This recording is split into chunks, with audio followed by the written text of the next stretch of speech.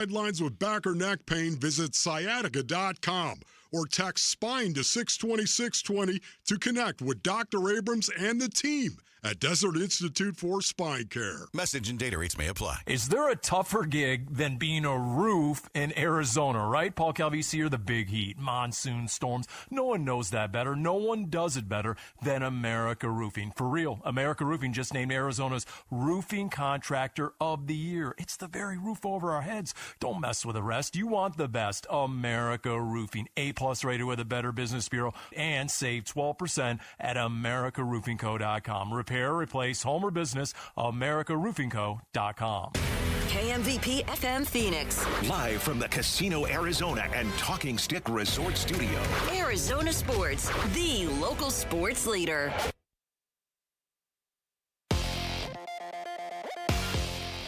I'm Sammy Cebulka with what's trending now, presented by Parker & Sons Heating, Cooling, Plumbing, and Electrical. The Diamondbacks got back on track in a big way last night with a 9-0 win, led by a phenomenal start from Eduardo Rodriguez. 7 innings, just 2 hits, no earned runs, and 7 punch-outs. The Diamondbacks got 5 runs in the 6th inning to really open it up.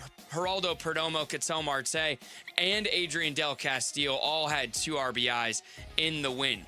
Game 2 is tonight. Mike Soroka will go for the Snakes and Paul Skeens for the Pirates. First pitch will be at 6:40 right here on Arizona Sports, 98.7 and the Arizona Sports app. And even after the Arizona Cardinals drafting Carson Beck, rumors about Aaron Rodgers coming to Arizona are out there. Does it even make sense? We've got you covered over on ArizonaSports.com.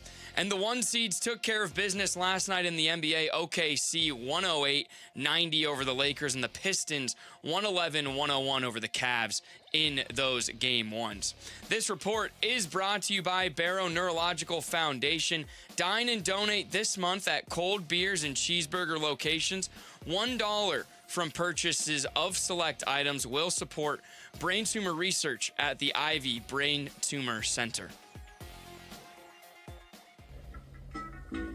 Good morning. Time to get up and go to work.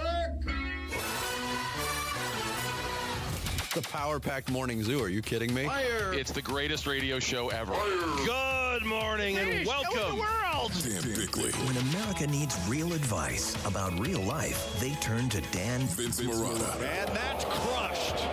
Deep right center field. And Vinny has a 2-home run, 6 RBI night in the first 4 innings. Jared Carlin. This is a ferret. That's a ferret. Ferret. That's a ferret. And Sammy Cebulka. Sammy, you're not going to sing for us, are you? Arizona Sports, the local sports leader. Bickley and Marotta mornings. Shout out to Dan Bickley, my boy, him and Vince. Okay. Time to go to work. Good morning. Happy Wednesday that feels like a Thursday that should be a Friday. But that's our problem, people. We'll deal with it. Preach, brother. Here's what I'm going to preach. Paul Bissonnette. I would tell you all to go get the sound from the Spittin' Chicklets podcast, but don't bother. It's filthy. It's vile. We can't play it. But in the Spittin' Chicklets podcast, he is screaming to the heavens, rigged! It's rigged! The Toronto Maple Leafs, after all that went down with their GM and Shane Doan, and with Austin Matthews' story breaking that he might not be willing to stay in Toronto, they win the NHL draft lottery. So weird how that happened. Felt a lot like the Mavs winning the Cooper Very Flag much. one, right? Very much like it.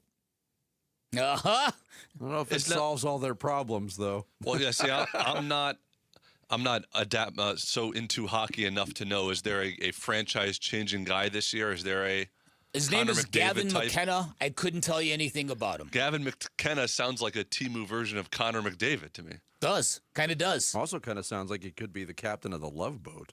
Oh, yeah. He could be that, too. Right? No, they got a real issue because the whole Austin Matthews thing, you remember the whole Olympics and how politicized Team USA's victory over Canada became? Sure. You remember all that? He got caught in it. With Kash Patel coming into the dressing room afterwards and slamming beers with the boys, right? Got caught up in it. Well, he put in the work. So Austin Matthews goes back to Toronto, and fans are screaming at him, how could you do that? How could you side with that? Right? Making it all political. Yeah. And Austin Matthews is like, what do you want from me? I just won a gold medal. I'm having a good time with the fellas. Right? And it got so bad that I had somebody tell me he's going to leave. And sure enough, he's now talking about leaving. He's under contract, but all the scuttlebutt coming out of Toronto is that he needs to be convinced. He needs to be given reasons to stay. The Chaika hiring and the Matt Sundin hiring, not exactly going along down that road.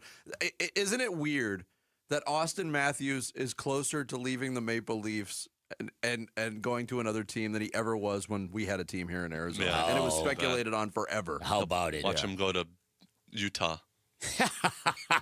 Or Las Vegas. And look, with John Chaika now in control, will the Maple Leafs even have that pick? I mean, they might squander it for having illegal pre-draft workouts. Has he learned his lesson? The Maple Leafs are crazy because you could argue that that city cares about that team more than any city cares about any team in professional North American sports, and they just cannot win. Okay, you just said something very interesting. Thank you. You're saying that I do that about once a month. You're saying the city of Toronto cares more about the Maple Leafs than any other city cares about any other sports team. Arguably, in North America. Wow. I would say, wow. I wouldn't put them at number one. Who would be then? But they're up there. I mean, the Montreal Canadiens are up there. You Buffalo and the Bills. You could talk about like The Red some of Sox? those SEC, LSU football. Yeah. But when you get into the SEC, those are small cities. They're pockets. Toronto is a pockets, major exactly. metropolitan city. Right. And you sort of have to factor in the fact that they also never win. Like, it's a lot easier Yeah, to that is care true. that much about a team is that true. always wins. Yeah. You know, like Boston with the Patriots or whatever, or LA with the Dodgers or That's something. interesting. That might beget future conversations. Start the show, Jarrett. The Splash. The stories making waves in the sports world. The Splash. Cannonball coming.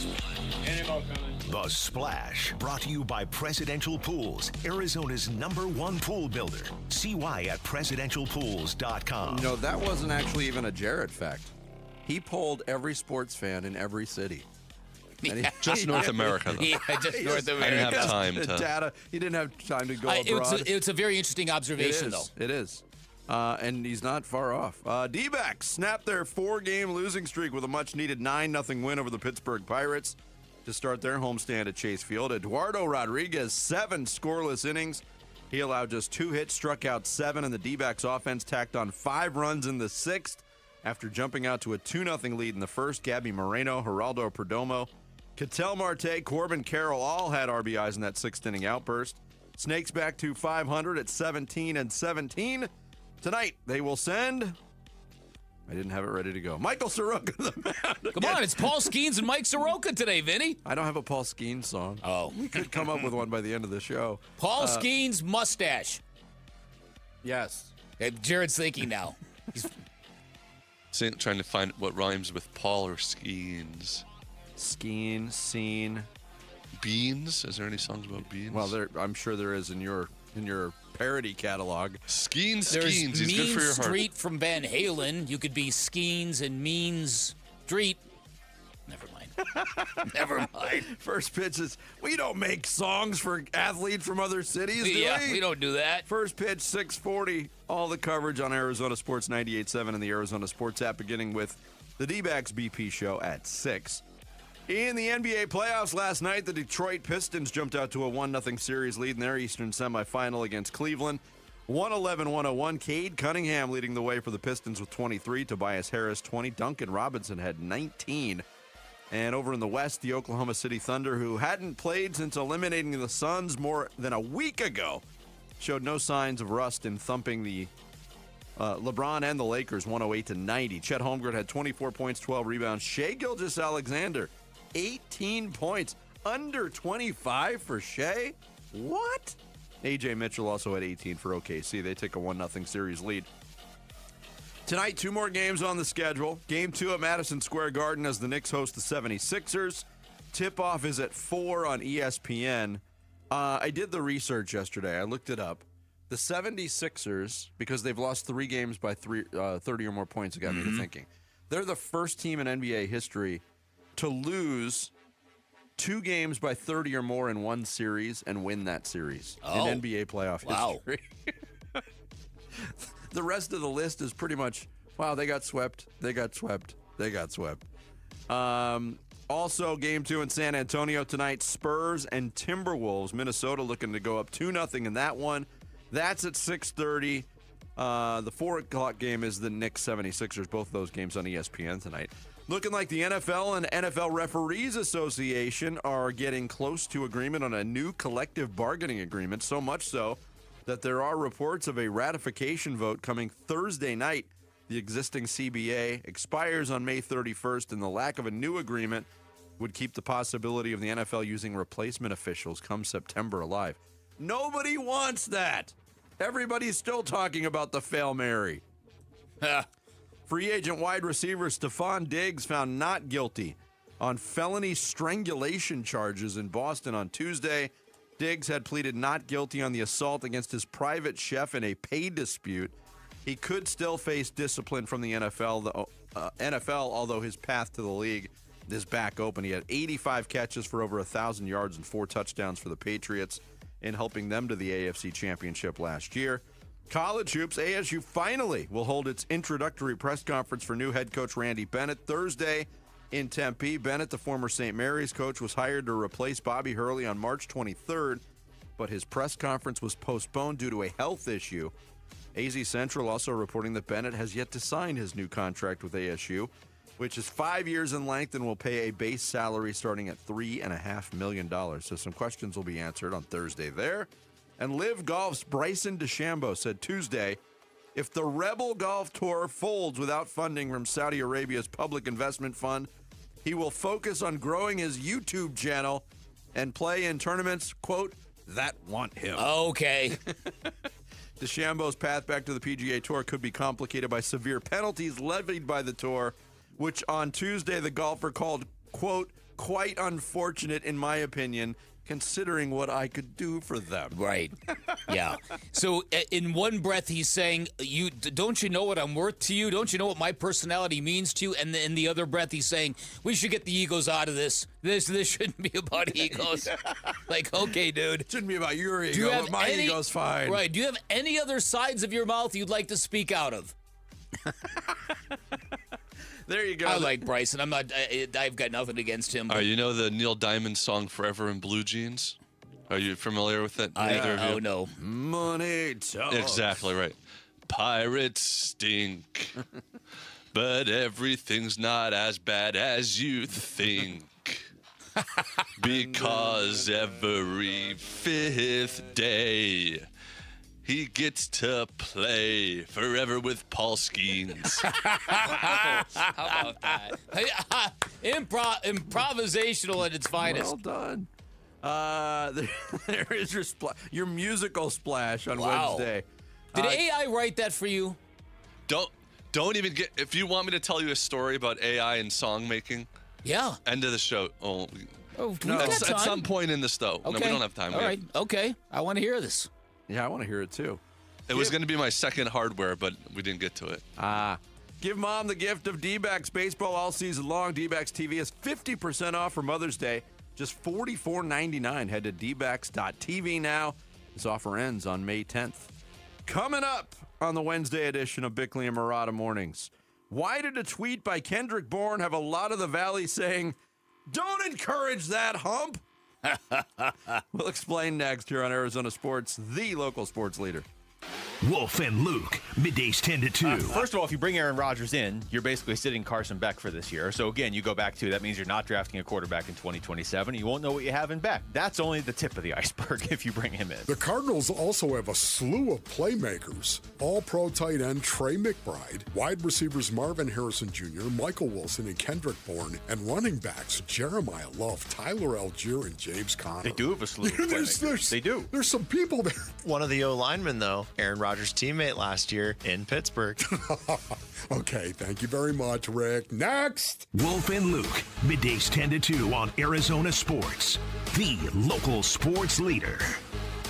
Hey everybody, Dan Bickley here, and in times of economic uncertainty, you can't afford to not be in control of your finances. So here's a question courtesy of Life Changer Loan. Are you in control of your finances, or is the bank in control? If you think you're in control, take a look at your monthly mortgage statement, see how much goes to principal, see how much you're paying in interest, and for a lot of people, that's the moment, that's the proof when you know the big banks are the ones actually in control. Good news is you can get that control back with the Life Changer Loan, an innovative program where you do your banking inside of your mortgage, where all of your income goes to paying off all of your debt. You do it without changing your spending habits because you always have access to your equity. There is no monthly minimum payment, which means you decide whether to pay down, pay off, or borrow back from yourself whenever you wish. That is a great luxury to have in times of financial uncertainty, but when things are going good, you can pay down, pay off as quickly as you want. And for most Life Changer Loan clients, 5 years is the average length of time it takes them to pay off your home, which would be a pretty cool thing, saving their clients hundreds of thousands of dollars in interest. Find out more.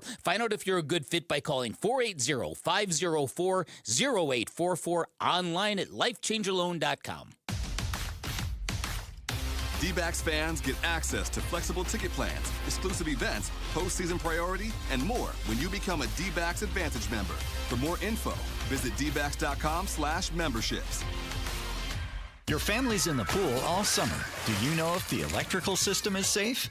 Most homeowners never think about it, but between summer heat and monsoon moisture, your pool's electric system takes a beating. Parker & Sons offers a pool circuit safety check for just $89. It's a full inspection of everything powering your pool. This is the one service every pool owner needs before the first cannonball of the season. Call or text 602-2REPAIR, and Parker & Sons will make sure your pool is summer ready. Hello? Hey sis, got a sec? Yeah, what's up? Take a look at the picture I just sent you. I'm walking into Hellsberg and want to get Mom something special for Mother's Day. Yeah, she's done so much for us this year. Let's see. Diamond pendant. Oh, she'd love this. Great. I'll get this, which means you're in charge of flowers. Okay, deal. This Mother's Day, save up to 50% on timeless gifts for Mom. Shop at a store near you or at Hellsberg.com. When it comes to vision, the name you need to know is Dr. Jay Schwartz at the Schwartz Laser Eye Center, the team eye doctor for the Phoenix Suns and Arizona Diamondbacks. Ready to ditch glasses and contacts? LASIK is your winning play, an advanced laser procedure that reshapes the cornea for sharp, clear vision. Quick procedure, fast recovery, and trusted results. If you're not a LASIK candidate, no need to worry. They've got options like the Evo ICL, an implantable lens that works with your natural eye, or the Clear Lens Exchange, a procedure that replaces your eye's natural lens for lasting clarity. There's free consultation at all 3 Valley locations, Scottsdale, Glendale, and Mesa. Schedule now at teamidoc.com. That's teamidoc.com, or call 480-483-EYES. That's 480-483-EYES. It's the Schwartz Laser Eye Center, trusted for over 25 years. Mother's Day is this Sunday. Don't show up empty-handed. At Mo Money Pawn and MMP Jewelry, find the gift she deserves. Stunning rings, diamonds, and chains. This week only 45% off diamond jewelry, 50% off silver, and 20% off handbags. Looking for something different? We carry firearms and ammo too. Make Mom feel like $1,000,000. Stop by 12th Street and Indian School, the only pawn shop with a full-service ice cream parlor. Or shop at momoneypawn.com. Mo Money, Arizona's largest pawn shop. Staples has hundreds of ways to grow your business this spring, like spectacular signs, brilliant brochures, eye-popping posters, mouth-watering menus, and more. Shop now through June 13th and save up to $150 on all your custom prints. Staples, that was easy. Hey, everybody, it's Bernsey. Forget how realistic it would be for the Cardinals to sign Aaron Rodgers. Would it actually, work in a football sense? It's the Burns and Gambo Show. We start at 2 on the Arizona Sports YouTube channel, the Arizona Sports app, and 98.7 FM. Aaron Rodgers still is not committed to the Steelers, which begs the question, is he not sure whether or not he wants to return and play, or is he considering other teams? Do you have an interest in Aaron becoming an Arizona Cardinal? You know, honestly, Jim, right now we're focused on the guys that we got coming in. You know, you got the unit that we have with Gardner and Jacoby and Slovis, and then we draft Carson Beck in the third round. He'll be here Thursday. Finally, we're trying to do some Zoom stuff, so we got a room that we're excited to work with, and that's solely where my focus is. Mike LaFleur. What is up? On with the Pimp in the Box, Jim Rome. What is up? What is up, Mike LaFleur? Do you have interest in Aaron Rodgers? He didn't say no, did he? He didn't say yes. And he didn't say no. He didn't say no. All right, this story is kind of reaching peak absurdity, if you ask me. For instance, the other day, Luke Lipinski. Have you ever heard this guy, Jarrett? Luke Lipinski? Oh, my God. Midday show host. Hey! Talk about a hump. He put out a tweet that said the following, quote, "The idea of Aaron Rodgers joining the Cardinals, where he'd immediately encounter a rookie quarterback waiting to take his job, a coach named LaFleur, and a rookie named J. Love, is almost too good to pass up." That got aggregated by Bleacher Report and treated like that was a serious tweet. That was sarcasm / humor from Luke Lipinski. He's trying to paint a picture in that tweet that everything that Aaron Rodgers hated about Green Bay would be, ironically, kind of happening in Arizona. You're telling me that people weren't able to discern a joke from being serious from Luke Lipinski? That's exactly what I'm telling you. Bleacher Report has no idea what a hump he is. Yes. They don't. 7.1 thousand likes. 222,000 views on that tweet in the modern day Twitter, which is impossible. Yep. So, good job, Luke. Well, and again, but it was misinterpreted. People retweeted that as if, oh, it's happening. So you're telling me Luke Lipinski was the first to break the Aaron Rodgers rumor? Look, I'm just saying that because nobody knows what is sourced and what is not anymore, that information just flows in every direction. So maybe Kendrick Bourne was being sarcastic too? No, yeah. Is that possible? That is not tweet. No. Kendrick Bourne was not being sarcastic. Yeah. I got almost 250,000 views from Kendrick Bourne. At Aaron Rodgers 12. Come on. We waiting on you. Eyeballs. First of all, Laughy Kendrick, emoji. it's weird. WE''RE. Contraction for. What are you, the grammar police? Well, I mean, come on. Some stuff is just too brutish for me to deal with. You know how I feel about that. I was We being waiting? sarcastic. Come on. All right, so my point is, Kendrick Bourne has been a Cardinal for a minute. Why would he be actively pursuing and courting a quarterback who's not on the team when 3 of them already are, allegedly? Don't forget about Slovis. Keaton Slovis. Oh, I forgot about Keaton. He even got the mention on the Jim Rome show. Yeah. Keaton Slovis. What is up? What is up? That's the part. I mean, that came out of left field. But when it's coming from a player, that's a little. They know stuff. Okay, so what? Yes, they do know stuff. So what does he know? Does he know that Jacoby Brissett's not coming back? That's my first question.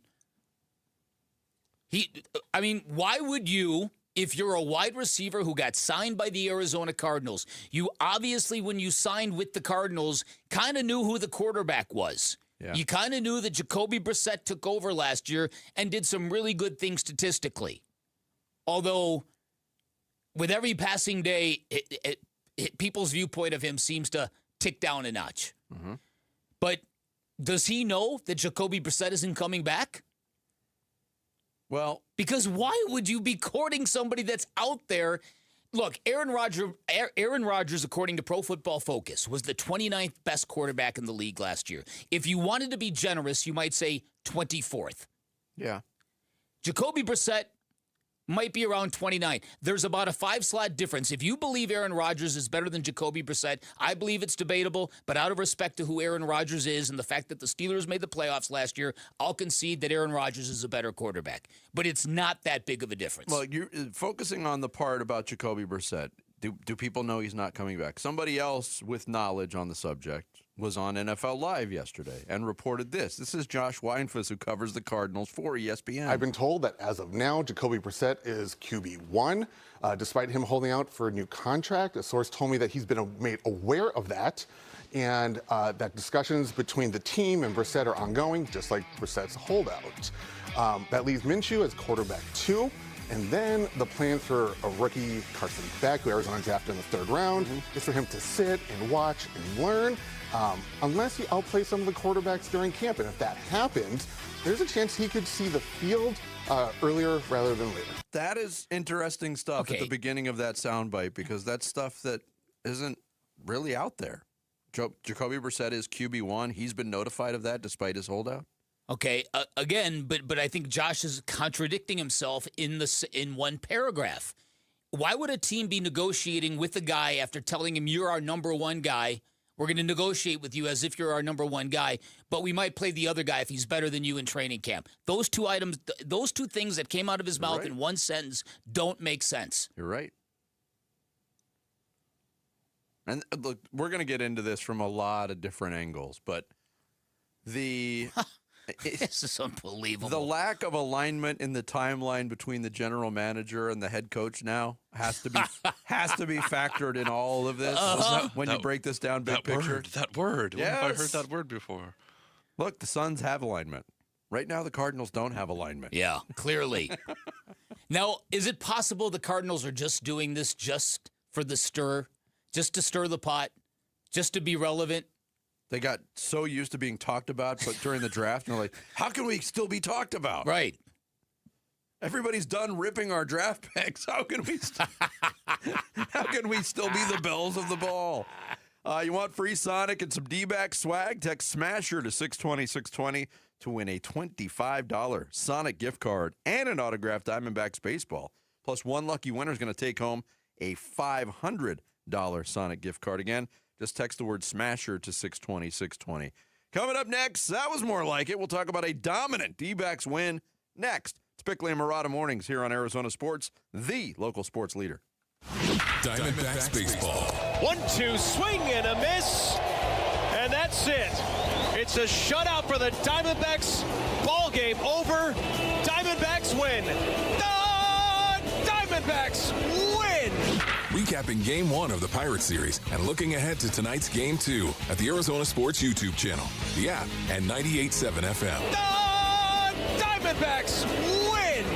Luke Lipinski back to tell you about Orchard. It's home selling season, and the biggest mistake you can make when selling your home is settling for less money. That never happens with Orchard, though. The whole buying and selling process can be a grind. Lowball offers can wear you down, causing you to settle for thousands less. Don't do that, though. It's your home we're talking about, and you don't have to settle when you sell with an Orchard agent.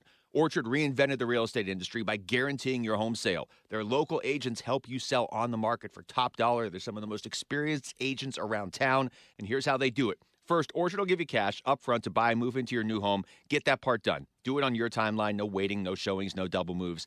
Then, once you're all settled in, your Orchard agent will help sell your home on market for top dollar. One Orchard customer recently said, I went under contract within 24 hours of my home listing, which was amazing.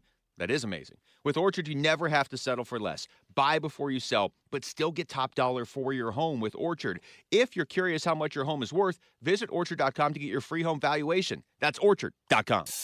Join us at Camping World's Red, White, and New Trade Event, our biggest trade event of the year, May 14th through the 17th. Trade in your RV and get the highest value guaranteed. Then upgrade for less with new RVs starting as low as $94 a month. Plus, take 25% off select maintenance services. Save up to 40% on camp-ready must-haves. And enter to win a new RV. Don't miss the Red, White, and New Trade Event at your local Camping World, May 14th through the 17th. We'll see you there.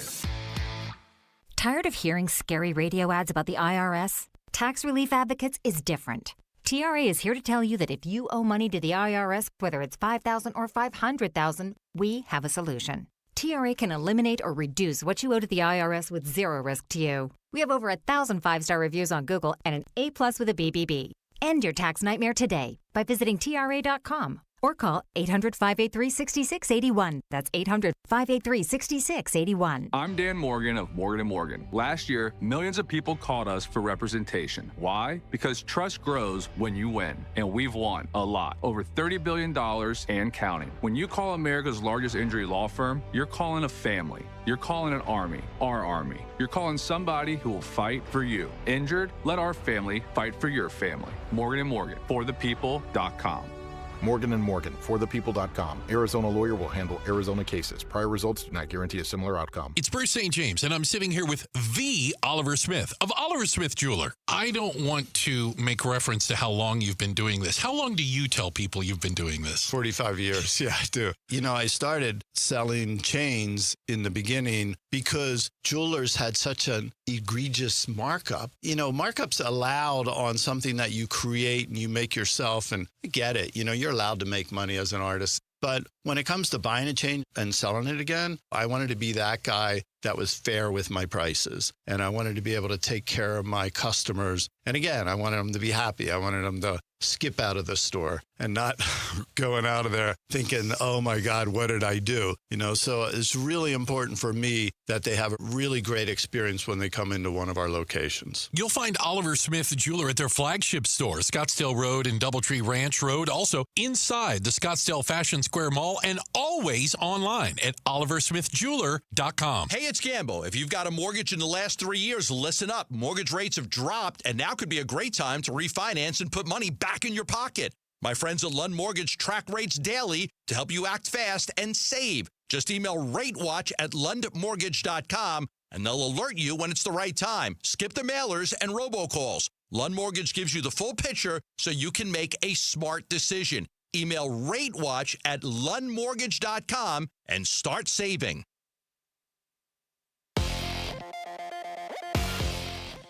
I'm Sammy Sabolka with what's trending now, presented by Parker & Sons Heating, Cooling, Plumbing, and Electrical. Eduardo Rodriguez was just what the doctor ordered for the Diamondbacks last night. 7 innings, 7 Ks, 2 hits, and 0 earned runs, and the offense backed him up. 9 runs on 9 hits, and the Snakes got back to 500 last night, and will look for back-to-back wins tonight against the reigning NL Cy Young winner Paul Skeens. But first pitch from Mike Soroka will be at 6:40 right here on Arizona Sports 98.7 and the Arizona Sports app. The Thunder were too much for the Lakers last night despite Shea's 18 points. OKC got it done 108-90, and Detroit took Game 1 against Cleveland 111-101. Tonight, Game 2 between the Knicks and Sixers and T-Wolves and Spurs. And after signing Gardner Minshew and drafting Carson Beck, rumors about another quarterback coming to Arizona are out there. Find out who and what we think on ArizonaSports.com today, and that's what's trending now.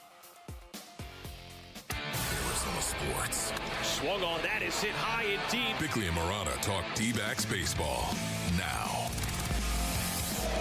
1-2, swing and a miss, and that's it. It's a shutout for the Diamondbacks. Ball game over. Diamondbacks win. The Diamondbacks win. Tonight was all about Erod and our starting pitching. We talked a lot about that in pregame, and when your starter goes out there and gives you 7 scoreless, 2-hit baseball, it is exactly what we needed, exactly what we talked about, and really no hiccups. It looked like he was in total control of that outing. Gave our offense a chance to get some footing. We scored some early runs, and then we tacked on. And we played our baseball game. We played exactly the type of game that I expect us to play. Everybody was very engaged and making plays defensively behind Erod. The pitchers that came in behind him just continued to fill up the zone. We talked about that being one of our staples, throwing strikes. It was a quality day. And then you switch over to the offensive side of it. We built innings. We had the right guys up in the right spot. We had multiple hits for several players. I think Cattell did a really nice job of setting the tone for us with that triple off the left center field wall. You know, we were able to cash in runs. It was a really well played game. We got to remember this model and this part of the playbook because this is who we are. And when it looks right, we win baseball games. Torey Lovello, manager of the Arizona Diamondbacks. Chris Garagiola with the nice tribute to John Sterling at the end of his play-by-play call last night on the Diamondbacks radio network. 9-0. That hit me a little differently, to be honest. And I'm a big Chris Garagiola fan. I think that's something that should stay exclusively with the Yankees, but that's just me. Yeah, I mean, Chris and like Dave Pash, when Al McCoy passed away, they had their tributes. Right. One of But the Al greats, McCoy's it was local. It was local. I get it. But a tip of the cap to John Sterling there. It was a good performance by the Diamondbacks. I did have fear early in that game, Vic, that yes, they got 2 runs in the first inning, but they left the bases loaded. Could have been a really, really big inning, and then the offense shut down again. They went from the first inning to the 6th inning without getting another base hit. Then the floodgates opened, but I had my concerns. But Eduardo Rodriguez gave them everything they needed from a starting pitching standpoint. Yeah. So I think this was exactly what the doctor proverbially ordered, a statement win, if you will. If you were worried for a good portion of the game, it still looks really good on paper. 9-0. You don't get shutouts very often in Major League Baseball. 2 hits. And Eduardo Rodriguez goes a full 7 innings, which is exactly what this team needs from its starting pitchers. It's what you should require from your starting pitchers. I don't know how this organization became a team where this has become such a rarity for starters to go 7 innings, but this is a good sign. This is something that I'd love to see more of, obviously. Just limit the exposure to the bullpen, and the bullpen will continue to produce for you. Yeah, and look, Torey Lovello had talked about it in Chicago after starting pitching wasn't there. Diamondbacks baseball wasn't present, obviously, in that series or much of that road trip, which also included Milwaukee. But pregame, Torey Lovello talked with how he has asked this starting rotation to really step it up. We got to be better. We've challenged them. We've told them that they're the right group. They're experienced. They know exactly what they got to get to, and in my opinion, it's a matter of time before they turn it around. It's been a turn and a half, maybe 2 turns where we've lacked the consistency that we had early on. So they know what the workload they carry. They know what they've done in the past, so we believe in them being able to turn it around quickly. On your point, Beck, about Rodriguez going 7, how rare it's become for the Diamondbacks, and it has. It's rare in Major League Baseball, even more rare in Arizona. I don't know if you saw this stat that was tweeted out over the weekend by Codify Baseball. Mm-hmm. They have the year-by-year percentage of how many times starting pitchers in Major League Baseball went 7+ innings, and it starts in 1988. The number was 48% of the time. You know what it's down to this year? 9. Whoa! 9%. Was it Archie? Wow! Was it Archie yesterday that was in and said how many pitchers pitched more than 200 innings? Yeah. And he guessed 5? Yeah. I think it was 3. Was it 3? Last year. Wow. It's just a different game. Yeah, no, it definitely is a different game. But again, they've got to change the dynamics of this because you're just asking for trouble. The idea that Torey Lovello brought the starting pitchers together in a room in Chicago and laid down the law. He said it was a one-way meeting. That the noise was coming from my mouth, in other words, and they were listening. Uh-huh. This was not a collaboration. This was Torey Lovello telling these guys, step it up. And more to the point, quit nibbling. Why are you afraid to challenge hitters? If you're going to get beat, make them hit their way on base. And at least for one night, it worked. So we'll see where it goes from here because this is something that's not something you should have to remind a pitching staff. But I think that, in an era where there's a lot of fearsome hitters and good lineups out there, pitchers start nibbling. And it's a terrible way to exist as a pitching staff. Because not only are you leaving yourself susceptible to issuing a lot of walks, you're emitting fear. It's a statement to the other team. We got this guy. He's afraid of us. Yeah. You've got to be a little more hardcore. And I think that's what Torey Lovello was telling to these guys in sum. Right? Quit nibbling. Throw the ball over the plate. That's what you do. That's what you're paid to do. Yeah, you talked about existing that way as a pitching staff. It's also a really tough watch for the fans. Of course it is. Whether they're in the stadium or they're watching on television when it's walk after walk. And look, Pirates fans were probably feeling that last night too because I don't know if you know this. Bubba throw hard. Mm-hmm. But Bubba couldn't find the strike zone either. 6 walks, 7 walks total for the Pirates pitching staff. And Erod did walk 3, but the strikeout number was acceptable. and he talked about how he was feeling last night. What did you feel like was working for you today? I mean, everything. You know, one of those days, I feel like one of those days when everything is just working and you just go out there and throw, you know.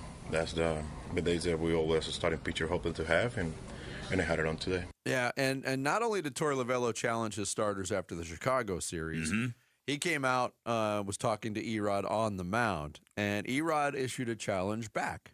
He wanted to stay in for one more batter, and he did, and he got out of it. And here's Torey Lovullo on that. He backed me down, and he said, give me one more hitter. And I pointed, and I told him, this is your last hitter. So I like that.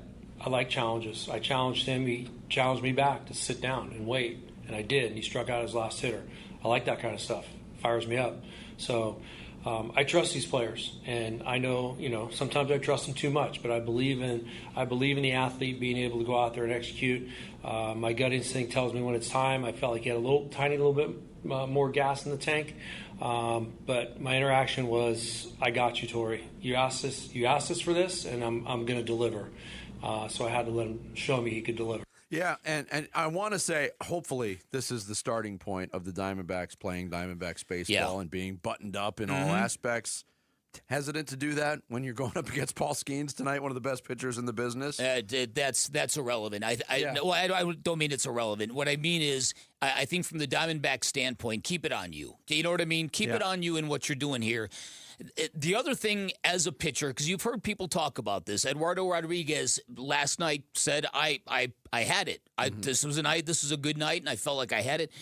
I think a problem is with some of these pitchers on the Diamondbacks, when they get the days they get on the mound and they don't feel like they have it, that they don't have the spin, they don't have the break, their pitches aren't popping the way they normally do. I think that's what leads a lot of them to nibble. What you got to do as a pitcher, and all the hardcore dudes do this, you just throw it. You just grind through it, and you don't get lost in your head about how you think your stuff is playing. You don't, and now if you get clobbered, then it's up to the manager to take you out of the game. Yeah. Right, from a starting pitching standpoint, when your stuff's not there, how hard can you compete on the mound? Well, that's it. That's exactly right. And can you work your stuff into being there? Because there are mixed thoughts on that. There are pitchers who believe, I just don't got it today. Then there are pitchers who can grind their way into finding it. Those are the best of the best pitchers. That's right. That's exactly right.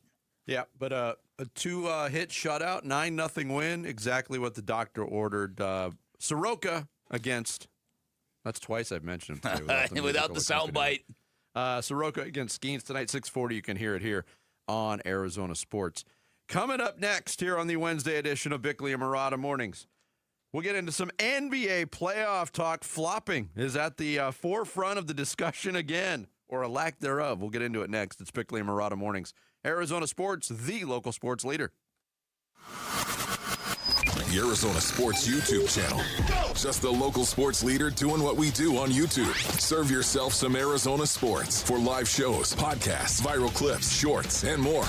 Subscribe to the Arizona Sports YouTube channel. Gleason Roofing. Jim Sharp here, and as affordable as the roof repairs were that Gleason Roofing did at my house, and as affordable as Gleason Roofing makes getting a new roof, it can still be a lot of money to pay out of pocket. So Gleason Roofing's making it easier than ever to get your roof done now and pay over time with flexible financing options like 12 months same as cash for qualified homeowners. The bottom line is this: you don't have to wait until there's a problem. Gleason Roofing can take care of your roof now with payment options that fit your budget. And trust me, you want the honest people at Gleason Roofing, a GAF Master Elite contractor that's been protecting Valley Homes for more than 25 years doing your roof. Invite them over for a free, honest roof audit. No scare tactics or pressure. It's just a clear, professional assessment of what's actually going on up there. Go to GleasonRoofing.com. GleasonRoofing.com. Gleason Roofing, there's a reason people choose Gleason. Scorpions don't hate you. Ain't got the brains for hate. What they got is a tail full of bad intentions. Been living in this desert since the dirt was new. Think they got squatters' rights to your laundry basket. Nate here, owner of Blue Sky Pest Control. Scorpions may have squatters' rights to the desert, but not to your property. Call 602 Blue Sky today. Real pest science, real protection. Hello, Blue Sky. Goodbye, scorpions. Workdays can be unpredictable, but your workwear shouldn't be. With the Cintas Apparel Plus program, you'll have freshly laundered garments for everyone on your team delivered every week. Cintas has workwear for just about any job imaginable, with high-performance fabrics and an uncompromising fit that stretches and moves with you. Don't leave looking and feeling good to chance. Visit Cintas.com. Oh, I'm ready! And get ready for the workday. Join us at Camping World's Red, White, and New Trade event, our biggest trade event of the year, May 14th through the 17th. Trade in your RV and get the highest value guaranteed. Then upgrade for less with new RVs starting as low as $94 a month. Plus, take 25% off select maintenance services. Save up to 40% on camp-ready must-haves. And enter to win a new RV. Don't miss the Red, White, and New Trade event at your local Camping World, May 14th through the 17th. We'll see you there. My uncle's Maytag washer lasted over 37 years. His motto, buy once, cry once. Hi, I'm Tommy Mello. When I started at A1 Garage Door Service, I thought about my uncle's Maytag. Most garage door springs get about 10,000 cycles for 3 to 5 years. Our Max Life springs last over 100,000 cycles. That's a minimum of 30 years. From repairs to upgrades, call A1 Garage Door Service today or schedule online at a1garage.com. A1 from day one. Wolf, you've had All Pro Shade concepts at your house for a couple of years now. What is one thing you tell your listeners about them? Oh, buddy, you gotta have shade. Exactly. You want to cool down your patio? You gotta have shade. That's right. And how about a little privacy? You gotta have shade. Want a comfortable outdoor space for your whole family to enjoy? You gotta have shade. Wolf, can you say anything else? Do like I did. Get your free estimate at allproshade.com. That's allproshade.com. Because you gotta have shade. Mother's Day is this Sunday. Don't show up empty-handed. At Mo Money Pawn and MMP Jewelry, find the gift she deserves. Stunning rings, diamonds, and chains. This week only 45% off diamond jewelry, 50% off silver, and 20% off handbags. Looking for something different? We carry firearms and ammo too. Make mom feel like $1 million. Stop by 12th Street and Indian School, the only pawn shop with a full-service ice cream parlor. Or shop at MoMoneyPawn.com. Mo Money, Arizona's largest pawn shop. Come on. I'm burning. Come on. Come on. Arizona Sports. Floor Burns with Bickley and Murata. Why'd you dunk it? Right in straight. Why do you think individually you're not getting to the free throw line as much as you had during the regular season? I want to separate this from the game. It says the free throw disparity is not why we lost tonight. I want to make sure I say that, but I don't know. I'm trying to get downhill, and a friend of mine got fined for talking about flop, so I'm not going to try to double down. But I mean, like, I feel like that's what I got to do at this point. You know what I mean? Like, I'm trying to get downhill, trying to get to the bucket, and sometimes my people are in my way, and I'm trying to fight through contact, and I'm not getting these calls. You said I had, what, like 13 in the last series? Like 16? I mean, I'm just not getting the calls. I don't know why. I don't flop. Maybe that's why. And this isn't just a tonight thing. This has been the entire series, and it's frustrating a little bit, but because I'm such a dynamic driver, right? Like, but I can't control that. So if I'm not going to call for me, I got to find a way to finish through that. But you know me, I'm never one to sit here and complain, and that's not why we lost the game tonight or whatever. But at some point in time, I feel like me getting to the basket's got to relate to something. You know what I'm saying? So we'll see. Donovan Mitchell, Cleveland Cavaliers, they lose last night, game one to the Pistons, 111-101. He talked about free throw discrepancy from a team standpoint, 35 for the Pistons, 16 for Cleveland. Mitchell himself got to the line just 2 times in 35 minutes. But he's kind of saying, he kind of intimated on something that I fear for the NBA moving forward if this is not dealt with swiftly. That is players of that caliber saying, well, if he's doing it and he's benefiting, I'm going to spend my offseason trying to find ways to do it too. Sort of like Major League Baseball. Man, if Mark McGwire and Sammy Sosa are doing it, I better do it. Yeah, exactly. They're not policing them. I better do it. I Yeah. better keep up. That would be a bad deal. Yes. Oh, my goodness, that would be terrible. The way that Shai Gilgeous-Alexander was officiated last night is the way to do it. When these ball handlers attack and they draw contact and then their body goes flying in some direction, don't blow the whistle. Make the player look foolish because the player will put up some off-balance shot and let it go. The players will get the memo real quick. That's got to be the way it's done. No more calling contact before the rim. Yeah, and I agree with you. It has to start somewhere. And last night, I find it interesting, too, that Donovan Mitchell, while playing in Detroit, is talking about his 2 free throws and being a dynamic driver and not getting the whistles that everybody else is getting. Mm-hmm.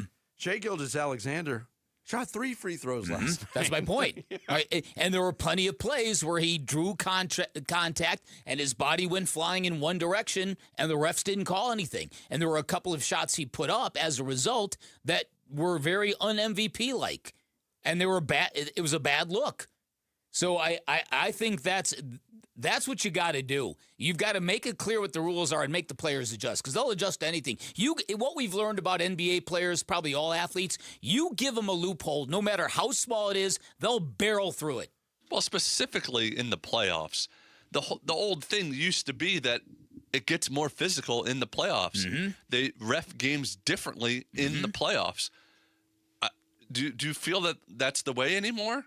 Listen, I think that there was a conversation to be had in the first round that the NBA wasn't doing that. That's what a lot of players were saying. It feels like a regular season whistle. I thought the first couple of games of the Suns Thunder felt like a regular season whistle to me. I agree with you. And so maybe they didn't want that kind of physicality this early on because I don't know if you know this, Jarrett. The NBA playoffs take a while. Yeah.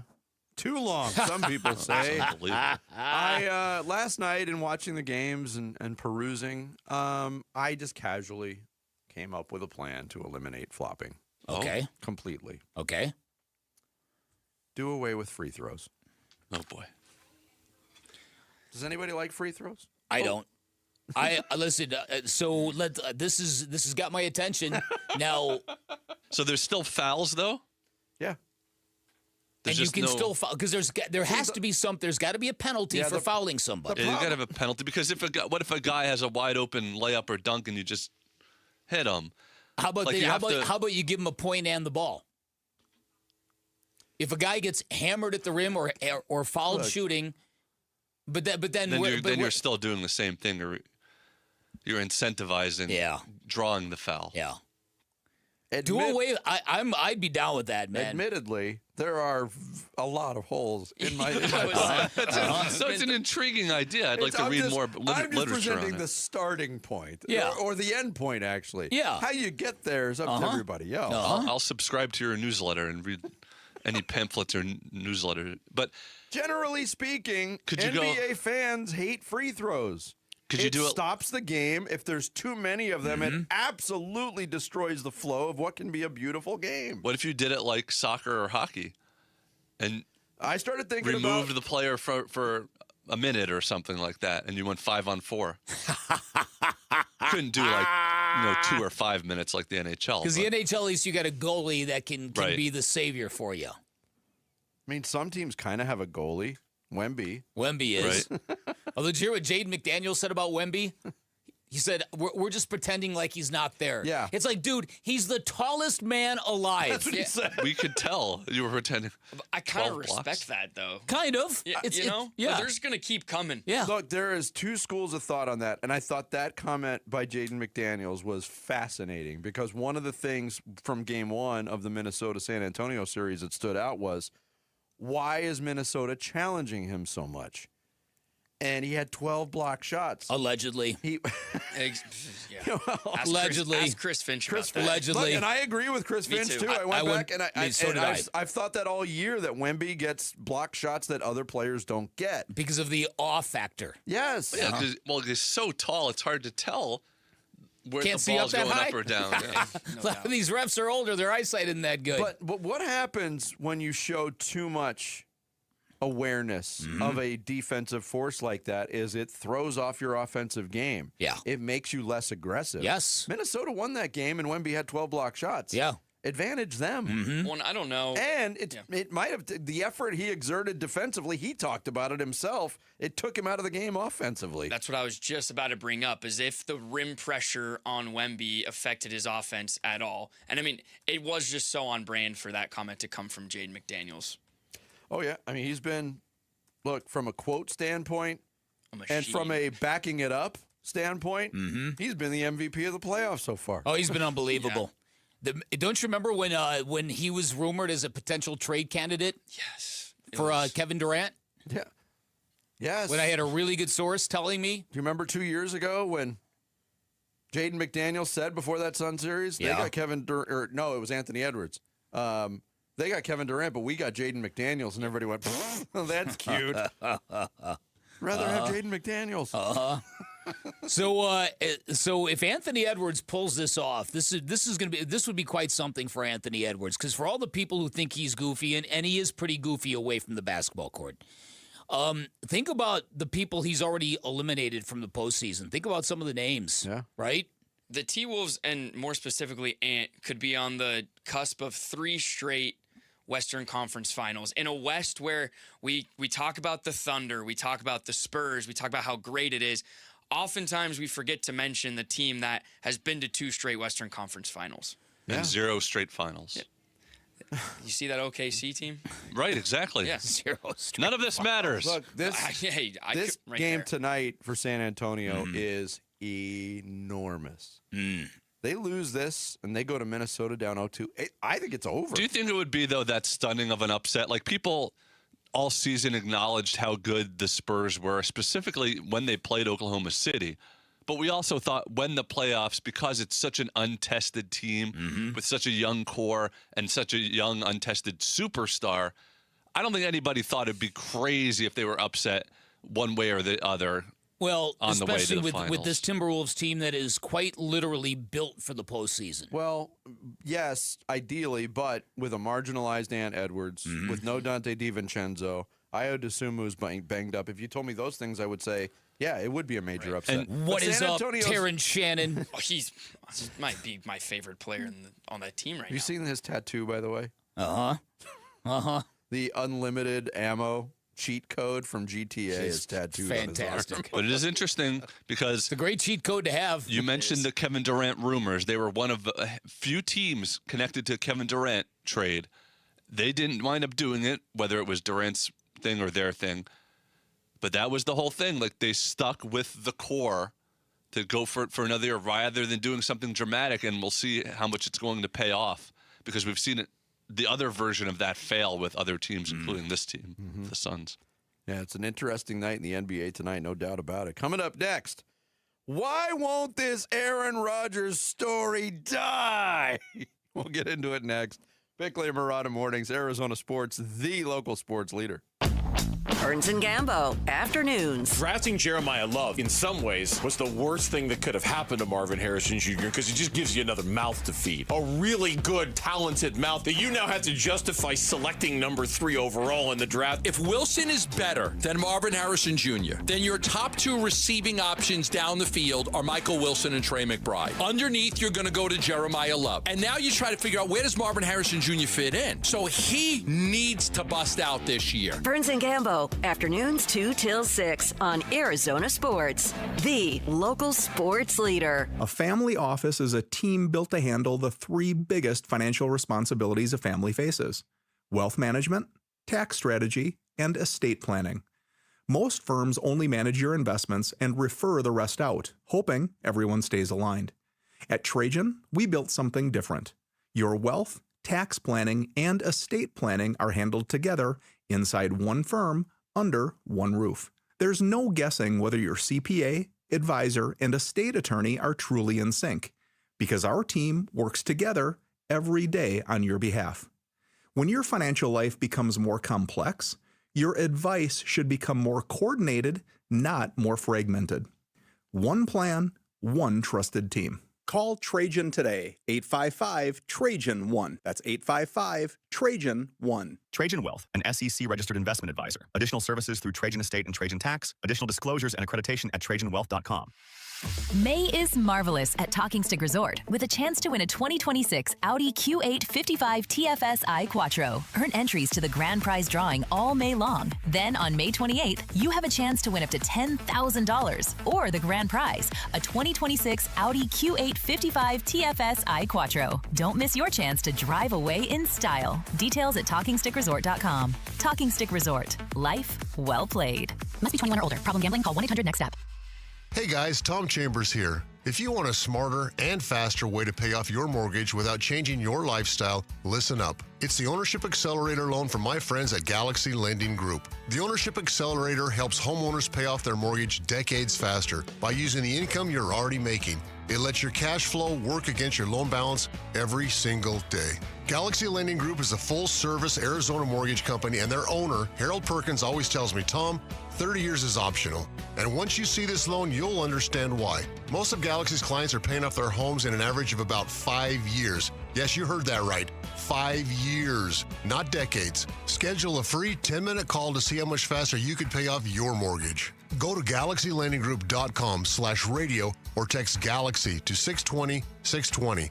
That's Galaxy to 620-620. Galaxy Lending Group, because 30 years really is optional. NMLS ID 142766 and equal housing lender. Message and data rates may apply. Wesley Financial Group is not a law firm. Ask yourself this question. Is it really worth holding on to that timeshare that you know you need to get rid of? Here's the truth. The average maintenance fee just went up over 17%. That could have been 117%, and there's nothing you can do about it. When you buy a timeshare, you give them a blank check for annual maintenance and assessment fees. I'm Chuck McDowell, founder of Wesley Financial Group. For 15 years, I've helped over 50,000 families cancel their timeshare. Not sell it, not transfer it, cancel it. Did you buy a timeshare because they told you it was a great investment and your maintenance fees would never go up? That's a lie. Are you ready to get rid of your timeshare once and for all? Simply call us and I'll send you our timeshare exit kit that explains all your options for cancellation. Call Wesley now for your timeshare exit kit. 800-881-4300. 800-881-4300. 800-881-4300. Hi, I'm John Ray, your friend and jeweler at Shane Company. Getting engaged? So friends, listen up.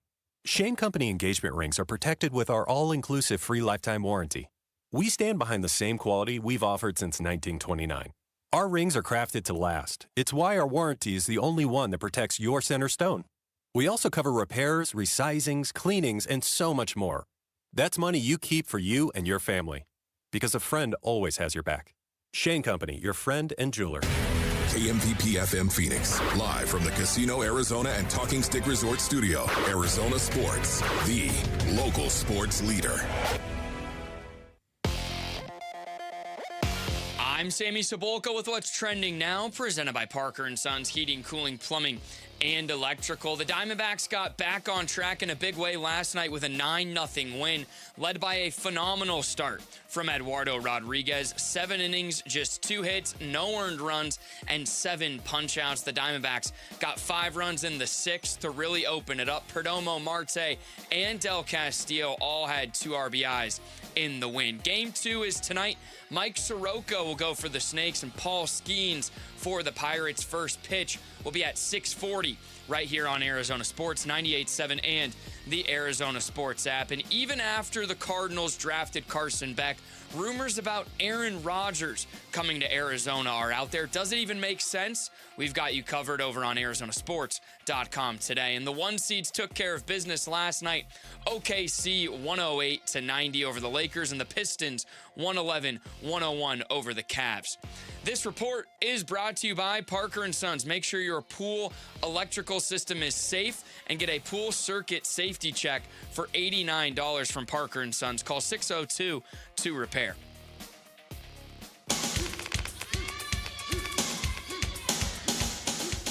Hey, it's Wolf. Who should start at quarterback for the Arizona Cardinals in 2026? Jacoby Brissett, Carson Beck, Gardner Minshew, Aaron Rodgers? We'll discuss at 10 a.m. It's Wolf and Luke on Arizona Sports 98.7 the Arizona Sports YouTube channel, and the Arizona Sports app. If I try to lay it out like Tone said, he presented like these were great points. It does not really make a whole lot of sense to me. I would imagine if Aaron plays this year, it would be in Pittsburgh. But then again, nothing would surprise me either at the same time. That's A.J. Hawk from the Pat McAfee Show yesterday on the Aaron Rodgers situation. Of course, the situation got, if there was a little bit of a flicker of a flame, Kendrick Bourne, new Arizona Cardinals wide receivers, tweet saying, "Come on, Aaron Rodgers, we're waiting on you." That tweet poured gasoline on that little flicker of a fire. Oh, it sure did. So here we go. Does it make any sense? A.J. Hawk, former teammate of Aaron Rodgers in Green Bay, obviously the connection with the McAfee Show. He says it doesn't make sense, but nothing would surprise him. Pat McAfee himself yesterday on his show chimed in on this situation, Vic. This would make no sense. This is zero communication from Aaron Rodgers since this report. This is not me being a source situation from Arizona. But, recruiting. We're waiting on you. Wow. Yeah. And then you start looking at the Cardinals. It's like, why in the blue hell would Aaron Rodgers go to a LaFleur-led team in Arizona that has allegedly worse facilities than the Pittsburgh Steelers? Now, we love the city of Phoenix. Sure. We love the state of Arizona. We love the weather. We love the stadium. We love everything that is possible with what could be an NFL team in Arizona, but it's notoriously ass out there. I don't know why you would just necessarily sign up for that if you're Aaron Rodgers. This doesn't make sense to me, but there has to be a reason that it's being talked about somewhere. Has to be a reason somewhere, somehow. Maybe it's the Cardinals trying to cook it up a little bit. Like, hey. You need a quarterback. Yeah. Hey. Trying to get Jacoby back in the building, you think? Maybe. Yeah, for Brissett, yep. Yeah, maybe. That's why they're doing it. Maybe it is a leverage play. Well, who knows? It's so funny that their thought was, why would Rodgers come here? Not why would the Cardinals be interested in Rodgers? Yeah, that's right. We were talking that's about so last funny. time. Yeah, that's really, really funny. Because, Jared, as he said, we are notoriously ass. Out here. Out here. I also love it that it kind of does bring a smile to my face. Anytime Pat McAfee references anything going on in Arizona sports, whether it's Matt Ishbia, Aaron Rodgers, or the Cardinals, he has to go into we love Phoenix. Yes. We love the state of Arizona. Yeah. They must We have a love good... Old Town Scottsdale on a Saturday night when we are behind the VIP ropes, baby. And all that talent just comes to us. You saw right through where I was going. We love Arizona. Yeah. We love Arizona when we're hanging poolside at the W on a Saturday afternoon behind the VIP ropes because I'm Pat McAfee. When we're getting golf, invites and fancy restaurants. They should come hang out in Arizona in about a month and a half. See how much they love it then. They would not love the state of Arizona. Okay, then. so what is going on here? There is one reason why you have to, on some level, take this seriously, and his name is Nathaniel Hackett.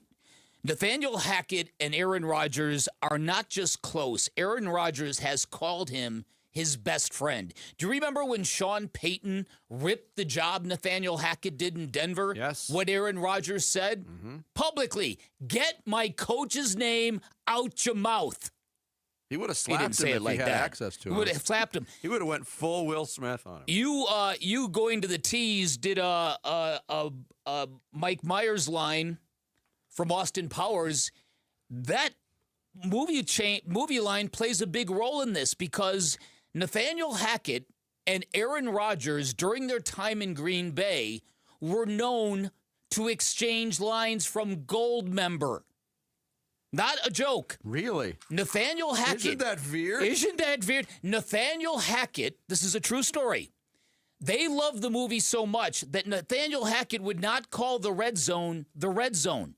He called it the gold zone. Because we love gold. And every time Aaron Rodgers would throw a touchdown pass, he would say, I love gold. It's true. I'm not making this up. This is not comedy. This is a fact. Sammy, watch the movies. Okay. First watch James Bond's movies. Then No, you don't need to. Aaron Rodgers had the 3 best years of his career with Nathaniel Hackett. And this was with Mike LaFleur calling plays. Nathaniel Hackett was the offensive coordinator, but Mike LaFleur was the play caller. which is why they went to New York together, because they're like, let's cut out the middleman and you and I will really get down here. Yeah. The part that I referenced earlier of all of this that I find very interesting is, all right, does it make sense? Does it make sense for Aaron Rodgers? Does it make sense for the Cardinals? The only way any of this would make sense potentially for the Cardinals is when you consider the plight of the general manager. We were all kind of scratching our heads back in January when Jonathan Gannon got cut loose and they kept Monty Ossenfort. It seemed like there was an alignment there. That alignment is now broken. The timetables are set. Can Monty Ossenfort, as a general manager, who ostensibly you would think he wants to keep his job, can he go through another 3 to 4 win season? Who knows? I don't know. I can't even guess whether Monty Ossenfort's under pressure or not. Michael Bidwell has made it very clear he's very comfortable working with Monty Ossenfort. But he also did say he wants to win now. He wants to win now, but again, if you go and you draft Carson Beck, you're going to give him 1 year? I don't see any world in which Monty Ossenfort loses his job after this year. It seems like they're giving him yet another year for build-out. In their heart of hearts, I don't think they're expecting to win this year. They say they are, but I don't think they are. But does a quarterback like Aaron Rodgers expedite the process? You still have Carson Beck. You still have Carson Beck learning from Aaron Rodgers for a year. Mm-hmm. Look, I'm not an Aaron Rodgers fan, and I am not for this plan at all, as this possibility exists. But the fact of the matter is, I believe by far he's the best quarterback we're talking about in this group of 4. What? And would give you the chance to win the most games. Okay, I would again. I'll agree with you out of deference to who Aaron Rodgers is. As somebody who watched a little bit of the Steelers and watched every bit of Jacoby Brissett, I don't think there's much difference between the two guys. Aaron Rodgers is probably a more clutch player. I would give him that, because I don't think Jacoby Brissett's very good at that. But it might be the difference between 1 or 2 games, which might be the difference between 5 and 7 wins. Like what? I just don't understand it. I would be fascinated to see what the vibe exchange between Aaron Rodgers and Gardner Minshew would be. Would that clash, or would that be would they connect, or would they clash? I think they would connect. Gardner Minshew strikes me as the kind of guy that can roll with anything. But Aaron Rodgers is also the kind of guy that gets intimidated and threatened and is a control freak. And again, this is part of why he loves Nathaniel Hackett. When they went to New York, Nathaniel Hackett basically let Aaron Rodgers call the game with his eyes. He gave him all the power that Aaron Rodgers craves. So if Nathaniel Hackett is standing on a table, pounding a table, look, I think this probably has more to do with the Jacoby Brissett situation. It's a shame that we are not going to learn a thing about this situation until June 8th. When Jacoby Brissett does not show up for mandatory OTA, mandatory minicamp, whatever it's called, that will be the day that the Cardinals will have to tell the truth about what's going on. Yeah, but also it is complicated by this Kendrick Bourne tweet. Kendrick Bourne plays on a football team that has 4 quarterbacks in the room right now. Of course. And he's advocating for a 5th from the outside. This is my point. Yes. It's a really dumb thing to do for a wide receiver coming to a team, to be pining for a quarterback who's not on your roster when you already got 4 of them, allegedly. Now, you heard that McAfee cut. Are they trying to get Jacoby into the building? There's a way to get Jacoby into the building if Jacoby isn't into the building, and it's not with threats. It's with money. Yeah. I think it's... Kendrick Bourne, can you post a follow-up tweet? Something, please. Something. Say, I wasn't talking about we as in the Cardinals, we as in NFL fans. And I wasn't talking about that Aaron Rodgers. There's another guy. There's another guy. My exterminator's name is Aaron Rodgers, and I've got a really bad bug problem. Yeah. Well, I did tag him on Twitter, though, so it's hard to... Unless his exterminator has 4.1 million followers on Twitter. Maybe. Oh, what a crazy situation this has turned into. Coming up next, forget Aaron Rodgers. Could there yet be another quarterback out-of-the-box possibility for the Cardinals? We'll get into that straight ahead. It's Bickley and Murata Mornings. Arizona Sports, the local sports leader. Arizona Sports is giving away one of the largest prize packages we've ever put together. valued at almost $30,000. Details soon. For now, here's a hint. Touchdown, Sun Devils! Keep watching and listening for Arizona sports to reveal more. And make sure your passport is up to date. Ladies and gentlemen, this is the captain speaking. September in London, weather is perfect, and we'll be landing shortly. Hi, I'm Jay Arthur, the current president of Drowning Prevention Coalition of Arizona and a retired captain with the Phoenix Fire Department. The number one killer of children, age 1 to 4, in Arizona is drowning. As a first responder of 36 years, a child drowning was my worst nightmare. On those calls, I would desperately try to revive a cold, limp, lifeless little child with every ounce of the skills I possessed, many times with no success. In just a few devastating moments, a child gone too soon. Don't let this be your nightmare. This is preventable. Surround your pools with an approved fence. Have high locks and audible alarms on all doors leading to the pool area. Have a designated adult with eye-to-eye contact when children are in the water. Learn how to swim and learn CPR. Drownings can happen to anyone. Please, don't be that anyone. Wait! Before you change the station, listen to this. 1-877 Cars for Kids. KARS Cars for Kids. 1-877 Cars for Kids. Donate your car today. Donate your car at carsforkids.org. That's cars with a K. Pickup is quick and easy. You'll also get a vacation voucher and a tax deduction. 1-877 Cars for Kids. Donate your car today. I'm Ed Evans, CEO of Consumer Cellular. You know, the big wireless companies say they have discounts for people over 55, but unless you're willing to sit on hold and ask, you're probably paying more than you should. At Consumer Cellular, there's nothing to hunt down. We're built for people 50 plus with plans starting at just $20. And our 100% US-based customer service actually answers the phone. Call 1-888-FREEDOM or visit consumercellular.com today and get your second month free for a limited time. Taxes, fees, and other third-party charges will apply. See website for additional details. Check engine or ABS light on? Take the guesswork out of your warning lights with O'Reilly Veriscan. It's free. Ask for O'Reilly Veriscan. O'Reilly Auto Parts. Support comes from Amazon Business. Unlock smart business buying with fast, free delivery on millions of items and practical AI innovations that automate repetitive tasks so you can make smarter decisions faster. Learn more at amazonbusiness.com. Hi, Flo here from Progressive. You know, life changes quickly, so it's good to have flexible coverage. Oh, you mean like adding another vehicle? Yes, that's something we can do. Great, because I was thinking about getting a van so we could just keep the kids' softball stuff in the car. Oh, we don't need to get into specifics. Just saying it's easy to change. Oh, and Hannah wants to try the tuba. Again, we don't need the specifics. Last year, she wanted to be a tap dancer, but that only lasted 2 lessons. Okay. But she kept the shoes because they are adorable. Well, just know that with Progressive, you can easily add another car to your auto insurance because we know life changes. Progressive Casualty Insurance Company and Affiliates. Join us at Camping World's Red, White, and New Trade event, our biggest trade event of the year, May 14th through the 17th. Trade in your RV and get the highest value guaranteed. Then upgrade for less with new RVs starting as low as $94 a month. Plus, take 25% off select maintenance services. Save up to 40% on camp-ready must-haves. And enter to win a new RV. Don't miss the Red, White, and New Trade event at your local Camping World, May 14th through the 17th. We'll see you there.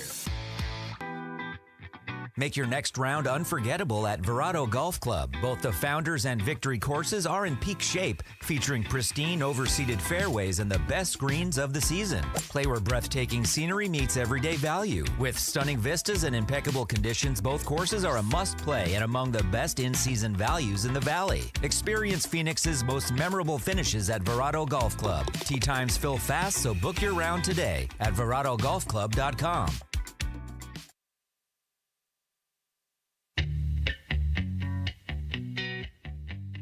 Hey, everybody, it's Bernsey. Forget how realistic it would be for the Cardinals to sign Aaron Rodgers. Would it actually, work in a football sense? It's the Burns and Gambo Show. We start at 2 on the Arizona Sports YouTube channel, the Arizona Sports app, and 98.7 FM. What do you see with Sorsby? Someone might just say, I'm going to throw a second-round pick out there on it. And for people who don't know, it's a silent auction in the in the supplemental. So sort of an interesting situation, I think, for someone to take a look at here. Yeah, I was actually going to say, like, when people are like, hey, like, who does he remind you of? It's like, well, he immediately reminds me of Baron Morton, who just got drafted in this year's draft. Like, I honestly, like, they had a quarterback who helped them win the Big 12 and get in the playoffs and all that.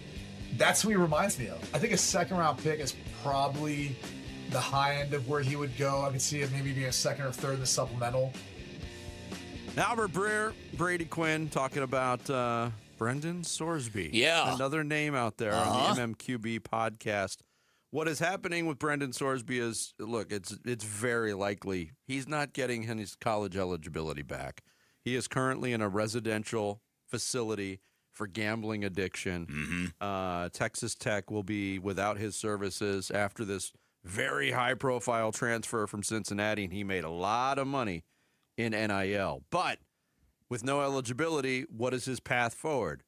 The NFL supplemental draft happens later in the summer. He could be eligible for that. I mean, the NFL would have a word or two about that, I'm sure, depending on how this residential treatment goes. And you heard Brady Quinn say, he reminds me immediately of Baron Morton. You know who he reminds me immediately of, Beck? And this is a name going back. Art Schlichter. Oh. Art Schlichter was a can't-miss quarterback prospect out of Ohio State in the early 80s who was a gambling addict and never kicked that addiction. And I don't want to wish that on Brendan Sorsby, but... No. The other name that you can bring up is Todd Marinovich. Yeah. Right? I think in terms of a guy with a troubled past that okay. So anyways, Brendan Sorsby, for those who don't know, this is a big-time prospect. He lit it up at Cincinnati. There are various reports that Monty Ossenfort did extensive scouting on Brendan Sorsby because a lot of people thought he was coming into the draft this year. But that he wasn't going to go back to school. But for whatever reason, and I think the reason is $6 million, he wanted to go back and play another year at Texas Tech, whatever. Most people think that kid would have been the second quarterback taken. Yes, no? As it turned out, maybe?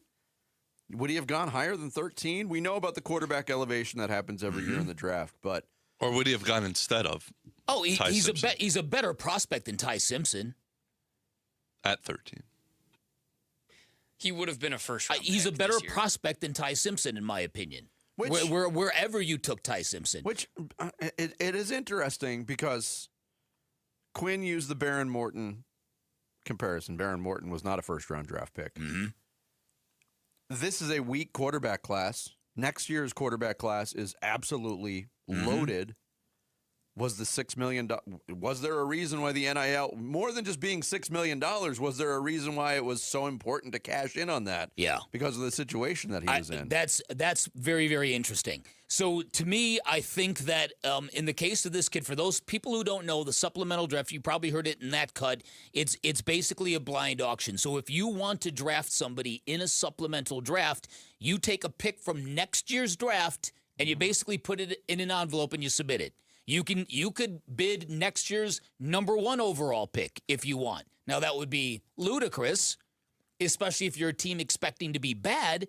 But if you're a team that's good and you don't have your franchise quarterback beyond the guy you got now, like if you're the Rams would before Ty Simpson, a team like that would have been perfect to draft this kid in the supplemental. You throw a first round in there, you're going to win the draft, and you know you're going to be good on the field, so what are you giving up?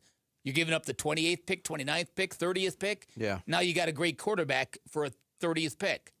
So you basically got to leverage your own record in where you think your draft is going to be in the supplemental draft. But there are going to be teams interested in Brendan Sorsby. Now, the kid's got a gambling problem. That's an issue. That's a real big issue. So if you were going to do this, you would have to have a contract that has some guardrails in it. Well, like we said immediately, there is a reason he's going to rehab. Beyond just the guy needs help.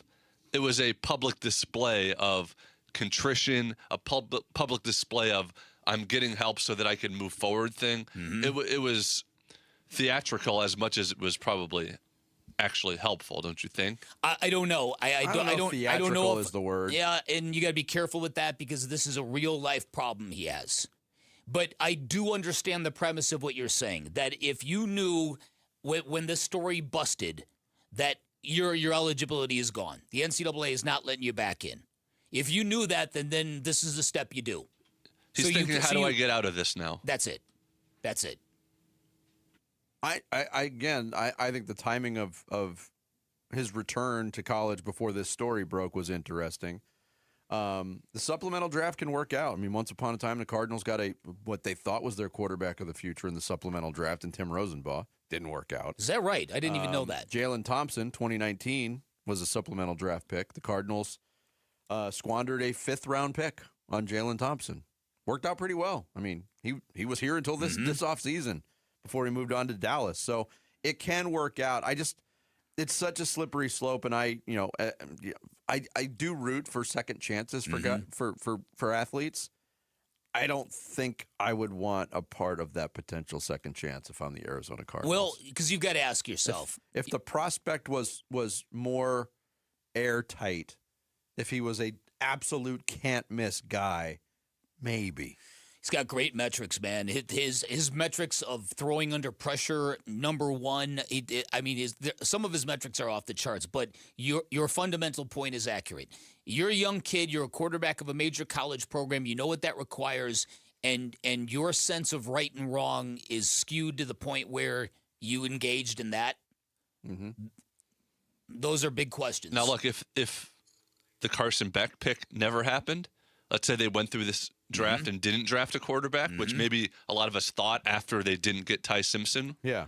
Then if they were in that position, then you're considering it a little more, maybe? Maybe. Or are you still just looking ahead to next year's draft? Well, I mean, you could still, if you were interested and the Carson Beck pick didn't happen, right. You're projecting, all right, am I going to give up a 3rd to 5th round pick next year to take Sorsby and roll the dice on him? And if it doesn't work out in year 1, are you in the same boat? Are you prepared to use high draft capital again to draft maybe another quarterback? I see the logic in that, but what complicates it to me is the baggage. And I hate to term it as baggage, but that's a lot of baggage. It is. It's very serious baggage. Yes. On top of that. So, yeah, that to me, it's just food for thought. It's not something I would engage in, but there are teams monitoring this. I know for a fact the Pittsburgh Steelers are paying very close attention to this. Again, but they're desperate. I think the Cardinals should be the first ever 14-person quarterback room next year. Just bring all these guys in. Bring everybody in. The more the merrier. Come on, Slovis. It's good to have options. By the way, Art Schleister did go on to win an MVP in the early years of the Arena Football League. Oh, okay. Yes, yeah. Coming up next, Sammy's going to take us through the big stories on this Wednesday morning in the reboot. It's Bickley and Murata mornings here on Arizona Sports, the local sports leader. Wolf and Luke, middays 10 to 2. Watching an individual push through it and get better, whether it's a rookie or whether it's an old guy, doesn't matter to me. When you face adversity as an individual player, what are you going to do about it? Push through it. You've got to work your way through it. And that's what Merrill Kelly is doing right now. I just feel like he needs one game where he just gets right. His track record is if he goes out there and pitches well against the Mets on Saturday, I'm going to feel pretty good about Merrill Kelly because it's going to feel like he just turns some sort of corner. I don't think he needs like 5 good starts to turn a corner. Right. Wolf and Luke, middays 10 to 2 on Arizona Sports, the local sports leader. For over a century now, Ford has been part of America. In my family, it's been generations. Paul Calvisi here. My grandfather worked for Ford Motor. My first car, a classic Mustang, still have it. But going to our Desert Ford dealers today means getting more than a vehicle. We're talking a full suite of benefits like complimentary Ford mobile service or try Ford pickup and delivery. Yes, to and from your door, and it's easy scheduling in the Ford Pass app. Tough would be built Ford tough. More than a slogan, it's an identity of the F-Series trucks, and the all-new 2026 F-150 is the best yet. With a completely redesigned interior and exterior adventure, how about the Ford Bronco Sport? It says, let's get it, with 5 available trims so you can forge your own path. We recently bought a new Explorer at our Desert Ford dealers. Love the flexible seating up to 7, all the cargo room, the advanced tech. Bottom line, Ford is the future at our Desert Ford dealers. Just click buyfordnow.com. Southwest Gas proudly fuels our homes and communities with a safe and reliable natural gas service. Hey, it's Vince Marotta, and more than 92% of Arizona customers prefer natural gas service in their homes to power appliances. But natural gas is way more than an essential home ingredient. It also supports economic development and growth in our community. Southwest Gas fuels the local businesses and industries that help our communities thrive, from startups to large-scale manufacturing. In fact, many of the recent large-scale businesses that have expanded their operations into Phoenix are dependent on natural gas to support their business and production. Southwest Gas helps businesses succeed while helping Arizona become a national leader in advanced manufacturing. And that's been the case for almost 100 years. Southwest Gas has been there helping turn neighborhoods into communities, houses into homes, and big dreams into reality. If you'd like more information about how Southwest Gas helps fuel life's important moments and supports a sustainable energy future for the community, please visit swgas.com. Mother's Day is this Sunday. Don't show up empty-handed. At Mo Money Pawn and MMP Jewelry, find the gift she deserves. Stunning rings, diamonds, and chains. This week only 45% off diamond jewelry, 50% off silver, and 20% off handbags. Looking for something different? We carry firearms and ammo too. Make mom feel like $1 million. Stop by 12th Street and Indian School, the only pawn shop with a full-service ice cream parlor. Or shop at momoneypawn.com. Mo Money, Arizona's largest pawn shop. Hey, sports fans, Wolf here. You know I've taken a few hits over the years, but back pain, that's been my toughest opponent. Luckily, I found the right coaches, the spine surgeons from Desert Institute for Spine Care. Dr. Joshua Abrams, great to have you. Thanks, Wolf. Whether you're an athlete or just trying to stay active, you don't have to live with spine pain. I specialize in minimally invasive surgery, artificial disc replacement, which makes smaller incisions, less pain, and faster recovery, so you can get back to what you love. That's what I'm talking about. Less downtime, more game time. And you even help develop technology surgeons use around the world, right? That's right. I've worked with the largest orthopedic company in the world to create tools that make spine surgery safer and more precise. You heard the doc. Don't sit on the sidelines with back or neck pain. Visit sciatica.com or text SPINE to 620-620 to connect with Dr. Abrams and the team at Desert Institute for Spine Care. Message and data rates may apply. I'm Ultima Morgan of Morgan & Morgan. Every time one of my children started driving, it was terrifying. I am quite aware of the dangers being on the road. Thousands of accidents happen across the country. We see it every day. These families' lives will be changed in an instant. We fight for these families as if they were our own. We've become America's largest injury law firm by winning cases just like these. If you've been injured in a car accident, call us. Injured? Dial pound law or visit forthepeople.com for an office near you. I'm Sammy Cebulka with what's trending now, presented by Parker & Sons Heating, Cooling, Plumbing, and Electrical. Eduardo Rodriguez was just what the doctor ordered for the Diamondbacks last night. 7 innings, 2 hits, 7 Ks, and 0 earned runs. And the offense backed him up 9 runs on 9 hits, and the Snakes got back to 500 last night. And we'll look for back-to-back wins tonight against the reigning NL Cy Young winner, Paul Skeens. First pitch from Mike Soroka will be at 6:40 right here on Arizona Sports 98.7 and the Arizona Sports app. The Oklahoma City Thunder were too much for the Lakers last night. Despite Shea's 18 points, OKC got it done 108-90, and Detroit took Game 1 against Cleveland 111-101. Tonight, Game 2 between the Knicks and Sixers, and T-Wolves and Spurs. And after signing Gardner Minshew and drafting Carson Beck, rumors about another quarterback coming to Arizona are out there. Find out who and what we think on ArizonaSports.com today, and that's what's trending now. Arizona sports, the local sports leader. Daily in the Lotto Mornings. Rush Hour Reboot. Rush Hour Reboot. Getting you up to speed on everything happening in sports this morning. Good morning. It is 7:30. That means it is time for the Rush Hour Reboot. Sammy Cebulka here to get you guys the big stories in sports. And let's start with the Diamondbacks. A 9-0 win last night against the Pirates.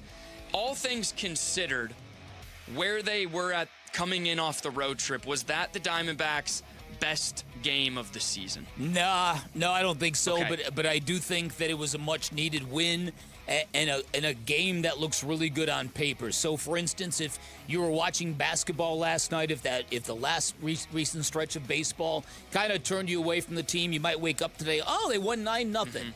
All right, maybe they're okay after all. I'll give them another look. I think it was good for Eduardo Rodriguez, and I tell you, I was super impressed with Nolan Arenado, his concentration catching a baseball when a splintered bat flying at his face. Well, sometimes you see that happen, and it's like out of the corner of the eye, the fielder is trying to gauge where the bat's going. Mm-hmm. Nolan Arenado had to completely physically move his body to make that play and still had the wherewithal Unbelievable. to have the option to throw it across the diamond for a potential double play. Chose not to because it would have been late, but yeah, that was amazing. I would agree with Bick. Not their best performance of the year, but it's exactly what was needed. You know, when you're talking about a team's best game, that's a high level. Sure. And 9-0 is great, nothing to sneeze at. But you talk about not missing opportunities. I thought the Diamondbacks really had an opportunity to put that game away in the first inning. Yep. Chase Pittsburgh starter. They failed to do so, but very, very good. Maybe the medicine they needed going forward. And starting pitching has been a large topic of conversation when it comes to the Diamondbacks recently, and rightly so. So, using Diamondback starters, their traits, their skills, and tangibles, craft your perfect Diamondback starter. Randy Johnson. Yeah, you don't need any traits. It's just left-handed, smoke, nasty attitude, clutch, filthy. Yeah, I mean those. Did you mean current, Sammy? Yeah, just current. The traits that you look for. Or, like, for example, like Merrill Kelly when he's got his pounding the zone, like you want that. Zach Gallen's stuff, Ryan Nelson's fastball, maybe Eduardo Rodriguez come from the left side, like all that type of stuff. Like if you're crafting that, what are you looking for out of the Diamondback starters? That's a pretty deep question. Yeah, I think that what you want is somebody who pounds the zone, number one, who throws strikes, somebody who's fearless, who's got attitude on the mound. I think you broke it down well. You'd want Ryan Nelson's fastball. You'd want Zach Gallen's arsenal. You'd want Merrill Kelly's control. Yeah, that's what I would do. What are you taking from da-na-na-na-na-na? I'm taking the theme song. The theme song of Mike Soroka. And maybe his first 4 games. Yeah. All right. Well, big day for Mike Soroka today, going up against. Do you want to break out your song again? I can't read my handwriting anymore. Wait, is it like you write in invisible ink? No, it's just I wrote it fast. And he forgot what he said. Pirates stink, but it isn't as bad as you think. Because every 5th day he gets to play together with Paul Skeens. Those were not dramatic pauses. That was trying to decipher what the lyrics he were. was writing about. Yeah, I'm really astounded that, you know, I know a lot of famous stories, being a rock and roll guy, of songs that just materialize from the ether, that fall onto your lap, and people who've written great songs in 10 minutes, right? You literally had a spark when he mentioned that, and you literally wrote those lyrics in about 90 seconds. Two things I'm really good at are I could write jokes and I can write song parodies very quickly. Yes. It does. Luckily, I found a job that a little bit I can use those skills Luckily in. for who? And you can destroy a buffet, and you can take down a girthy baguette. Yes. I can say a lot of things about Jarrett Carlin. I can say this with certainty. He is a lyrical gangsta. He is. Yeah. lyrical gangsta. Wow, Jared, that's a high level compliment right there. Well, from Penny, yes. Okay, speaking of compliments, the anonymous NBA poll was sent out via The Athletic yesterday, and Alperen Şengün led the way as the most overrated player in the NBA. Do you agree with that assessment or poll result? Where did Kevin Durant finish on that? He doesn't. You can't vote for him. He's top 5 all time. while you think of what you think about that, I'll find. He's top 5 all time. I'm guilty. I pay way more attention to what happens with players and teams when they're going up against the Suns. I use the Suns as the prism that I look at the league. It's not the most fruitful way to do it. It's not the most complete way to do it. Based on how Alperen Şengün plays against the Suns, no, he's not the most overrated. He's pretty productive. He's a tough guard. Who is the most overrated player? Other options. So Rudy Gobert, Trae Young tied for second. Karl Anthony Towns fourth. Paolo Banchero, John Morant, then Denny Advia, Scotty Barnes, Luka, Siakam, and Dylan Brooks mentioned in there as well. See, Does everybody white automatically qualify as overrated? I'm just curious. Yeah. And listen, I think a lot of those you mentioned, how could you call Denny Avdia overrated? Complain, they don't like people who complain a lot, who flop a lot. It seems to be a running theme maybe through that. And here we go to wrap it all out. Tyler Hero, Brandon Pajemski, and Zamontis Sabonis. Well, I mean, there's players I don't like on that list. Yeah. And there's players that I probably would have considered as most overrated before this year, Banchero and Barnes. But both of those guys have really had resurgent years. No votes for Kevin Durant, by the way. Other vote getters, no votes. No, and if you did vote for him, it was just thrown away. I guess so. And they did have the most underrated. Trae Young is a good pick. Okay, Trae Young. They did have the most underrated. Jalen Johnson was voted the most underrated. But Colin Gillespie received a decent amount of votes. And it brought up this thought of question, can he be good enough to be the Suns' starting point guard next year? The defensive, the side of the floor still concerns me. Yeah, and so does the dribble drive penetration. I know he's not terrible at it, but he's not great at it, in my opinion. Okay, that's kind of where I landed as well. And I think he's a very good backup point guard. Yeah, he's a good 6th or 7th man. I agree. I want to wrap with this question. So you're gonna rap after I just sang. You're gonna be a lyrical gangster too. Here we go. No. Not WRAP. I'm gonna rap with this question. We briefly talked about Bryson DeChambeau's comments in the Splash. John Rahm yesterday reached an agreement with the DP World Tour. Hint, hint. He's making his way back to the PGA. Yes. Is Live Golf the biggest mess in sports right now? And if not, what would be a bigger mess than them? I can't think of anything, to be honest with you, that compares to Live Golf. But hey. The NCAA basketball tournament? No, that is pretty much a joke. NBA officiating? And the way that it's manipulated? I mean, those would be high on my list. But as a single entity, it's hard to argue with Liv. Listen, if Liv would have just gone and said, we're going to be a rival tour, no gimmicks, no 54 holes, no blaring music, but that's what they attracted. They attracted guys who didn't want to grind, who wanted the easy way, who just wanted the money. Props to Graham McDowell, who came out yesterday and said, listen, I lied. I shouldn't have done that. It was never about growing the game. This was great for my finances. Yeah. And people are like, okay, we respect that. Would have respected it more if you said it at the real beginning. time. Instead of saying, we really believe in the concept of team golf. We're growing the game. We're giving the people what they want. It's very important to us. Yeah, it's very important to us. As the money's coming in. Yeah. But how about it? There you fellas go. It's like a really, really rich billionaire cutting off his 25-year-old son. Just shutting the faucet off. What are you going to do now? You going to look for other opportunities, or are you going to sit around and play video games all day? Live Golf will be playing video games all day very soon. Here's an interesting thing. Until a few minutes ago, did you have any idea that Ted Turner was still alive? I did. Yeah. Yes. Vinny just told me he had passed. He just recently passed. I hadn't heard his name in quite a while. No, he was very, very public for a good portion of his life until he wasn't, and he wasn't public at all at that point. 87 years old. Talk about a visionary. Oh, yeah. Yeah. And very influential for people of our age group, the way we took in sports and cable television. Oh, yeah. Atlanta Braves. Yeah. CNN. Yeah. Ted Turner. Cartoon Network. Ted Turner. Mustache. Yes. Definitely. Looking at him, great mustache. Wasn't he was a big sail guy, too? A big boating guy? Yeah. Did he do, America's Cup? Big wrestling guy. Really? Had WCW on Turner Broadcasting for right. years and years and years and years. That's right.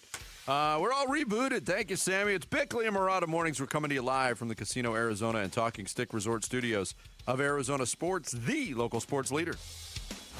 Diamondbacks baseball. 1-2 swing and a miss, and that's it. It's a shutout for the Diamondbacks. Ball game over. Diamondbacks win. The Diamondbacks win. Recapping Game 1 of the Pirates series and looking ahead to tonight's Game 2 at the Arizona Sports YouTube channel, the app, and 98.7 FM. The Diamondbacks win.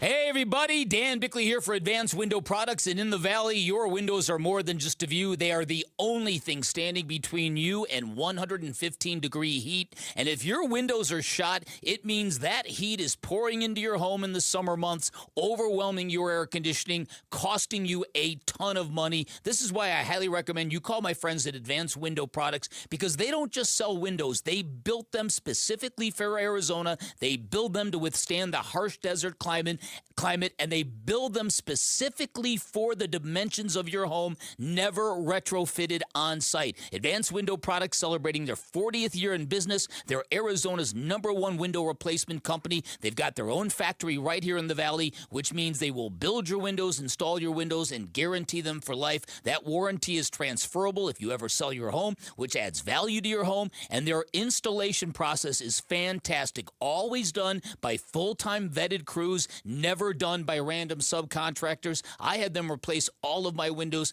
Couldn't be more happy with the finished product. Couldn't be more happy with the process, the installation, all the way through the cleanup. Highly recommend them. And during their May window upgrade event, you get $2,500 off the purchase of 10 or more windows. May's a great time to get it done. Call 480-764-2110, online at advancedwindows.com. There are 6 things that must be exactly perfect for your air conditioner to use less energy and last longer. If even one isn't perfect, your system works harder and wears out quicker. For just $129, Gettle will give your system a rejuvenation. We'll test and adjust all 6 things and clean the outdoor coils the right way, not the easy way. Those coils get hot, so that plaque is baked on. A garden hose just won't do it. No one knows air conditioners like Gettle. Goettl will keep you cool, but it's hard to spell. Hey, it's Paul Calvisi with Matt Dagus from Bright Wealth Management. And Matt, a lot of people expect their taxes to go down in retirement, sure, but that's not always the case. It's not, and for most people, it's the opposite. Every dollar coming out of a 401k or an IRA is taxed at ordinary income. Now you add in Social Security, required distributions, and you've got a serious tax problem. And worse, people don't see it coming. Not until it's too late to do much about it. The window to reduce your lifetime tax bill is before retirement or early in it. After that, your options are limited. All right, so what's the move then? Roth conversions, smart planning, bracket management, real strategies that actually reduce what you owe, but you need a plan, not guesswork. And Bright Wealth puts that all together? That's exactly what we do. Call 844-726-9116 for a complimentary tax review. Call now, 844-726-9116 or brightwm.com. Investment advisory services offered through Foundations Investment Advisors, LLC, an SEC-registered investment advisor. The content provided is for educational purposes only. Hi, I'm Lacey, your friend and jeweler at Shane Company. And yes, I'm actually a jeweler. I bring dream engagement rings to life every day in our jeweler workshop. When I hand set your diamond into your ring, I think about creating a piece you'll wear for a lifetime. I pay attention to the smallest details and treat every ring with the same care and craftsmanship, no matter the size or price. Come see us in store. Shane Company engagement rings are crafted with care from our hands to yours. Because a friend wants your ring to be nothing short of perfect. Shane Company, your friend and jeweler. Nothing makes a gathering great like Eggland's best eggs. They're just so delicious, with better nutrition too. For us, it's eggs any style, as long as they're the best. Eggland's best. Better taste, better nutrition, better eggs. This is the way. It's Star Wars Night at Chase Field on Saturday, May 9th, featuring the Gabby Moreno Mandalorian Bobble, courtesy of Cox. Visit dbacks.com.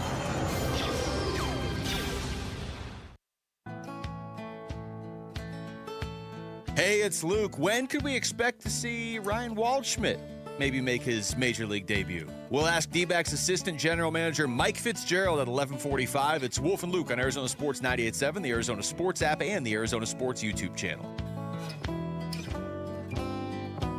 Pirates stink. I don't know the words that Jared wrote.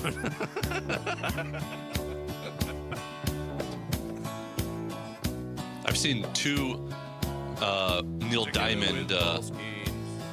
I've seen two Neil Diamond dramatic things recently. Oh, really? I saw the Neil Diamond Broadway show called A Beautiful Noise. Okay. Fantastic about his life. And then I saw the Hugh Jackman movie about the cover band that did it. Also very good. All right, so speaking of Ted Turner, the late Ted Turner, he was married to Jane Fonda, correct? For 10 years, yeah. For 10 years. My family's got a story about an interaction with Jane Fonda. So we were at, I believe we were in Anaheim, I think, at Disney World or Disneyland. Mm-hmm. And we had come up from the pool, so the kids were in their swimsuits, dripping, towels around them. We're going up to our room in the Marriott. The elevator opens on a floor, and it's Jane Fonda standing right there. And she looks in and sees the kids and the pool and the towels. She goes, "Oh, no, no, no, no, no." Like that. And I said, "Oh, no, come on in. There's plenty of room." And she just waved us off and walked away. Jane Fonda. Uh-huh. I was like, wow. I think I've told this story before, too, but I wanted to get into Jarrett's AI songwriting experience. That's okay. But an elevator story where I thought I was going to ride an elevator with somebody famous when the Coyotes were playing the Nashville Predators. Mm-hmm. When they made their run to the Western Conference Finals. Mm-hmm. After a game where I was on ice level, going from the locker room back up to the press level, and Carrie Underwood, I think she's still married to the ex-hockey player, right? Well, he played for the Predators at the time. Sammy? So I'm waiting for the elevator. There's like 2-3 people waiting for the elevator, and Carrie Underwood's whole entourage comes up, and I was like, wow, we can all fit on the elevator. Until the elevator opened, and the entourage stepped on and said, "You guys wait for the next one." Well, yep. And listen, and that's when you know how celebrities view common people, because that's the energy Jane Fonda gave us. Oh, I'm not getting on the elevator with. That's why I never people. feel bad for making fun of them in the sports co-op. I don't blame you. These are not real people. These are And celebrities. I've told the story many Great times. point, Jarrett. In New Orleans for the Super Bowl when Aerosmith performed, I'm in an elevator. The doors are closed. I'm in by myself, and a hand comes in, and I'm thinking, okay. And it's a security guy. He points at me, "You, out." And I'm like, what? And I look up, there's Steven Tyler. He stopped an elevator that was inches away from closing. It makes you appreciate. It threw me out. It makes you appreciate when you encounter celebrities, like big-time celebrities, like a Charles Barkley or something, that are truly good, friendly people, down-to-earth people. Yeah. Like, it makes you appreciate. And just real quick on the Ted Turner thing, what you said made me think about.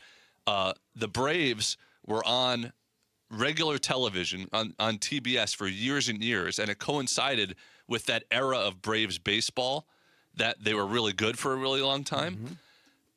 So many people, that became a national brand, the Atlanta Braves. Similar, the Chicago Cubs were on WGN for many, many, many years.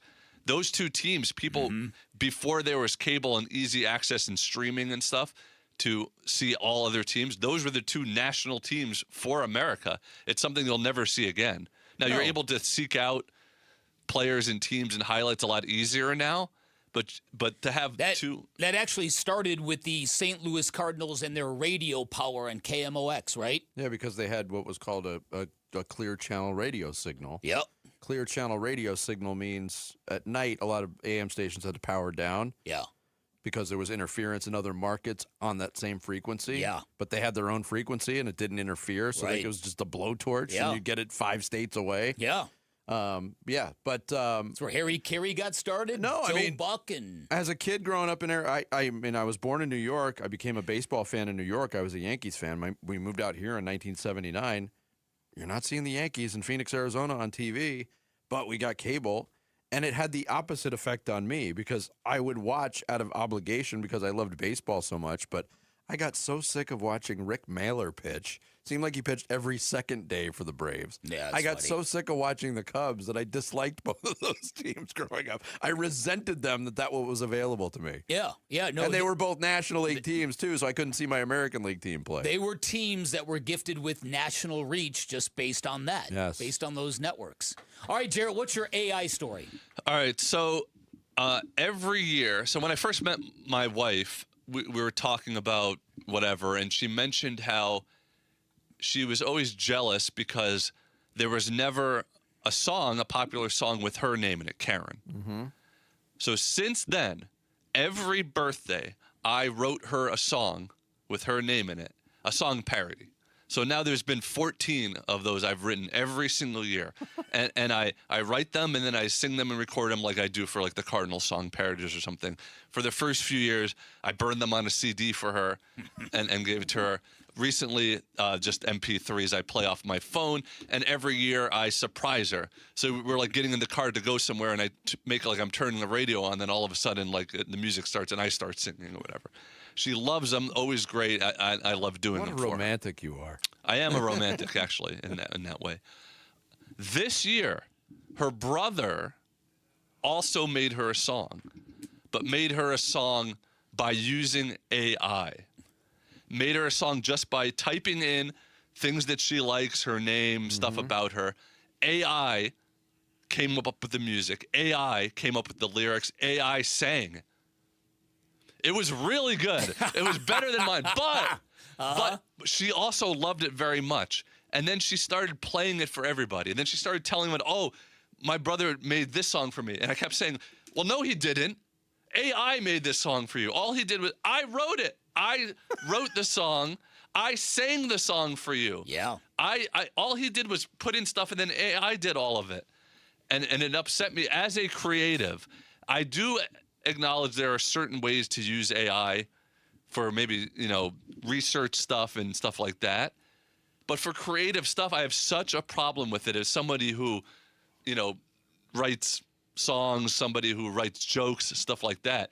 And this really bothered me. It should bother you. It was a nice, gesture by her brother. You got a real life example of the storm that is coming to all of us. Yes. I went down this rabbit hole very, very recently. There's a belief that when AI exceeds human intelligence, which is coming, it's called singularity. And that at that point in time, it can, and a lot of people theorize it will destroy humanity. And then what is ever post-human creates computer simulations of ancestral civilizations, and there are people who believe we might be living in one right now. But wait, no, there's a philosopher who literally has written tomes about this. It's all because Jared's brother-in-law wrote an.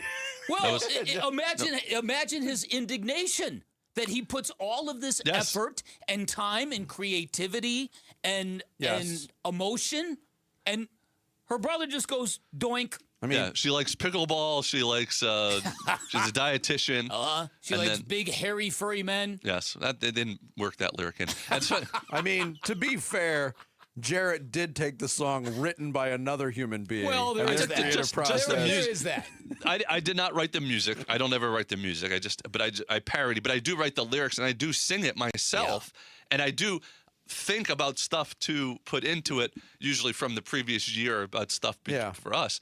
And I think that's very cool that you do that. I'm not being sarcastic. She did love it. She said she loved both of them, but she didn't play yours for her friends. That's right. It was That's right. Because if she did, her friends would go, "We hear enough of that guy singing on the radio. Who wants more of that?" Anyway, there you go. The AI music thing, I've tinkered with it on a couple of different fronts. Yeah. The creation of it, I'm not all that impressed with it. It is very cool. I will give you that. The reimagining of existing songs in different styles through an AI engine blows my mind. Yeah. How good some of it is. Wow. Yeah. We're all going to hell, people. We're all going someplace. Jared's got, excuse me. Jared does. You doing the blast today, Jared?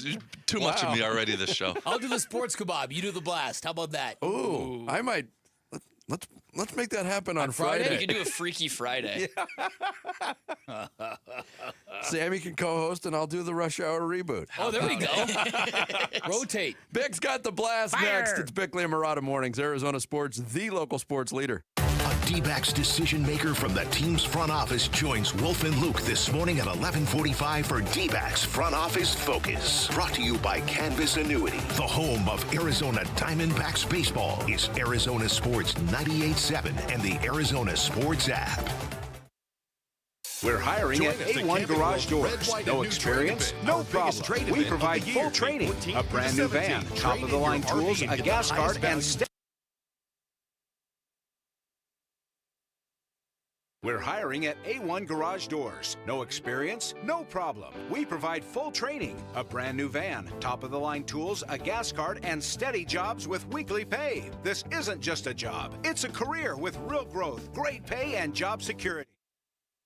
From training to 6 figures, and we're ready to help you do the same. Don't wait. Apply now at a1garage.com/careers. A1garage.com. A1 from day one.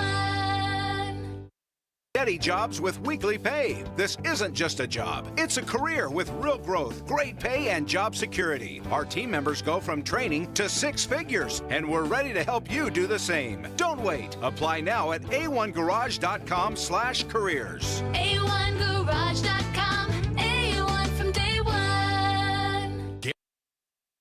7.7 million. That's how many student loan borrowers are currently in default across the country. If you're one of them and your debt is private, you need to know about Y-Refi. Hi, it's Vince Murata. Y-Refi are experts at helping people struggling with distressed or defaulted private student loans, and they've helped thousands of people in this situation, people exactly like you. Here's what makes Y-Refi different.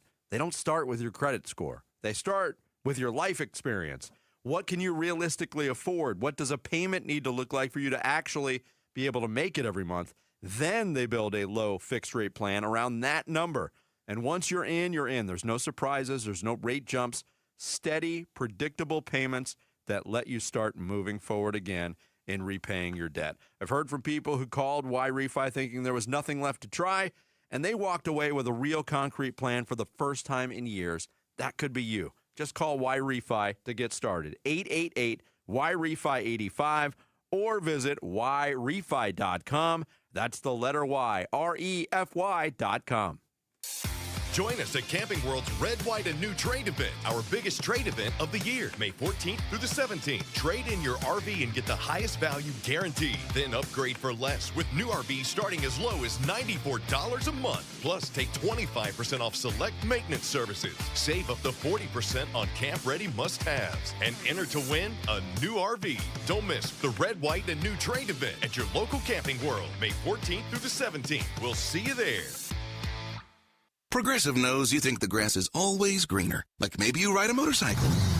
But today, it's raining. So you wish you had an RV, but if you did, you'd have to listen to some guy parked next to it at a campsite plays acoustic guitar. Now, before you start wishing you had a boat, remember, your brother-in-law would invite himself every weekend. Permission to come aboard, Captain? But one thing that is greener is the money you could save when you bundle your RV, boat, or motorcycle with your home or auto with Progressive. Progressive Casualty Insurance Company affiliates and third-party insurers. Not available in all states or situations. Hey there, campers! It's Jan from Toyota. Time to pack your bags and buckle your seatbelts because this summer we're headed to Camp Toyota. And the fun starts now! We're kicking things off by kicking up mud. Jump in, campers. We're going off-roading in a powerful new 4Runner. Next, we're taking a RAV4 to go fly fishing. Then we're heading to the hot springs in a spacious Sequoia. Jan, what is that smell? Sulfur stinks. Now we're hitting the hiking trails in a rugged Grand Highlander. And finally, park your Tundras and Tacomas around the campfire because we're roasting marshmallows. Don't worry if you burn a few, folks. I brought a truckload. Your summer starts here. Dealer inventory may vary. See your participating Toyota dealer for details. Event ends June 1st. Toyota, let's go places. KMVP FM Phoenix. Live from the Casino Arizona and Talking Stick Resort Studio. Arizona Sports, the local sports leader. I'm Sammy Cebulka with what's trending now, presented by Parker & Sons Heating, Cooling, Plumbing, and Electrical. The Diamondbacks got back on track in a big way last night with a 9-0 win, led by a phenomenal start from Eduardo Rodriguez. 7 innings, just 2 hits, no earned runs, and 7 punch-outs. And the Diamondbacks got 5 runs in the 6th to really open it up. Geraldo Perdomo, Ketel Marte, and Adrian Del Castillo all had 2 RBIs in the win. Game 2 is tonight. Mike Soroka will get the ball for the Snakes, and Paul Skeens for the Pirates. First pitch will be at 6:40 right here on Arizona Sports 98.7 and the Arizona Sports app. And even after the Arizona Cardinals drafted Carson Beck, rumors about Aaron Rodgers coming to Arizona are out there. Does it even make sense? We've got you covered over on ArizonaSports.com, and that's what's trending now. Bickley and Marotta mornings. Arizona Sports, the local sports leader. Bickley Blast. The Cardinals raved about Jacoby Brissett in 2025. They signed a high-profile backup in Gardner Minshew. They used the 65th overall pick in the NFL draft to reach for Carson Beck, a quarterback with 6 years of college football experience. So why are we talking about Aaron Rodgers? This is either a stupid distraction to generate buzz and relevance, or this is growing proof that Jacoby Brissett is gone and never coming back in a dispute over money, or this is the surest sign yet that the Cardinals have lost more than the plot. They've lost their minds. And yet here is Mike LaFleur refusing to shoot down the rumors on Jim Rome. Here is new wide receiver Kendrick Bourne actively courting Rodgers on Twitter, which would seem slightly disrespectful to the quarterbacks already on the roster in Arizona. I mean, are they going to want to throw Bourne the ball when he's seeking their replacement? And yet the presence of Nathaniel Hackett makes it impossible to dismiss these rumors, because he and Rodgers are that close. So close that Roger calls him his best friend. So close that they actually quote lines from Goldmember together. Isn't that weird? Actually, this whole thing is weird, especially for a rookie head coach charged with installing a new culture and a new offense. All right, today's Bickley Blast brought to you by my great friends at Chapman BMW, who make luxury attainable. Find them online at chapmanbmw.com. Aaron Rodgers still is not committed to the Steelers, which begs the question, is he not sure whether or not he wants to return and play, or is he considering other teams? Do you have an interest in Aaron becoming an Arizona Cardinal? You know, honestly, Jim, right now we're focused on the guys that we got coming in. You got the unit that we have with Gardner and Jacoby and Slovis, and then we draft Carson Beck in the third round. He'll be here Thursday. Finally, we're trying to do some Zoom stuff, so we got a room that we're excited to work with, and that's solely where my focus is. That is Mike LaFleur on with Jim Rome yesterday. And again, what would prevent Mike LaFleur from going, oh, Jim, listen, Aaron Rodgers has had a remarkable career, but I think we're really set at quarterback? The fact that they have interest in bringing in Aaron Rodgers would stop that. Yeah, to be direct. That or they know that Jacoby Brissett that this is not going to get resolved for them. That he wants a number that they're not willing to pay, and that he's headstrong enough to not come to and report. It's a mess, man. And not a mess in a messy way. A mess in the where is the logic? How can you buy into what the Cardinals are doing when they're throwing all these mixed messages at you? I got to go back now and watch Hard Knocks from 2023, which is where the Goldmember stuff was born, or at least shined a light on. This is from the New York Post from August of 2023. One of the biggest surprises and funniest moments from Tuesday's season premiere of Hard Knocks on HBO was Jets offensive coordinator Nathaniel Hackett's love of the character Goldmember from the Austin Powers franchise. But what wasn't a shock was just how well Hackett and star quarterback Aaron Rodgers get along, even if that meant some teasing along the way. It goes on with Rodgers saying, quote, he has this obsession with Austin Powers and Goldmember, So he would show us clips every single week. So we got to know Goldmember more, how he got his gold rinky, and then where he likes to party and where he likes to eat. And he's a roller skater, and he's super flexible and all of these different ridiculous things.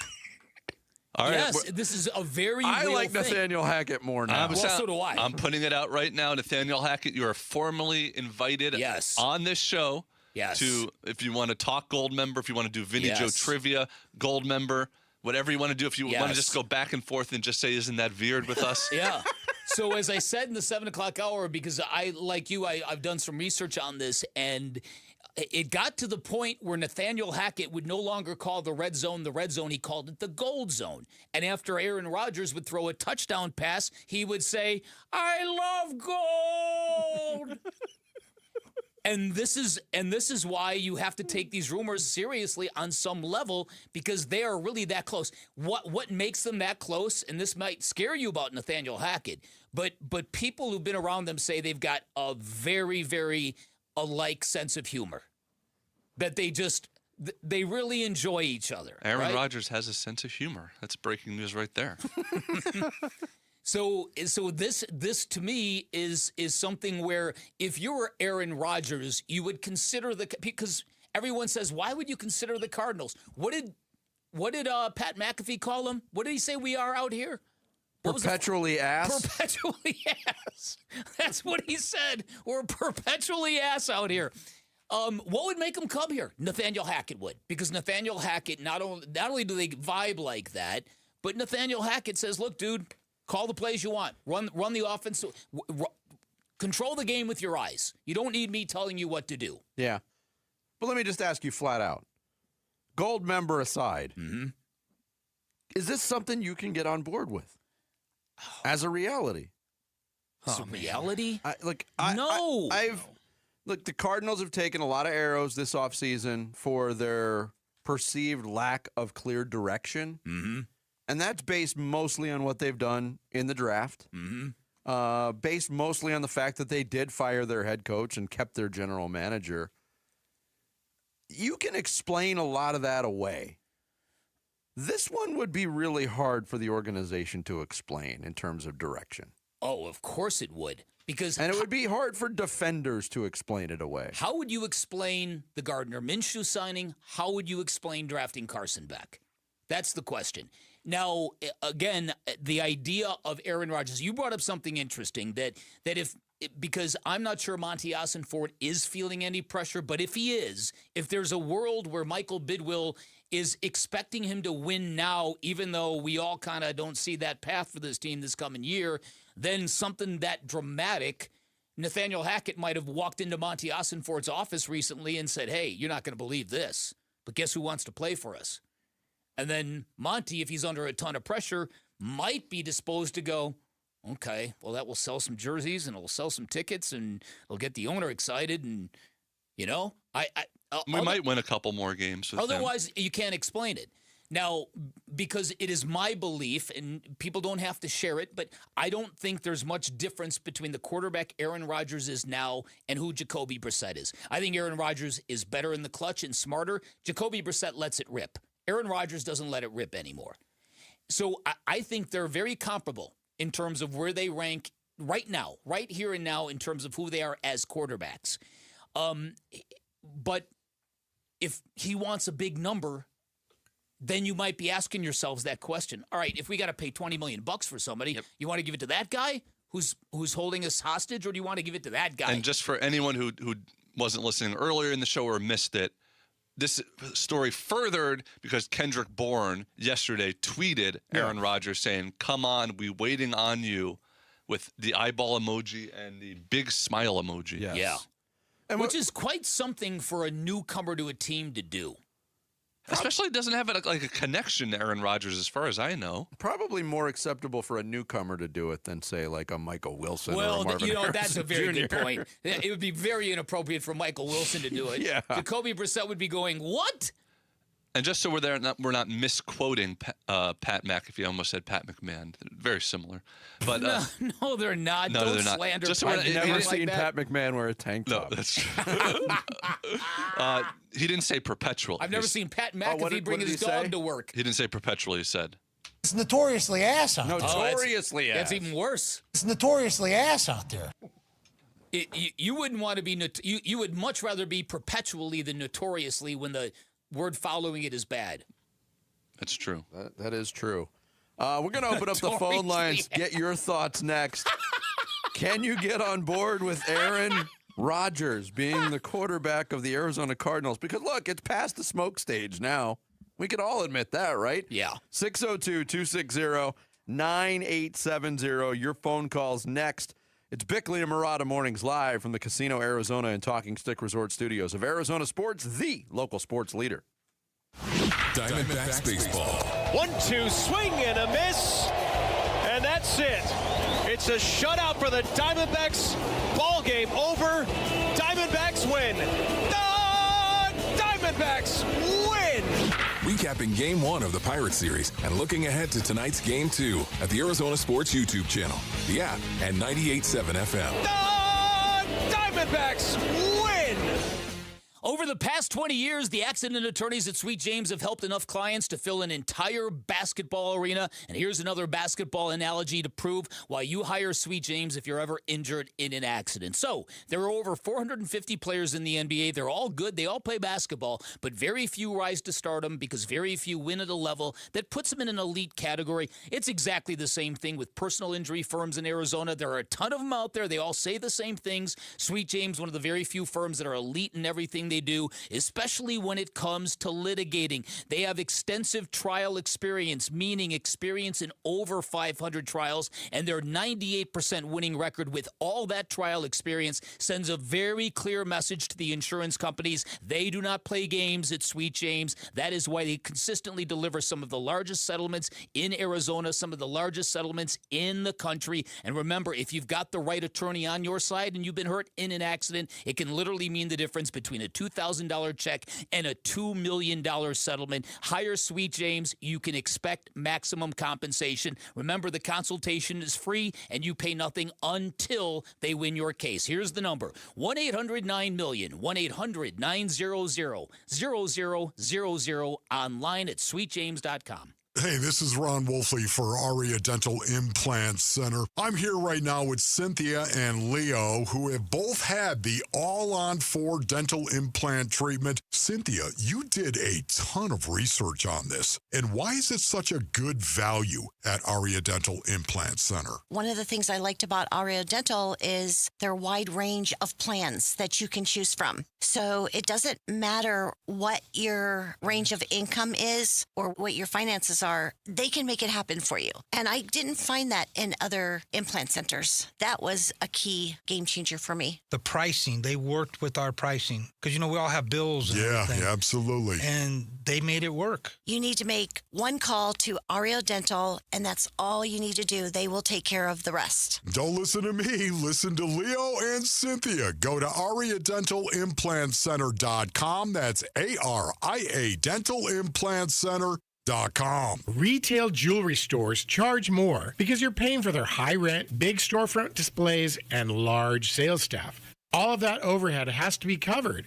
and it usually gets built right into the price of a diamond. I'm Diamond Dave, a fourth-generation jeweler at Desert Wholesale Diamond. We work by appointment, so important purchases get all the time and attention they deserve. We sit down one-on-one and take the time to look at diamonds side by side. We talk through what actually matters, how a diamond looks in real light, how it's cut, and what you're truly getting for your money. The goal is clarity, not pressure. At Desert Wholesale Diamond, you skip the markup that comes with traditional retail stores. Your appointment is private, honest, and pressure-free. Exactly how diamond buying should be. Head to DiamondDaveCantor.com. That's DiamondDaveCantor.com. Or follow Dave on Instagram at DiamondDaveCantor. That's DiamondDave, Kantor. Get in the zone, AutoZone. Welcome to Markdowns for Miles at AutoZone. Thanks. Is oil marked down? Save up to $15 when you buy 5 quarts and a filter.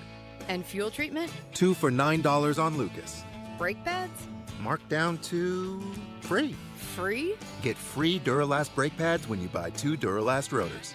That's several markdowns. For many more miles.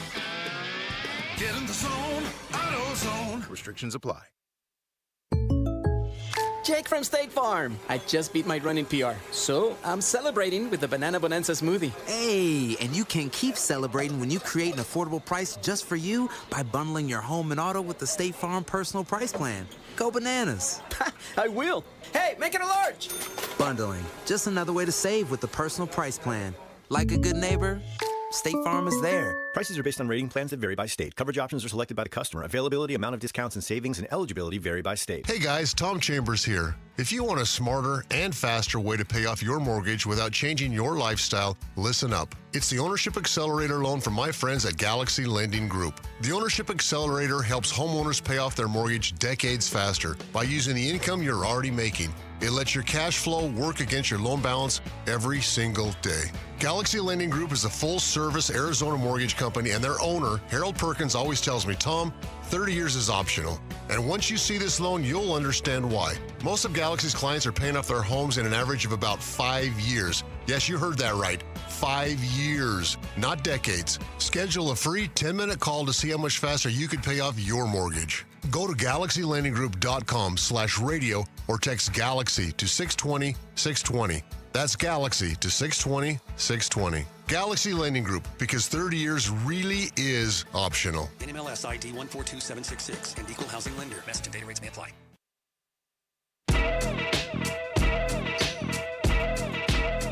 It's notorious. Hey, it's Wolf. Who should start at quarterback for the Arizona Cardinals in 2026? Jacoby Brissett, Carson Beck, Gardner Minshew, Aaron Rodgers? We'll discuss at 10 a.m. It's Wolf and Luke on Arizona Sports 98.7, the Arizona Sports YouTube channel, and the Arizona Sports app. Hey, everybody. I'm from Holland. Isn't that weird? Yes. We've reached peak absurdity here. You have no idea how many times I said that very line when I was actually in Holland a couple years ago. Oh my goodness! Did your family get sick of it? Yeah. Well, I was just there with my wife and some friends, but she got. Yeah, they all got sick of it. I would never get sick of that. We're pondering possibilities. The smoke is out there. Aaron Rodgers with the Kendrick Bourne tweet, with the articles from Charles Robinson. John Breach on CBSSports.com wrote about it last week. People starting to connect some dots. Can you get on board with Aaron Rodgers as the quarterback for the 2026 Arizona Cardinals? 602-260-9870. Out to the phones. We'll talk to Jonesy in Gilbert up first here on Bickley and Murata Mornings. What's up, Jonesy? Jonesy. Is this a joke? Is this a joke? Come on now. And Kendrick Bourne, thank you for coming. We'll see you out as well. The only caveat to that I was thinking about is if you truly somehow stretched it and believed that Carson Beck was going to be a franchise-type quarterback and said, hey, we need to put this guy under a Hall of Fame quarterback, let him learn the game for a year, I could get on board with that instead of trying to have him learn behind Gardner Minshew and Jacoby Brissett. But outside of that, it just sounds like a cash grab for jerseys and ticket sales. Well, look, Jonesy not only is not on board with Aaron Rodgers, now he wants Kendrick Bourne gone too, apparently. Yeah. I don't know. From a PR standpoint, from a buzz standpoint, it would create a lot. I don't think anybody's going to run out and get an Aaron Rodgers Cardinals jersey, are they?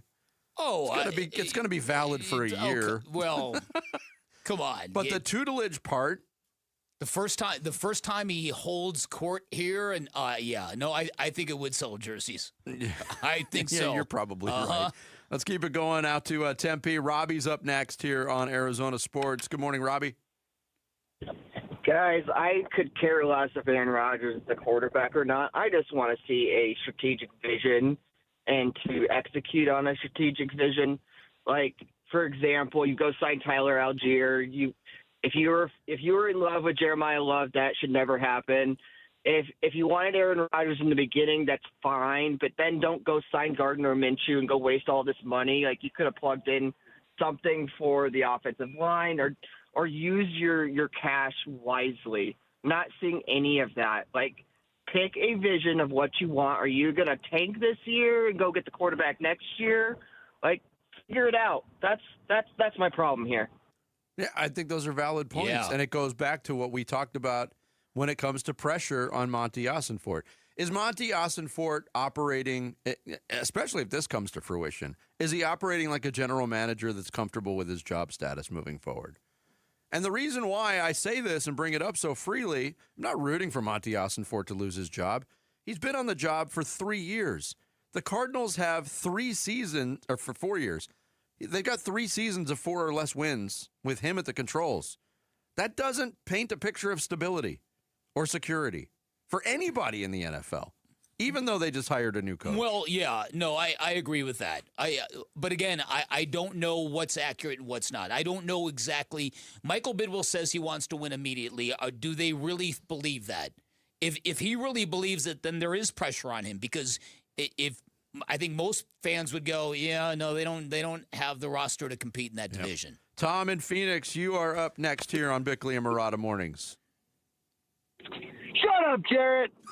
Well Sammy. Hey, boys, it's been a while, and you guys are like a fine wine. You are getting better with age. I love your show still, like glued to it every morning. Like Hey, a fine wine, we're getting better my- and more full of alcohol. Why did you interrupt him? He's good slinging line. compliments at us. Shut up, Jared.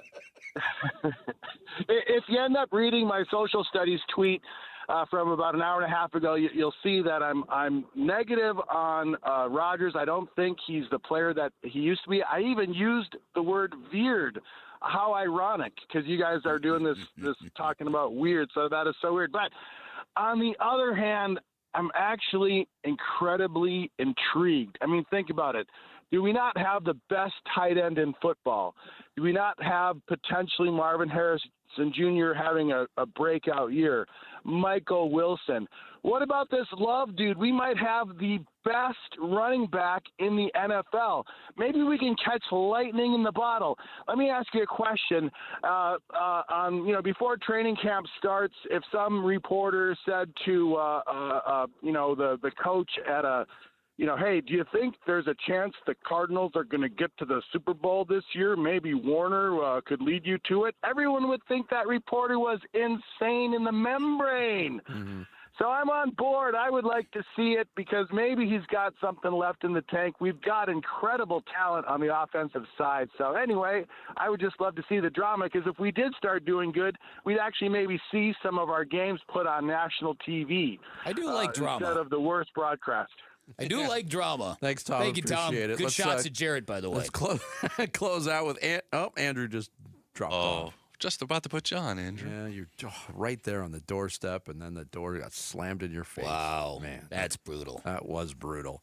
A smattering, a mixture of some people on board. Mm-hmm. I'm not there yet.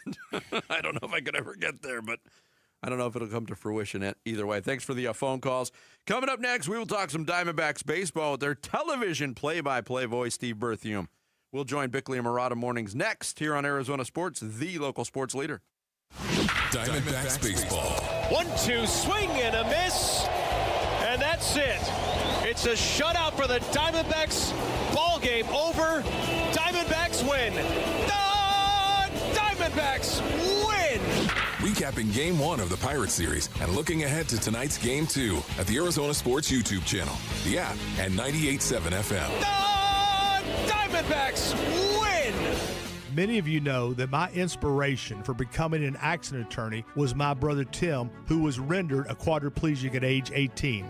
I didn't know what a personal injury lawyer was or what they did, but I soon did. Tim was treated terribly by the insurance company, and I became enraged. It was a constant delay and deny. I'm John Morgan of Morgan & Morgan. Tim later worked with me for 27 years. Last year, my hero died at age 65. You can see my eulogy for him by visiting mybrothertim.com. He was one hell of a man. Because of Tim, together we built the largest injury firm in the world, and our clients are treated the way I would want my family to be treated. At Morgan & Morgan, nobody is a nobody and everybody is a somebody. If you need our help, visit forthepeople.com on your phone or computer. See you soon, Tim. Morgan & Morgan, forthepeople.com. Injured? Dial #law or visit forthepeople.com for an office near you. Have you heard about Global Credit Union? Hey, everybody, it's Dave Burns. They're helping Arizonans keep more of their money. Last year, members saved over $194 million through better rates and lower fees. Perks include early payday, access to your paycheck up to 3 days early, and 24/7 U.S.-based support whenever you need it. Join at globalcu.org or visit one of their 9 Phoenix area branches. I'm a member, and you will feel the difference right away. Global Credit Union. Better rates, fewer fees, real savings. At Fisher Investments, we may seem like other money managers, but we're different. What makes you so different than the rest of us? We ensure clients receive unparalleled service at every step of the relationship. Tell me more. Our investment counselors focus on service over sales, prioritizing clients' needs. How do you make money? We don't sell any commission-based products. We have a simple management fee based on the value of our client's portfolio. So we do better when our clients do better.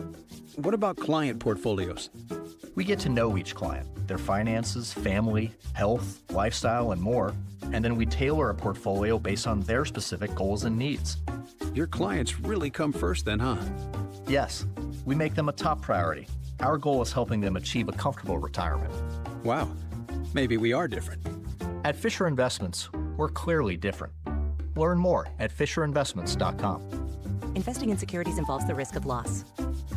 Hi, I'm Jacob, your friend and an actual jeweler at Chain Company. I'm proud to work for a family business that's been committed to the highest quality standards for nearly 100 years. Your dream engagement ring is designed for quality every step of the way. We set your diamond by hand, never with machines. Prong tips are beautiful and secure, and intricate details are thoughtfully crafted. At Shane Company, there's no shortcuts, just craftsmanship. Because a friend knows true love deserves the highest quality. Visit us in store or at shaneco.com. Shane Company, your friend and jeweler. Hey, it's Gambo, and I'm with Stuart Willis, the president of Asset Preservation, Wealth, and Tax. Stuart, there's all these different phases to save in your life, 20s, 30s, 40s, 50s, 60s. But when you get close to retirement age, isn't it wiser to start to make sure that your money, you're more conservative with your money instead of more aggressive? First of all, it all depends on your comfort level with risk. You don't want to mess up your retirement. You know, you see the finish line is close and you want to be done. Most people know this. People who want to be rich buy stocks. People who are already rich buy fixed income, which is why you've moved to a more conservative approach personally. Yes, because it's important for me to make sure I protect the money I've been able to save so far. That's why it's important to know exactly what your comfort level with risk is. So if you want a financial advisor that can work with you and help you with the risk management, call Stuart Willis at Asset Preservation, Wealth, and Tax at 602-877-PLAN for a free portfolio review. Investment advisory services offered through Foundations Investment Advisors, LLC, and SEC Registered Investment Advisor. I'm Sammy Savolka with what's trending now, presented by Parker & Sons Heating, Cooling, Plumbing, and Electrical. Eduardo Rodriguez was just what the doctor ordered last night for the Diamondbacks. 7 innings, 7 Ks, 2 hits, and 0 earned runs. And the offense backed him up, 9 runs on 9 hits. And the Snakes got back to 500 last night and will look for back-to-back wins tonight against the reigning NL Cy Young winner, Paul Skeens. First pitch will be at 6:40 right here on Arizona Sports 98.7 and the Arizona Sports app. The Thunder were too much for the Lakers last night despite Shea's 18 points. OKC got it done 108-90, and Detroit took Game 1 against Cleveland 111-102. Tonight, Game 2 between the Knicks and Sixers and T-Wolves and Spurs. And after signing Gardner Minshew and drafting Carson Beck, rumors about another quarterback coming to Arizona are out there. Find out who and what we think on ArizonaSports.com today.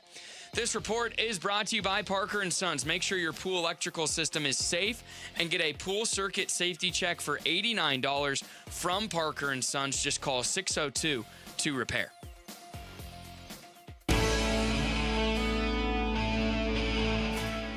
Hey, it's Gambo. What stood out in the Diamondbacks' first game of their homestand? We'll react and look ahead to their matchup against Paul Skeens tonight.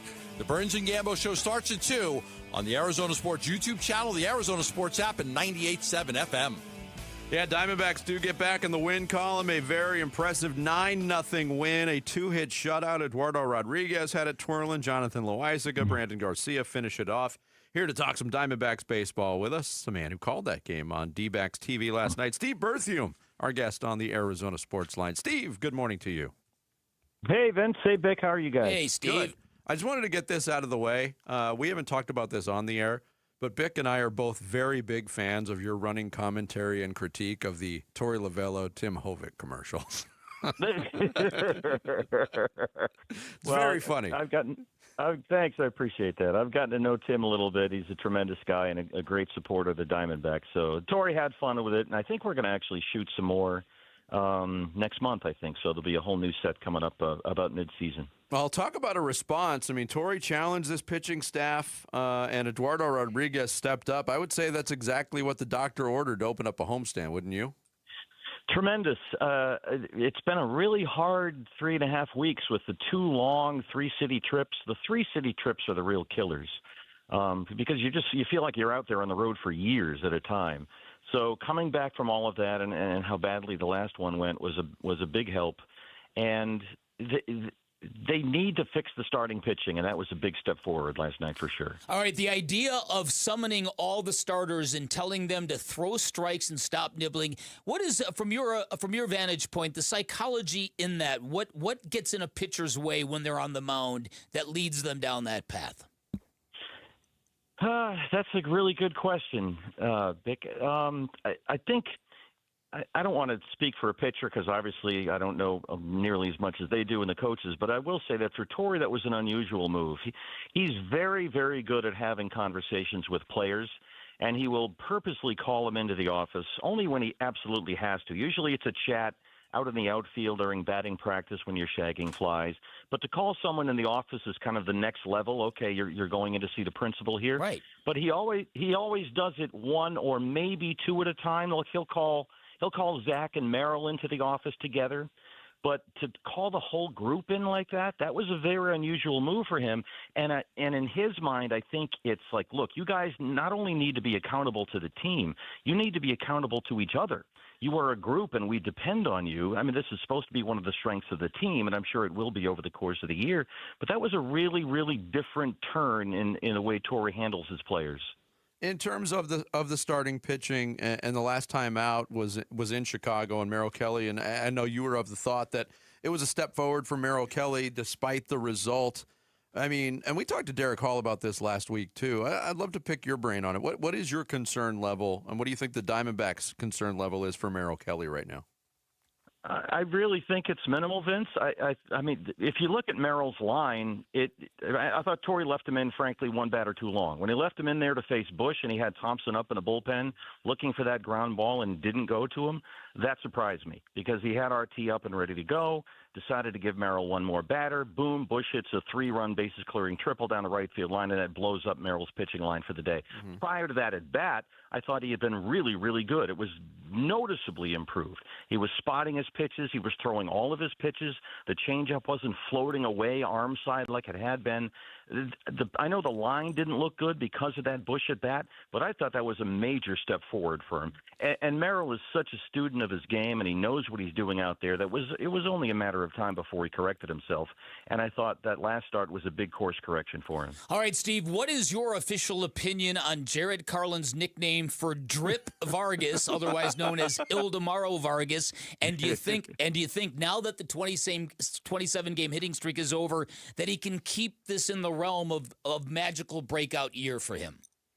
I think that's going to be tough, Bick, because there's always, it seems to be historically, a letdown when a streak ends.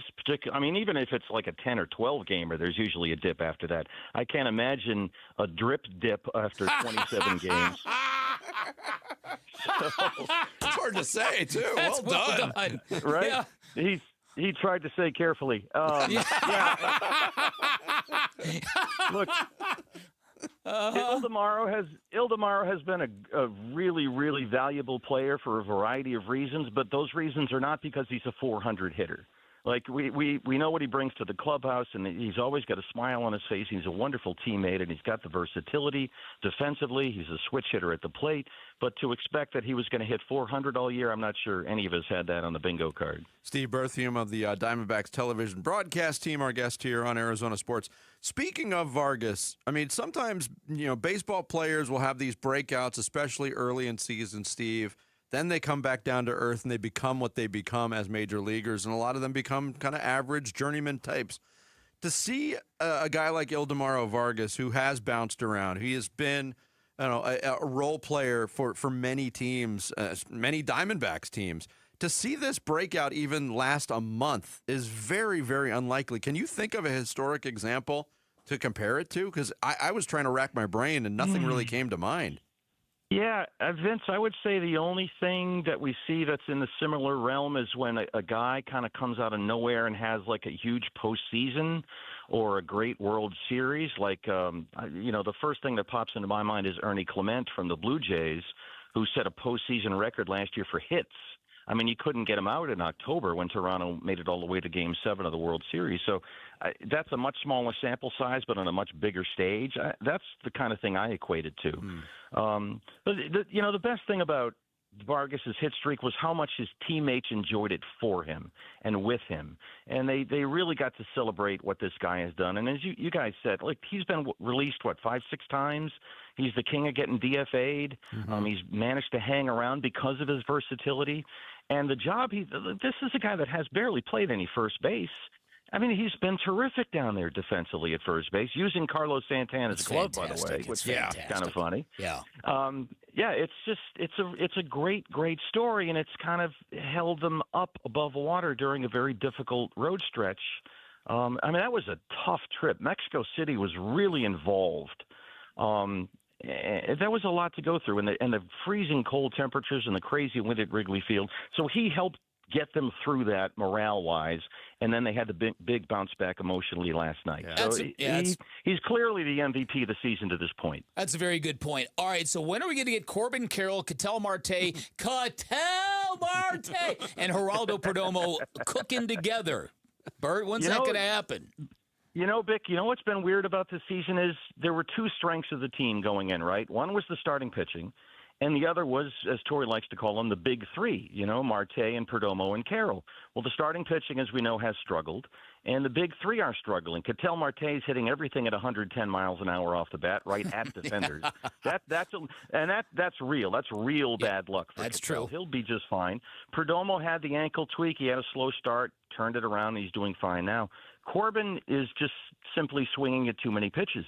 He's got to be more selective up there. So the starting pitching, which was supposed to be a strength, has not been. The big three, which was supposed to be a strength, has not been. What's been the strength of the team, something that nobody ever saw coming, has been the bullpen.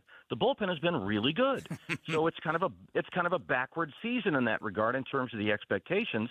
But there's no way that Corbin Carroll is going to hit 260 or whatever he's at right now for the rest of the year. Yeah. So as soon, and Torey talks about this all the time, as soon as Corbin gets a little more selective at the plate, starts taking some walks, then you'll start to see the doubles, the triples, and the home runs. Speaking of the bullpen, Steve, it took a month for us to see a pitch thrown by a left-handed reliever for the Diamondbacks, which was a little weird. But now that they have one, Brandon Garcia, I know it's only 2 outings, but it looks like he solved what was ailing him in spring training. And really in AAA, the walk numbers were pretty high, but he looks great. Dominant, just totally dominant. What he threw in Chicago in that cold weather Friday. 2 innings, 20 pitches, done and done. And then last night, couple of strikeouts in 1, 2, 3 ninths. He's added a cutter this year, and he's worked on that a lot over the winter and the spring. So he's got the cutter moving in one direction, the sinker moving in the other direction. And I think adjusting to that cutter and kind of finding it may have impacted his sinker a little bit. He simply just couldn't throw a strike during spring training, and they wanted him on the opening day roster. They just couldn't do it. He wasn't throwing any strikes. But now he's kind of settled in with that cut fastball. The sinker is 98. It's just sick. It's in the zone. This is a dominant guy that has real big potential for this bullpen. And there's more coming if you look at what Gilbert Diaz has done this month at Reno, putting up phenomenal numbers, just blowing guys away with heat. And Cade Stroud, who they got in the Blaze Alexander trade from Baltimore, is doing well. So the bullpen has been a strength, and it's going to get even better for sure. All right, so finally, you never asked my question. Do you like Drip as Ildemaro Vargas' nickname, Steve? You know, I'm like the least cool guy you're going to meet. I assume that Drip is a good thing, right? Yes. I am admittedly, Jarrett, not at all hip, and you guys know this. I'm Like listening Jarrett to 80s is? music and I'm watching Cheers reruns on TV, so I am not cool. You don't have to be hip to like Drip. There it is. That's my new Thank you, motto. Bert. There I'm you putting go. that on a T-shirt this afternoon. That was two wonderful evasive not answers. I got to give it up to you, man. In other words, Jared, he hates it. Shut up, Jared. I honestly don't know. My wife she's in the WNBA in college basketball. She throws all these terms at me, and I'm like, "Are you speaking English? What does this mean? Is this a good thing or is it a bad thing? Does drip mean is he leaking somewhere? Does he need a towel? What's happening? Depends on how the stat line's going, I guess. It's a very, very versatile nickname. Like if you take your car into the shop and the guy goes, "You got a drip." I'm like, "Oh, how much is this going to cost?" Right, what's this going to set me back? Yeah, so I'm based on the way you're using it, I'm assuming it's a good thing. Yeah. Thanks, Steve. That was the plan. Boys. See you, bud. Yeah, Steve Berthiaume, thanks so much for coming on. We appreciate it. Play-by-play voice of the Arizona Diamondbacks joining us on the Arizona Sports Line. Coming up next, is tonight a must-win for the tallest man alive? That and more NBA playoff talk next. Bickley and Murata mornings here on Arizona Sports, the local sports leader. Here are the top 3 headlines on ArizonaSports.com. I'm Tyler Drake. Eduardo Rodriguez ends the Diamondbacks' quality starts drought in a blowout win against the Pirates. Ildemaro Vargas says winning Player of the Month was special after how far he's come. And an Aaron Rodgers pairing with the Cardinals would be a step backward. Those are your top 3 headlines on ArizonaSports.com. Hey, everybody. Dan Bickley here for Waltz TV and Appliance. And another thing and another reason to avoid the big box stores. If you go into a big box store looking for electronics, you call over a worker, you ask for some advice, you ask for some insight. You're probably talking to somebody who was stocking cereal a few minutes ago. You go to Waltz because they are the specialists. This is all they do. They don't just sell televisions. They build home theaters, full surround sound, screens calibrated perfectly for the dimensions of your room, smart controls so you can switch from a sporting event to your music with one button. If you've ever dreamed about having the ultimate sports cave, Waltz makes that happen. They'll deliver it, mount it, calibrate it, program your remote, set up your streaming apps, walk you through everything before they leave, same-day delivery if you need it. That is the difference. And at Waltz, they've got great selection, all the major name brands you're looking for, an incredibly knowledgeable staff. They'll match any price you bring them. And like I said, same-day delivery, 7 days a week. Their service and their expertise is unparalleled. At Waltz, you're paying the same price and getting 10 times the service. Remember, while you're at Waltz, make sure to drop my name. You're going to get 10% off installation or a 3-year warranty for free. That is your call. You can find Waltz off the I-10 in Warner, right behind the IKEA. You can always shop online at waltz.com. Shop local, shop Waltz. Get in the zone, AutoZone. Welcome to Markdowns for Miles at AutoZone. Thanks. Is oil marked down? Save up to $15 when you buy 5 quarts and a filter. And fuel treatment? 2 for $9 on Lucas. Brake pads? Marked down to free. Free? Get free Duralast brake pads when you buy 2 Duralast rotors. That's several markdowns. For many more miles. Get in the zone, AutoZone. Restrictions apply. Join us at Camping World's Red, White, and New Trade event, our biggest trade event of the year, May 14th through the 17th. Trade in your RV and get the highest value guaranteed. Then upgrade for less with new RVs starting as low as $94 a month. Plus, take 25% off select maintenance services. Save up to 40% on camp-ready must-haves. And enter to win a new RV. Don't miss the Red, White, and New Trade event at your local Camping World, May 14th through the 17th. We'll see you there.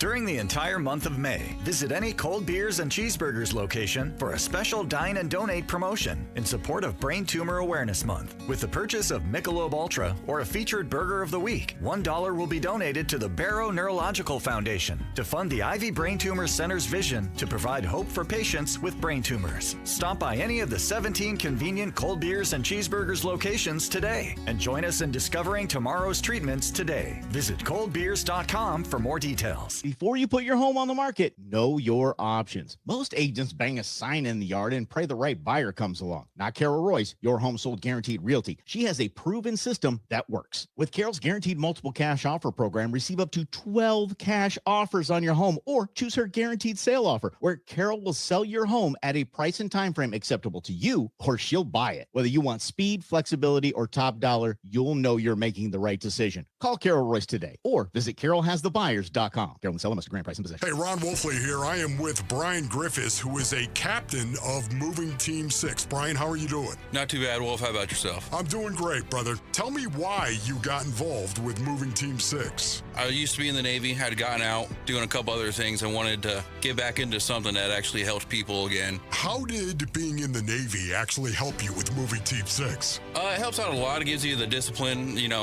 big things, showing up on time, work ethic. Show up, you get the job done, get it done the right way the first time. Makes everything much smoother and easier. How much did it matter to you that Moving Team 6, they proudly support and hire veterans? Oh, it mattered a lot. That's one of the reasons why I started working here. So, Brian, if there's another veteran that is listening right now, what would you tell them about Moving Team 6? First of all, it's a great place to work. Similar kind of brotherhood you had while you were in with the guys and the other veterans that we have here. Thank you, Brian. Go to movingteam6.com. Where your move is our mission.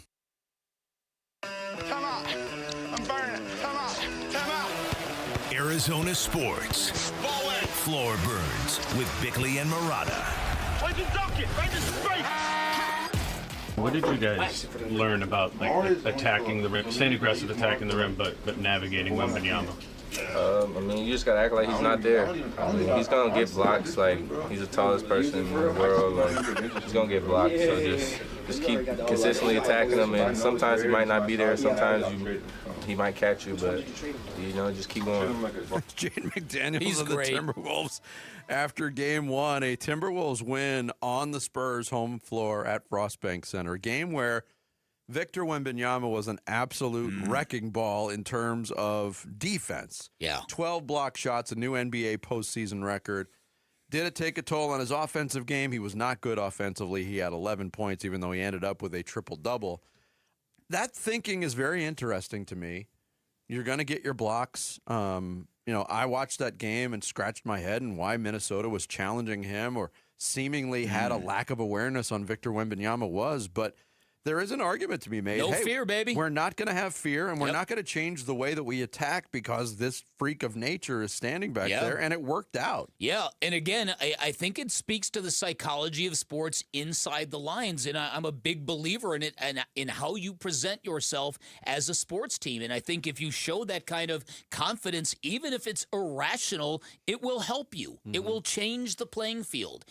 It's why I feel that way about running backs who run out of bounds in football, who don't show courage like James Conner does. You show fear, it gets thrown into the equation in professional sports, and not to your advantage.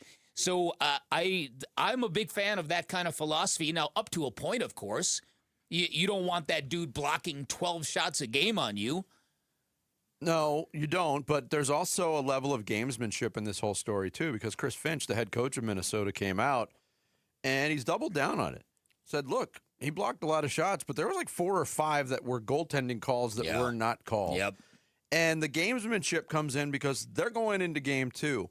And if Minnesota is able to win tonight, they have a stranglehold on this series against an inexperienced playoff team, and I'm wondering what effects that will have. Because if you hold it up to another example of something that we just went through over the weekend, Boston gets eliminated in Game 7. Jaylen Brown on 2 different occasions goes, not only on the podium, but then opens up a Twitch stream and is complaining about the flopping and calling out Joel Embiid. And while there's truth in it, he's getting raked over the coals for not being more vocal about it during the series.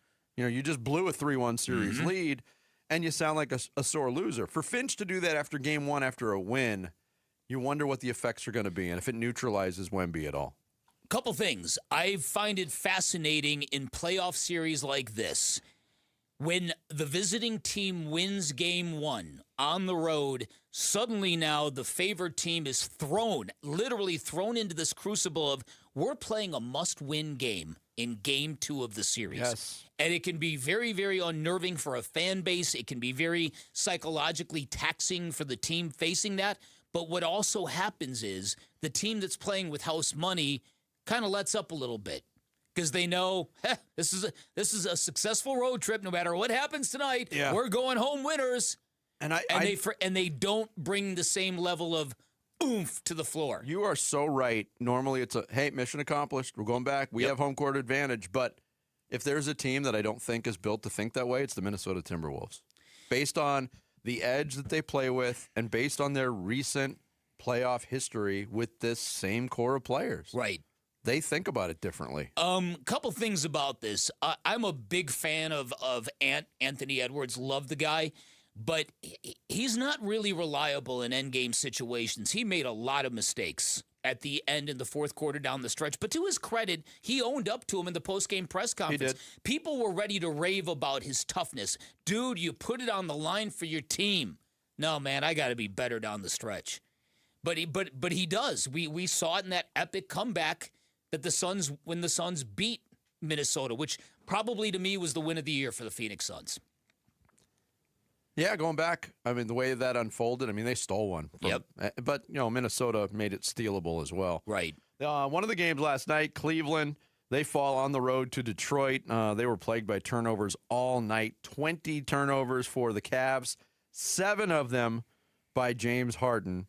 And that leads to a lot of extreme takes, including this one from Courtney Cronin of ESPN Radio. Should James Harden be benched? I feel like that's a conversation that needs to be had right now in Cleveland because he's becoming a liability, especially late in games. I mean, there's a moment that he couldn't shake Duncan Robinson and commits a turnover because he falls forward and bounces off of his opponent's foot. This is who he is. We keep trying to square peg, round hole James Harden in the postseason when he's never once proven that he can be reliable at this stage, and especially later on. This is a problem, but I think that Cleveland had to knowingly accept that when they brought him in at the trade deadline, that you've got to find the answer to his issues somewhere else. Okay. Bench the guy who had 7 turnovers, so you can play a guy in Dennis Schroeder who had 4 turnovers in 16 minutes. I think it was more of a point that he was getting predated on defensively.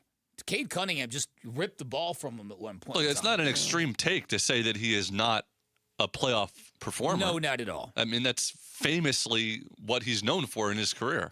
Right, but do you go inquire and completely change the makeup of your team, knowing all of this, by the way, and then when you're in the situation, you're going to the bench, James.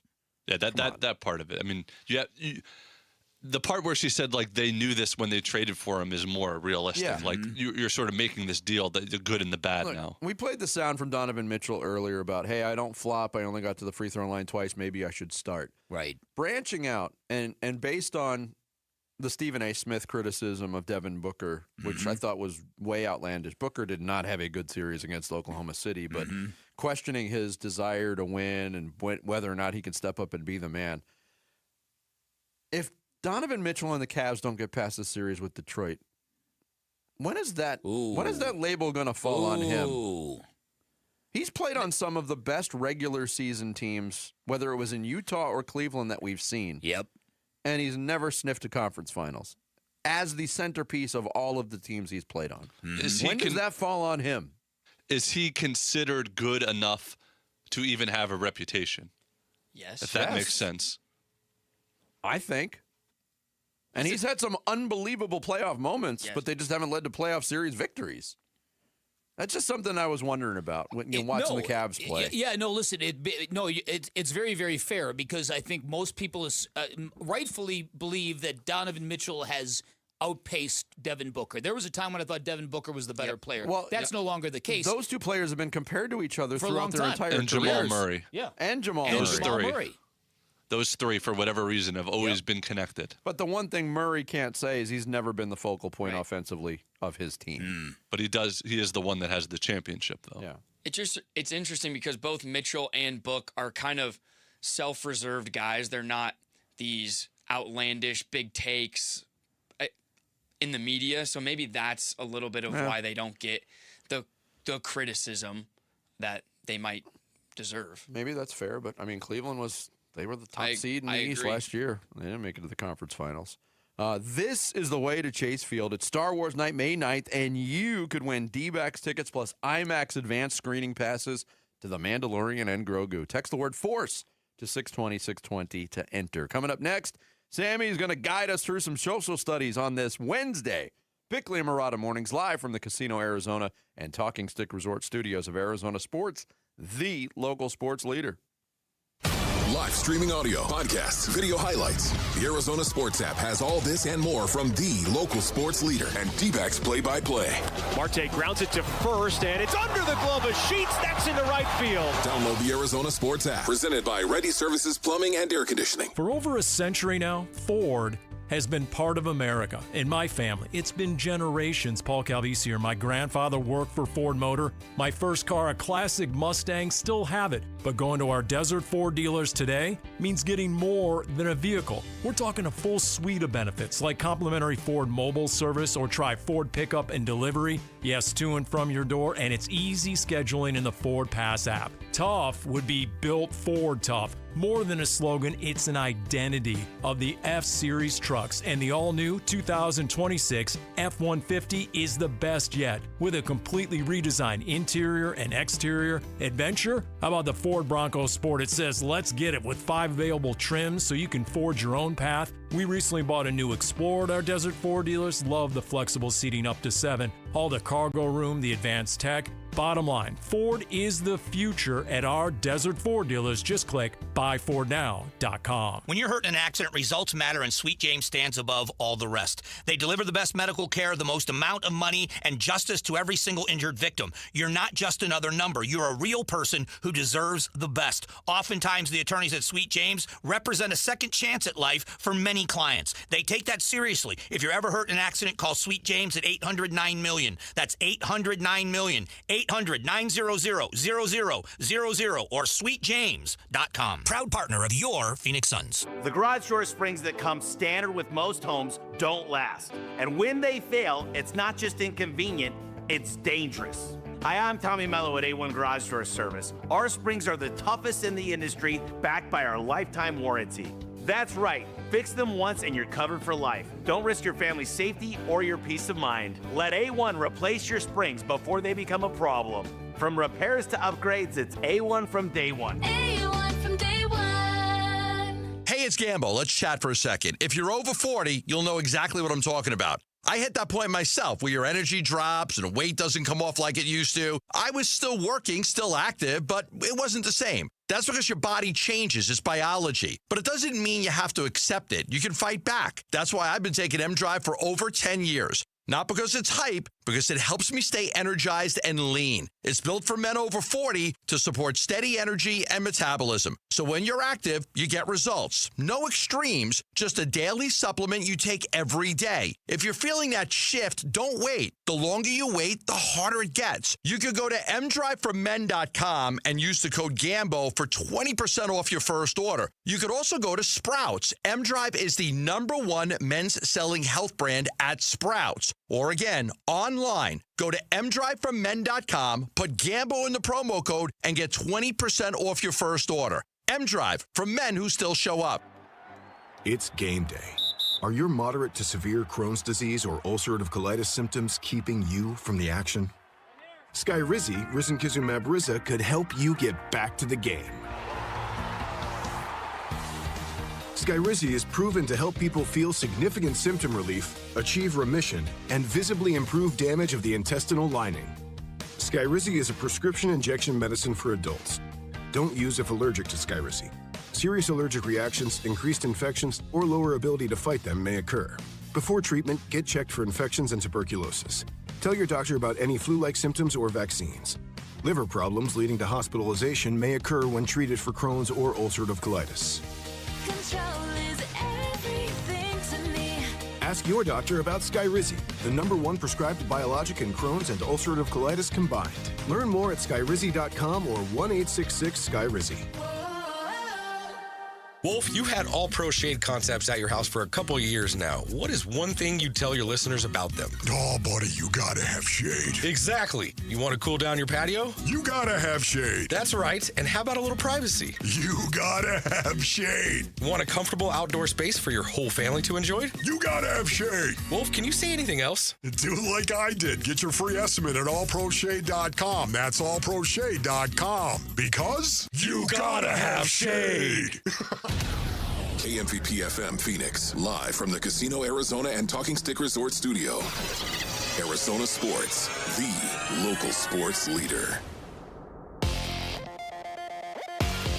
I'm Sammy Cebulka with what's trending now, presented by Parker & Sons Heating, Cooling, Plumbing, and Electrical. The Diamondbacks got back on track in a big way last night with a 9-0 win, led by a phenomenal start from Eduardo Rodriguez. 7 innings, just 2 hits, no earned runs, and 7 punch-outs. The Diamondbacks got 5 runs in the 6th to really open it up. Geraldo Perdomo, Ketel Marte, and Adrian Del Castillo all had 2 RBIs in the win. Game 2 is tonight. Mike Soroka will get the ball for the Snakes, and Paul Skeens will go for the Pirates. First pitch will be at 6:40 here on Arizona Sports 98.7 and the Arizona Sports app. Even after the Cardinals drafted Carson Beck, rumors about Aaron Rodgers coming to Arizona are out there. Does it even make sense? We've got you covered over on ArizonaSports.com. And the 1 seeds took care of business last night. OKC 108-90 over the Lakers, and the Pistons 111-102 over the Cavs. This report is brought to you by Asset Preservation Wealth and Tax. Retirement comes with stealth taxes, Medicare surcharges, Social Security taxation, and forced distributions. Schedule your retirement tax and income stress test at AssetPreservationWealth.com. Arizona Sports, the local sports leader. Bickley and Marotta Mornings. Social Studies. Brought to you by Carol Royce, your home sold guaranteed realty. It is the start of the 9 o'clock hour. That means it is time for some social studies here on Bickley and Marotta. And you can find us on social media. We are at Bickley_Marotta on X, at Bickley and Marotta on Instagram and Facebook. And if you want to watch us or watch any of the shows all day long, we are on YouTube at Arizona Sports. So let's jump right into it, with one of the most responded questions I think we've gotten in quite some time. Really? Yes. Cardinal fans, fill in the blank. The Cardinals signing Aaron Rodgers would be blank. Insufferable. Counterproductive. I think both words very, very good. A lot of really good responses, so I'm just going to jump to some. Yeah. NEV says, stupid, but give Aaron some time. We all know he doesn't like to be rushed. And then Trent says it'd be the best decision for the franchise. Ref Robbie said it'd give shades of Emmitt Smith. Lauren said... Did Trent offer anything else besides it would be the best? Just the best decision for the franchise. Okay. Period. Lauren said the most Cardinals thing to do. SWG said, to quote Key and Peele, would be insubordinate and childish. Brian Barger said, absolutely amazing for no other reason than to hear Jarrett cry about it for a full NFL season.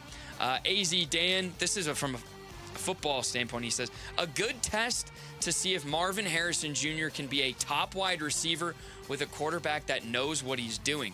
Interesting. Okay. Bill Hill, simply the last straw. And Sun Devil Doug said, I'll take incompetent for 400, Ken. And I asked on Instagram and Facebook as well. You could follow us, Bickley and Marotta there. I asked, should the Cardinals sign Aaron Rodgers? And I'll just read one from Facebook by Guy. Said, well, should the Cardinals have signed Emmitt Smith? Should the Suns have broke up the 7 seconds or less team for Shaq? Should the Suns have given away a decade of draft picks for KD? Should the D-backs have acquired Greinke and that guy who liked to ride bulls and crash motorcycles? All really, really good points there. So, again, we'll see. We've touched on it a lot today, and I'm sure we'll touch on it again tomorrow. All right, this next question, poll question for Diamondback fans. What player has been the most pleasant surprise this season, and why? Is it Erod, Jose Fernandez, Paul Sewald, or Drip Vargas?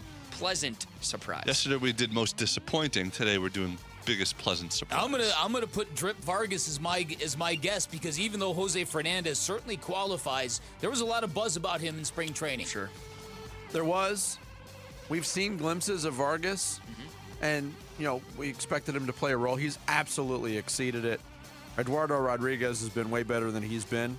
My vote would go to Paul Sewald as the most pleasant surprise. I had no expectations for Paul Sewald, but he's been really good so far. Let's just hope there's not a careful drip dip. Drip dip. Very well done. Or let's just hope there's no long ball Pauls in the future as well. Yes. Paul Sewald, only 9% of the vote. Jose Fernandez, People only hold grudges in this town. Jose Fernandez, 12%, E-Rod, 32%, and Drip Vargas, 46%. But John agrees with Vinny. Said, doesn't this have to be Paul Sewald? Eduardo Rodriguez is finally fulfilling his potential. Fernandez is a rookie with great upside. And the D-backs kept bringing back Vargas for a reason. But Sewald, we all thought the Diamondbacks were crazy for that signing. Steven Ruiz said, I don't see how the drip isn't the unanimous answer here. He's been fair to middling for 10 years and now suddenly a player of the month. Tom Foss agrees. Vargas has been amazing. Great defense. NL player of the month. Batting .380, leads the league in several offensive categories. It's Drip Vargas. Yeah, but that batting average has fallen off 24 points in the last few. Come on, Drip. What are we doing here?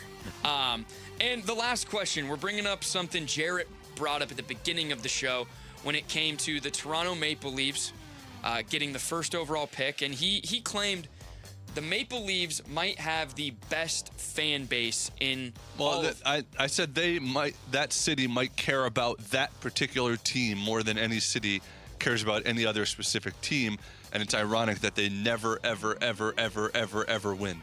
So it brought up what North. Ironic maybe is not the right word, but it's, you know what I mean.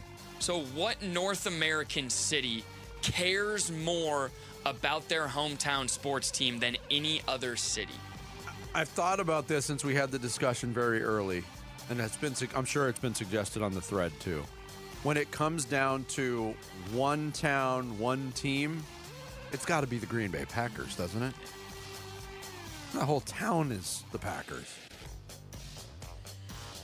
I mean, that's the only but it's professional. Such a small place. Yeah, but that's the only professional sports market on this continent that has that feel of. No, I know. The game's on, the whole town shuts down. They hang signs on businesses. Gone to the Packers game. Are they as crazy passionate when they don't do well though? Like do they go as crazy? You know what I'm talking about? Look, I think there's always a drop off there. No, Vinny's right. It is really literally their only identity. It's a fact. But I do think the size of the market comes into place, because you could make an argument about Tuscaloosa and how they love the Crimson Tide. Yep. The city of New Orleans loves the Saints. Yes. But when you factor in if you say among metropolises, big places, then it kind of narrows the lens a little bit. I think it's easier to identify the one sport one. I mean, like right now, the love affair with OKC and the Thunder. Yes, the one sport. Pretty passionate. Yeah. Dave Leonard's answer was so good. Was great. He said, "I have to agree with Jarrett on the Maple Leafs / Toronto. We used to have a guy at the golf course that would always request the day off or get his shift covered anytime the Maple Leafs were in the playoffs, no matter what." And the Leafs lost every single time. Again, John and a couple others said the Chicago Cubs. Skyler said toss-up between Buffalo, which I think when Buffalo has it rolling, like the Bills, the Sabres, those fans they're insane. They are insane. As passionate as they get. A couple of Philadelphia answers the city's economic productivity. I don't know what was that an impression of something? No, the response said Philadelphia. Oh, yeah, the negative nickname for Philly for people who don't like that I city. thought I was doing a pretty good Philly accent there, Jerry. Fine, step on it. Hold your wooder. Yeah, and again, Philadelphia. A couple, Steven Ruiz and a couple others, probably Green Bay, because what else do they have going on in that city? Which There was think a is fair. wide Cleveland range. and the Browns, man. Cleveland and the Browns. They've been so Unrequited love. Oh, how about St. Louis and the Cardinals used to be a classic answer, but that fan base hasn't been very good lately. Well, neither has that team. Right. Yep, there you go. There we go. We got one for Durham, North Carolina. Ooh, with the Durham Bulls. Oh, wow. That's from Las Vegas. I think too. You mentioned a college like the. I hate to say it because I hate this team. Like the Duke Blue Devils and their basketball, like it's all they Overrated. have. Oh, there you go, Jared. You said it. All right, there you guys go. We're at Bickley. Vegas Heavy. _ Murata on X. Bickley and Murata elsewhere. And you can watch us on Arizona Sports on YouTube. Look, I'm going to say it. I would throw Tucson on that list with Arizona basketball. That's a good answer. I absolutely would. Yeah. Talk about a whole town that they love them. supports- Generally speaking, they don't know what the hell they're talking about, but they love them. They do. Isn't that cute? Isn't that cute? Oh, that's adorable. Thank you, Sammy. That's social studies for this Wednesday. Want to remind you that Four Peaks wants to send you and 3 friends to Chase Field. The next drawing is for a D-backs versus Twins, June 19th. So they're going to take on a team of just siblings? That's weird. It's 9-on-2. That's not fair. Oh, never mind. Just Danny DeVito and Arnold Schwarzenegger. My name is Julius. Text seeds to 620 for your chance to win 4 tickets and $200 in food vouchers. Jared's getting hungry just thinking about $200 in food at Chase Field. Coming up next, more talk on the Arizona Cardinals that doesn't have to do with a certain QB. Bickley and Murata Mornings, Arizona Sports, the local sports leader. Arizona Sports is giving away one of the largest prize packages we've ever put together, valued at almost $30,000. Details soon. For now, here's a hint. Touchdown, Sun Devils! Keep watching and listening for Arizona Sports to reveal more. And make sure your passport is up to date. Ladies and gentlemen, this is the captain speaking. September in London, weather is perfect, and we'll be landing shortly.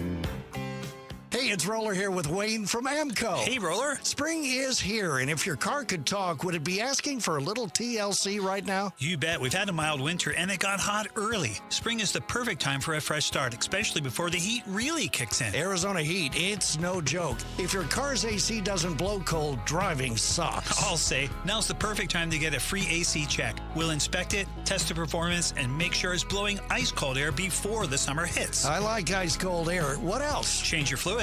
Engine oil, coolant, and transmission fluid. Keep everything running smoothly and prevent expensive repairs down the road. And filters. I always forget about those. Engine air filters and cabin air filters. They make better performance, fuel economy, and cleaner, stronger blowing air inside your car. So basically, AC service, fluids, and filters are a fresh start for summer. That's it. Stop by your local AMCO and we'll get your car ready for summer. Google AMCO for your nearest location. That's AMCO, AA, MCO, transmissions, and a whole lot more. Hey everybody, Dan Bickley here with more big news from my friends at Chapman BMW, where not only do you get the hookup on new and pre-owned BMWs, you now get the hookup on service and parts no matter where you purchased your vehicle. It's the BMW Value Service Program, where Chapman BMW is unveiling huge price reductions on 12 essential maintenance services, from oil changes to brake pads, from spark plugs to filter replacements. You don't have to take my word for it. All you have to do is check online, go to ChapmanBMW.com, schedule an appointment online, and if you put in your VIN number, you will see exactly how much money you will be saving, and the savings are significant. Chapman BMW also makes it simple to take advantage of these huge discounts. They'll come to you, pick up your car, drop off a loaner, then they'll fix your car, wash your car, and bring it right back to you when it's finished. That's the kind of service you get from Chapman BMW, an award-winning family-owned business for nearly 6 decades. That's Chapman BMW, 2 great locations, 1 great experience. Why isn't everyone doing this? That's the number one question we get at Life Changer Loan. You see, if you have great credit and are good with your money, there is zero reason to be in a traditional mortgage. I don't care what the rate is. Our clients pay off in just a few short years because they do their banking inside their mortgage. Skeptics welcome, because it's not magic. It's just math. So check us out at lifechangerloan.com. That's lifechangerloan.com. Arizona Mortgage Broker number MB1002031 NMLS number 1863775. Life Changer Loan Corp is an equal housing lender. Hey, it's May. Temps are climbing. Time to turn screen time into swim time. That's exactly what we did at Casa Galvisi with Arizona's most awarded pool builder, California Pools and Landscape. You talk about a before and after. When we have friends over, that's all they talk about. A total transformation. New decking, shade structure, landscaping, turf, of course the pool. One designer, one contract, one builder, and our #1 summer escape is now our backyard. See it for yourself and get a free estimate at calpool.com/Paul. Scorpions don't hate you. Ain't got the brains for hate. What they got is a tail full of bad intentions. Been living in this desert since the dirt was new. Think they got squatters' rights to your laundry basket. Nate here, owner of Blue Sky Pest Control. Scorpions may have squatters' rights to the desert, but not to your property. Call 602 Blue Sky today. Real pest science, real protection. Hello, Blue Sky. Goodbye, Scorpions. Hey, it's Wolf. Who should start at quarterback for the Arizona Cardinals in 2026? Jacoby Brissett, Carson Beck, Gardner Minshew, Aaron Rodgers? We'll discuss at 10 a.m. It's Wolf and Luke on Arizona Sports 98.7, the Arizona Sports YouTube channel, and the Arizona Sports app. Aaron Rodgers still has not committed to the Steelers, which begs the question, is he not sure whether or not he wants to return and play, or is he considering other teams? Do you have an interest in Aaron becoming an Arizona Cardinal? You know, honestly, Jim, right now we're focused on the guys that we got coming in. You know, you got the unit that we have with Gardner and Jacoby and Slovis, and then we draft Carson Beck in the third round. He'll be here Thursday. Finally, we're trying to do some Zoom stuff, so we got a room that we're excited to work with, and that's solely where my focus is. Okay, I teased this conversation by saying that we're not going to talk about that certain quarterback, but it's impossible not to. The point we want to get to was in that soundbite, but it didn't have to do with Aaron Rodgers. And that was Mike LaFleur on the Jim Rome Show, talking about third-round pick Carson Beck and using, he'll finally be here Thursday, trying to do some Zoom stuff.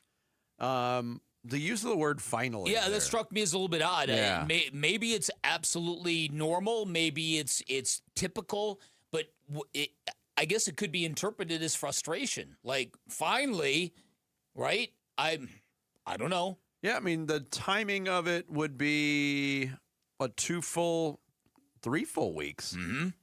No, 2 full weeks. I'm sorry. Because rookie minicamp starts on Friday. Yeah. So the report Thursday, press conference Thursday, Carson Beck will be introduced at the Tempe facility. Maybe it's just that. Maybe that it's such a long layoff between draft and rookie minicamp. Some teams get right at it. Mm-hmm. I don't know, but... Well, it says here, NFL rookies can report to team facilities before the official rookie minicamp.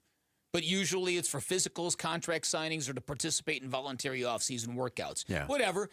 Either way, so Carson Beck will be in the Valley tomorrow. Mm-hmm. And so will Jeremiah Love, and off we go. I guess on a weird way, this is the beginning of football season because now you've got your team with all your draft picks.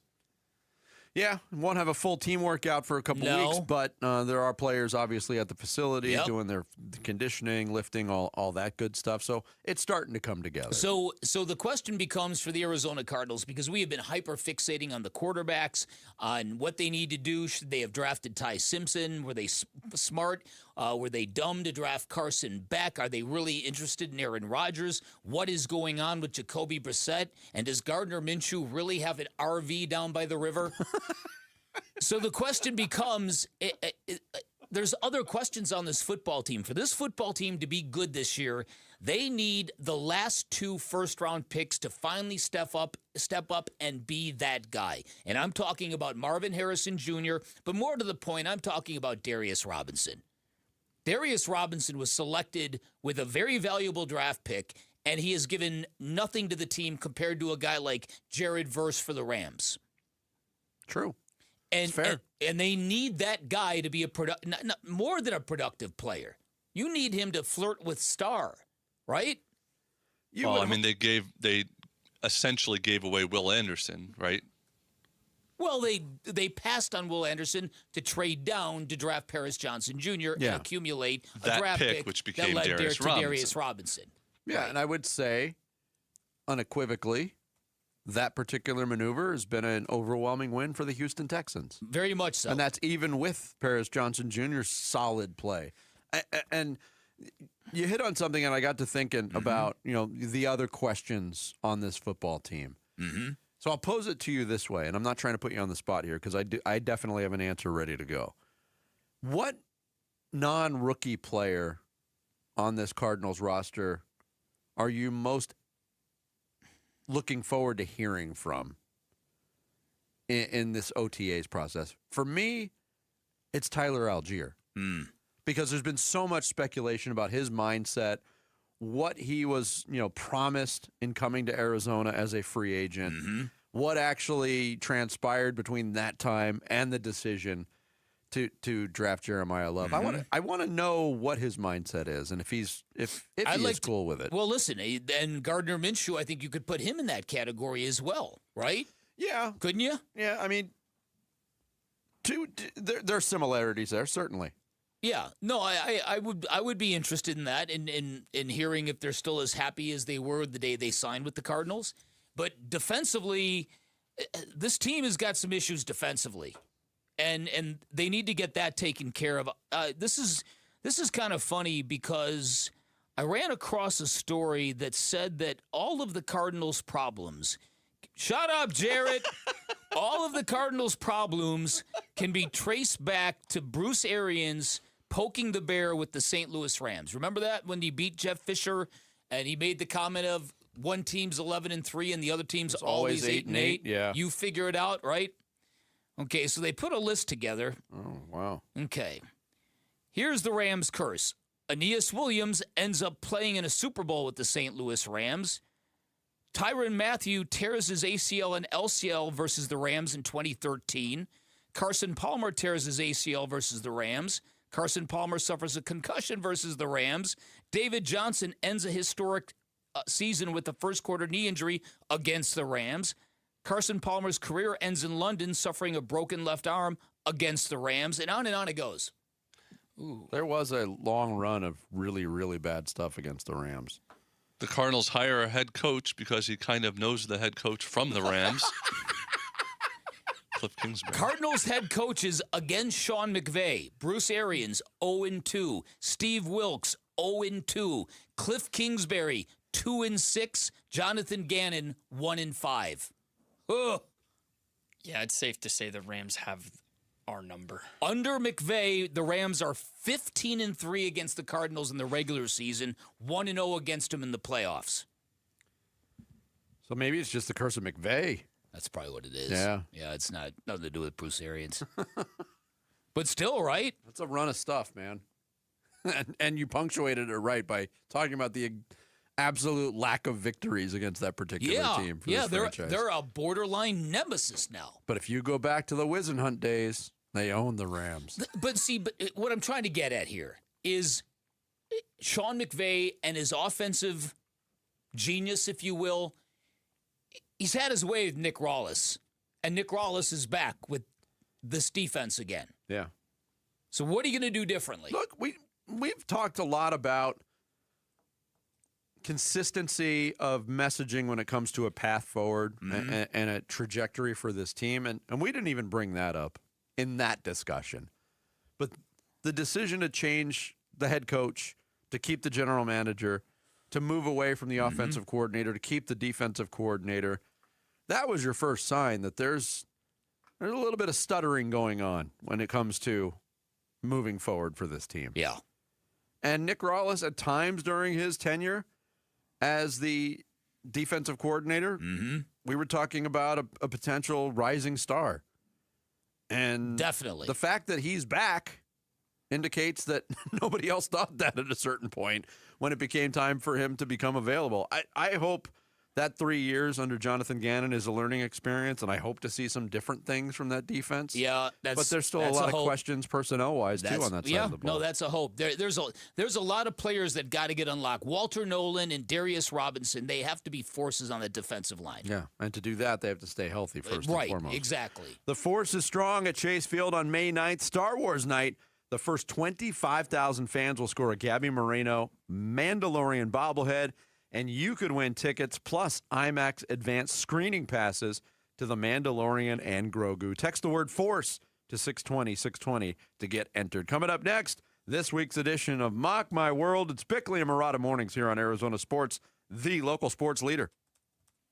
Wolf and Luke, middays 10 to 2. What's the conversation? You're not getting SGA. You're not getting Ant. You're not getting Giannis. You're not getting these guys. So you're going to get the 7th pick in the draft and the 17th pick in the draft. That's not going to make you better. If you're getting something that's actually going to make you better, I don't think he should be untouchable, because I do think the Suns are kind of stuck, but I don't think moving Devin Booker makes you better at all. No, I don't think so. We don't need him to be the best facilitator in the league. We don't need a name. That's the last thing I want to say. We need a dog with a great handle that can facilitate and is willing to play defense. Find that guy. Wolf and Luke, middays 10 to 2 on Arizona Sports, the local sports leader.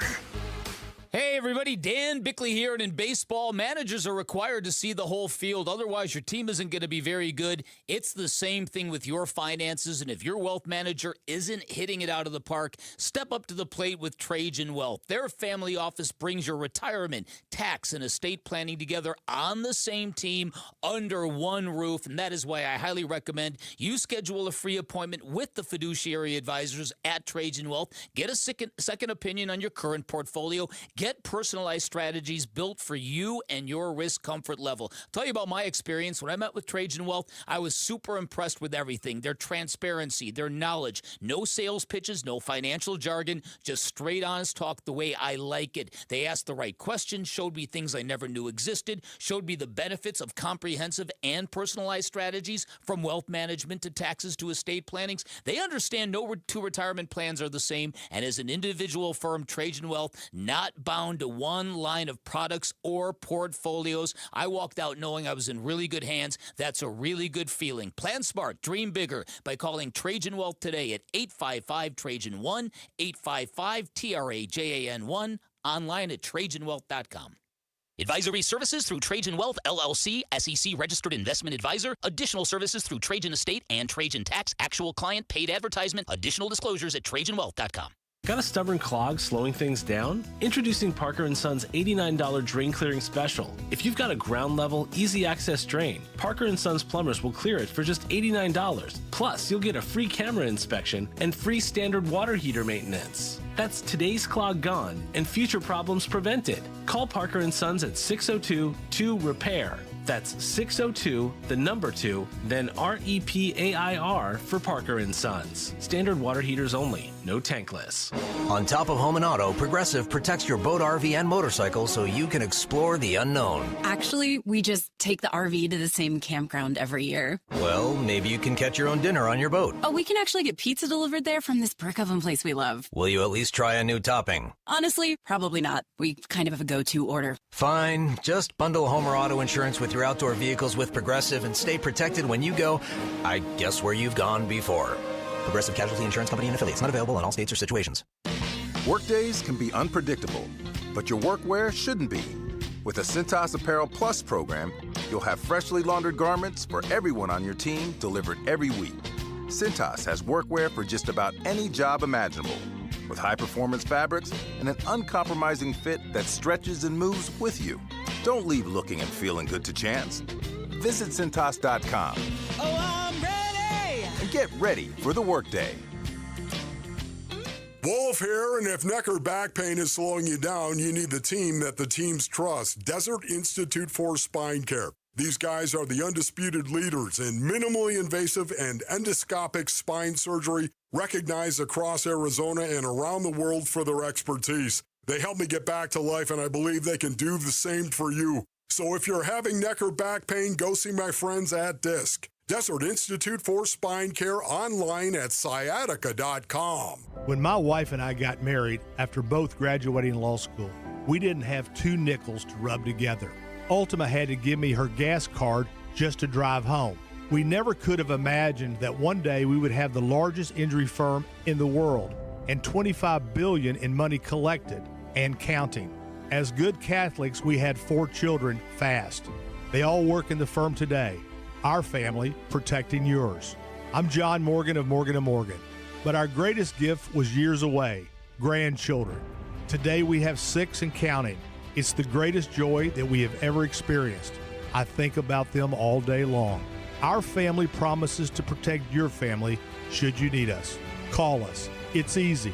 Visit forthepeople.com and make sure you hug your grandchildren. God's final gift to us. Morgan & Morgan, for the people. Injured? Dial Pound Law or visit forthepeople.com for an office near you. I'm Sammy Cebulka with What's Trending Now, presented by Parker & Sons Heating, Cooling, Plumbing, and Electrical. Eduardo Rodriguez was just what the doctor ordered for the Diamondbacks last night. 7 innings, 7 Ks, 2 hits, and 0 earned runs, and the offense backed him up 9 runs on 9 hits, and the Snakes got back to 500 last night, and they'll look for back-to-back wins tonight against reigning NL Cy Young winner Paul Skeens. First pitch from downtown Phoenix will be at 6:40 right here on Arizona Sports 98.7 and the Arizona Sports app. The Thunder were too much for the Lakers last night.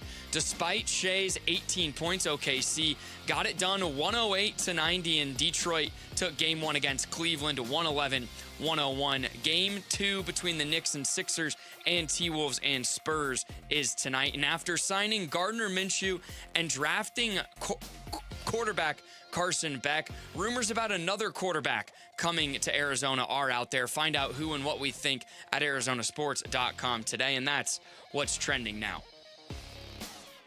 Time to take a look at the Arizona Sports Poll Question. Brought to you by Sanderson Ford. The best play is at Sanderson Ford. Today's Arizona Sports Poll Question brought to you by Sanderson Ford. A simple yes or no. Should the Cardinals pursue Aaron Rodgers? Nope. I'm good. Okay.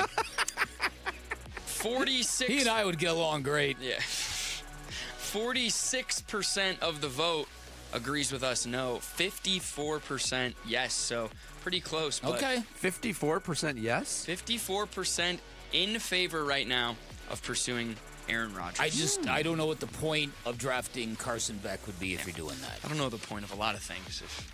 Right.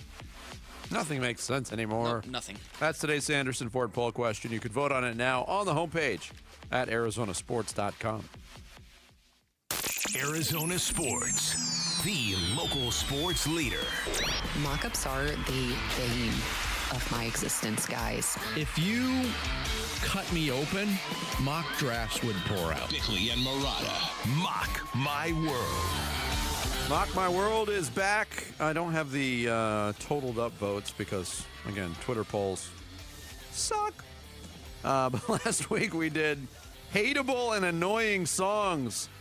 And Sammy Cebulka's team of Friday from Rebecca Black. What does the fox say? Baby Shark, and I'm going to be 500 miles by the Proclaimers. Claiming victory, at least on the Twitter portion of it. Is that what the Instagram vote total said? I didn't. This particular week, I didn't put it on Instagram because the graphic didn't fit. I had to make it wider because of the names. Yeah, the names. I'll see if you could. Yeah. Sorry, boss. I'll get on that. And Thank you. I appreciate I'll make it more presentable. The image. You're the image guy. For all the imaging guy. behind the scenes work that the host should appreciate do. that. You finished second, Bick, 29.7% of the vote. Jarrett third, 28.1%. I had a whopping 7.8%. I am in a slump of a year. Do you have the overall totals? I do. So I don't care to hear mine. I lead the way, 5 wins. Dan Bickley on the heels with 4. Jarrett Carlin 3. Vinny 2, and Luke Lipinski 1 win on the year. All right. Man, at least I'm beating Luke. You ever heard that hump before? Yeah. Thank God he's not on this week. This week, we are going down the road of athletes with careers cut short for whatever reason. Injuries, legal problems, that pesky death. Yeah. What ifs? People we wish could have had full careers that we wanted to see. What if athletes, in reverse order of last week's total? I will get the first vote, first pick. Jarrett will go second, Vic third, Sammy fourth, 4-round snake-style draft. With my first pick, I'm going to one, maybe the most tantalizing athlete we've ever seen. Had that bad hip. Vincent Bo Jackson is my pick. Yeah, I got to cover him for a year, and man, let me tell you, that was one intimidating, massive dude. Such a good first pick. It's an obvious first pick. Yeah, it's an obvious first pick, and I have the second pick, and I'm not sure where to go for You don't have the second pick, do you? I thought I was. Yeah. Jared has the second pick. Oh, okay. I have the second pick, yeah. Because you finished in second. Oh, last I didn't. week. Okay, Yeah, my bad. I am going to go with Bill Walton. Oh, no. Dang it. I guess he was on your list, too. Bill Walton, his professional career, one of the greatest college basketball players of all time. Professional career was very short as an uninterrupted, healthy player. Yep. So who knows where he would have gone down in the annals.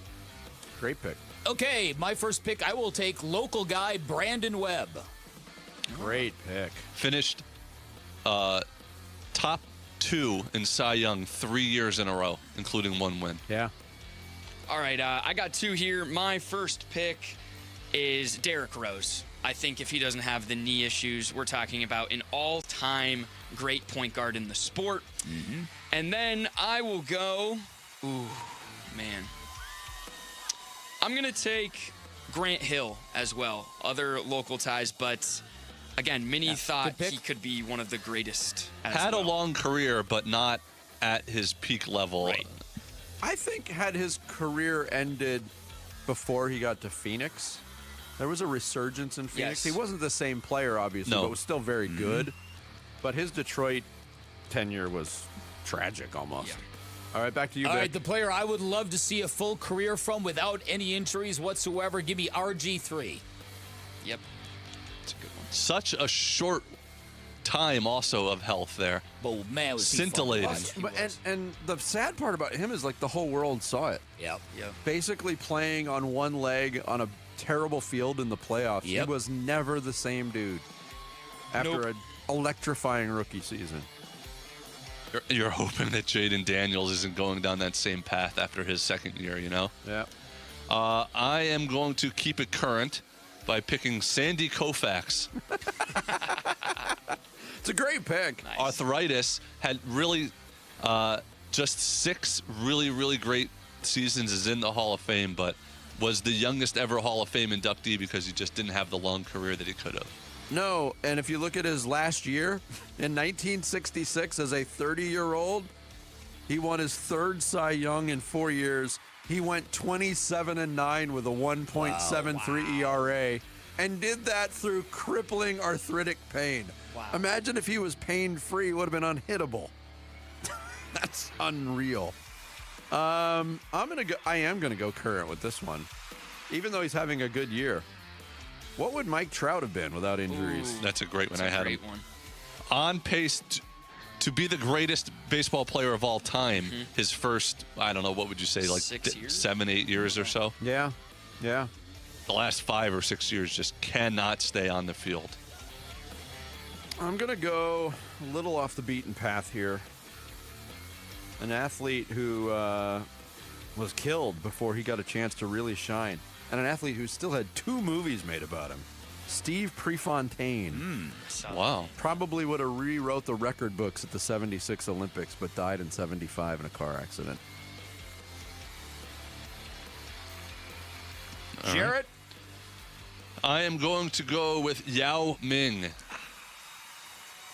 Yao Ming. Yo. Karate check.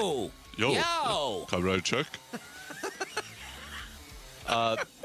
Didn't have the longest NBA career, had foot problems as many big, giant guys do. Yes. But I think never reached his potential for in the NBA. All right, Vic, to you.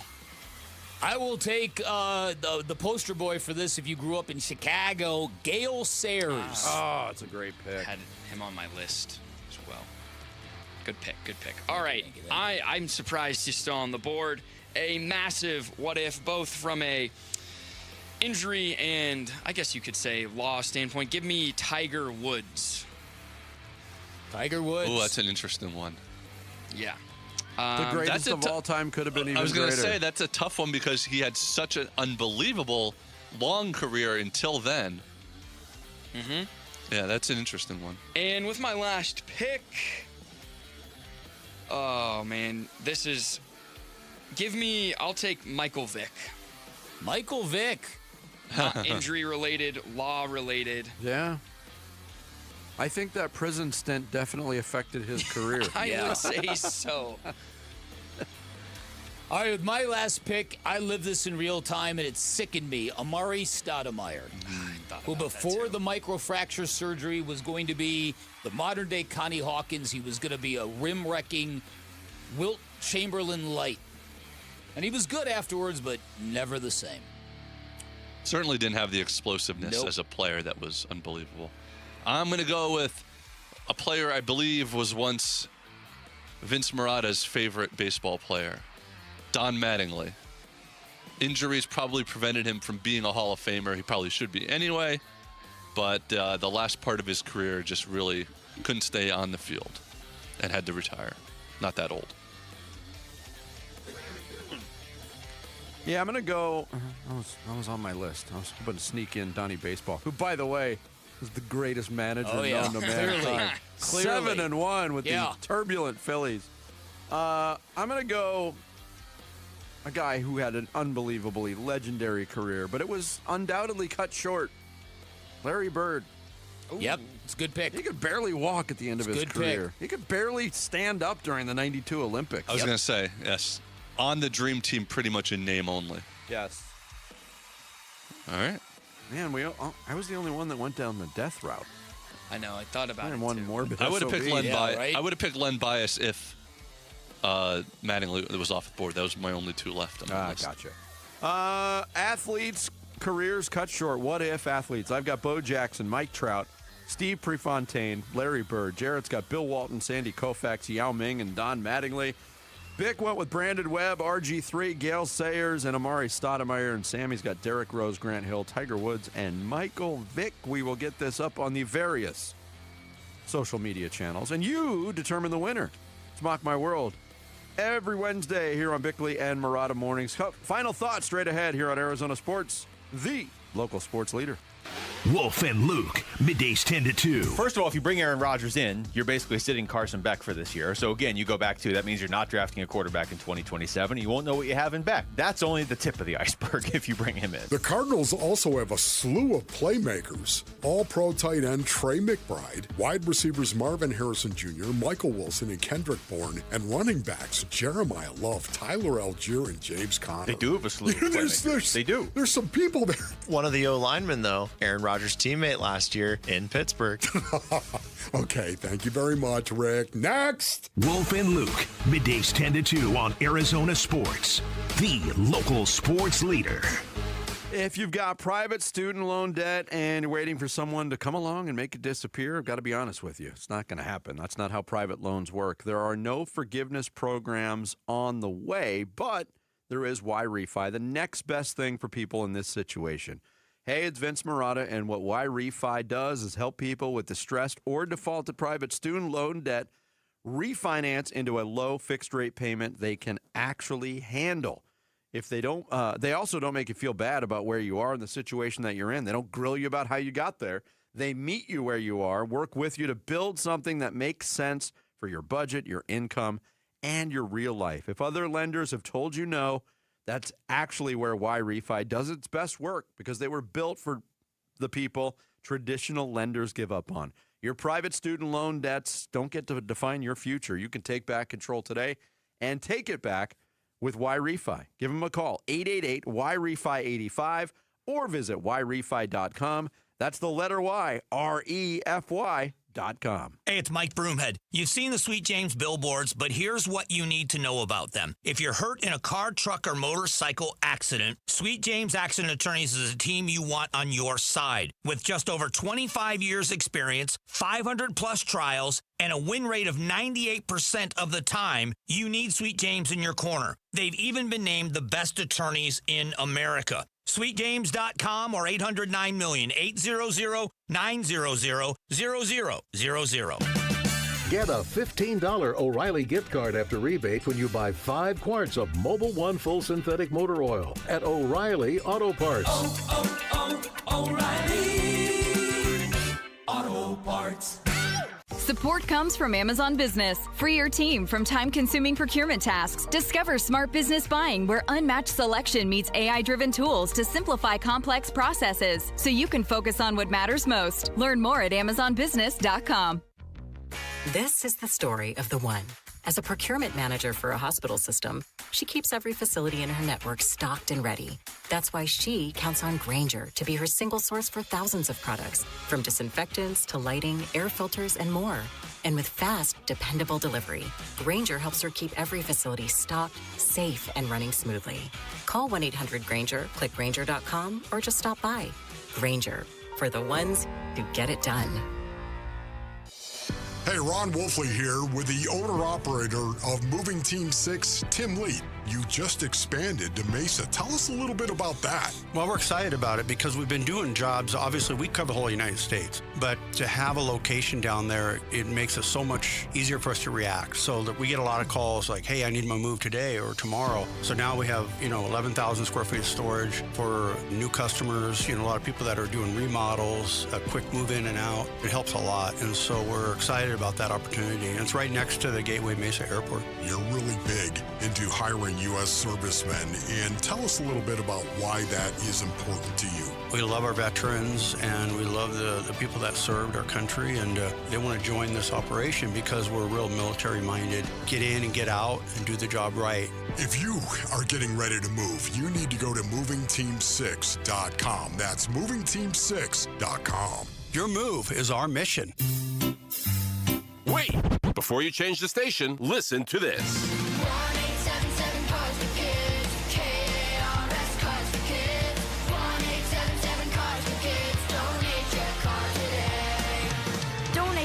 CarsForKids.org. That's cars with a K. Pickup is quick and easy. You'll also get a vacation voucher and a tax deduction. 1-877 Cars for Kids. Donate your car today. Arizona Sports, the local sports leader. Bickley and Murata. Song of the day.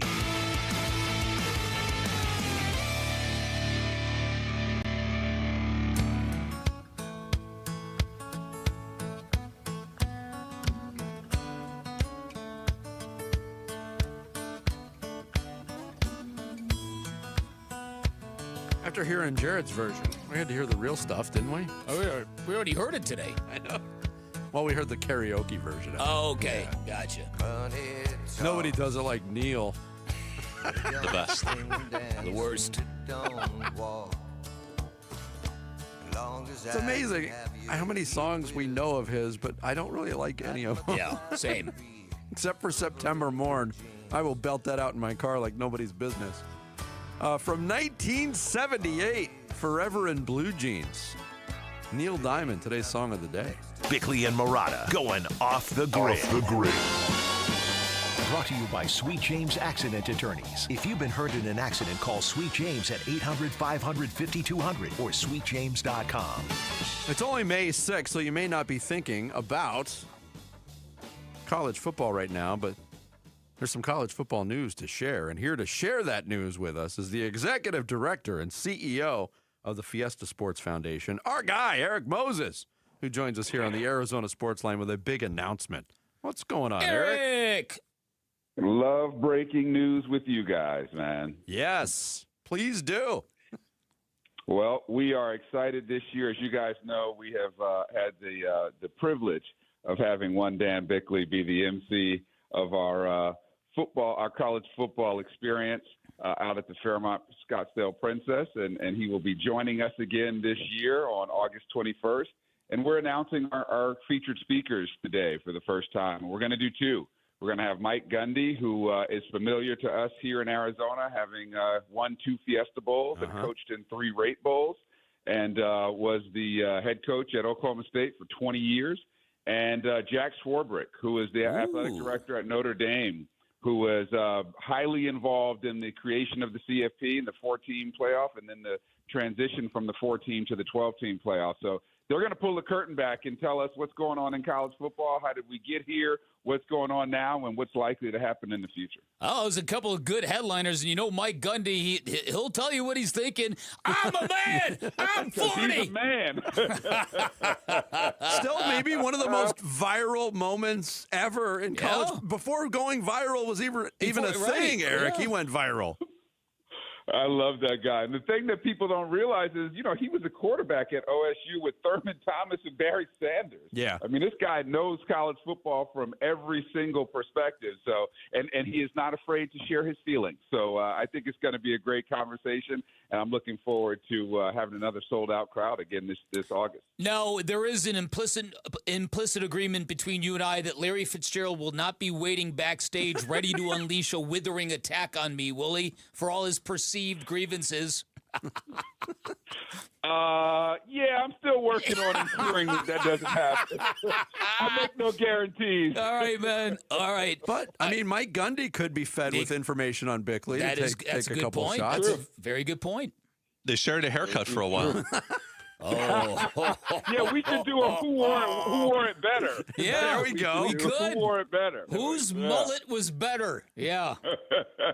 All right. It's a very, very cool event. I really enjoyed doing it, and I know that you're continuing to evolve the event, and the word experience is very important to you in terms of this event. Explain to our listeners what you're talking about.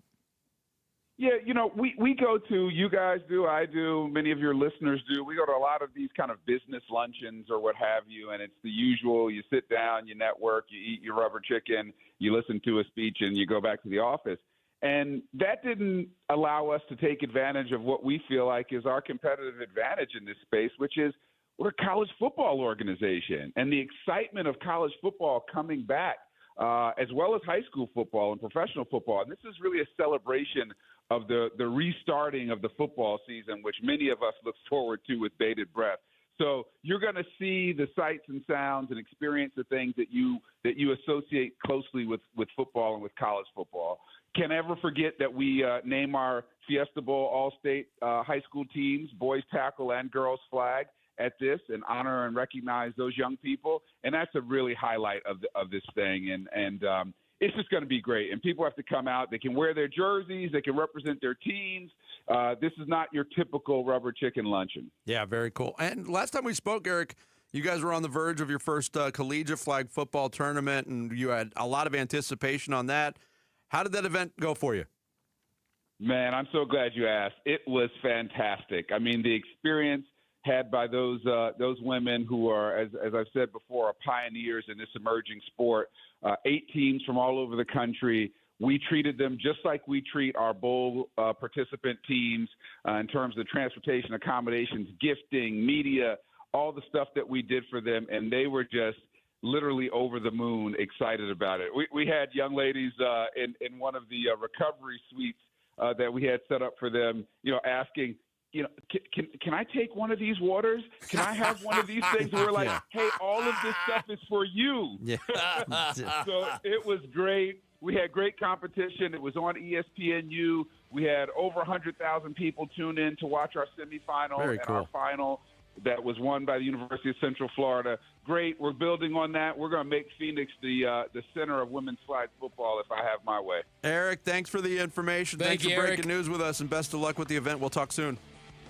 You guys are the best. Thanks so much. Thanks, Eric Moses, Executive Director, CEO of the Fiesta Sports Foundation, joining us. Tickets for the UMB Bank Fiesta Sports Foundation football kickoff in August available. FiestaSportsFoundation.org/football kickoff. Thanks to Steve Berthium. We're out of here. He's the president of the Arizona Diamondbacks. Derek Hall talks D-backs baseball with Bickley and Murata. Thursday mornings at 7:45. Brought to you by Freeway Chevrolet. Watch it on YouTube. Listen on the Arizona Sports app and 98.7.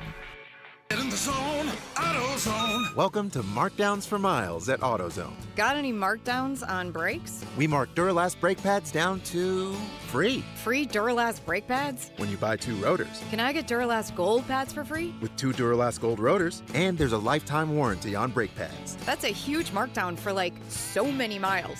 Save on brakes and more during Markdowns for Miles at AutoZone. Get in the zone, AutoZone. Restrictions apply.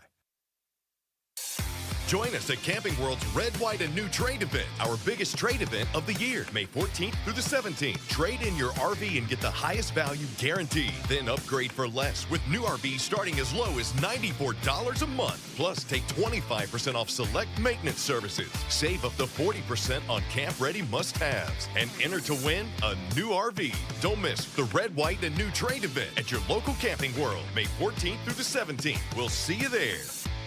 Meet Morgan Jones. Morgan is about to step into a world unknown to most, thanks to Progressive's Renters Insurance, a place of fresh linens and turn-down service.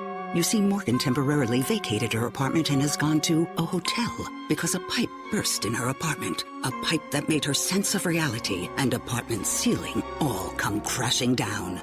Luckily, Morgan checked into Progressive's Protection Zone. Get a quote at Progressive.com. Progressive Casualty Insurance Company affiliates and third-party insurers. Join us at Camping World's Red, White, and New Trade event, our biggest trade event of the year, May 14th through the 17th. Trade in your RV and get the highest value guaranteed. Then upgrade for less with new RVs starting as low as $94 a month. Plus, take 25% off select maintenance services. Save up to 40% on camp-ready must-haves. And enter to win a new RV. Don't miss the Red, White, and New Trade event at your local Camping World, May 14th through the 17th. We'll see you there. Scorpions don't hate you. Ain't got the brains for hate. What they got is a tail full of bad intentions. Been living in this desert since the dirt was new. Think they got squatters' rights to your laundry basket. Nate here, owner of Blue Sky Pest Control. Scorpions may have squatters' rights to the desert, but not to your property. Call 602 Blue Sky today. Real pest science, real protection. Hello, Blue Sky. Goodbye, Scorpions. Gleason Roofing. Jim Sharp here, and as affordable as the roof repairs were that Gleason Roofing did at my house, and as affordable as Gleason Roofing makes getting a new roof, it can still be a lot of money to pay out of pocket. So Gleason Roofing's making it easier than ever to get your roof done now and pay over time with flexible financing options like 12 months same as cash for qualified homeowners. The bottom line is this: you don't have to wait until there's a problem. Gleason Roofing can take care of your roof now with payment options that fit your budget. And trust me, you want the honest people at Gleason Roofing, a GAF Master Elite contractor that's been protecting Valley Homes for more than 25 years doing your roof. Invite them over for a free, honest roof audit. No scare tactics or pressure. It's just a clear, professional assessment of what's actually going on up there. Go to GleasonRoofing.com. GleasonRoofing.com. Gleason Roofing. There's a reason people choose Gleason. Hi, this is Stuart Willis, president of Asset Preservation Wealth and Tax. A personal relationship with your financial advisor really matters. It's super important that you have the ability to talk about anything you need to with your advisor. So if you have been pushed off to a call center and you don't have a one-on-one relationship with your financial advisor, then reach out to us at assetpreservationwealth.com. That's assetpreservationwealth.com. Investment advisory services offered through Foundations Investment Advisors, LLC, an SEC registered investment advisor. Message and data rates may apply. Hey, this is Dave Burns and John Gambadoro. And every year we hear far too many heartbreaking stories involving children and water. Please take 2 seconds out of your day to help prevent these tragedies. Learn life-saving water safety tips and get free swim lessons from the YMCA while supplies last. Go to Fulton2seconds.com or text SWIM to 620-620. And never forget that 2 seconds is too long to take your eyes off kids near water. This is Doug Fulton of Fulton Homes, proud to partner with KTAR to keep your kids safe around water. KMVP FM Phoenix. Live from the Casino Arizona and Talking Stick Resort Studio. Arizona Sports, the local sports leader. I'm Sammy Cebulka with What's Trending Now, presented by Parker & Sons Heating, Cooling, Plumbing, and Electrical. Eduardo Rodriguez was just what the doctor ordered for the Diamondbacks last night. 7 innings, 7 Ks, 2 hits, and 0 earned runs, and the offense backed him up. 9 runs on 9 hits, and the Snakes got back to 500 last night, and will look for back-to-back wins tonight against the reigning NL Cy Young winner Paul Skeens. First pitch from downtown Phoenix will be at 6:40 right here on Arizona Sports, 98.7, and the Arizona Sports app. The Thunder were too much for the Lakers last night, despite Shea's 18 points. OKC got it done 108-90, and Detroit took Game 1 against Cleveland 111-101. Tonight, Game 2 between the Knicks and Sixers and T-Wolves and Spurs. And after signing Gardner Minshew and drafting Carson Beck, rumors about another quarterback coming to Arizona are out there. Find out who and what we think on Arizonasports.com today. And that's what's trending now.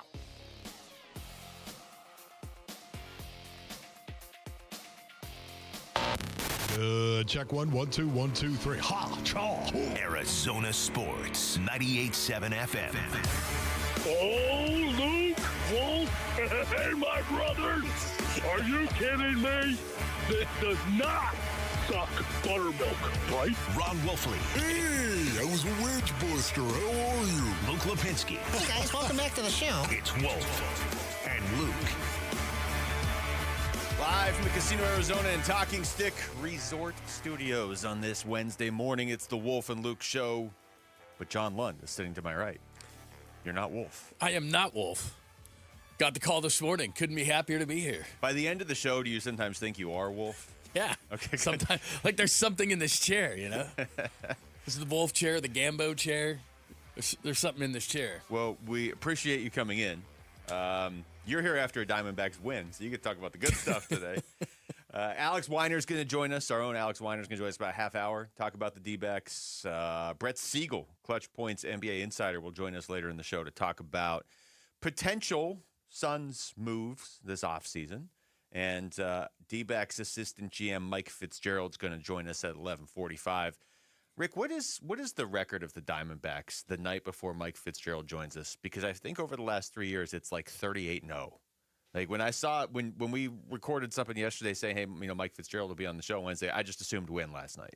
And yeah, it usually is a win, but that would take a really long time for me to try to figure that out. I don't expect you to actually figure it out. That's what I figured. But wow. I feel like they win all the time. What a low bar. Just so you know, I'm not looking up. No, I didn't expect you to look it up. That would be an incredibly high bar, actually, John, because that would be going through. I think Mike has been with the team since this show started. Yeah. And we've had him on since this show started, so I'd have to go back to the 2021 season, which would probably even things out with the record because they were so bad that year. I still think they won that year when he was on. It's been a running joke for at least a season and a half between Wolf and I. If we know Mike Fitzgerald's coming on the next day, it's not even like we assume there's a win. I've already penciled in a win. Well, on the board behind you, just get a piece of paper and start now. Just do it old school, not AI or anything like that. Just old school. They're definitely 2-0 this year, so we have that. Okay, so there you go. Yeah, just carve it into the wall. Carve it into the wall. Podcast page, for finding that, is down right now. Oh, that's good. So we couldn't even find when his interviews are. All right, well. I'm going to go ahead and assume 38-0 until proven otherwise. And now I know I can't be proven wrong because everything's down apparently. So just do what you always do in this business. Just say things confidently. People will believe you. Oh, yeah. You know when Mike Fitzgerald joins the show, after the day after 7-1. And be like, look into the camera and yell, too. 7-1. They are undefeated, undefeated or whatever. When Mike Fitzgerald joins the show. Prove me wrong. You can't. Yeah, can't. All right. Well, they did win last night, John. So we know they're at least 1-0 when Mike Fitzgerald's going to join the show. And that was a pretty emphatic win. They needed that. It's 162 games. There's always that caveat with baseball, but you also don't want to let a whole month get away from you. I think maybe the Dodgers can afford to do that, but basically nobody else. And that was a great performance by Eduardo Rodriguez. They needed that from the starter. and really pretty solid hitting from everybody in the lineup last night. You know, and I saw a number, and this will tax you throughout a season, but it's only the second time, and I realize we're only through 34 games, but it's only the second time they've won a game by 5 or more runs. Jeez. So they're playing all these tight games, and it taxes you because you've always got to have your bullpen ready. You've always got to, you're not resting guys. Guys don't come out unless they have a rest day. So it's nice to get that kind of win. So the big story is Rodriguez getting the 9 runs, having a bit of a laugher, and only for the second time in 34 games, you win a game by 5 or more runs. That's a great point because, you know, you can make the argument, well, it's 1 of 162, but when you start stacking losses or even your wins are a grind, that starts to affect more than just one of the 162 games. Here's Torey Lovello afterwards. Tonight was all about Erod and our starting pitching. We talked a lot about that in pregame, and when your starter goes out there and gives you 7 scoreless, 2-hit baseball, it is exactly what we needed, exactly what we talked about, and really no hiccups. It looked like he was in total control of that outing. Gave our offense a chance to get some footing. We scored some early runs, and then we tacked on. And we played our baseball game. We played exactly the type of game that I expect us to play. Everybody was very engaged and making plays defensively behind Erod. The pitchers that came in behind him just continued to fill up the zone. We talked about that being one of our staples, throwing strikes. It was a quality day. And then you switch over to the offensive side of it. We built innings. We had the right guys up in the right spot. We had multiple hits for several players. I think Cattell did a really nice job of setting the tone for us with that triple off the left center field wall. You know, we were able to cash in runs.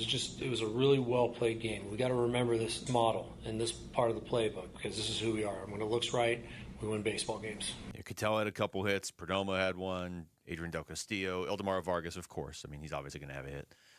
Lourdes had one. Gabby had a couple. Alec Thomas had one in the game. This is the ultimate broadcast bacon stat, as Wolf calls it, and I was going to spring this on him, but I will spring it on you instead, although they said it on the broadcast, so I'm not really springing it on anybody. But 11 for 22 with bases loaded this season, 30 runs driven in. That is getting it done with bases loaded right there. Well, you know what's amazing about this offense is they don't. Yes. Oh, that's nice. Sounds delicious. Boy, I wish I could smell bacon right now. It just makes your day incredibly better. Bring bacon into the studio every day. Could we get a candle? You could get a bacon candle, couldn't you? And it would make everybody in a much better mood. I would think, or like right? bacon. They probably have like a bacon spray or something. Yeah, bacon candle or pizza car smell. Oh, you know the pizza car smell. Oh, yeah, when you're driving home and you're like, do you reach over, but then you go Nate Burleson and you're going to break your arm or something like that, right? You don't want to do that. That's what he did. I'm going to get bacon cologne. Oh, that would be nice. You would attract other guys. I don't know if women would like that. You would attract. No big deal. I mean, each their own. But I'm just saying, like women would be like, "Oh my God!" Guys would be like, "Dude, attracting a lot of hungry people." Jamal's gonna walk in and we're gonna be like, "Jamal, why are there cats 14 and dogs people? following you down the street?" Why is there just a line of people behind Jamal? What is that? I don't know what it is about the ultimate pheromone. I don't know what it is about Jamal, man, but he's. How about we just buy some bacon instead? Yeah, that's a good point. I mean, that's a good point. We'd just all be hungry, you know? Well, but we would be less hungry if we had the bacon. Here's more from Torey Lovello. First of all, I think it's good for all of our psyche and our blood pressure and all those things that go with good health, right? You can kind of turn off the valve a little bit there in the late innings, but I think it's just a reminder of what type of team we can be when we do the things that we're supposed to do, and we're supposed to, we focus in on the little details. It's a great break by AT at third base on a contact play, heady base running, really good defense. So it didn't happen by accident. We work hard at it, and when we do it right, it tells me the story that we can win games and kind of stretch it out a little bit when needed. We're built to play close games. I don't understand why. We do it a lot here. We talk about it a lot, and we prepare for it a lot. But when you can go out there and stride it out a little bit and turn off the mechanism, it feels good for all of us. Not completely turn it off, but we're projecting, thinking about different things, talking about tomorrow a little bit more than we normally would in a game like this to set up things for tomorrow as well.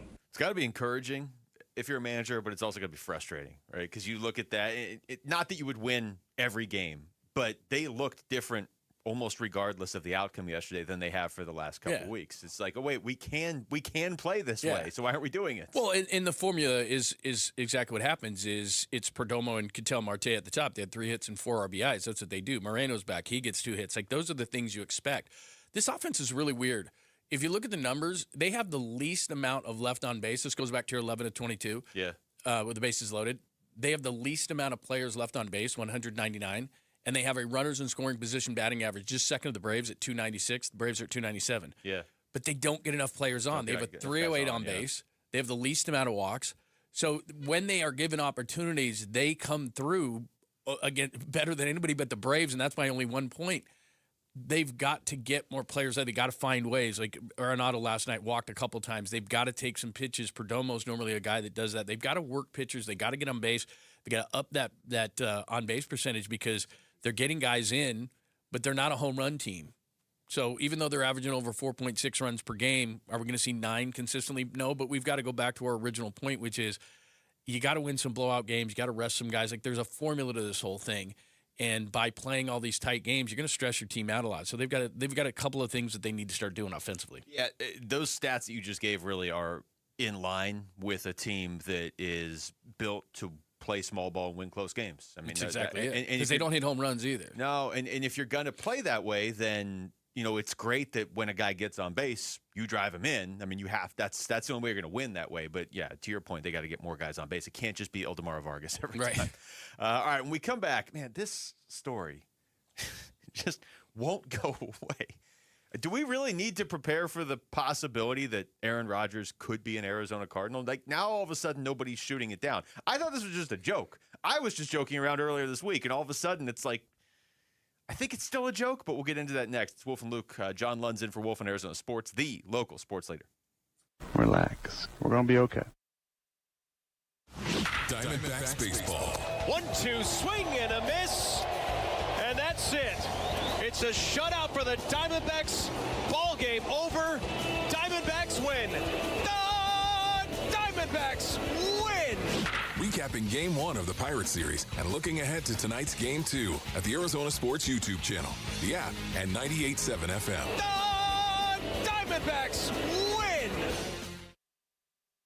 All right, Basinonians, Ron Wolfley here from my brothers over at Trajan Wealth. Go to TrajanWealth.com for more information. Choosing the right financial advisor might be one of the smartest financial moves you're ever going to make. The fiduciary team at Trajan Wealth, they help craft a reliable income plan so you can stay focused on what matters the most. Visit Trajan Wealth today. That's right, TrajanWealth.com, ladies and gentlemen. At Trajan Wealth, it all starts with respect and understanding. Their fiduciary advisors take time to listen, teach, and create a plan that truly reflects your values and goals. Visit TrajanWealth.com. Once again, that's TrajanWealth.com. Pick up the phone as well. You can call 855-TRAJAN-1. That's 855-TRAJAN-1. Advisory services through Trajan Wealth, LLC.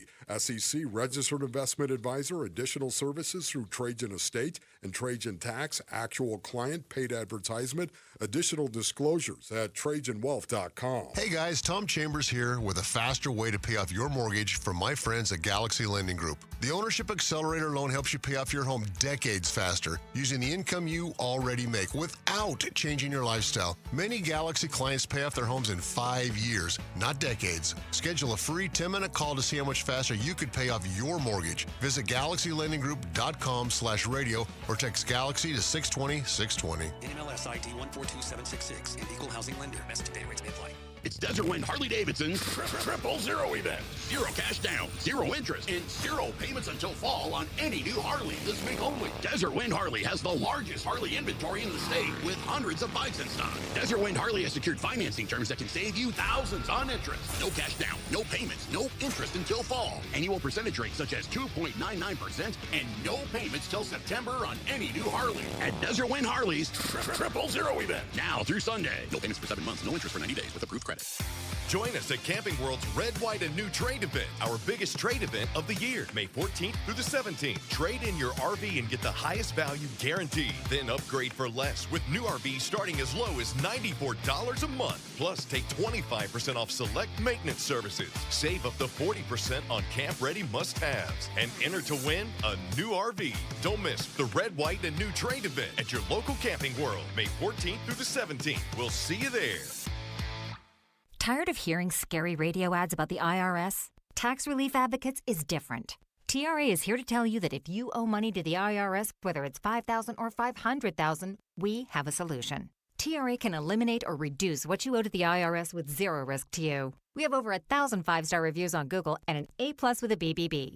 End your tax nightmare today by visiting TRA.com or call 800-583-6681. That's 800-583-6681. For over a century now, Ford has been part of America. In my family, it's been generations. Paul Calvisi here. My grandfather worked for Ford Motor. My first car, a classic Mustang, still have it. But going to our Desert Ford dealers today means getting more than a vehicle. We're talking a full suite of benefits like complimentary Ford mobile service or try Ford pickup and delivery. Yes, to and from your door, and it's easy scheduling in the Ford Pass app. Tough would be built Ford tough. More than a slogan, it's an identity of the F-Series trucks, and the all-new 2026 F-150 is the best yet. With a completely redesigned interior and exterior adventure, how about the Ford Bronco Sport? It says, let's get it, with 5 available trims so you can forge your own path. We recently bought a new Explorer at our Desert Ford dealers. Love the flexible seating up to 7. All the cargo room, the advanced tech. Bottom line, Ford is the future at our Desert Ford dealers. Just click buyfordnow.com. Here are the top 3 headlines on ArizonaSports.com. I'm Tyler Drake. Eduardo Rodriguez ends the Diamondbacks' quality starts drought in a blowout win against the Pirates. Ildemaro Vargas says winning Player of the Month was special after how far he's come. And an Aaron Rodgers pairing with the Cardinals would be a step backward. Those are your top 3 headlines on ArizonaSports.com. We just had a really productive commercial break. That's the reason I actually like coming in, is the between show talk. What did we establish? We found who may have the easiest job in media. We discussed that. AJ Hawk. I don't think he'd talk the entire break. He's on the screen. And then we also established that Jennifer Aniston hasn't aged since she turned like 30. Yeah. She doesn't age. She's on some commercial and she looks exactly the same. It's Wolf and Luke. And John Lund is in for Wolf. And the reason we're talking about AJ Hawk is because of all the Aaron Rodgers. Do we call this rumors yet? What is this? Just talk? Speculation. Speculation. Ooh, that's a good word. Okay, well I like done. that. Wow. Word of the day from Rick. Speculation. Very good. Good luck topping that. Okay, well, let's start with AJ Hawk since we brought him up. And Pat McAfee talking about Aaron Rodgers. Because now this is like a thing. This is at least a conversation nationally. It's not just something we were laughing about on the show here the last few days. Now, nationally, people are like, what about A-Rod to the Cardinals? Because, the Cardinals only have 4 quarterbacks. You need a 5th, right? Yeah, they want to be the Browns. Jeez. Anyway, here's AJ Hawk.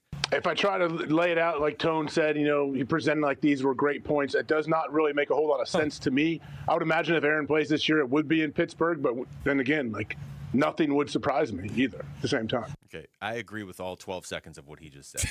That's all he talks per show. But he made some good points in there. It doesn't make a whole lot of sense. It really doesn't make a whole lot of sense for Rodgers or the Cardinals. But you never know with Aaron Rodgers. Right.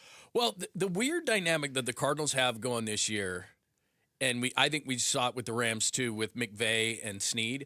GMs look long-term, coaches look year-to-year. Yeah. So I don't care what Sean McVay says. He didn't want Ty Simpson. I'm convinced of, and have talked to enough people in L.A. And it's the same thing here. Monty Austinfort's on his last chance. So does he really want to go with Carson Beck? Well, if I'm Mike LaFleur, I'm not getting fired this year. So if I'm Mike LaFleur, logically, I'd throw Carson Beck out there in week 1 just because do I need a quarterback next year or not? I need to find out. I know what Brissett is, and I know what a Minshew is, so why not throw out Beck? But Austinfort doesn't want that. So then would Monty Austinfort think, well, geez, I got one, this is my final shot. I bring in Aaron Rodgers. He's better than those guys short term, but it hurts the progress of the Cardinals, I think, to figure out which I think their number one job this year, they're not going to be a playoff team. The number one job is this year for this team is what is Carson Beck? Yeah. And do we need to go then next year into the draft, into this supposedly great quarterback class and find out? You got to know. In fact, on this show in an hour, we're going to sit here and we're going to identify 6? Yeah. Maybe 8 college quarterbacks incredible. to watch. It's going to be groundbreaking Yes, stuff. so don't miss it. But that's an hour away. But right, so to me, and that goes back to the Aaron Rodgers thing. So it doesn't make, as AJ Hawk just said, any sense to bring him in if your goal is find out what Carson Beck is. Now, if Aaron Rodgers comes here, are they a playoff team? No, that's the other part. That's the part, because you're right. If I'm Monty Austinfort or any GM, And who knows? Maybe he's talked to Michael Bidwell, and they've already kind of agreed behind the scenes, hey, let's see what you have in Beck, but if not, you're getting your guy in 2027. Like, you have some job security. I don't know. Also, that stuff. Would you trust it? Would you, if you're Michael Bidwell, do you trust him? Do you trust Monty Ossenford to pick that quarterback, though? Or do you want a new guy? I don't know, because he hasn't really picked one yet. My stance on this all along is Monty gets to pick one quarterback, one first-round quarterback.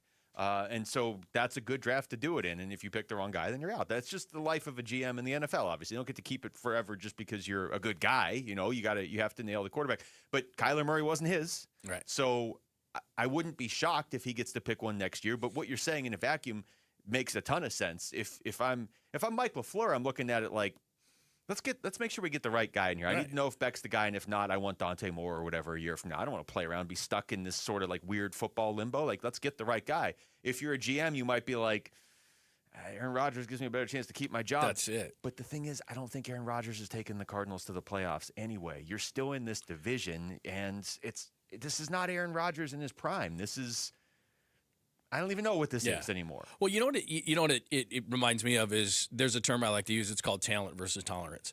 And so if you're really talented, your team will tolerate a lot. Yeah. But Aaron Rodgers is high tolerance, but he doesn't give you back what he once did. Yeah. And so why would you do it? The only reason they do it is because Monty Ossenford is afraid for his job and brings in Aaron Rodgers, and he elevates them from, I don't know, what would you say, 4 to 6 wins or 5 to 7 wins or whatever. But it's not going to be enough to make the playoffs. So what's the point in not finding out what Carson Beck brings you? There isn't no point. I would say I don't want to play Minshew over Beck. I don't want to play Jacoby Brissett over Beck. Like, once you drafted Carson Beck, I feel like you have to play him right now. Now, you bring up Michael LaFleur. He was on with Jim Rome yesterday, and Jim Rome flat out asked him, hey, you want to bring in Aaron Rodgers? Aaron Rodgers still is not committed to the Steelers, which begs the question, is he not sure whether or not he wants to return and play, or is he considering other teams? Do you have an interest in Aaron becoming an Arizona Cardinal? You know, honestly, Jim, right now we're focused on the guys that we got coming in. You got the unit that we have with Gardner and Jacoby and Slovis, and then we draft Carson Beck in the third round. He'll be here Thursday. Finally, we're trying to do some Zoom stuff, so we got a room that we're excited to work with, and that's solely where my focus is. Well, he walked into a firestorm of questions as a head coach. Like, immediately he was getting asked about Kyler Murray. Now he's getting asked about Aaron Rodgers. And, I mean, credit to Mike LaFleur. He didn't say no. He just kind of changed the subject to, hey, we got great technology. Yeah. We're going to have a guy in on a Zoom call. We have electricity. That's awesome. Like, he just went down this totally different path. But here's the thing, too, is Rome asked him a yes or no question. Mm-hmm. And he went blah, blah, blah, blah, blah, blah, blah, blah, blah, and didn't say no. Mm-hmm. And so then, again, Mike's new here. Maybe he meant to do that because he and Ossenford have had the conversations. And if he says no, then right away the fan base is going to go, what, you're lying to us right away? So to me, whatever he said right there is Charlie Brown's teacher. I don't care. Want. Yeah. Unless you said no, we as a media and people listening as a fan base are saying the same thing. You didn't say no. That's it. Him not saying no suddenly makes it an answer. Not an answer, it's but not it a makes yes, it but it's not enough. more of a story. Yeah, Right. If he had just been like, dude, we just drafted Carson Beck. Like, we're good. We're going to figure it out with Jacoby Brissett, and Carson Beck's going to have a chance to start, which I guess he kind of did, except he didn't. He did not just say no. Aaron, it doesn't make any sense if you're Aaron Rodgers. Like, why would he be not answering the Steelers because he really wants to go play for the Cardinals? Aaron Rodgers is not answering the Steelers because he doesn't answer people anymore. Yeah, it's just him. He doesn't. Yeah. That's just who he is. Well, that's from what I've heard, and I know some people that know him really well, and he's from Northern California, so teammates love him, just absolutely positively love him, but he has no tolerance whatsoever for the media. I actually, and I didn't even think of this till just now. I used to listen, I don't know why, to a podcast he did in Green Bay, and this was 8 or 9 years ago. But I remember it came out on. It came out the same day every week, and I was driving to play hockey at the same. So I would just throw it on or whatever because he was an interesting guy, and it was a show he was doing with somebody in Green Bay, and But at some point in the last few years, he has switched from an interesting guy who might be a little aloof to the media to sure comes off like he thinks he's smarter than everybody on the planet, and that goes back to your tolerance versus talent thing. Yeah. His talent has naturally dropped off a little bit. Yeah, I think. I still think he's an all-time top 5, top 10 quarterback, but he's not one right now. Here's the wild card in the whole thing, though. Okay, Michael Bidwell, because when it gets to names like this, even though Aaron isn't what he once was, when it gets to names like this, sometimes you think from a marketing standpoint, you really shouldn't. You should always think from a football standpoint. Would Michael Bidwell ever step in and say, look, the Seahawks, the Rams, and the Niners are getting all the love here. We get nothing, and we're not going to win very much. We're not selling a lot of tickets. We got a lot of negative pub against us. Hey, let's bring in Aaron Rodgers. So that shouldn't be part of the equation, but sometimes for owners it is. It is for Jerry Jones. Yeah, well. But you know what I mean? Like, hey, we got to sell some tickets. We got to turn this around. Not so much from a win standpoint, but they're going to talk about Aaron Rodgers. They're going to talk about the Cardinals. Don't dismiss any possibility. It's unlikely. What would be a bigger selling point to you? I should ask this to the YouTube chat, but I'll ask it to you guys instead since we're about to go to break. But YouTube can weigh in, obviously, as well. What's a bigger selling point to you, though, even if you were going to go down that path? Okay, what generates more excitement? Oh, I want to go watch the Cardinals play.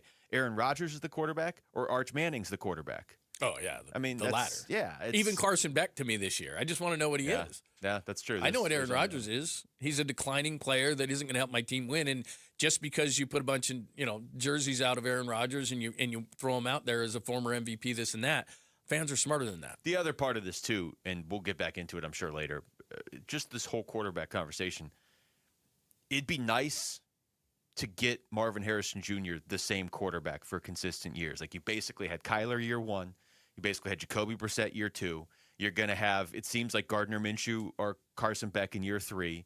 And I don't know, like, it's a lot of this is on Marv, obviously, to develop into the player that you draft him to be. But if you switch the quarterback on him every year, like I agree with you. That's going to stunt the consistency development. Yeah.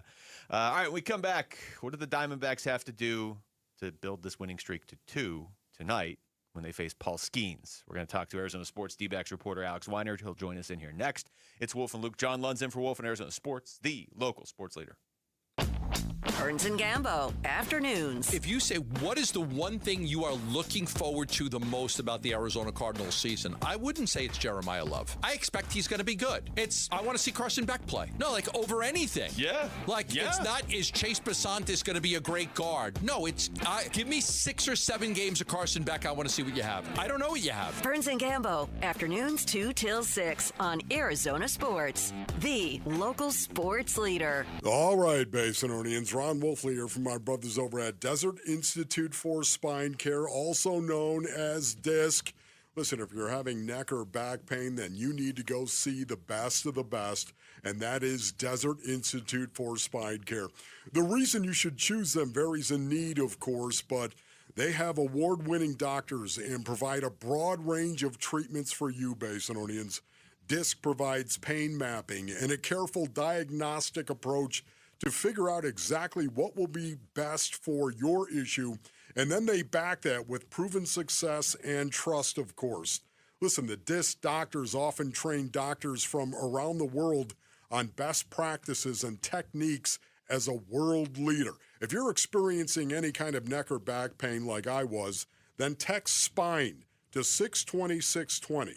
Text SPINE to 620-620 for DISC.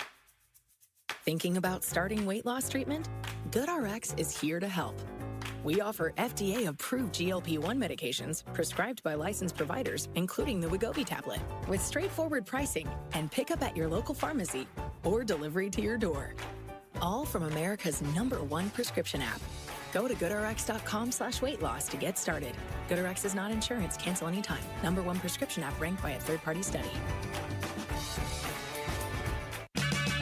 Check engine or ABS light on? Take the guesswork out of your warning lights with O'Reilly Veriscan. It's free. Ask for O'Reilly Veriscan. O'Reilly Auto Parts.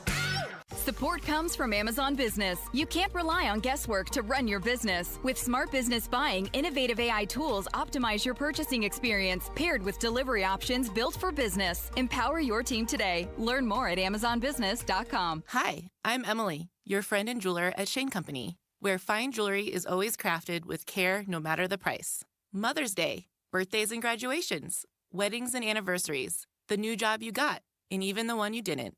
Give a birthstone necklace, a heart-shaped locket made in Italy, or high-quality diamond studs you can trade up every year. At Shane Company, we have something for everyone, because a friend wants you to win the gifting game. Visit us in store or at shaneco.com. Shane Company, your friend and jeweler. Mother's Day is this Sunday. Don't show up empty-handed. At Mo Money Pawn and MMP Jewelry, find the gift she deserves. Stunning rings, diamonds, and chains. This week only 45% off diamond jewelry, 50% off silver, and 20% off handbags. Looking for something different? We carry firearms and ammo too. Make mom feel like $1,000,000. Stop by 12th Street and Indian School, the only pawn shop with a full-service ice cream parlor. Or shop at momoneypawn.com. Mo Money, Arizona's largest pawn shop. I don't like the cold. You know who really doesn't like the cold? Your water heater. When temps drop, that tank expands and contracts over and over. Eventually, it cracks under pressure. Get your water heater inspected or replaced before it fails. Call Gettle. We'll check for leaks, corrosion, even flush the tank and test efficiency.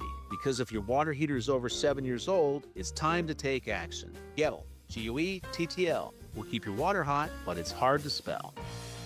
Make this Memorial memorable with Bunker to Bunker's 15th Annual Memorial Weekend Golf Tournament, presented by Shady Ray Sunglasses on Saturday, May 23rd at the Wigwam Golf Club and Resort. Open to the public, the two-person scramble benefits the Tunnel to Towers Foundation and is loaded with a big raffle, competitions, breakfast, and a coupon for a second round of golf, all for just $142. Make it the perfect Memorial Weekend. Stay and play vacation with our hotel specials. For details and registration, go to bunkergolf.com. I'm Jesse Morrison with Trending Now, presented by Parker & Sons, heating, cooling, plumbing, and electrical. The Arizona Diamondbacks go for a series win tonight against the Pittsburgh Pirates, but it will be a tough task. The Snakes will face reigning National League Cy Young Award winner Paul Skeens. First pitch is at 6:40 with pregame coverage starting at 6 right here on Arizona Sports 98.7 and the Arizona Sports app. And for why it would be silly for the Arizona Cardinals to go after a certain future Hall of Famer, head on over to arizonasports.com. This report is brought to you by Twin Peaks. UFC Fight Night is coming in hot, and the best place to catch the action is Twin Peaks. Ice-cold 29-degree beer, scratch-made favorites, and wall-to-wall TVs. Twin Peaks eats, drinks, scenic views.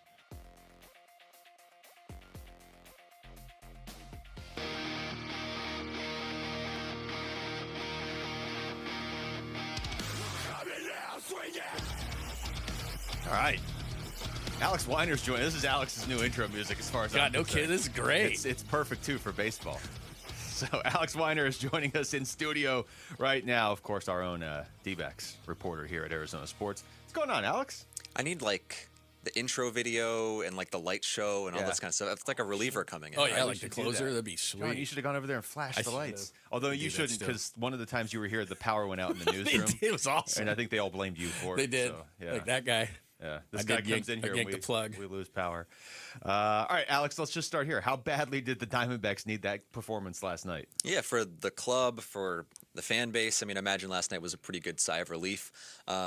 You know, just after a really difficult road trip, it felt like they were on the road forever. I know it was, 8 games and 2 of them were technically home games, but still they were away from Chase Field for a really long time with some off days mixed in there. And obviously it got pretty brutal towards the end of it with, those couple of games in Milwaukee that got away from them, the Chicago series. And so to come back and to be able to rely on your starting pitcher to give you not only like a quality start finally for the first time in a few weeks, but 7 scoreless innings, offense getting out to an early lead. They haven't really had a lot of early leads lately, and your starting pitcher kind of keeping that lead where it is until they can tack on later. It was kind of exactly what you needed, and a good way to start a series when it's going to be tough to win tonight with Paul Skeens on the mound on the other side of it. So it was exactly what this team needed, just based on where they had been at. Alex, before getting into Erod's performance, take us into Torrey sat down with the staff. I mean, it's amazing to me that this starting staff is 30th in starters ERA, but they've just struggled so much lately, struggled on the road. So obviously they needed that. But what did he say? What was the point of him sitting down with these guys? Yeah, it's funny that he told us that because he kind of immediately regretted telling us that. It's one of those things where it's like, I probably should have kept this internal, but it's kind of a cool thing to know when in real time the ins and outs of what's going on with the team. Especially when they respond like that. Yeah, no kidding. And It's just this rotation for the first 3 weeks of the season was very reliable, and it's really just been the past two, plus rotations through where it's, really the floor has really fallen out from underneath them. And the biggest message was just attacking the strike zone, because they had had more walks than strikeouts, or as many walks as strikeouts in the 6 games against Milwaukee and Chicago. And with, the staff and kind of the stuff that's on the staff, a lot of these guys are really relying on command and being able to dot corners. And, when they're putting guys on base, they're really vulnerable to that. So it's that was kind of the main thing is getting in there. And Torrey made it seem like it was kind of a one-way conversation. And so we'll see. I mean, one start in, it seems like the response has been pretty good, but now it's, can they use that and build off of it and kind of get on a little bit of a run here after what had been a really brutal couple of weeks? With everything you just said too about the rotation, because you're right, early in the season it was looked like one of the best in baseball, right? And the potential return of Corbin Burns at some point looms, but it's not happening anytime real soon. When you look at those 5 guys in that rotation right now, who do you feel good about? Big picture the rest of the season, and who do you maybe have concerns based on what you've seen? Yeah, no, it's a good question. I was just talking to Bernsey about it actually on our show, and just ranking the 5 starting pitchers. Who do you feel most comfortable with at this point? I think just based on, and I know this is a bit of recency bias because he was so good last night, but just I think the most consistent starter in the rotation this year has been Erod in terms of just execution. Even last night it wasn't perfect. He walked 3, but he was good at dialing it up and mixing his pitches well enough where it didn't really matter too much. He wasn't threatened too often. So I would probably lean towards Erod right now. That said, we've seen Merrill Kelly for a really long time, and when he gets it going, because I think it's still early enough to believe he's going to find something. I know it's been a really brutal start. I mean, he's got more walks than strikeouts. But when he's going, I think he's a guy the room really looks up to, and I think that could really help when he gets his going.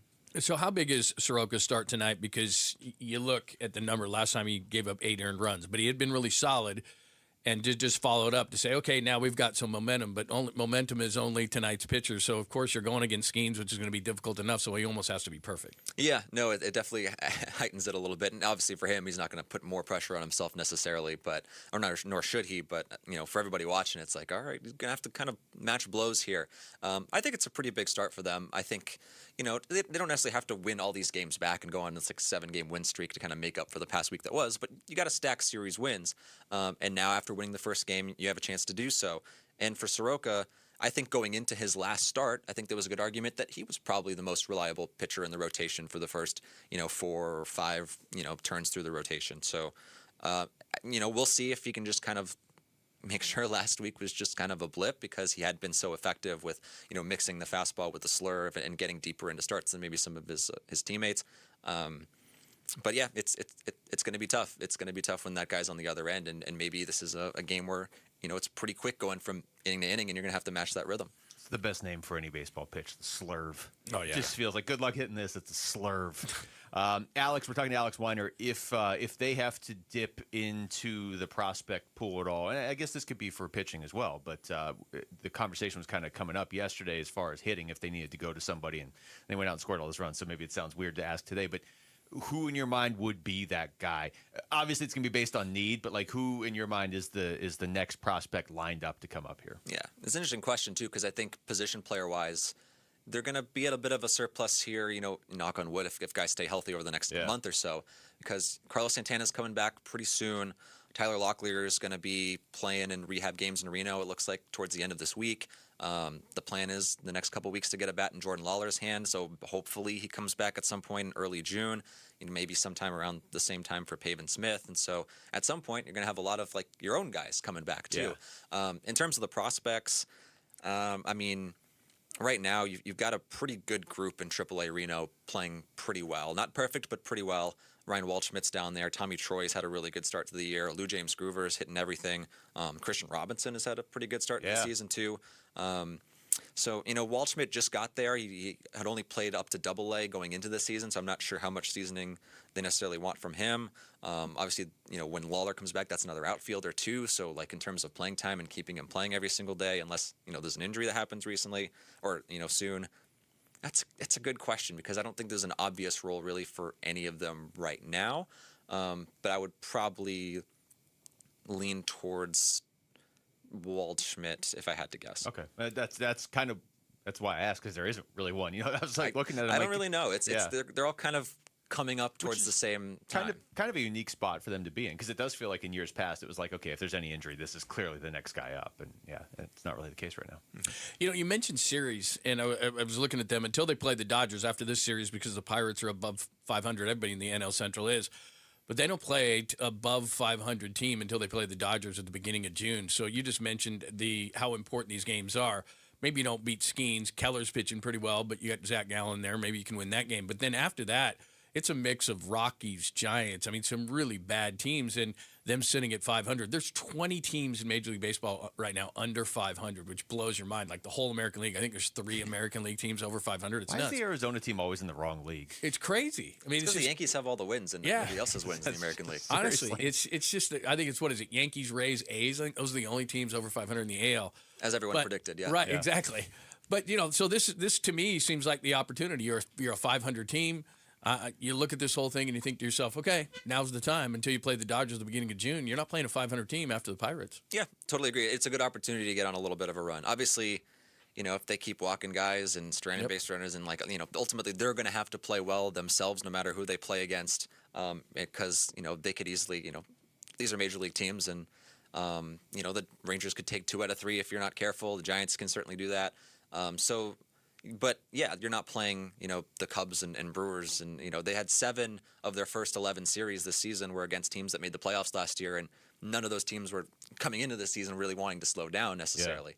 Yeah. And now you're on a run where, like as you mentioned, after the Pirates series, the next 500 team you play is the Dodgers, and it's a kind of when you play them and not who you play necessarily, and a lot of those teams have gotten off to some slow starts. So yeah, May is a really interesting month because in April, I think the Diamondbacks through 30 games were 16-14, like 3 of the last 4 years. A lot of the teams are kind of clumped together. May is a time where you kind of learn a lot about your baseball team. And in 2023, they were great in May, and that kind of set them up for the rest of the season. Last year, they had a kind of a brutal May, and that also set them up for the rest of the season. Yeah. So there's opportunity here for them to kind of put themselves in a decent position going into the summer. Alex, it's always great talking to you, man. Thank you so much. Appreciate it. Yeah. Thanks. So that's Alex Weiner joining us right here in studio. When we come back over to Cardinals, is Jacoby Brissett actually burning the bridge he was supposed to be building right now? That's next. It's Wolf and Luke. John Lundzen for Wolf and Arizona Sports, the local sports leader. Arizona Sports is giving away one of the largest prize packages we've ever put together, valued at almost $30,000. Details soon. For now, here's a hint. Touchdown, Sun Devils! Keep watching and listening for Arizona Sports to reveal more. And make sure your passport is up to date. Ladies and gentlemen, this is the captain speaking. September in London, weather is perfect, and we'll be landing shortly. Luke Lipinski back to tell you about Orchard. What if you found your dream home and you could just move in right away without waiting around to sell your old place first? That's the way to do it. It's exactly what Orchard's Move First, Sell Later program lets you do. It's right there in the title. Move first, sell later. Buy your new home now, sell the old one later. That way, you don't risk missing out on the new home that you just found. Here's how. Orchard gives you cash so you can buy and move into your new home first. You can do that on your timeline. You don't have to wait around. No showings, no double moves, no bending your schedule around the schedules of a bunch of strangers. I've done that. I don't want to do it again. You don't want to do it again either. Then the Orchard experts take it from there. They handle repairs on your old home so you attract the right kinds of buyers. Orchard agents are some of the most experienced around town, and they're equipped with smart tools and products to help you sell your home for more. It's what they do. They've already helped over 10,000 customers sell their homes this way without the stress. It's why their flagship program is Buy Before You Sell. If you're ready to find out how much your home is worth, visit Orchard.com to get your free home valuation. It's all right there on the site. It's easy. It's quick. That's Orchard.com. Spend Mother's Day at Chase Field when the D-backs take on the New York Mets. The first 15,000 moms get a Mother's Day jersey courtesy of Dignity Health. Visit dbacks.com. Dan Bickley here, and when life throws you a curveball, Life Changer Loan helps you knock it out of the park. And that is because in times of unrest and financial uncertainty, you have the power to pay down, pay off, or borrow back whenever you want, and you become instantly more liquid by always having access to your equity. And remember, it's not magic, it's just math. Find out more by calling 480-504-0844, online at lifechangerloan.com. I'm Ed Evans, CEO of Consumer Cellular. No, we're not one of the big guys. Truth is, we don't want to be. If you're over 50, Big Wireless probably has you paying for more data than you might need. You could be throwing away thousands over a lifetime. Our entry-level data plans start at just $20 a month. And for a limited time, switch and get your second month free. Call 1-888-FREEDOM, visit consumercellular.com or a store near you and get your second month free today. Plans include $5 credit for auto pay and e-billing. See site for additional details. Snapshot from Progressive wasn't created for just anybody. Oh no, we made it for you. Smooth accelerators. When that light turns green, you're off. Like a warm knife through firm butter. Going from 0 to the speed limit in an appropriate amount of time. Sure, your car has horsepower, but your horses prance around as silky smooth as your right foot. Fancy Prancerton.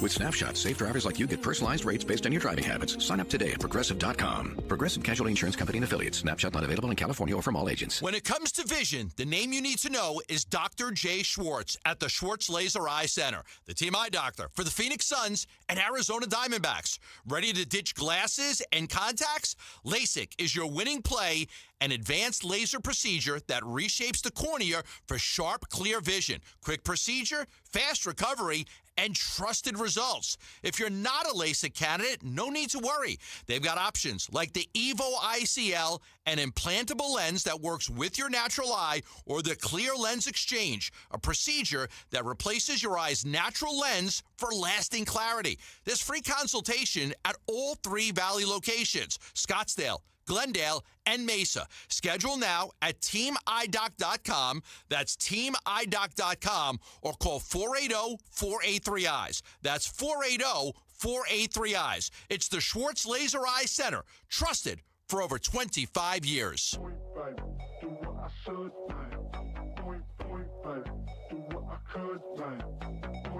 Hey everybody, it's Bernsey. Forget how realistic it would be for the Cardinals to sign Aaron Rodgers.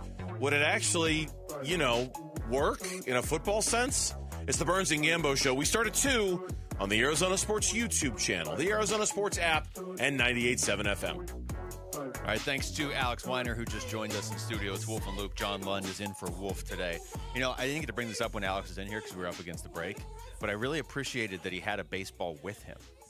Did you see that? I feel like I absolutely noticed that. He was kind of throwing it up a little bit, like, oh, okay. Every guest should have to bring in something related to what they are talking about. Yeah, it's funny you say that because I noticed the same thing because he was kind of tossing it up a little bit, and I thought, baseball guy. Yeah, I like this. Yeah. Bring in Lorenzo Alexander. He carries a football in or whatever. In case I forget what we're talking about. It's my favorite thing like that ever is Max Starks came in here one time with his full-on Pittsburgh Steelers helmet on. Yes. I have a picture of it on my phone. Did he really? Yeah, oh, that's awesome. Great. I forget why he did that. I think it was just because he was just being Max and being funny. I thought I don't know. There was some sort of conversation that led up to that, but who knows? All right, let's get into football here. And John, it would help if you had a football while we're talking about this. Or would it help you if I had one? Yeah. So to kind of keep you on track. Like I said, I can wear this Cardinals helmet back here. Yeah, put that on. And then put the headphones on over it and watch them snap. All right, so we teased this going to break. Jacoby Brissett, I know he said he was going to sit out the voluntary stuff, and he now is. I like Jacoby Brissett. I think he did a lot for this team last year, specifically Trey McBride and Michael Wilson. He did start to get the offense going. He seemed to unlock Michael Wilson, and he seemed to unlock the red zone component of Trey McBride. Now, I don't know if Michael Wilson just on the field didn't quite have the same chemistry with Kyler that he would with other quarterbacks maybe. I don't know if Kyler didn't seem to look to Trey McBride as much in the red zone but this is not like an anti-Kyler thing. It's just maybe a lot of quarterbacks would unlock Trey McBride in the red zone or Michael Wilson down the field. It's a long way of saying I liked what Jacoby Brissett did last year. I think the record where he just had the one win is deceptive because the Cardinals defense started giving up a ton of points. But he doesn't have any leverage here. This is not – the Cardinals aren't in win now mode. This isn't Patrick Mahomes we're talking about. With all due respect to Jacoby Brissett, they're probably going to have around the same record with Gardner Minshew. As if it's kind of a weird spot. I get why he wants some more money if he's going to start. I think that's fair. He just doesn't have the leverage. It is honestly one of the worst leverage plays of all time. And I was listening yesterday, and I couldn't remember if it was you or Luke that said it, or you or Wolf that said it, but you told me Wolf did. This is at the point you need an agent, because an agent needs to sit down, and you have to have that buffer. Because if I'm the Cardinals and he calls me and says I want more money, especially after I drafted Carson Beck, I'd say you were 1-11 last year, and you just answered the question, but I'm going to ask it back to you anyway. Oh, good. I'll know the answer. Or just into fans too, which is, if they don't have Jacoby Brissett this year, how does it change their outcome from a win-loss perspective? How many more games do they win or lose without Jacoby Brissett? This is a bottom-line business. The reason why players get paid money, because you look at it and you go, our season is going to be drastically different if we don't have player X. Yeah. So I'll ask fans, I'll ask you, if they're going to win, just for the sake of conversation, 6 games, how much is Jacoby Brissett on either side of that going to determine whether they win or lose more? Yeah, maybe he's worth a win, but we're not talking about right. We're not. First of all, I think a lot of us just want to see Carson Beck at this point. That's it. I have to think internally. The Cardinals probably. You draft Carson Beck, you must know, hey, we have a year basically to figure this out. Now, would I like Jacoby Brissett there as a mentor to Carson Beck? Yeah, I would. In a perfect world, I would. But as far as us making the playoffs, as far as a leverage play, if I'm the Cardinals, I'm looking at them, and I know the original tweet from Ian Rappaport was the Cardinals seem willing to address this.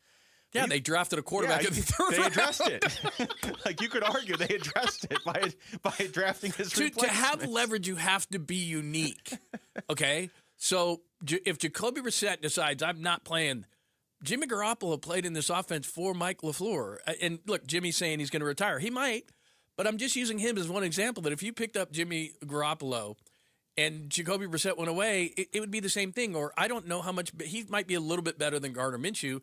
But maybe that's why they picked up Minshew. Right. Exactly. Maybe they knew a month and a half ago this was a possibility, and they already addressed it. He does not have traits that you cannot find in quarterbacks that are actually sitting out there right now, and it's nothing against him. If he went to another team, here's the other part of it is, okay, Jacoby, go find a team to go to. Yeah. Pittsburgh has 2 young quarterbacks now in Drew Aller and Will Howard. They're not going to do it. Miami picked up their quarterback. They're not going to do it.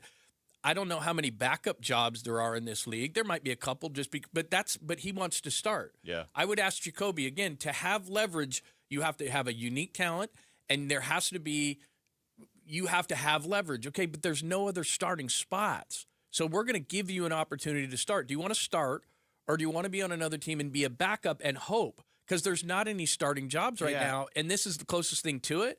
And we've already got Minshew, a kid we took in the 3rd round who we need to find out about. And potentially we could get a Jimmy Garoppolo who just played for Mike LaFleur in this very offense. So where exactly is your leverage here? If you weren't going to start, you'd want to go somewhere where they just drafted a quarterback, right? And kind of like he did with Drake May. Okay, I'll start the first 5-6 weeks or whatever, but then I'll also be a mentor to this guy, and this new team sees value in that. Well, who are the teams that just drafted a quarterback? The Cardinals. The Raiders already have their vet, and I'm pretty sure if the Rams bring in another quarterback, Sean McVay's head's going to explode on camera. So it's like he's playing poker with his cards face up, and he's just like, I'm all in, and everybody's like, we can see you have 2 4s. He's like, I'm all in. It's like the leverage is gone. Drunk guy in a all in. All right, see these 4s? No, it is. And look, I'm like you. I like the guy personally. It's just I don't see where he has any leverage, and that's where an agent would come in and say, dude, love you, but I got to be honest here. You're a 1-11. You're generally a backup. they just drafted a quarterback in the third round, and there are no other spots anywhere. And really, most teams now have their backup in place. So where exactly are you getting your leverage from here? Your move is almost to just play this year as much as you can. Hope it's like a Drake May situation where you play, I don't know, first 6 weeks, and then you do end up maybe being a mentor to Carson Beck, but it's just good word of mouth around the league. And a year from now, I mean, look at all these teams that are going to be drafting rookie quarterbacks. Maybe one of them, whoever takes whatever, they take Arch Manning, they take Jaden Mayava, whatever that team is, wants Jacoby Brissett to come in there, and then you make your money there. I don't really know what the best case scenario is for him in this situation. Here's Tim Hasselbeck on NFL Live yesterday talking about how the Cardinals should handle their current situation at quarterback, because they do have a lot of quarterbacks right now. This is like the Cleveland Browns plan, which is not typically a good move. I think they're going to go with Brissett. I anticipate Brissett being there. There aren't many other options than ended up, than showing up. And I think he'll be the starter. I think Minshew's there for a reason because of, his background and experience. I think they'll feel comfortable playing him. And so I actually think the path to the field really isn't that easy for Beck. And so I think it'll go in that order. There's a chance based on their struggles, if that we could end up seeing all three at some point during the season, but I think that's the way it'll go. And it kind of makes me feel like the Cardinals decided to basically just punt on addressing quarterback meaningfully, in this process with an anticipation that they'll do it a year from now. Man, that was inspiring. He sounded so thrilled to talk about the Cardinals quarterbacks. He started that with I'd probably go with Brissett because nobody else showed up. Right. But let's go. 2026 season's right around the corner. And I don't disagree with it. I mean, I hope, 2027 comes around, they're able to do it in a really high fashion. It would obviously be better if Carson Beck was just really good. But the other thing he's not taking into account here is this is a business. They're not just saying, hey, Jacoby's a really nice guy, let's do it. He didn't address the fact that there's no leverage here. Teams don't just do things to be nice. Hey, Jacoby's a really nice guy. It was a tough situation. Let's give him an extra $5 million guaranteed. They don't already do paying that. a quarterback that isn't here. Exactly. You bring up the best point of all. It doesn't look like we have a very expensive quarterback room. We do. We do. We're not going to just throw you a bone for $5 million. We went 1-11 last year. There's no other starting jobs open. We took a guy in the third round. Why exactly should we pay you more money? They don't need to add a Jimmy G or an Aaron Rodgers. They can just go with Gardner Minshew and Carson Beck, and Gardner Minshew can start the first few weeks, and then you go to Carson Beck. I don't know. Like I said, I feel for the guy, but I also don't know what his leverage is, unless he's a genius, and then if he is, he needs to become an agent when he retires. All right, when we come back, let's get back to baseball. How encouraging was Erod's performance last night for the D-backs? We'll get into that next. It's Wolf and Luke. John Lund's in for Wolf and Arizona Sports, the local sports leader. A D-backs decision maker from the team's front office joins Wolf and Luke this morning at 11:45 for D-backs Front Office Focus. Brought to you by Canvas Annuity. The home of Arizona Diamondbacks baseball is Arizona Sports 98.7 and the Arizona Sports app. Hi, I'm Jay Arthur, the current president of Drowning Prevention Coalition of Arizona and a retired captain with the Phoenix Fire Department. The number one killer of children, age 1 to 4, in Arizona is drowning. As a first responder of 36 years, a child drowning was my worst nightmare. On those calls, I would desperately try to revive a cold, limp, lifeless little child with every ounce of the skills I possessed, many times with no success. In just a few devastating moments, a child gone too soon. Don't let this be your nightmare. This is preventable. Surround your pools with an approved fence. Have high locks and audible alarms on all doors leading to the pool area. Have a designated adult with eye-to-eye contact when children are in the water. Learn how to swim and learn CPR. Drownings can happen to anyone. Please, don't be that anyone.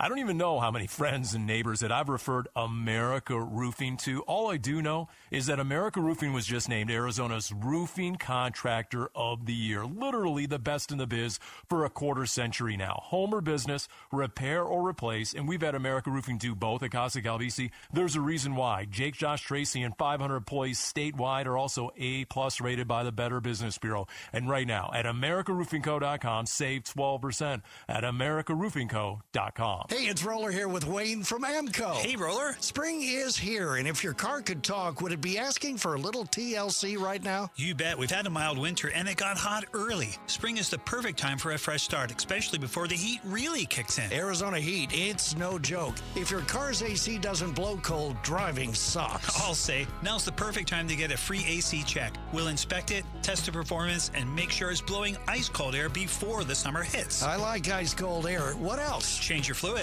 Engine oil, coolant, and transmission fluid. Keep everything running smoothly and prevent expensive repairs down the road. And filters. I always forget about those. Engine air filters and cabin air filters. They make better performance, fuel economy, and cleaner, stronger blowing air inside your car. So basically, AC service, fluids, and filters are a fresh start for summer. That's it. Stop by your local AMCO and we'll get your car ready for summer. Google AMCO for your nearest location. That's AMCO, AA, MCO, transmissions, and a whole lot more. Nowhere can you buy a GMC for less than at Liberty GMC. Dave Burns here for Liberty GMC in Peoria, 87th Avenue and West Bell Road, or online all the time at libertygmcaz.com. Check out this brand new feature. They have concierge service. Liberty GMC will pick up your vehicle, perform the service, and return it to you. Perfect if you crave that convenience because your time is valuable. Schedule online at libertygmcaz.com or visit them in Peoria, 87th Avenue and West Bell Road. GMC, we are professional grade. Hey everybody, Dan Bickley here, and if you're hurt in an accident, it is so important that you get medical treatment right away, and then you call the attorneys at Sweet James. It's critical that you make your health a priority and get representation quickly so Sweet James can help you with medical care, with your car, and getting you the most money for your injuries. Remember, you pay nothing at all until they win your case. Call Sweet James at 800-9-million, 800-9-million, sweetjames.com. Proud partner of your Phoenix Suns. In baseball, every decision matters. One pitch can change the game. I'm Jeff Jr., founder of Trajan Wealth. And like a good manager, building a strong financial plan takes strategy and the right team. Torey Lavello here. Jeff's right. In baseball, you can't just watch one part of the field. You have to see the whole game. And that's how we think about financial planning. Most advisors just manage investments and refer you somewhere else for taxes or estate planning. But the best teams work together. Exactly. At Trajan Wealth, we built a family office model that brings everything together. Wealth, tax, estate, one team, making sure every part of your plan plays well together. That's why I trust Trajan Wealth. With my family's plan, they see the whole field. Call Trajan today. 855-TRAJAN-1. That's 855-TRAJAN-1. Advisory services through Trajan Wealth, LLC, an SEC registered investment advisor. Paid advertisement. Other services through Trajan Estate and Trajan Tax. Additional disclosures at TrajanWealth.com. KMVP FM Phoenix, live from the Casino Arizona and Talking Stick Resort Studio. Arizona Sports, the local sports leader.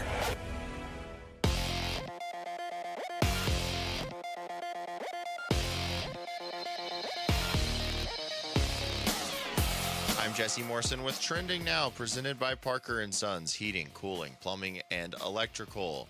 The Arizona Diamondbacks go for a series win tonight against the Pittsburgh Pirates, but it will be a tough task. The Snakes will face reigning National League Cy Young Award winner Paul Skeens. First pitch is at 6:40 with pregame coverage starting at 6 right here on Arizona Sports 98.7 and the Arizona Sports app. And for why it would be silly for the Arizona Cardinals to go after a certain future Hall of Famer, head on over to arizonasports.com. This report is brought to you by Asset Preservation Wealth and Tax. Retirement comes with stealth taxes, Medicare surcharges, Social Security taxation, and forced distributions. Schedule your retirement tax and income stress test at assetpreservationwealth.com.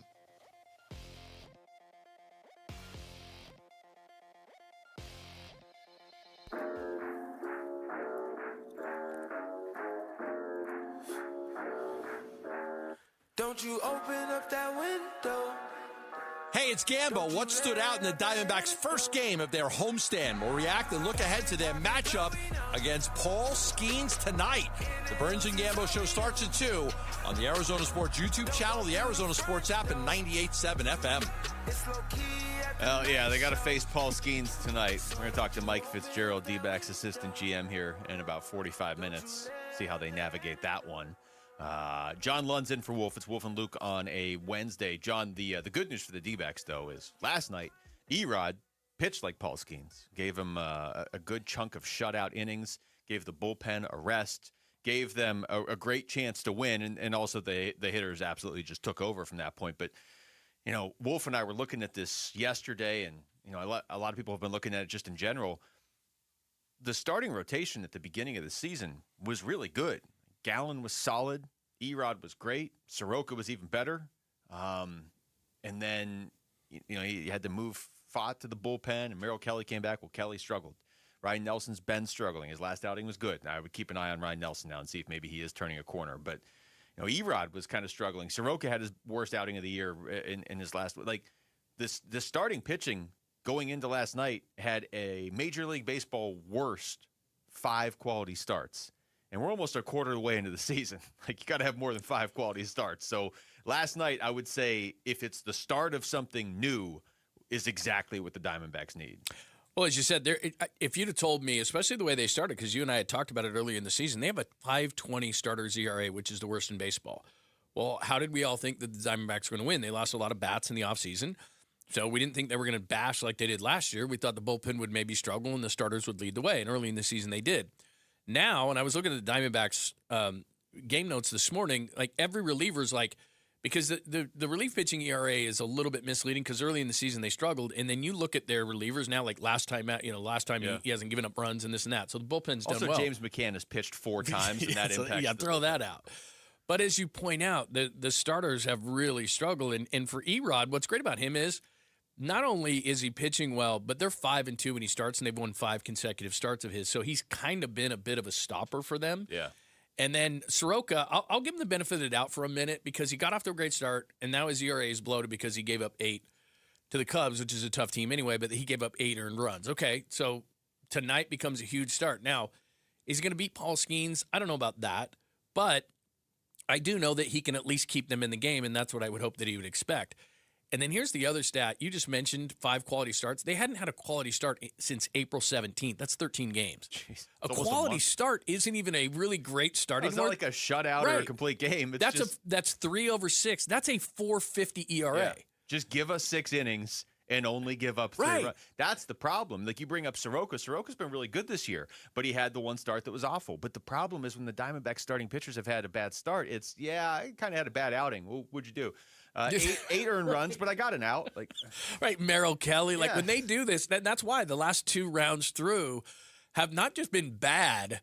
It's just like been over in the first inning. Yeah, just like a little league kids coming out of the stands and hitting jacks. The hitters are walking out. What the hell, like, bro? Hey, thanks, bud. We're only down 7. Cool. Okay, we haven't even swung the bat yet. Man, so that's what they're not even keeping the team in the game. Yeah, and so. That's kind of the backbone of this team. So as far as they'll go, I think their starting pitching will go. That's great that the bullpen's doing what they're doing. I think the hitting's starting to come around. We saw Perdomo and Ketel Marte. All right, guys are coming back. That's fine. Time starts to get healthy. But I, at least to me, they're only going as far as their starting pitching takes them. Yeah. Well, they were built that way. I mean, that's you have to identify how you want to win games, unless you're the Dodgers and you can just throw money at the situation. But most teams either just aren't trying to win, like the teams that aren't spending any money, or there's a big group in the middle where the Diamondbacks are, where they are willing to spend some money. But you do have to be smart about it and identify how you want to win. And they've clearly identified they want to win with pitching and defense. And they've traded away hitting, and they've really kind of doubled down on pitching and defense, and that's fine. But then your pitching has to deliver. And Torey Lovello delivered that message to his starting pitchers, actually. This is what he said after the game yesterday. I talked to these starting pitchers and challenged them to go out there and do exactly what he did. And I think they all want to put it in my face a little bit. So, check. He did it. Next up. We'll see what happens tomorrow. When you make deals and you follow through on it, I like that a lot. And that's what our staff's able to do. I mean, they're a veteran staff. They've had a couple rough turns, and they've acknowledged that. And they're putting their foot in the ground, and they're showing up, and they did it today. And I like that. I like when guys back up what they say they can do, and Erod definitely did that today. That should not be the story. This story should be about Erod and how he executed. I know you guys can't wait to get in there, and the first question you guys are going to ask is, what did your dopey manager tell you in that meeting? So I know it, but I want Erod, this is your day, bro. You did a great job. But over the course of a full season, you got to have moments like that, and you got to know when to pick your spots because you can't deliver that message every 3 days. You got it. But I think we would all agree this was the time for Torrey to do it. And it's interesting because, you bring up who's pitching tonight. So Erod went out there and delivered last night, and they won. Like, they ran away with that game. They may very well just lose tonight even if they play well because you're facing Paul Skeens. Yeah, and I can live with that. So, in other words, Soroka does not need to – we will as a media, but Soroka doesn't need to worry about the other guy in the dugout and Paul Skeens. He's just got to do what he's got to do. So, if tonight – and like I said, a quality start isn't even a good start, but we call it that. They should really throw that out. It's like I said, it's 3 over 6. It's like a start. Yeah, that's what they should call it. It's okay. I mean, you get the innings. That's nice. Yeah. But if Soroka could give them said quality start, even if it is 3 over 6, I'd be encouraged by that. Just keep the team in the game. But that's not what they were doing on the road trip, and they've really struggled. And you mentioned something about the hitters. You asked Alex when he came in here about hitters. There's a guy named Mitchell Brott who's at AAA. 6 starts with a 2.63 ERA. Now, he's only 22. He's like 15th in their top 30. Like, he's not, he's a control guy. He's not. Jose Fernandez is 27th in their top 30. Exactly. But it also, he doesn't walk guys. He's got 20 strikeouts in 24 innings. I don't know a whole lot about the guy other than what I read. Look, he throws 90 to 93. He's not overpowering, but he's kind of like a lot of the pitchers on the D-backs, which is he's got his control is everything. At some point, though, when you have a 2.63 ERA in 6 starts and you're pitching in places like Albuquerque and Salt Lake City in Reno, they're gonna have to start looking at this kid because if some guys don't start coming through, Corbin Burns is still a long way away. So they've got to stay in games. Because they can't. It's just this offense is not going to just break out and score 9 runs every day. Yeah, I mean, even beyond the quality start, it's like you got to give your team a chance early in the game. There was a stretch there where there were like 30 pitches in the first inning almost every night, or 25 to 30. And it's just like, imagine if he did that tonight. Like, imagine if Soroka struggled in the first inning tonight. To your point, he doesn't have to go into this game being like, okay, I just got to outduel Paul Skeens, so just a no-hitter. That'll be fine. Like, but you can't put that pressure on yourself. You can't start down 5-0. No. Skeens will go out there and he won't even have to look. Just to your point, impress your friends with this. I saw this morning. Me specifically impress my friends with this. I think all so. the listeners. Everyone will be very impressed. I'm going to use it on somebody in the newsroom during the break. They'll be absolutely impressed. Rick will 100% be impressed by this. Okay. The Diamondbacks' first inning ERA is 7.94, worse in baseball. Does Rick look impressed? 7.94 ERA, worse in baseball. It's just what you just said. Yeah. You're down, and now you got to fight. Yeah. No? 7.94 ERA, first inning ERA for the Diamondbacks, worst in baseball. The stat, that was supposed to impress you, Rick. Were you impressed by it? He would have been impressed if I didn't say he should be impressed. That's whatever. Yeah, I would. That's exactly. I built it up way too much. You built it up way too much for just a first inning ERA. But just like you're saying, they're behind. Yeah. By a lot, apparently. Whatever. I'm not going to carry use on. That. In fact, I'm gonna delete that from the podcast because I want it to be It's a big number. Yeah, I'm not going to use it during the break. You want free Sonic and some D-back swag? Text Smasher to 620-620 to win a $25 Sonic gift card and autographed Diamondbacks baseball. Plus, one lucky winner takes home a $500 Sonic gift card. Actually, what was it? 7.94 ERA. I'm going to go out there. First inning ERA. I'm going to say it to Jarrett. Worst in baseball. Okay. Well, that's implied when your ERA is almost 8. All right, when we come back, you feel any better about the Phoenix Suns' exit from the playoffs after watching what the Thunder just did to the Lakers last night? That's next. It's Wolf and Luke. John Lund's in for Wolf on Arizona Sports, the local sports leader.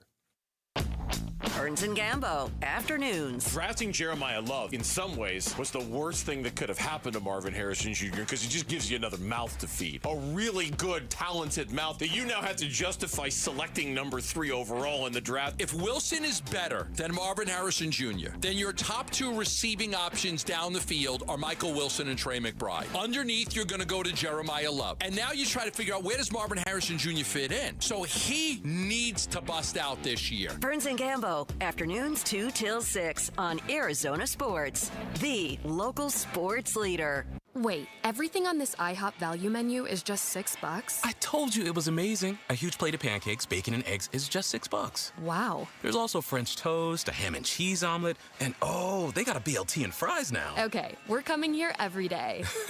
You don't have to tell me twice. Feast for just $6 with the IHOP value menu. $7 in some locations, available every day for a limited time at participating restaurants in the U.S. Hours may vary. No substitutions. Not valid with other discounts or promotions. Prices may vary. Join us at Camping World's Red, White, and New Trade event, our biggest trade event of the year, May 14th through the 17th. Trade in your RV and get the highest value guaranteed. Then upgrade for less with new RVs starting as low as $94 a month. Plus, take 25% off select maintenance services. Save up to 40% on camp-ready must-haves. And enter to win a new RV. Don't miss the Red, White, and New Trade event at your local Camping World, May 14th through the 17th. We'll see you there. Hey, I'm John Ray, your friend and jeweler at Shane Company. An engagement ring might be one of life's biggest purchases. That's why our rings come with an all-inclusive free lifetime warranty that gives you peace of mind without any fine print. How can we offer such an incredible warranty? We take pride in crafting our rings with care and stand behind our quality craftsmanship. After all, this is a family heirloom you'll own forever. Bring in your ring for cleaning, resizing, and repairs anytime you want. We'll make sure it's as sparkly and secure as the day you bought it, fixing prongs, replacing side stones, and so much more. This type of maintenance could cost you $2,000 or more somewhere else. Under our warranty, it's all free. We even protect your diamond. Other warranties don't. Our rings are crafted to last. But in the rare case you lose your diamond, we'll replace it. At Shane Company, your engagement ring purchase isn't just a one-time transaction. We're here to be your jeweler for life, because a friend always has your back. Come by to learn more in store or visit shaneco.com. Shane Company, your friend and jeweler. For over a century now, Ford has been part of America. In my family, it's been generations. Paul Calvisi here. My grandfather worked for Ford Motor. My first car, a classic Mustang, still have it. But going to our Desert Ford dealers today means getting more than a vehicle. We're talking a full suite of benefits like complimentary Ford mobile service or try Ford pickup and delivery. Yes, to and from your door, and it's easy scheduling in the Ford Pass app. Tough would be built Ford tough. More than a slogan, it's an identity of the F-Series trucks, and the all-new 2026 F-150 is the best yet. With a completely redesigned interior and exterior. Adventure? How about the Ford Bronco Sport? It says, let's get it, with 5 available trims so you can forge your own path. We recently bought a new Explorer at our Desert Ford dealers. Love the flexible seating up to 7. All the cargo room, the advanced tech. Bottom line, Ford is the future at our Desert Ford dealers. Just click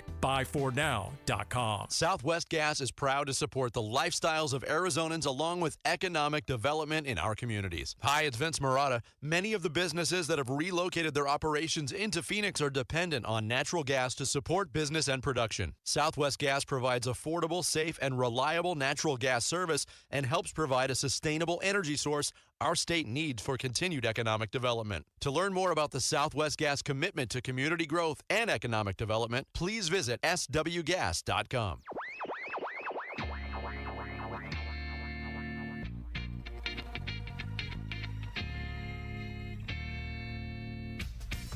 Hey, it's Vince Marotta. Join us Thursday morning. We'll react to the decision made by Aaron Rodgers on where he's going to play No, we won't, but we will speculate on it. That and a lot more starting at 6 on Arizona Sports 98.7, the Arizona Sports app, and the Arizona Sports YouTube channel.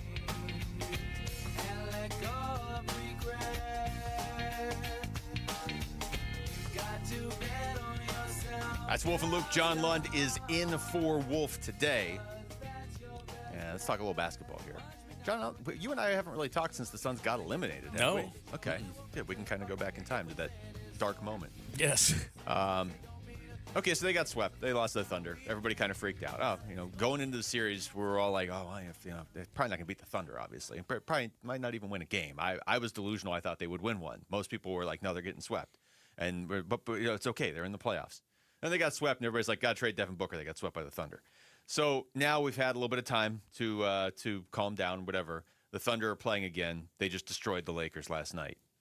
How much of what happened to the Suns at the end of the season was simply the fact that they were playing the Thunder? Like, what if the Thunder go through and they sweep the Lakers and they beat Minnesota or San Antonio in 5 and they beat the Knicks or whatever in 6? Like, does that even matter as far as your perception of the Suns, or is it more of a just big picture look at the Suns? Yeah, it's more to be the end of the year because they struggled to the end, and then that Portland loss is really going to stick with me. Is that it's the whole season was feel good. Then they stumbled down the stretch, and I'm probably going to remember, and maybe that's just me. Maybe I have a problem, and maybe I'm negative, but that Portland loss to me was really bad.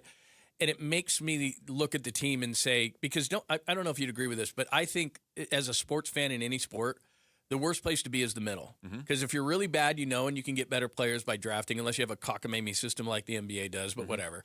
And then, or you can be really good. But you should go with the hockey system where the biggest market just gets the first pick every time they need it. That's true. I mean, which is what the NBA is going to do now. Yeah, well, yeah. The NBA is going to do the same thing because they're going to rig this thing because of it. But generally speaking, if you're really bad, you get the best players. If you're really good, then that's great.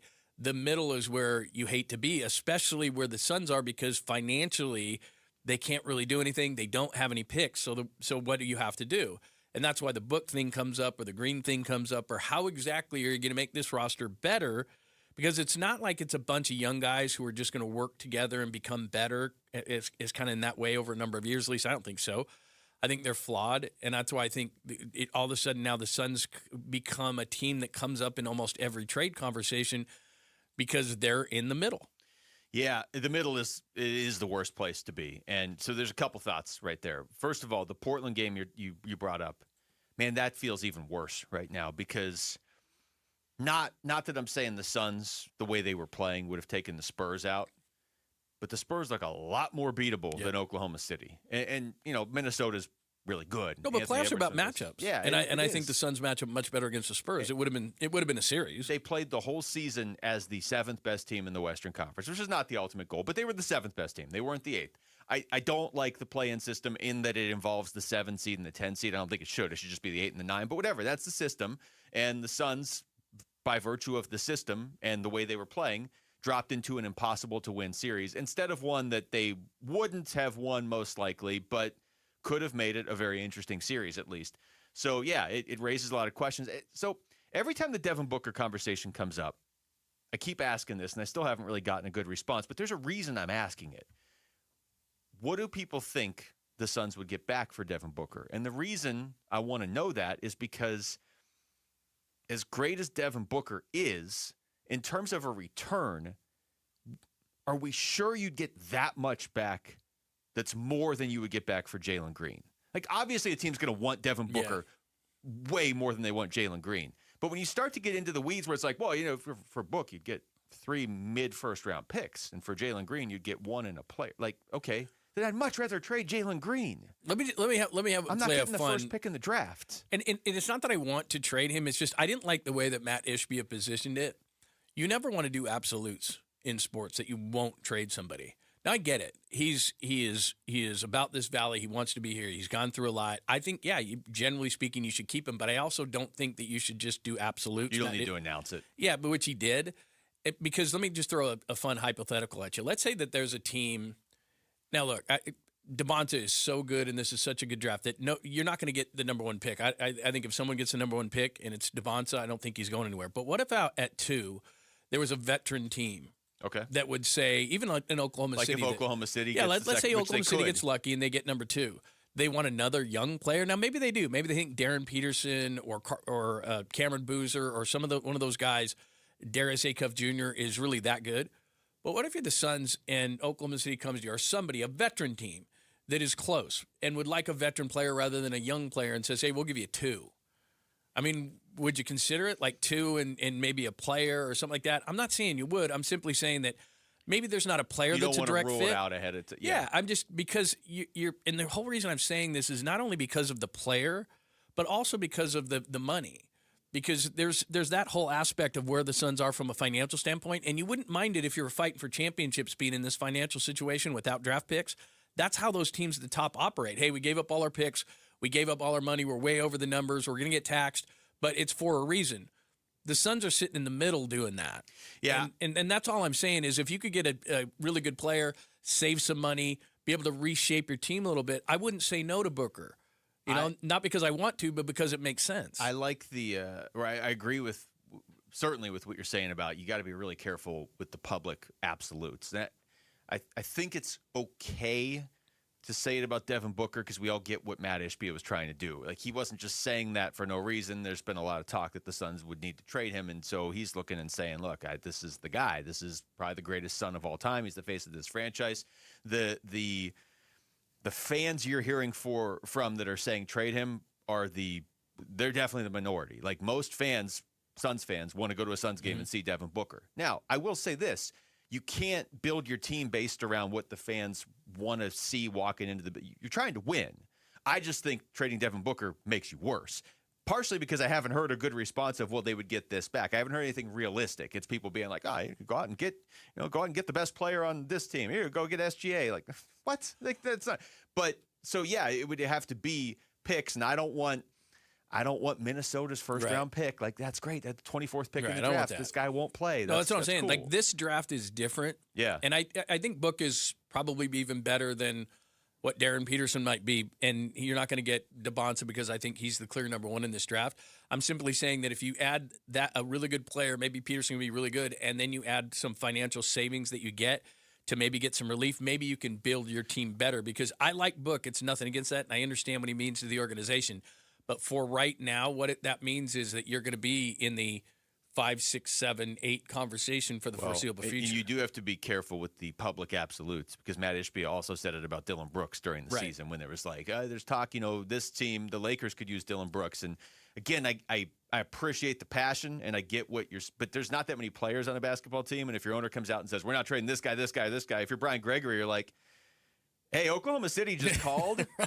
And Oklahoma City has more picks than they know what to do with. And I mean, because the flip side is true. If you say we're not trading Booker, we're not trading Brooks, we're not trading Gillespie, we're not trading good, and all of a sudden the only person you haven't said it is Jalen Green, like that kind of kills the leverage. That you have Jacoby Brissett type leverage. We're going to trade everybody but this guy. Yeah, we're keeping everybody except Jalen.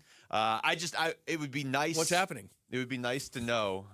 This is Rick sometimes just kind of loses his mind, puts stuff on his head. So the NHL draft lottery is now under my category of I rigged. See. Oh, now? I see. With that horrible PR that the Toronto Maple Leafs got this week, the league made a little correction, in my opinion, and gave the Toronto Maple Leafs the number one pick. I think so the my NHL draft lottery is a lot more suspect than the NBA draft lottery, to the point where people, I heard a show out of Toronto yesterday morning saying, when we get the number one pick tonight, and we will because we're Toronto.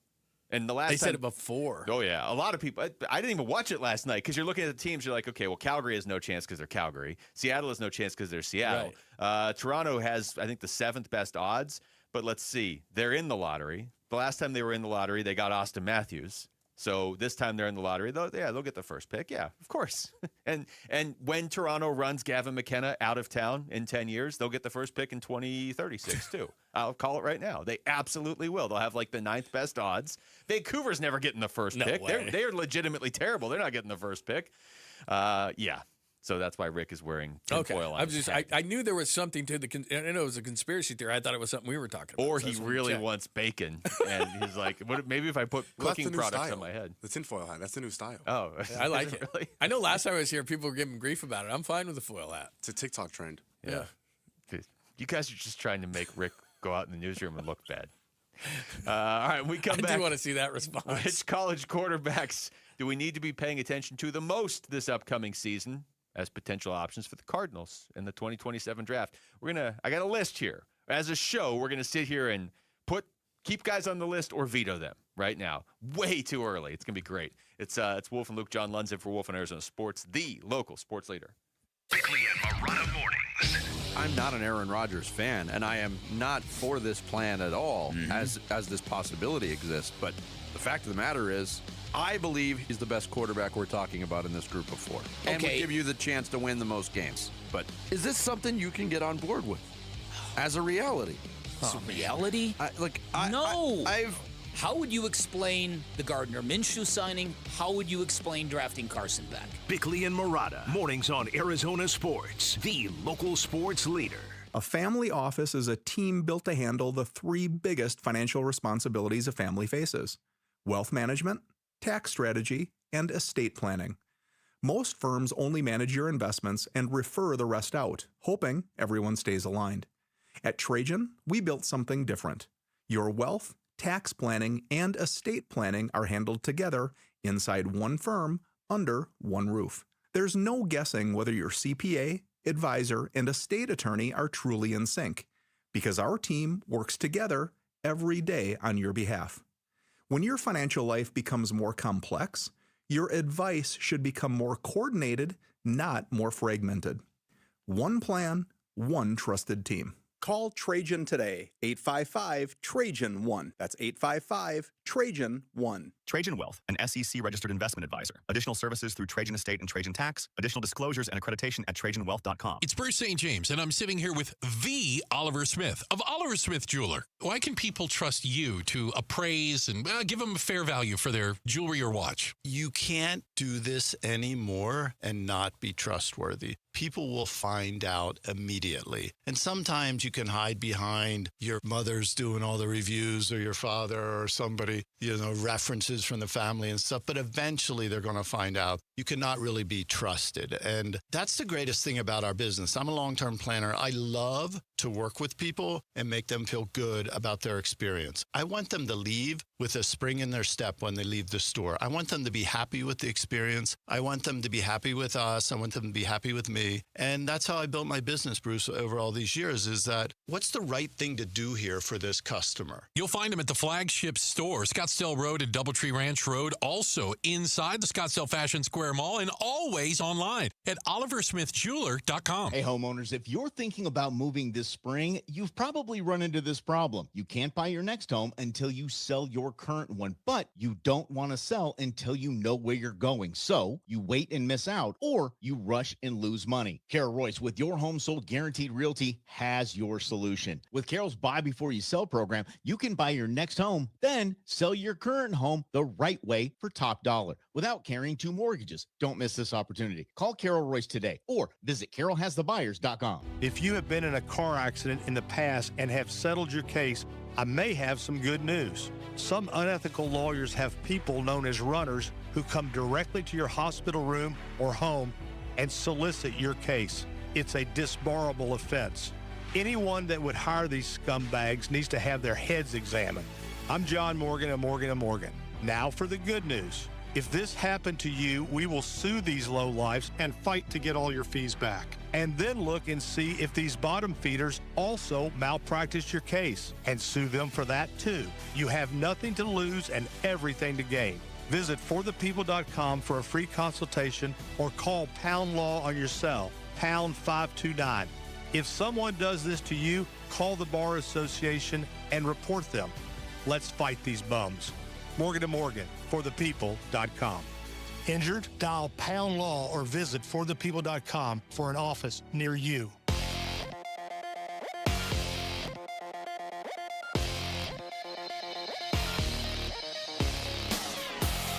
I'm Jesse Morrison with Trending Now, presented by Parker & Sons, heating, cooling, plumbing, and electrical. The Arizona Diamondbacks go for a series win tonight against the Pittsburgh Pirates, but it will be a tough task. The Snakes will face reigning National League Cy Young Award winner Paul Skeens. First pitch is at 6:40 with pregame coverage starting at 6 right here on Arizona Sports 98.7 and the Arizona Sports app. And for why it would be silly for the Arizona Cardinals to go after a certain future Hall of Famer, head on over to arizonasports.com. And that is what is trending now.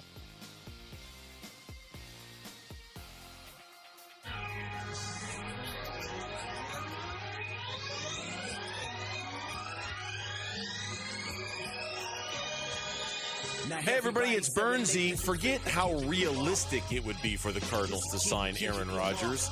Would it actually, work in a football sense? It's the Burns and Gambo Show. We start at 2 on the Arizona Sports YouTube channel, the Arizona Sports app, and 98.7 FM. All right, it's Wolf and Luke. John Lund is in for Wolf today. So I got this list here. I can't wait for this. Yeah, this is like perfect for you. Yeah, This is like love the this right stuff. day for you to do this. We're gonna do this. We'll do this with Wolf too, but I know it's early. I know it's May. Whatever. This is where we are. Okay. People love this stuff, I think. College football season is gonna matter if you're a Cardinals fan a little bit more than usual this year. Like random games may matter because, and it's not just the Cardinals. I mean, the Jets, the Browns. There's a few teams obviously gonna be picking next year. But the thought is, multiple teams are gonna get their franchise quarterback next year in the first round.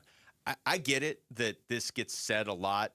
It's not to this extent where you're looking at mock drafts already that have 6 quarterbacks in the top 14. And I mean, anybody that watched college football last year, there were guys that Dante Moore would have been the second pick this year. He goes back. There's a lot I don't know how many quarterbacks are going to go in the first round next year, but we're all going to have to be paying attention to some of these guys as potential Cardinals quarterbacks. Brady Quinn, they played a cut yesterday on Burns and Gambo. And Brady Quinn was slobbering all over this class, and maybe it'll be a great, maybe it won't. But he said if he was a betting man that he'd go 5.5, possibly 6.5. Yeah. So he's saying 5 to 6 quarterbacks in the first round. And he said that maybe a couple will even go back just because it's so top-heavy that it's like I could go 5th or 6th this year or I could go 1st next year. So whatever people think of it, at least as we sit right now, there are going to be 5 or 6 first-rounders. And you think about there's going to be enough teams that are going to want to take there that are teams that have clearly structured their franchise. Maybe the Cardinals are one of them. Well, Jets and Cardinals, I think, right out of the gate. Yeah, the Jets right? stockpiled 3 first-round picks next year and didn't take a quarterback. They took Cade Klubnik in like the 47th round. Right. Didn't take a quarterback. All right, so all you guys, you're in on this. Jamal, Rick, okay. So I'm just going to start reading names, and we're just going to decide as a show, because we can't watch all these quarterbacks next year play college football. So who are we going to focus our attention on? Right, we can't all be watching John Mateer in Oklahoma. Like we can't watch 16 quarterbacks. Maybe you can. John has a look on his face like you got those quad boxes, man. You can double those up, get an iPad. Let's go. All right, well let's trim some of these names yourself. Off. Okay, so I'm going to throw some of these names out. Okay, we'll start with. I'm not going to go in order. I'm going to go. There's some interesting names on here. Let's start with this one. How about Sam Levitt? How about watching Sam Levitt as a potential Cardinals quarterback? Can I say yay just to make people mad? You can. No, nay. No? I even thought he was overrated at Arizona State. Like, I'm not mad at him or anything like that, but he doesn't show consistent enough accuracy. He gets out of the pocket a lot. He's going to put up numbers, though. He's in a Lane Kiffin offense. He absolutely will. And they'll have good skill position players, and I think someone will draft him in the first round late. He's really athletic. He's got good size. I wouldn't do it. Do you think he needs to stay healthy? That's where my biggest concern is with him, is that he just seems to not be able to. Yeah. He's to slide and to protect himself. Do you care at all about the sort of weird exit from ASU? Like, put yourself in the mind of an NFL team. Are you? Because as an NFL team, I would at least be asking in my interviews next year, whenever I'd be like, okay, look, everybody leaves. Can't blame you for leaving ASU, whatever. You got more money, whatever. But why the weirdness about it? Like, why not just They address would if he has a good year. If he has a great year, let's say that he goes there and has a Joe Burrow LSU, no one will care. Okay, all right. Don't you think? I mean, if he's awesome this year, I don't know if anyone will care. For the athletic director to say it wasn't financially related, I would like to know, no matter what happens. I mean, I would ask if just from an ASU perspective, I just want to know. Yeah. You were going to be one of the faces of one of the coolest seasons in ASU history. It was you and Kenny and Cam Scadaboo and Jordan Tyson, among others, but you guys were the faces of it. And now it's just kind of Kenny, Jordan Tyson, and Cam Scadaboo because you voluntarily didn't want to be a part of it. I don't know. All right, how about another name? Let's go with Jaden Maiava of USC. I'll start giving you guys the heights too, because I know that he's a big dude. Yeah, he's 6'4". I know the market that we're in. I know. I obviously have been here my entire career. I understand that we all just had Kyler Murray, so I'll make sure I give you the heights too. Sam Levitt is 6'2". Jaden Maiava is 6'4". I love him. I think he's one of the most underrated quarterbacks in college football, and I was hoping to come out this year. And instead of like a Carson Beck in the top of the third round, I'd rather have him. Yeah. I like him a lot. I will be watching USC to keep an eye on him. You guys? I'm going to say yay, because I will be watching USC, because there's just going to not be a choice, I feel like, because USC is like the only team on it sometime at the end of the day. So I'll watch him just because he's going to be on. Yeah. I'm already seeing him mocked to the Cardinals. Yeah. Well, he's got big time arm, that whole thing. He's got all the measurables. Jamal, any interest in at least watching Jaden Maiava to see? Yeah, because I'll be watching a lot of Big Ten football, and so I will keep my eye. Unfortunately, I'm going to say we're going to go as a show yes on Maiava. Yeah, I would agree with that. There was. I think he's going to be a first round. I guess not on Levitt. Arch Manning, we can all agree yes for sure. Yay. 100%. Okay. Yay. I would watch him if he was not even supposed to be good, just because his last name's Manning. And he is 6'4". Do you think that even if he's not the best quarterback, if Dante Moore is the best quarterback, but Manning is, just based on his name, he's going to get picked ahead of him? No, my concern is that the Cardinals are going to be in position to draft Arch Manning or the Jets or whoever. And, I mean, he comes from a family that has twice said, no, I want to pick where I play. That's my early 11 months out concern on Arch Manning. That's a good call. Because I mean, They did it with. He could be really. They did it with Eli. Eli didn't Why want to wouldn't go they do play football in San Diego. He's like, Right. no, I don't want to live somewhere fun. So he immediately. And didn't Archie Manning do it too?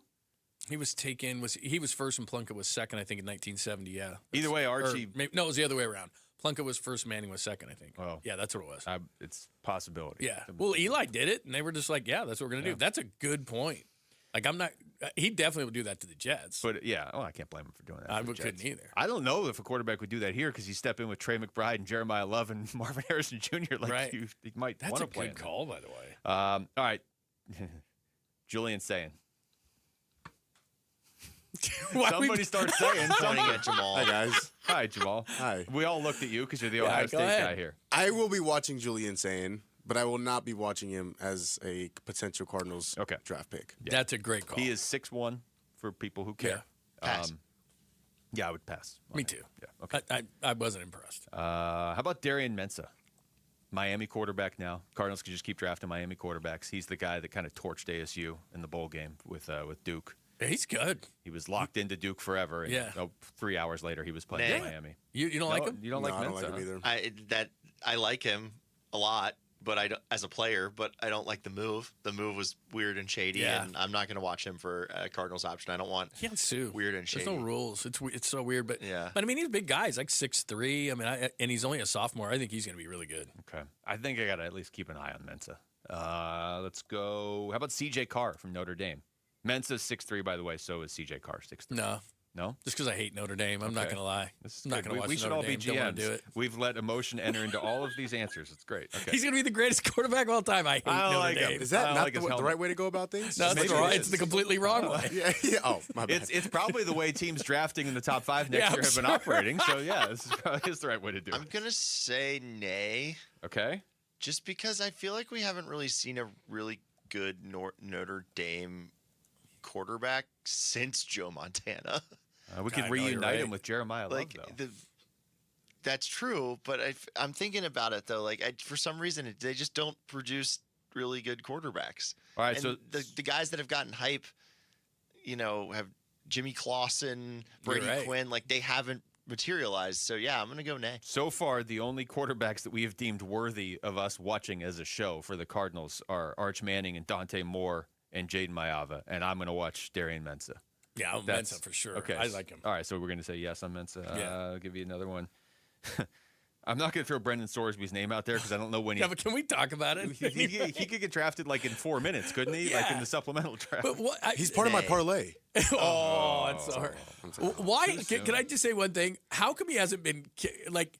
They're going to give him a hearing. Like Pete Rose got kicked out of baseball for betting on his own team for the rest of his life, and it's like, gee, should we let this guy? Times have should we changed. Maybe let this guy play. It's Times like, have changed. My And he was a backup. God, man. Let me He was a throw. backup. He was a backup. Sorsby wasn't a backup. I wouldn't even No, draft when him. he was betting on when he was But I betting on wouldn't- Indiana. But I he wouldn't was even just draft him as backup. like if I was an NFL team. Like go look up Art Schleister. Like the dude has bet thousands and thousands of times. Like he's got a problem. Are we going to talk? We're going to talk Cardinals again, right? I've got 4 more names. I No, wanna keep throw going. We can do it. We can get it through. Well, I'll shut up. Let's do it at 12:30 because we're already late, and I want to. I got 4 more names I want to throw at you guys. Okay, so we'll get back into that in a little bit. Are you still looking for the perfect Mother's Day gift? Get mom D-backs baseball all season with dbacks.tv. 50% off at just $44.99 through May 10th.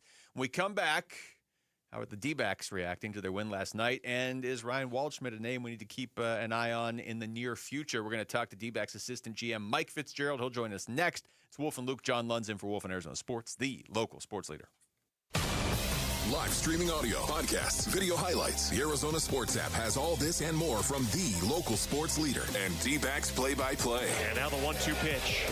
Swing and a miss. He struck him out. Download the Arizona Sports app. Presented by Ready Services Plumbing and Air Conditioning. Hey everybody, Dan Bickley here, and you've seen the billboards. Sweet James is everywhere. It's a fun name and a fun brand, but when you've been hurt in an accident and it's game time, Sweet James plays to win. They are unstoppable in their pursuit of justice, and they are the heavy hitter you need when dealing with the insurance companies. Sweet James Accident Attorneys is a world-class law firm with over 20 25 years of experience, more than 500 trials, and over $2 billion recovered for accident victims. They even have a full in-house trial team, and they win 98% of the time. Remember, having the right attorney can mean the difference between a $2,000 check and a $2 million settlement, and Sweet James delivers some of the biggest wins in the country, and they've been named best attorneys in America. So if you're hurt in an accident, don't settle for less. Call Sweet James at 1-800-9-MILLION. That's 1-800-900-0000, online at sweetjames.com. Ready! Hey, it's Chris with Ready Services Plumbing and Air Conditioning. We are a family-owned and operated business, and we have been since 1957. Our goal is to leave every customer satisfied and a smile on their face. Ready Services doesn't want to leave your home without leaving you with a 5-star experience. At Ready Services, we believe that we can do a great job at a fair price. Learn more about how we can help you at nofeeemergency.com. When it comes to vision, the name you need to know is Dr. Jay Schwartz at the Schwartz Laser Eye Center, the team eye doctor for the Phoenix Suns and Arizona Diamondbacks. Ready to ditch glasses and contacts? LASIK is your winning play, an advanced laser procedure that reshapes the cornea for sharp, clear vision. Quick procedure, fast recovery, and trusted results. If you're not a LASIK candidate, no need to worry. They've got options like the Evo ICL, an implantable lens that works with your natural eye, or the Clear Lens Exchange, a procedure that replaces your eye's natural lens for lasting clarity. There's free consultation at all 3 Valley locations, Scottsdale, Glendale, and Mesa. Schedule now at teamidoc.com. That's teamidoc.com, or call 480-483-EYES. That's 480-483-EYES. It's the Schwartz Laser Eye Center, trusted for over 25 years. Hey, it's May. Temps are climbing. Time to turn screen time into swim time. That's exactly what we did at Casa Galvisi with Arizona's most awarded pool builder, California Pools and Landscape. You talk about a before and after. When we have friends over, that's all they talk about. A total transformation. New decking, shade structure, landscaping, turf, of course the pool. One designer, one contract, one builder, and our #1 summer escape is now our backyard. See it for yourself and get a free estimate at calpool.com/Paul. Still stuck in a bank CD earning next to nothing? There's a smarter way to grow your money. CanvasAnnuity.com offers market-leading fixed annuity rates with guaranteed terms of 3, 5, and 7 years. Lock in a strong rate while they're available and watch your savings grow. And remember, unlike CDs, your earnings grow tax-deferred, which means you don't pay taxes until you take your money out. Visit CanvasAnnuity.com to see today's rates and start earning more on your retirement savings. Arizona Sports, the local sports leader. Front Office Focus with Wolf and Luke. Brought to you by Canvas Annuity. Great rates that are guaranteed to be a home run for your retirement. All right, D-backs back at it tonight against the Pittsburgh Pirates, Game 2 of this series. Of course, D-backs won Game 1 last night, going away. So let's talk to assistant GM Mike Fitzgerald joining us on the Arizona Sports Line right now. Mike, thank you so much for the time, man. What's going on? You got it, guys. You got it. Yeah, it was a fun one last night to get back on the winning ways. And anytime you throw a shutout up there, moods are really good after the game. And anytime you put up 9 runs, and then not just the 9 runs, but the way we did it, I think our first 7 runs were scored on 4 hits. So getting back to kind of that core identity of we're going to smoke you out of the zone when you come in and throw a pitch over the heart of the plate. We're going to be the best team in the league at getting our A swing off on it. And when you don't put a pitch over the heart of the plate, we're going to check off it and force you to make quality pitches. And when we do that, we turn the lineup over and we get a chance to put up some big innings like we did yesterday. Let's get in a little bit, talk a little bit about that offense, because it's kind of strange. Not hitting a ton of home runs. You have the least amount of players left on base. You're hitting 296 with runners in scoring position just behind the Braves, but you're not getting enough guys on. You got a 308 on base percentage. So how do you change that? Because that doesn't sound like a very Diamondbacks thing, that you're just not getting on base enough. You're driving them in when they're there, but there's just not enough guys there. Yeah, we are walking a tightrope right now.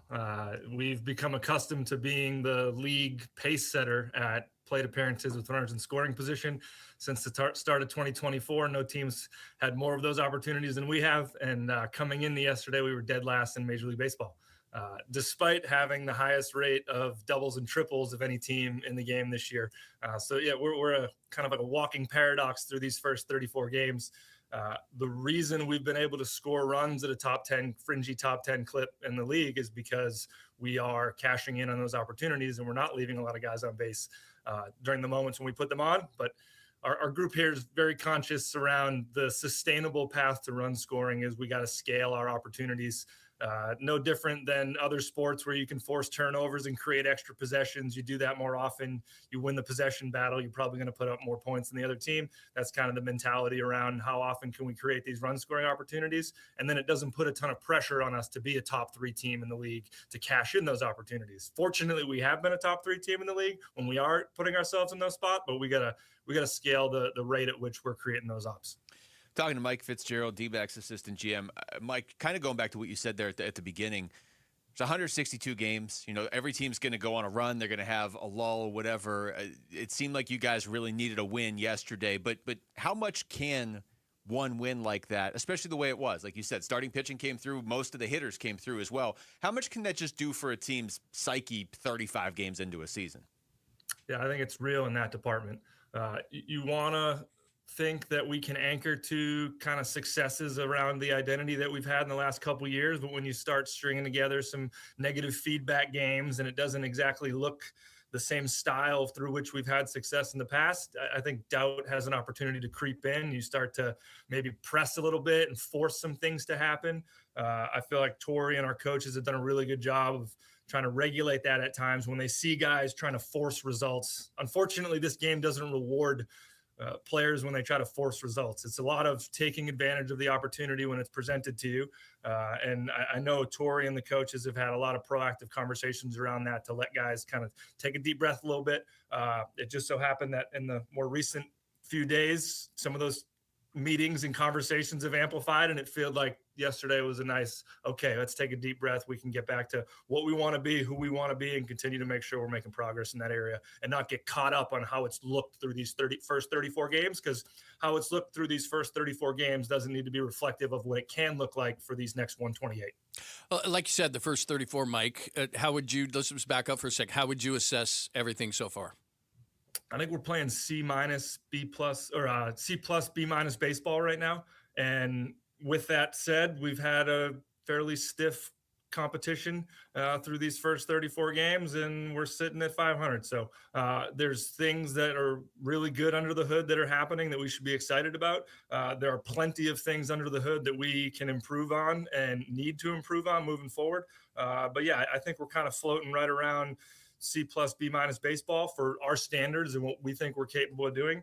And on one hand, it's frustrating to have played 34 games where it feels like, you know, you're in that area. On the other hand, to be able to go 17-17 against this competition that we've had while not yet coming close to playing the consistency of baseball that we can play, it's not a bad spot to be in when you can kind of stomach some of those downturns, because every team goes through those peaks and valleys throughout the course of the season.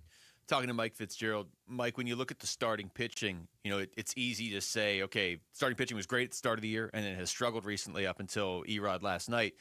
But we are talking about 5 different guys here too. So how much of that do you look at and say, okay, yeah, this is an individual thing with this guy as opposed to this guy? Or are there some trends that are affecting all 5 of your starting pitchers? Yeah, we've kind of looked at it more. Let's evaluate each guy in a vacuum. We're cognizant that the overall performance of that group as a whole has not been good enough. So then the question becomes, all right, why is that? What can we lock in on and dive into? I think Gowan's bookend starts haven't been that great, but the meat of starts within that, for as much as I know he'd like to miss more bats and rack up more strikeouts, like in terms of was he showing up and giving us a chance to win a game on the day that he took the mound, I think we can say, yes, that was happening in the middle bulk of those starts. Soroka, outside of the last start, was doing that consistently for us and giving us a chance to win every time he took the rubber. Erod's done a fantastic job for us the whole year and giving us a chance to win a game every time he takes the rubber. So then it was locking in on Nelson, kind of had a little bit of Jekyll and Hyde starts there. And what are some of the under the hood stuff that we can lock in on to give him a better chance to find consistent success? He has the best fastball of any guy in our rotation. And he still needs to have some strategy around that to make sure that we're protecting that strength and amplifying that strength, and not just having that be the only weapon that we go into battle with on a day-to-day basis. And then with Merrill, the missing time in spring training is usually a little bit of a rough go as guys start to find their rhythm. And as I hear our broadcast talk about it quite a bit, like Merrill's success is so largely dependent on his ability to hit his spots. And sometimes that can be some of the last things that you really lock in, especially when you miss that normal ramp up and warm up time heading into the season. Mike, when you talk injuries, a lot of times it's an excuse. But if you look at maybe what's coming back for you, maybe it's an explanation. So Jordan Lawler, and obviously some pitching is going to come back, both relievers and starters. How much is that going to help you, and how soon? We're really excited about that. Those guys are staying on pretty typical timelines. So I think Lawler, Pavin, and Puck are reasonably expected in like early June. So what Lawler's at-bat quality looked for us prior to the injury, what Pavin has done for us from an at-bat quality, those types of behaviors fit what our collective offensive identity we think looks like over the long term. And so getting those guys back more regularly will help. Our core six in the bullpen has been nails for us so far this year. And credit to that group.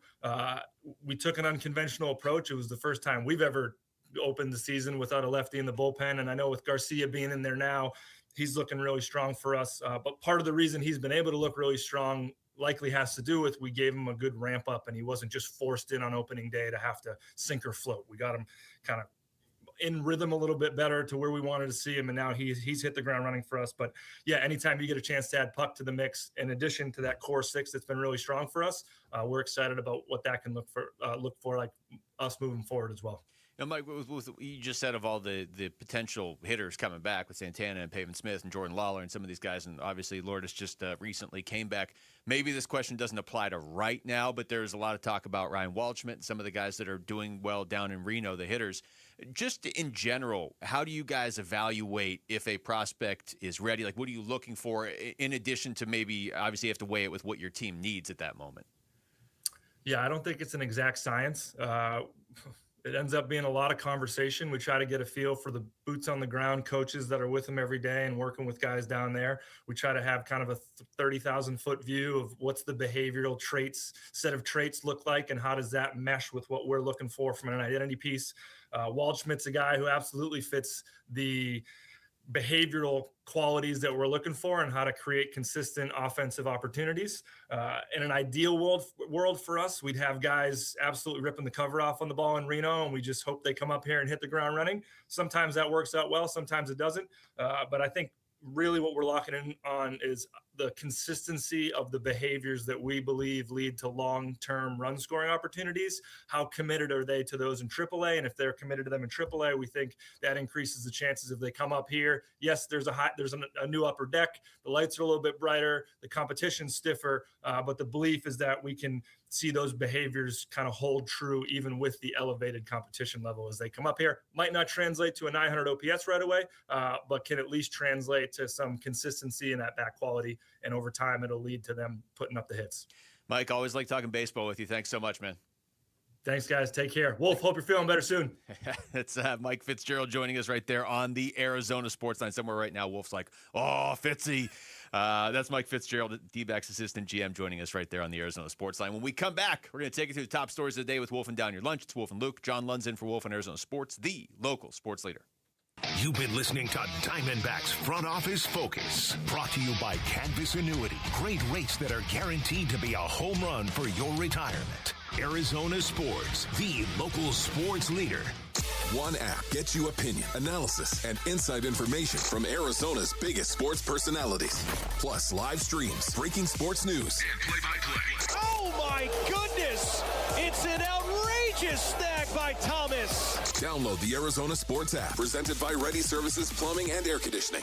If you have unfiled taxes or are in debt to the IRS, this is important news. Did you know the IRS has programs specifically designed to help people struggling with tax debt? Powerful tax assistance programs that can save you thousands if you qualify. No one knows these programs better than the experts at Optima Tax Relief, America's most trusted tax resolution firm, A-rated by the Better Business Bureau. Their award-winning tax attorneys and licensed professionals have resolved over $3 billion of tax debt for their clients. One call to Optima can start the process, helping to put an end to your worries about wage garnishment, asset seizure, and other aggressive IRS actions. Find the best options to solve your tax problems. Call the experts at Optima Tax Relief today for a free consultation. Call 800-343-6460. 800-343-6460. 800-343-6460. Optima Tax Relief. Some restrictions apply. For complete details, please visit OptimaTaxRelief.com. When I was a kid, my dream wasn't a mansion. It wasn't a yacht. It was a 250cc Kawasaki dirt bike sitting in the garage. That garage and that bike represented freedom. Hi, I'm Tommy Mello. At A1 Garage Door Service, we know your garage holds more than tools. It holds dreams. From repairs to upgrades, call A1 Garage Door Service today or schedule online at a1garage.com. A1 from day one. Hey everybody, Dan Bickley here with My Guy Bear, one of the Henley brothers that owns and operates Waltz TV and Appliance. And right now, if you spend $100 or more at Waltz, you'll get a free Gemini boombox. That's the same one you've got, right, Bick? Yep, and I love it. It's portable, super loud, great bass, and it even floats. Perfect for the pool or backyard hangouts. Free, floats, and ready for summer? That's a win. Everybody wins when shopping at Waltz, which you can find off the I-10 in Warner and online at waltz.com. Maybe you've had your eye on a Fulton home. The premium craftsmanship, thoughtfully designed floor plans, resort-style amenities, and award-winning communities across the valley. A place where every detail feels intentional. For many buyers, homeownership can feel out of reach. But now, owning a Fulton home is more attainable than ever. With special pricing, limited time incentives, and interest rate buydowns on select homes, now is the right moment to make your move. From beautifully designed interiors to the legendary quality Fulton Homes is known for, every detail is built to stand the test of time. Visit any Fulton Homes community today or go to fultonhomes.com. Fulton Homes. You're proud to own. We're proud to build.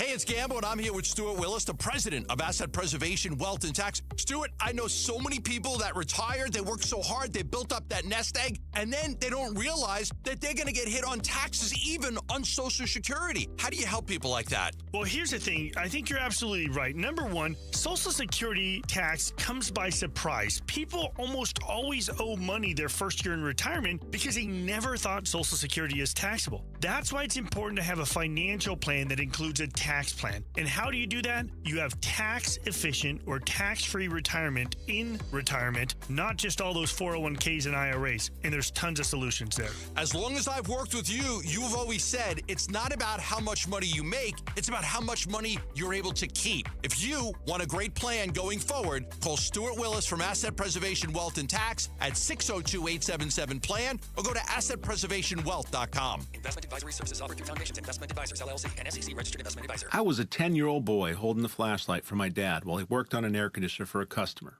He didn't talk much, but there's a certain kind of magic that happens when a son holds a flashlight for his father. Dad talked to me while he worked. He said, when a person needs help, you respond right away, not when it's convenient for you. That was the first night I held the flashlight for my dad, but it wouldn't be the last. At Dad's funeral, I realized that every time he handed me that flashlight, he was passing the torch. Gettle, G-O-E-T-T-L.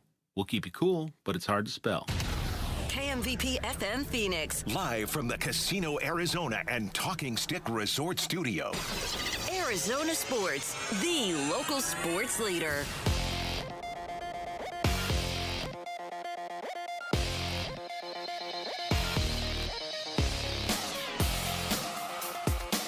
I'm Jesse Morrison with Trending Now, presented by Parker & Sons, heating, cooling, plumbing, and electrical. The Arizona Diamondbacks go for a series win tonight against the Pittsburgh Pirates, but it will be a tough task. The Snakes will face reigning National League Cy Young Award winner Paul Skeens. First pitch is at 6:40 with pregame coverage starting at 6 right here on Arizona Sports 98.7 and the Arizona Sports app. This report is brought to you by Freeway Chevrolet. Now's the time to score big savings at Freeway Chevrolet. Chevrolet, together, let's drive. Freeway Chevrolet off the I-10 and Ray Road. And I'm hungry like the wolf. Arizona Sports, the local sports leader. Yeah, can I have a number 3 with cheese and a large coffee? Wolfing down your lunch. Serving up today's top sports stories with Wolf and Luke. Man, does it smell good. Brought to you by Aria Dental Implant Center. Locally owned and affordable dental implants. All right, it is noon on, I don't know, let's say Wednesday? I guess it is Wednesday. Okay.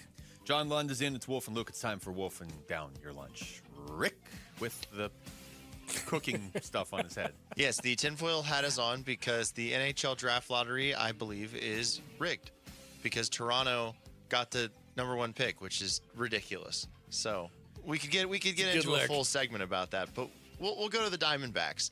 They improved. I will just say this on your side, Rick, and I can't look at you if I'm going to defend you because you're wearing that cooking stuff on your head, but a lot of conversations I had with people around the hockey world yesterday before the lottery was like, we all know who's going to win this.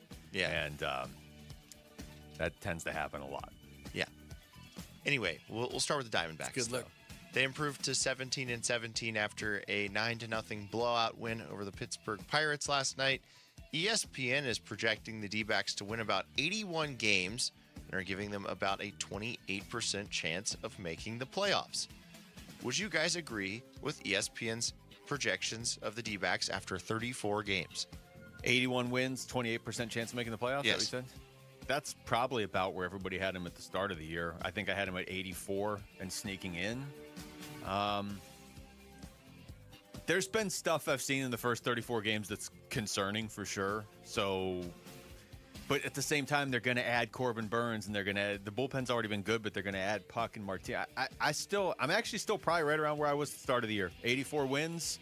And at that point, it kind of depends on the rest of the National League if that's enough to get you in. Because 84 got them in when they went to the World Series, but 89 didn't get them in the next year. Well, let me state the obvious. A 5.20 starter's ERA is not going to get them anywhere near the playoffs. Get that down around 5.10. So that's a major problem. You got to get to like the middle of the pack. So they're worse in baseball. It's so crazy. Did I mention that they've got a 791 first inning? You're right. Good job. 7.9. Great stat. Just incredible. Yeah. By the way, I did mention Thank you. I went out there and tried it. This will impress people on Jarrett. Did it work? He looked at me like, "Where's the rest of the stat?" Yeah, whatever. So then I just pointed to you. I was like, "It's his stat." But here's the other thing that's going on that's really interesting in the National League because they're not going to win the division. Philly stink. Mets stink. Like they're getting a little help there. So the NL East stinks, but then every team in the NL Central is plus 500. Yeah. So are the Pirates for real? Probably not. Are the Reds for real? I'm not sure. I think the Brewers and the Cubs are. So will some of those teams fall off? The Giants, who I thought would be a contender, they stink. I mean, for a wild card, they stink. I don't think the Padres can keep this up. They're winning a bunch of one-run games. So to me, it comes down to what are the rest of the teams going to do around you? Are the Phillies and the Mets going to continue to stink and not be a factor in this whole thing? Then they might have a chance. Problem. I'm not sure the Diamondbacks are at a place where they can take the other teams out. Like, I don't think the D-backs are winning 92 games. You know what I mean? I think it's going to just kind of come down to is the NL down or up this year. I see what you're saying. And when you look at the AL and nobody's above 500, that doesn't help. That's wild. All right, let's respect Rick with his tinfoil hat. Sorry. Over to the Arizona Cardinals. The murmurs, I guess we'll say, surrounding Aaron Rodgers potentially coming to the Cards are heating up. Here's Rodgers' pal, A.J. Hawk, on the possibility of the future Hall of Fame quarterback coming to Arizona. This is from the Pat McAfee show yesterday. The only 13 seconds that A.J. Hawk got to speak on that show. They were big 13. If I try to lay it out like Tone said, he presented like these were great points. It does not really make a whole lot of sense to me. I would imagine if Aaron plays this year, it would be in Pittsburgh. But then again, nothing would surprise me either at the same time. Our Sanderson Ford poll question is up now at arizonasports.com, and it asks, should the Arizona Cardinals pursue Aaron Rodgers? Yes or no? Oh, this is an easy one. No. Wow, Wolf could have actually answered this one definitively. He wouldn't have had to be. He probably wouldn't have. He would have been. Well, I would say no, but if they did it would kind of be intriguing. I think he would have said no pretty definitively. I'm going no. Not only would I not pursue him, if he pursued me, called the Cardinals, I would hang up. Which we're not talking. We're not. You're not coming in. I love how people are like, well, he hasn't given the Steelers an answer. That must mean he's got another team. He's the just Cardinals. a weirdo. He's going to give the Steelers an answer on August 28th or something. He probably doesn't have his phone on. He's probably on some darkness retreat right now. It's a little too bright in Arizona for Aaron Rodgers. It needs Plus, to be did darker. anyone watch him at the end? He cannot move. But he still has a cannon. This idea that he's move. the answer is okay, man. You have to move in Mike LaFleur's offense. There's a lot of sprints. And a lot of, Can we rephrase this to should the Arizona outside Cardinals zone. Pursue Josh Allen and then do the votes? Yeah, that's a little more unrealistic. We're watching Aaron Rodgers in the studio there right now. Yeah, they're replaying. Luke is Steelers, very intrigued. Texans. Yeah, I'm like, would he have thrown that pass? Is if that he going to was, be our quarterback? Wearing red? Yeah. All right, we're gonna say definitive no. Absolutely here in this poll question. No, 52%. Yes, 48%. Come on. People are coming on board with this. I'm seeing some YouTube chatter in the YouTube. I can't believe what it's are they, that close. Just real quick, Rick, because I haven't got to monitor the YouTube live chat this much today. What's the reasoning? People think that he'll take them to the playoffs, or they just want to see the world burn, or what's that? Is it that? Is it Cardinals fans voting, or is it? So this is the one that I saw. This is from Neil Headley. Okay. I'm in the minority, but I think Rodgers could actually work with the weapons we have for one season. I'm down for the clown show. See that, but that's what he said at the end. Okay, down for the clown show. Yeah, because that's different. Cardinals do have weapons. Yeah, they do have weapons. It's hard to deny that. On paper, they've got weapons on offense now with Love and 3 other running backs, and a lot of it hinges on Marv. But if you unlock Marv and you've got Love and McBride, you have weapons. I could see why it would be enticing to a quarterback. We're going to stick with the Cardinals and quarterbacks. Jacoby Brissett is reportedly skipping voluntary OTAs as he seeks starting quarterback money. But does he have any leverage over the Cardinals? He's a career backup with 1 win when he started last year. What's going on here? Somebody just wrote in the YouTube live chat, you better double check that, Rick. That's very nice. Said that, yeah. Does he have leverage? Does Jacoby Brissett have leverage? He doesn't. He just doesn't have leverage. It's the situation. It's all the stuff you said earlier, John. And I'll redirect everybody to my poker analogy. It's like you're playing poker and you have pocket fours, but you're playing with your cards up. Everybody else is playing normally. That's how much leverage Jacoby Brissett has. Everybody knows what your cards are. Other teams don't need a quarterback now. It's May. You are somebody I'd like to have on the Cardinals, but I don't know how much you're going to affect wins and losses to the point where would you make them a playoff team or not. So I don't know how you really go into the office, especially without an agent, and say, give me more money and expect an answer. Honestly, it's not a holdout yet, but I'll just call it because it's easier to talk about it that way. This is the worst holdout of all time. The worst. Because think about this. Are you unique? No. Does the team win because of you? No. Okay, if we don't, is there somewhere else you can go where there's a starting job? No. They don't just hand out money in this league because they're nice. Jacoby's a nice guy. Let's give him an extra $5. And you brought up the most salient point of all. They're paying Kyler Murray $38 million. We have an expensive quarterback room. So it's not like they have this cheap quarterback room. They were like, let's just throw a few more bucks at the quarterback room. It's not a cheap quarterback room. They should have if you're holding out and you want to come in and have a meeting, you just have to fill out this quick questionnaire, and it's those questions, and you're just like, are Seriously? You unique? Well, no, not really. What are your skills that make you so unique? Well, the Gardner Minshew could do that. Yeah. Are there other teams? Yeah, you must. Are there other teams that could have you as a starter? No. Do you clear the Gardner Minshew bar? And if the question is, are you unique? Well, Gardner shows up in an RV with a mustache that's like cartoonish. So he's going to be more unique. Did we draft a quarterback in the top of the third round? Like, we've got do you have a young quarterback on the roster you'd like to develop? Yes. Did we sign a free agent quarterback too? Oh, my God. Like, Gardner Minshew and Aaron Rodgers on the same team would be something. That would be something. It would be something. It would not be a playoff team, but it would be something. Then Hard Knocks would have to redirect away from wherever they're going and come do the Cardinals again. Where is Hard Knocks? I think they're in Seattle. Is it Seattle? Is that Seattle this year? Is it Seattle this year and Patriots it next might year? Be, yeah. Okay. Yeah, it's Seattle this year, Patriots next year. I'm Patriots sorry. probably should have done some research before doing that. Yeah, they need at least a year to clean things up before. Exactly. That's All right. going to be amazing. Now I wish it was the Patriots this year. Oh, that would be so good. The entire show is filmed in Sedona for some reason. All right, that was Wolfing Down Your Lunch. Thank you, Rick. Mando meets Moreno May 9th at Chase Field. It's Star Wars night, and the first 25,000 fans take home a Gabby Moreno Mandalorian bobblehead. Win tickets plus IMAX advanced screening passes to The Mandalorian, and Grogu. Text FORCE to 620-620 to enter. If you text Luke, I'm your father to 620-620, I won't do that get it. right now. I won't get it, and you won't enter. Luke. All right, when we come back, D-backs didn't just get good pitching last night. They got some real good offense last night. So what does it mean going forward? That's next. It's Wolf and Luke, John London for Wolf and Arizona Sports, the local sports leader. Arizona Sports is giving away one of the largest prize packages we've ever put together, valued at almost $30,000. Details soon. For now, here's a hint. Touchdown, Sun Devils! Keep watching and listening for Arizona Sports to reveal more. And make sure your passport is up to date. Ladies and gentlemen, this is the captain speaking.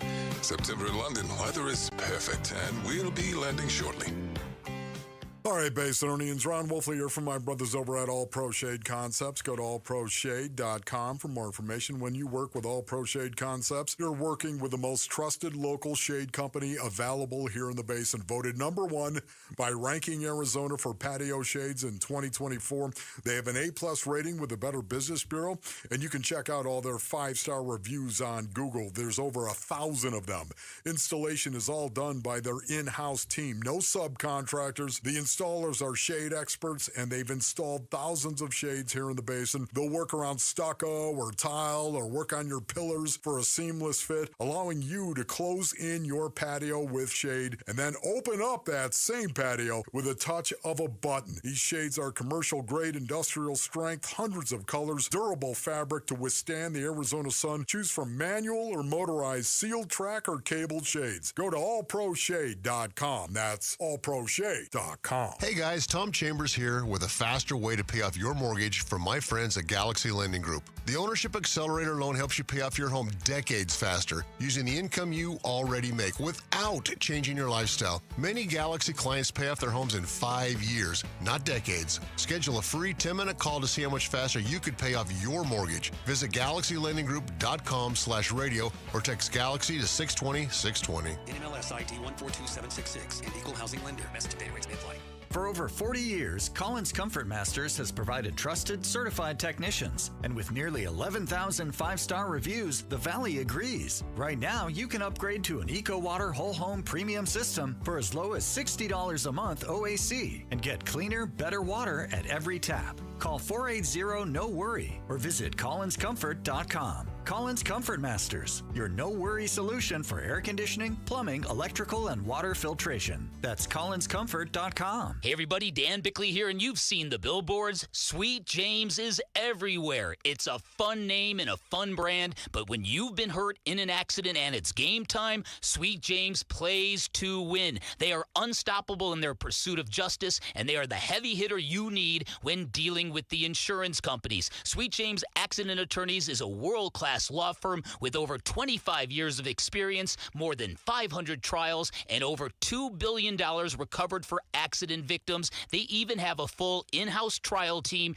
and they win 98% of the time. Remember, having the right attorney can mean the difference between a $2,000 check and a $2 million settlement, and Sweet James delivers some of the biggest wins in the country, and they've been named best attorneys in America. So if you're hurt in an accident, don't settle for less. Call Call Sweet James at 1-800-9-MILLION. That's 1-800-900-0000. Online at sweetjames.com. If you're waiting for someone to come along and make your private student loan debt disappear, I need to be honest with you. That's not how private loans work. There's no forgiveness programs on the way, but there is Y-Refi, and they are the next best thing I've seen for people in this situation. Hi, it's Vince Marotta, and Y-Refi helps people with distressed or defaulted private student loan debt refinance into a low fixed-rate payment they can actually handle. They don't make you feel bad about where you are. They don't grill you about how you got here. They meet you where you are and work with you to build something that makes sense for your budget, your income, your real life. If other lenders have told you no, that's actually where Y-Refi does their best work.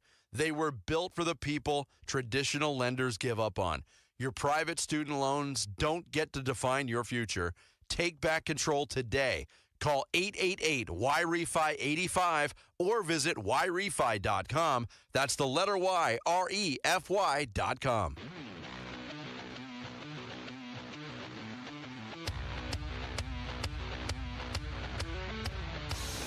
Hey, it's Gambo. What stood out in the Diamondbacks' first game of their homestand? We'll react and look ahead to their matchup against Paul Skeens tonight.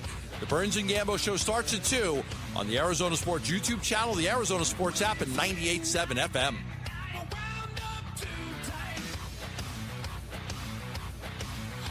Well, excellent offensive performance from the Diamondbacks last night.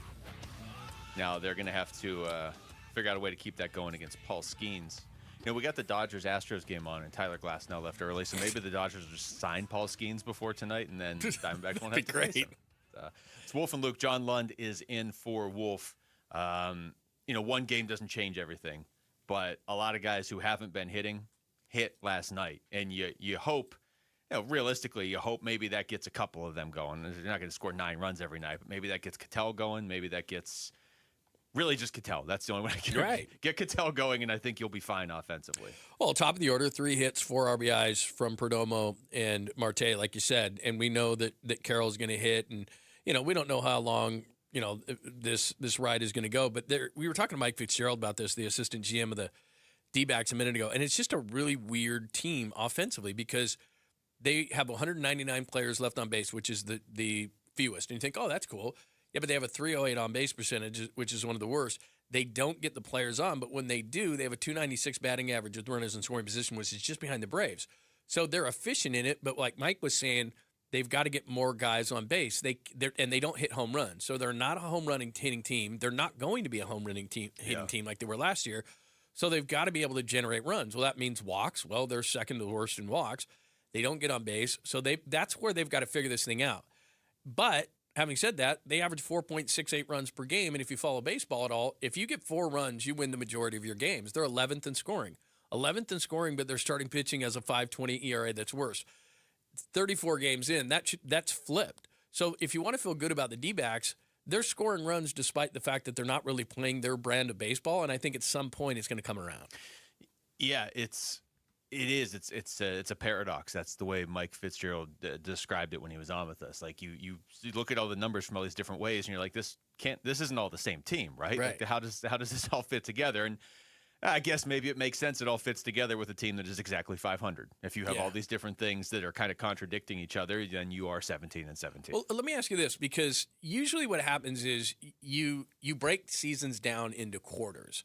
So we're close. So 40, 80, 120, 160, you play 162. So at 40 games, you're 25%. Look at math guy over here. I know. That's not normally my thing. It was like a beautiful mind. That's how not quickly my bit. you said that.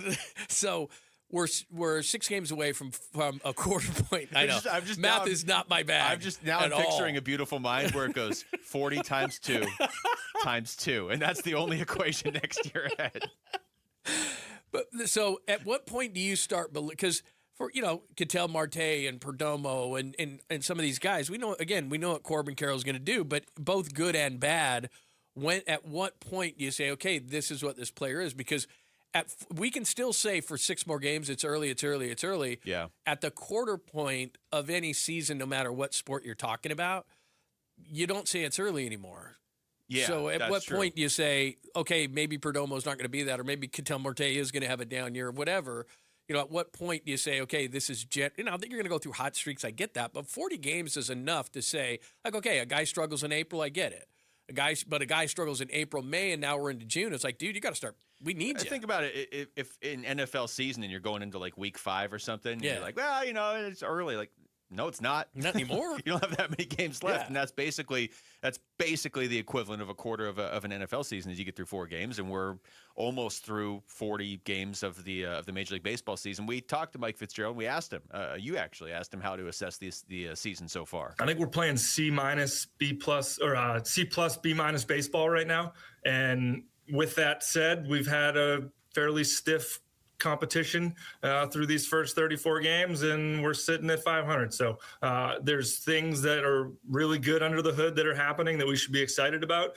There are plenty of things under the hood that we can improve on and need to improve on moving forward. But yeah, I think we're kind of floating right around C+, B- baseball for our standards and what we think we're capable of doing.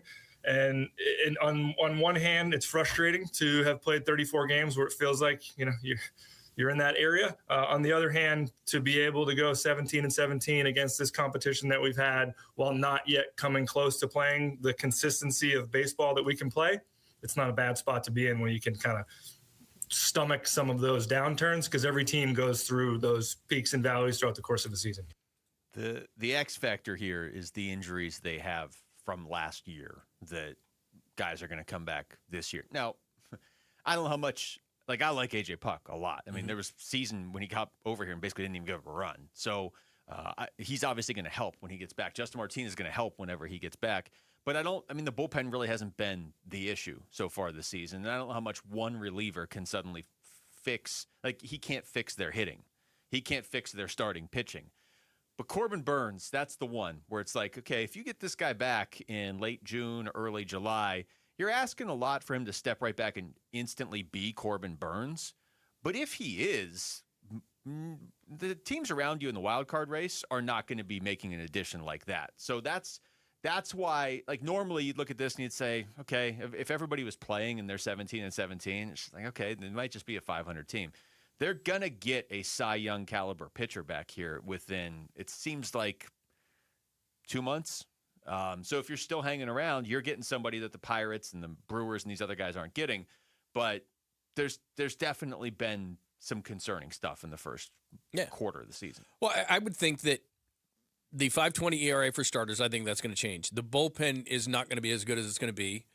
And the hitting, the big key to that is, can you get everybody going at the same time? So Vargas isn't going to continue to do this. You guys were talking yesterday about how many hits do you think he'll get. If he can be solid, that'd be great. How is Fernandez going to be? But then can you get Perdomo and Ketel Marte and then, with the guys in Vargas and Fernandez and Gabby Moreno, can you get all those guys going? And I don't mean at the high level of hitting 350 or 400. Just get them going like the back of their baseball card and some of these other guys, because that's like 5 hitters in your lineup. I didn't even mention Carroll. That's 6 hitters in your lineup. Yeah. I mean, if you could get those guys going, your starting pitching, at least it's going to be mid-level starting pitching, then yeah, this can be a wild card team. To me, pitching's going to take care of itself. Now all of a sudden I'm looking at the bats going, okay, are these guys going to get going or what are we doing? Because you've got some guys that are surprising clearly, but can you get the old staples that you look at the back of their baseball card and say this is what they should be doing? And if you can get all that going at the same time, then you can be a contender. Ildemaro Vargas specifically, because it's been such a great story this year. I mean, for his career, even with this season, he's a career 259 hitter. Yeah, okay. He's had a bunch of years where he was sub 200. He's had a few years where he was, 252, 222. Like, he's hitting 374 right now. Let's say his average at the end of the year is 315, which would be awesome. Yeah. Okay, you're still dropping, what is that, 59 percentage point? Like, those have got to be made up by somebody else. Exactly. With him hitting 374, you're 500. So, but, to your point, Ketel Marte could easily pick up 35 of those percentage points. Corbin Carroll could pick up another 20. Like, they can do it, but they're going to need to do it for sure for this to work. All right, when we come back, let's get back into football.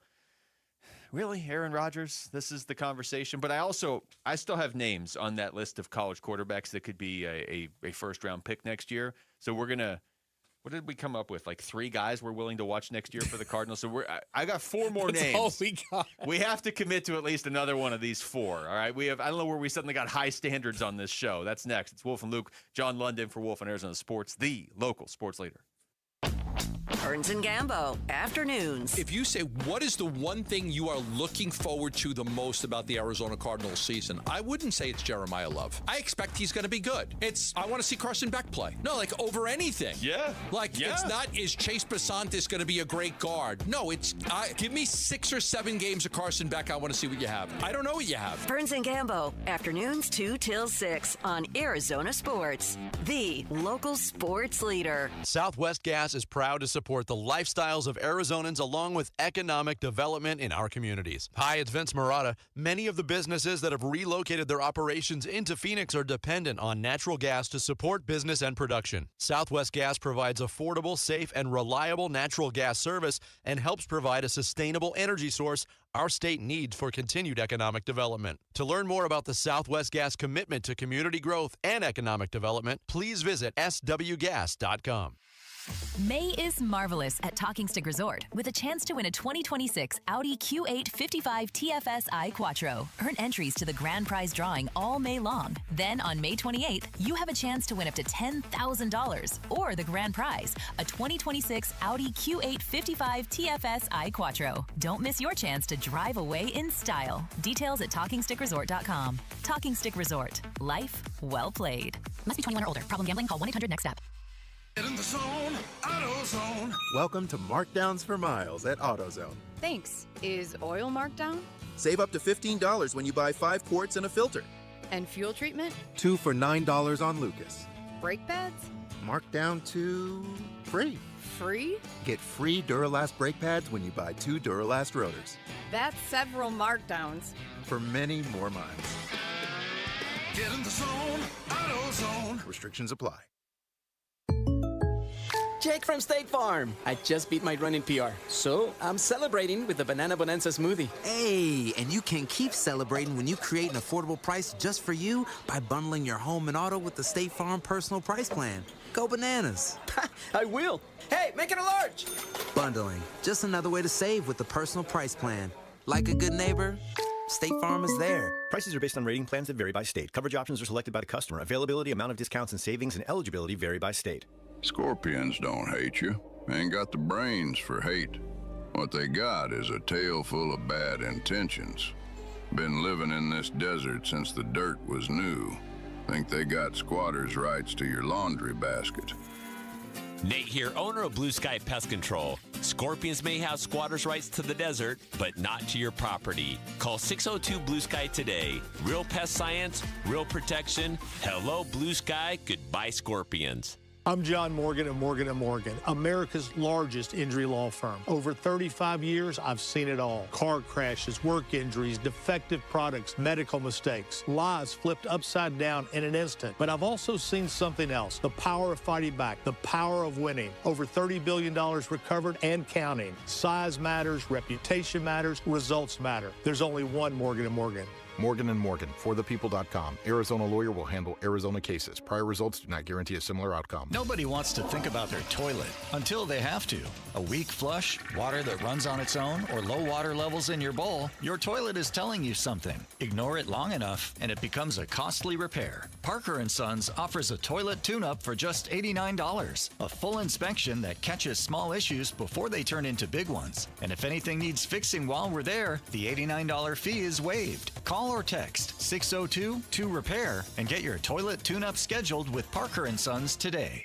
Dan Bickley here with my guy Bear, one of the Henley brothers who owns and operates Waltz TV and Appliance, where sports fans find everything they need. We've even got something new at Waltz. Computer gear, like the Samsung 32-inch Odyssey smart gaming monitor. And that's normally a $1,250 value, but for our listeners, it's only $730. Huge savings for gamers or anyone upgrading their setup. We also carry Logitech gaming accessories. Everything you need to level up your setup. Shop local. Shop Waltz.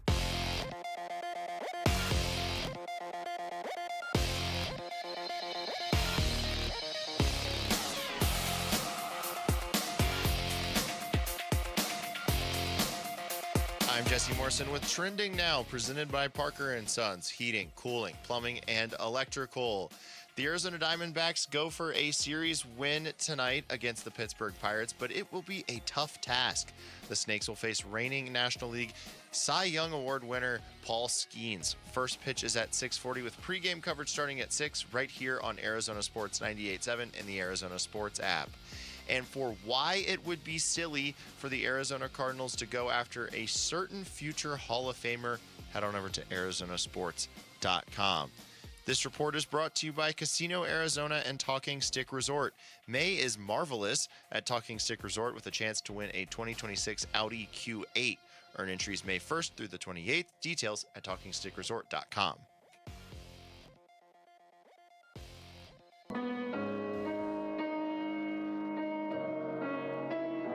Hey, it's Vince Marotta. Join us Thursday morning. We'll react to the decision made by Aaron Rodgers on where he's going to play No, we won't, but we will speculate on it. That and a lot more starting at 6 on Arizona Sports 98.7, the Arizona Sports app, and the Arizona Sports YouTube channel. All right, before we get back into Aaron Rodgers, a sentence I really thought I wouldn't have to keep saying as of about 2 years ago. Let's go through some more of these names, okay? I've got this list of college quarterbacks going into the 2026 season that could be first-round picks, okay? Now, there's certainly some guys are going to emerge. Certainly some of these guys are going to drop off. We were going through earlier and saying, okay, as a show, who do we deem worthy that we're going to keep an eye on throughout the college season in case the Cardinals are picking in the top 5 or whatever of the 2027 draft? And as a show, I don't think we've agreed on anybody except Arch Manning and Dante Moore. Did we say Maeva, right? Did we Maybe Maeva, yeah, we're all in on Maeva. So, but we're very selective. Yeah, very discerning show. We're suddenly so bougie that we're like, no, Darian I Mensah, won't watch Julian Sayers. Are you crazy? He's not. Not only is he not good enough to play for the Cardinals, he's not even worth my time. I won't even watch Ohio State. Rick wrote off. No, you wrote off C.J. Carr because you don't like Notre Dame. Yeah, that's probably it'd be probably bad for a GM. I will not draft players from Notre Dame, especially after they just drafted one from Notre Dame. Exactly. Rick wrote off Darian Mensah because you don't like how he spells his last name, or what was it? No, you didn't like that he went from Duke to Miami because of the way he went about going from Duke to Miami. If he had just transferred normally, like, I would have been cool with it. Okay, well, and to be fair, that's why we all wrote Sam Levitt off. So I guess okay. Yeah. So let me throw a couple other names out there, okay? And I'll give you their heights too because we're in Phoenix. How about 6'4" Oklahoma State quarterback Drew Mestamaker? Yeah, he's a strange one because he came from North Texas, and their coach went to Oklahoma State. Now he's going to play in a big, in the Big 12, and we're going to see what he's going to do. So I honestly, I know you're not supposed to say this, but I don't know. Well, if you don't, we just haven't seen it. Is he worth watching then? No, Oklahoma State stinks. I'm not watching Oklahoma State. I'm far too busy. Yay. Far too busy. busy. You said yay? Yeah, on that? I will watch him because, number one, we've seen these teams, get their new coaches in and bring all their players from the Group of 5 school and actually be pretty good. And so, yeah, I'd like to see what he does in a Power 4 conference this year, and I know I might end up liking him a lot. So yeah, I obviously I'm going to watch the Big 12 anyway. So why not watch him as an option for the really Cardinals? Determined is that we can't agree on. Are you going to watch him? Are you? Yeah, I think I will. He wouldn't be my first choice if we were making a list of who do I want the Cardinals to take. He would not be on it because right now he hasn't done anything at that level. But I'll pay attention. Okay, I'll give it a look. Jamal's like, none of these guys play for Ohio State. Why are you wasting my time? Well, I mean, you make a point there. You make a very good point there. I will not be watching Oklahoma State or Drew Mestamaker. Okay. Yeah. How's that bacon cologne treating you? I'm still looking for it. Okay. Apparently, Amazon and Bed Bath & Beyond doesn't have it. Amazon does not have bacon that cologne? That should fit perfectly in the Beyond category of Bed Bath & Beyond. Right. Yeah, I want a Bed Bath & Beyond gift card. Yeah. So I hope I can find it and use that on it. So they just need to be called Bed Bath because if you don't have bacon cologne, what is Beyond? Yeah, they should be Bed Bath & Bacon. They would be doing well much done. better business. Very nice. All right, how about Lenora Sellers, South Carolina, 6'3"? Yay. Big yay. Yay on Lenora Sellers. Okay. He intrigues me so much. I'm with Jamal. He intrigues me. I was a little bit disappointed last year in what he did. Well, he was terrible. But he is a guy that is, he's got the size. He's going to be, he'll be a good NFL quarterback if he can put it all together. And also, all these guys have the size, by the way, for Cardinals fans. Yeah. All these guys I'm reading off are 6'3" or 6'4". One of them was 6'1". Well, next to Kyler, the only guy that doesn't have a size is like Diego Pavia. Yeah, he's off the board. Yeah, no. So I would definitely. I'll definitely be watching Lawrence Sellers to see what he can do, because I think a lot of last year also had to do with South Carolina just not being very good around him. I mean, he's big. He's got the arm. He's a quarterback that gets coaches fired because he's got all the stuff and he can run. Exciting. I just don't see it. Okay. Another quarterback who runs. That's awesome. I'm less interested in him because I did see him a lot last year, so he would be further down my list. All right, let's go. Let's do two more of these names. These guys are not as tall, so most people driving around will be like, forget it. Josh Hoover, 6'2", really good for TCU. Now he's going to go play for Kurt Cignetti in Indiana. I tell you what, I'll be watching him because he might win the Heisman. I don't know if he's a fit for the Cardinals, but I'll watch him. I didn't think he was that great for TCU. And they had a couple of decent receivers. They weren't a bad. They had some skill guys. I mean, I wasn't overly impressed. All right, I liked him at TCU. But I could be wrong. Yes, I will be watching him with Cignetti. Okay, I agree. Well, you have to watch too. He's the Cignetti part of it. He's in Indiana. I mean, everybody's going to watch in Indiana. Yeah, if you want to watch the national championship, you're going to be watching Josh Hoover. Jamal, you are. No, I'm with John. He didn't really impress me at TCU. Like the big moments, I don't think he showed up as much as he probably should have. All right, last one is Trinidad Chambliss, who is not tall. I like him a lot. Yes. I like him a lot. Even though he's listed at 6'1" and he's probably 6 foot. Yeah. Okay. I think he's. We have seen quarterbacks have success at that height, even though I don't love it. I don't love that height. Right. I might give him a flyer. He seems like a really good. I mean, he's not going to go first round, but he's the most fun quarterback to watch in college football, so I'll just be watching for that reason. Yeah. But was it the Miami game? He was good. He was good. I would love/hate to see the press conference though, where like Monty's up there and be like, "Trust me," like Rick just said, you don't have to be tall to excel at this position. But I do like Chambliss. I think he's going to succeed somewhere. I don't know if he's going to be a first rounder, but it illustrates what you just did there because we did it over 2 segments. I mean, there's a lot of quarterbacks, and depending on how those guys play, a lot of those guys could get into the first round. I didn't even get to like DJ Lagway out of Florida, who throws. He often throws to the other teams. That's kind of why I left him off the list. But he was highly rated at one point coming in. Where's he now? Baylor. Yeah, it's Baylor. Yeah. Baylor. Yeah. We kind of talked about Sorsby. I don't even know where he's not really a college quarterback. John Mateer mentioned the name, but it was he was really good at Washington State, but he wasn't very good at Oklahoma. So anyway, he can't really throw the ball. Yeah. So we agreed on like 3 names. Basically. Also, I'm looking. Sorry, this is completely off topic. I'm looking at maple glazed bacon body spray for $15. That's not off topic. I've never been more tempted to buy anything in my entire life. Can we expense that? If it's really, I hope so. If it really smells like bacon and maple, what are you waiting for? That's a great point. I mean, my God. You think Bed Bath and Body Works or which? Where is it? What website is it? They finally merged together to bring us maple bacon cologne. That sounds really good. Bed Bath and Body Works and Burger King or whatever. I'm starting to realize it's called Eclectic Lady. I'm not sure if I want to get this. Uh-oh. You might want to run that by the tech guys. We're going to see the engineers come in and remove Jamal's computer in about 30 seconds. What's the website called? Elegant Lady? We're going to be like, as they're dragging Jamal out of here, be like, wait, how do you feel about Drew Mestamaker? What's the website again? No, don't repeat that, whatever it was. Bound chicken wow wow. We don't want any cologne from whatever that site was. Good golly. All right. Aaron Rodgers. How do you feel about Aaron Rodgers? I'm really intrigued by I would rather have bacon and maple cologne than Aaron Rodgers. Bed Bath and Baconator or whatever it was. No, I just honestly, this has got to be made up, or this, I don't know where this originated from, and that's not how our media works anyway nowadays, but it's like, just anybody has to say anything. That's true.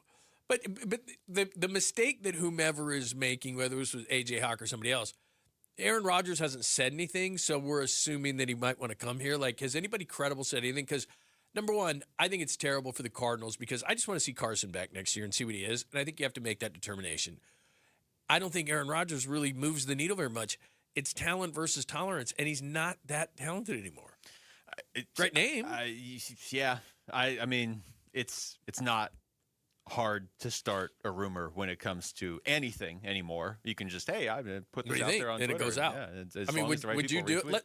Let's say he didn't cost you very much and, whatever the case may be. Hey, Jacoby, we're moving on. Aaron Rodgers is going to take less. No, it has nothing to do with Aaron Rodgers, though, for me. I want Carson Beck to play this year, so I know if he's here or get out. Because I don't want to be in a position where 2027 I'm passing up on my franchise quarterback, and then like in 2028 it's like we got to pay Beck because he's decent. He'll win us 8 games every year. Like I got to know if he's great or awful. I got to know this year. And him watching Aaron Rodgers while Aaron Rodgers glares at him isn't going to tell me anything about Carson Beck.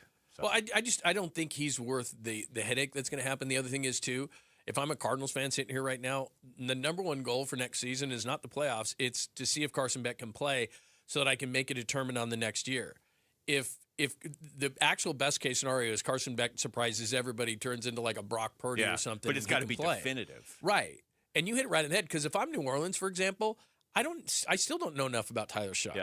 Yeah. It's different because next year is such a unique class. That's a background that you have to be aware of, and these teams obviously are. The prospect of Gambo interviewing Aaron Rodgers though would be something for me. I might just for that reason alone.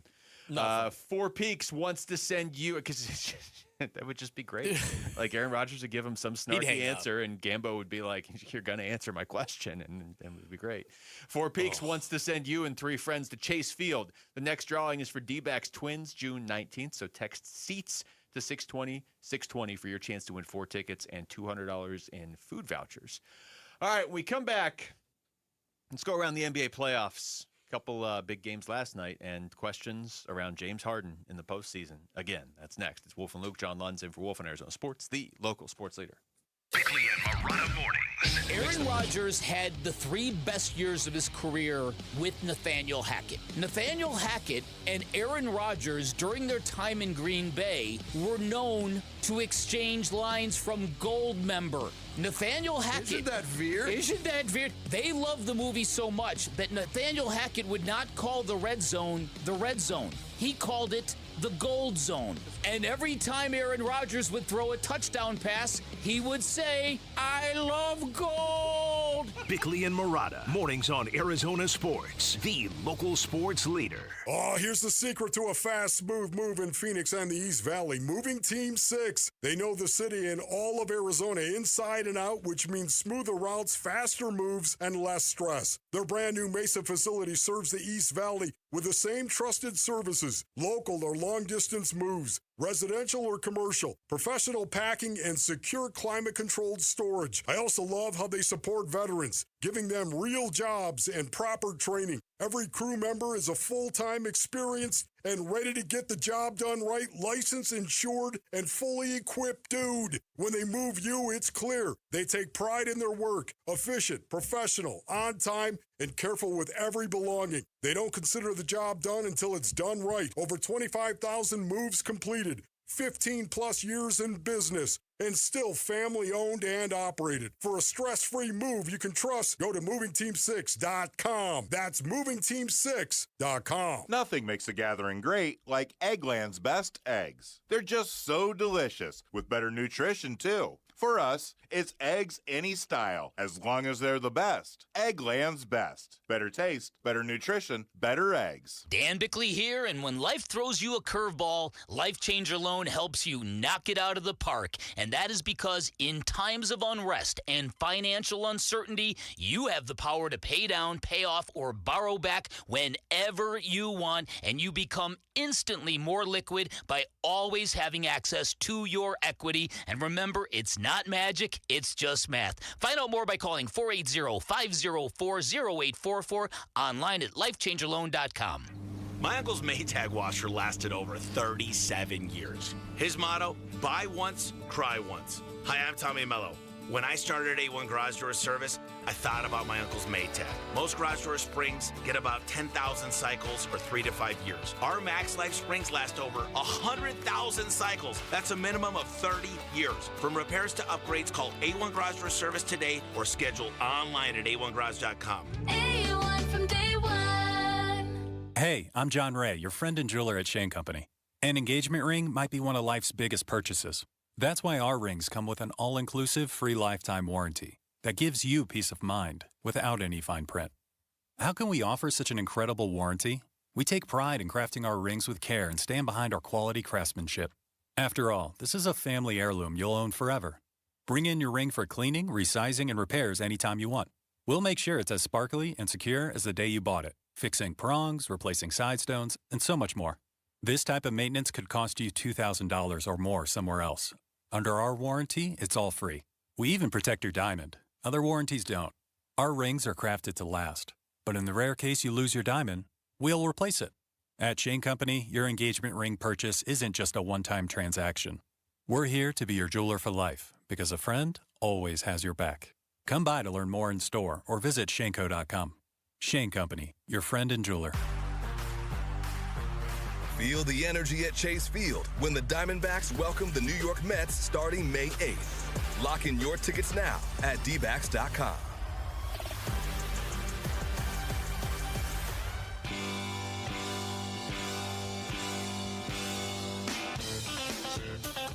Hey, everybody, it's Bernsey. Forget how realistic it would be for the Cardinals to sign Aaron Rodgers. Would it actually, work in a football sense? It's the Burns and Gambo Show. We start at 2 on the Arizona Sports YouTube channel, the Arizona Sports app, and 98.7 FM. All right, no Joel Embiid for the Sixers tonight against the Knicks. So that'll make that series easier for Philadelphia. I don't know how they're going to pull this off. It didn't. Based on game one, they're not going to pull it off anyway. Joel Embiid's been weird because sometimes he comes in and makes the Sixers look like a contender, and sometimes he just doesn't look right. I know he's dealing with the injury. So anyway, no Joel Embiid tonight. John Lund's in for Wolf as we look at the games from last night in the NBA, John. Thunder just cruised past the Lakers by 18. Pistons over the Cavs by 10. We were playing this game yesterday, and it went about as well as our quarterback game where we couldn't agree on anything. Of the 8 teams left, how many of them do you think realistically could win the title? 2. 2? Is it the Thunder and the Spurs? Yeah. Okay. I think the Spurs are going to get better. The Knicks probably win the East, I guess. It's weird to say because Embiid's not going to be able to stay healthy. I have no belief in James Harden, and I just think it's too early for the Pistons. I don't think anybody's going to beat Oklahoma City, and if somebody's going to, I think because of the matchup itself is San Antonio. So I think those are the only 2. Yeah, that does really sort of – that seems like the most intriguing possible matchup, assuming San Antonio even gets past Minnesota. Right, they might not. Like, it's weird because I'm pretty much fully on board with what you said. If you told me I have to pick somebody to win the East, I would take the Knicks.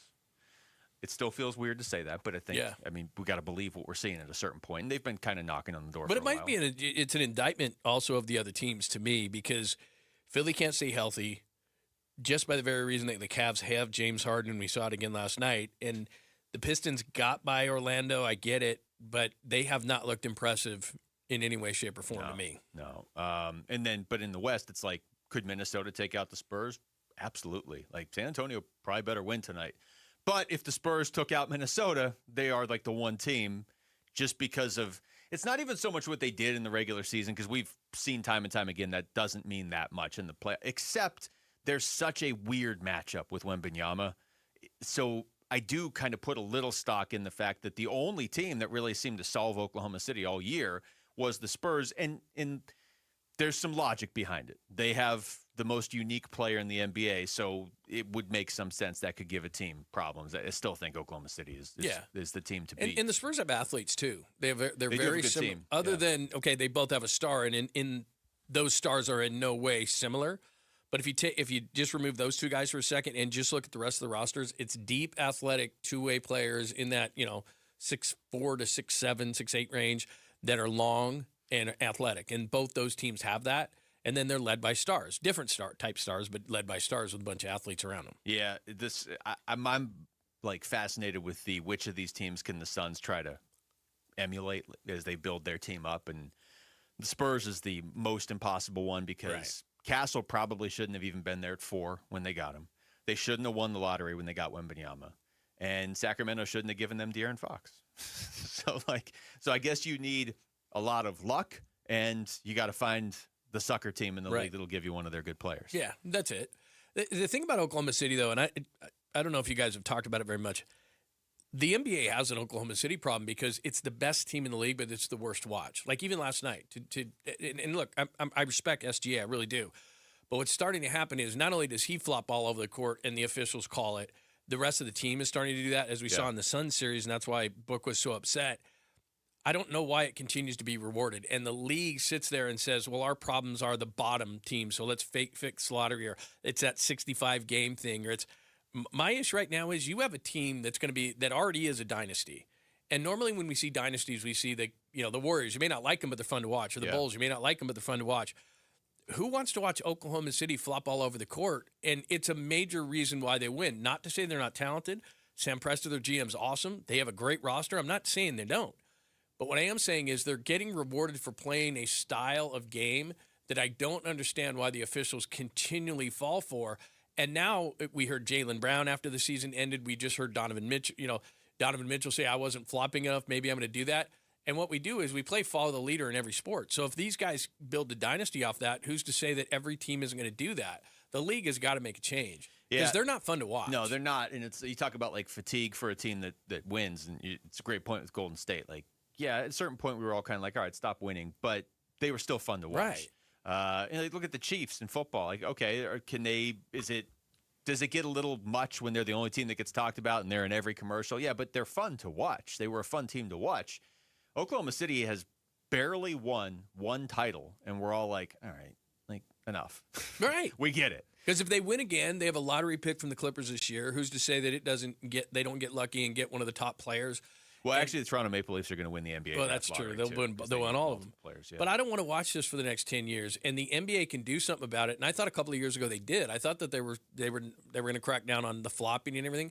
It's not possible for a 250-pound man to go flying, or SGA the way that he does it. I get it. There's a skill to it. Harden used to do it a lot. Yeah. But I don't want to sit and watch this for the next 5 years. This team dominate, and yet we may have to if the NBA. I think it's the number one issue in the NBA because I just don't like watching it. The NBA has more issues, I would argue, than any league right now, which is interesting because Major League Baseball might get locked out for a year next year, and I would still, because the number of issues the NBA has to solve, it's like tanking and bottom teams just disappearing, and then the top teams flopping all over the place. It's just like there's a lot. In fact, since you brought up the Donovan Mitchell quote, here it is from last night. And we were going to talk about Harden.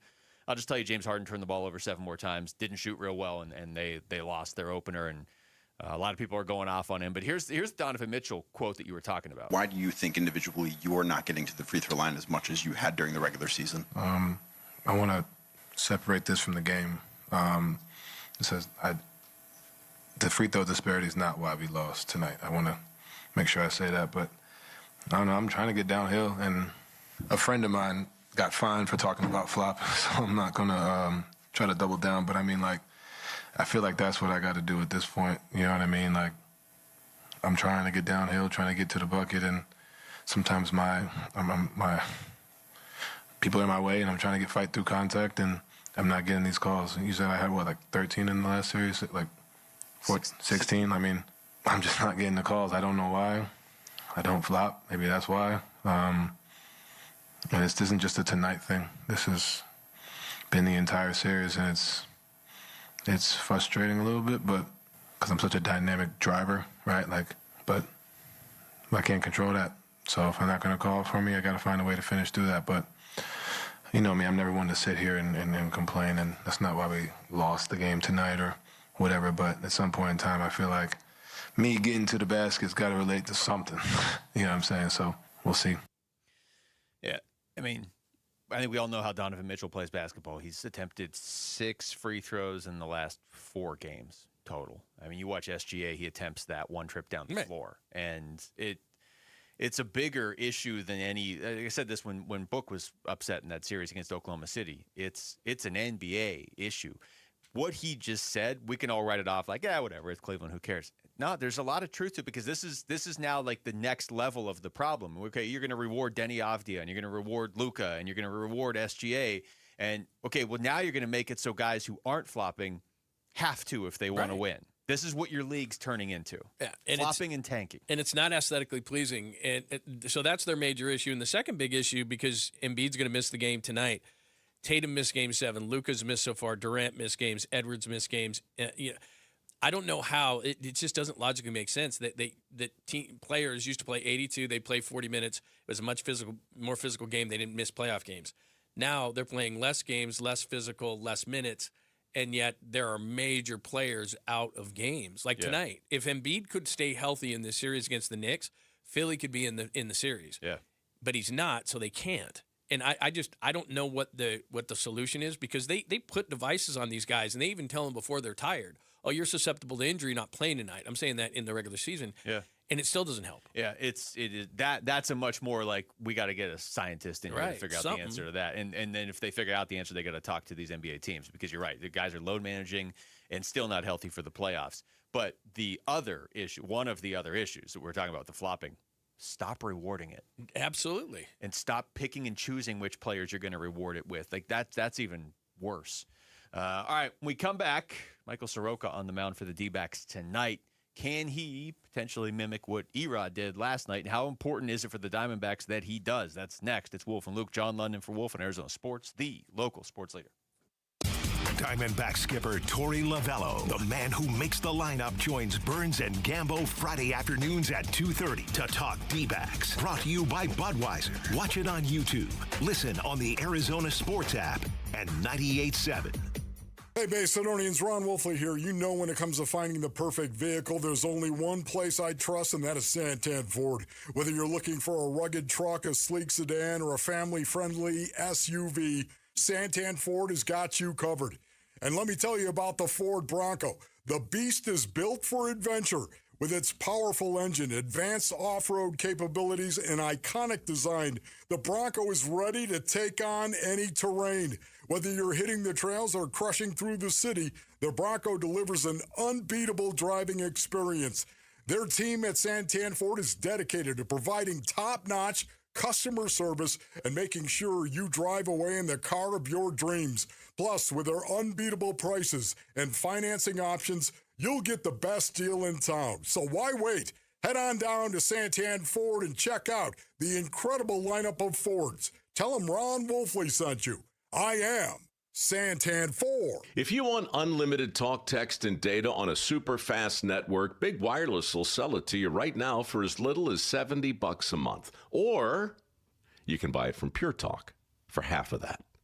I'm talking about unlimited talk, text, and data for just $34.99 a month. But wait, there's more. When you switch to Pure Talk, you'll be switching to an American wireless company that's committed to keeping 100% of its customer service in this country. I appreciate that. In fact, that's why I switched. I also appreciate the way they support our vets and our skilled workforce. Dial pound 250, say micro, and get unlimited talk, text, and unlimited data for just $34.99 a month. That's pound 250 micro. Stop paying twice what you need to pay for the service you want and switch to an American wireless company that actually stands for something.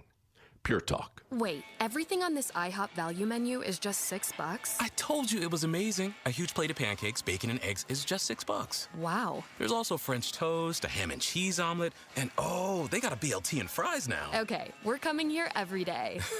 You don't have to tell me twice. Feast for just $6 with the IHOP value menu. $7 in some locations, available every day for a limited time at participating restaurants in the U.S. Hours may vary. No substitutions. Not valid with other discounts or promotions. Prices may vary.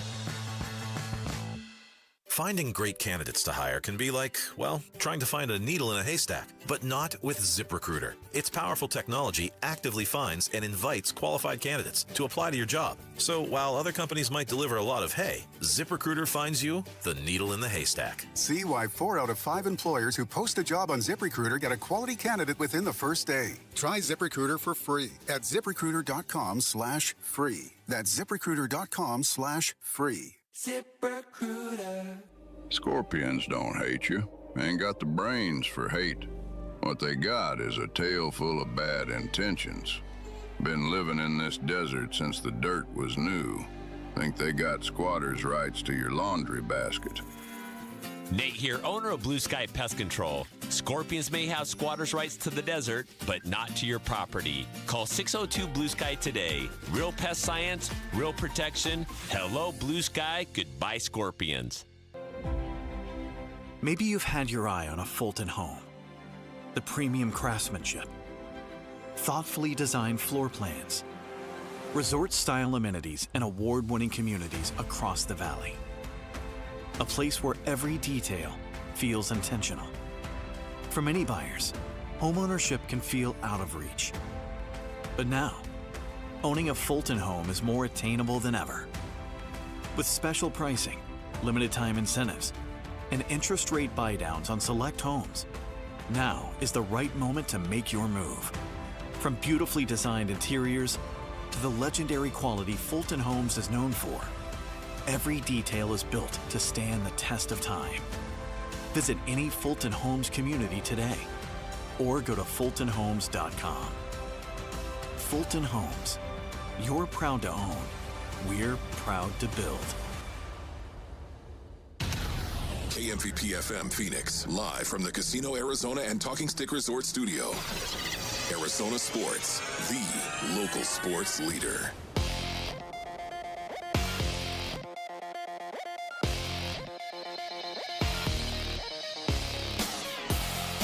I'm Jesse Morrison with Trending Now, presented by Parker & Sons Heating, Cooling, Plumbing, and Electrical. The Arizona Diamondbacks go for a series win tonight against the Pittsburgh Pirates, but it will be a tough task. The Snakes will face reigning National League Cy Young Award winner Paul Skeens. First pitch is at 6:40 with pregame coverage starting at 6 right here on Arizona Sports 98.7 and the Arizona Sports app. And for why it would be silly for the Arizona Cardinals to go after a certain future Hall of Famer, head on over to arizonasports.com. And that is what is trending now. It's easier not to be right. Measure these things by your brains. Hey everybody, Dan Bickley here, and do the Diamondbacks have it in their genes to beat Paul Skeens? I'm talking genetics, you freak. Get your mind out of the gutter. Tune in at 6 a.m. on Arizona Sports, the Arizona Sports app, the Arizona Sports YouTube channel.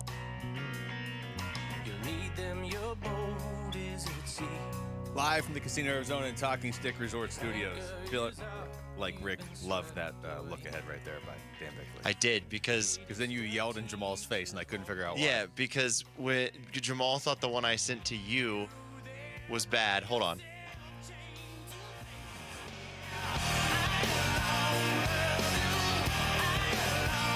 All right. Well, That's anyway. fair. You just had to get that out of the way. Yeah, I did.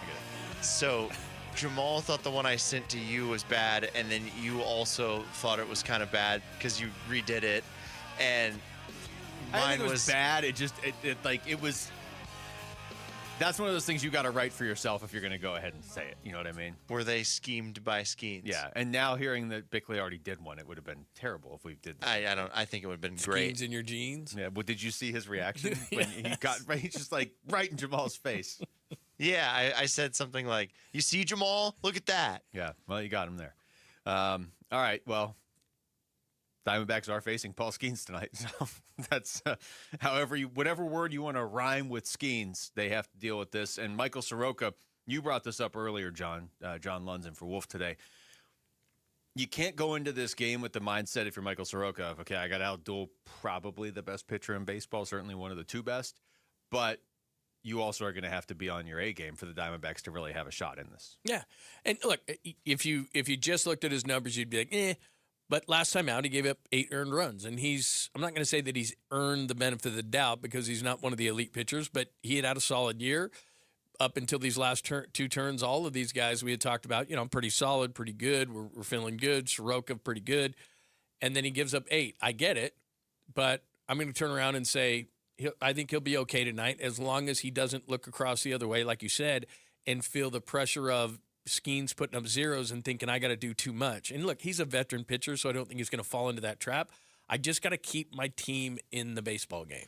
Yeah, I mean, I think the bigger, I don't want to say risk. I'm not going to say Michael Soroka is going to do this, but I think the bigger focus for him is probably going to be like, okay, I got to bounce back because I had such a rough game against the Brewers the other day. 8 runs allowed in 3 innings, like you said. But prior to that, over 5 starts, he had a 2.6 ERA this season. 2.6. I mean, that was one of the better ones in baseball through those first 5 starts. And he faced the Tigers, he faced the Braves in there, he faced the Blue Jays. I mean, he faced some good teams and was pitching well.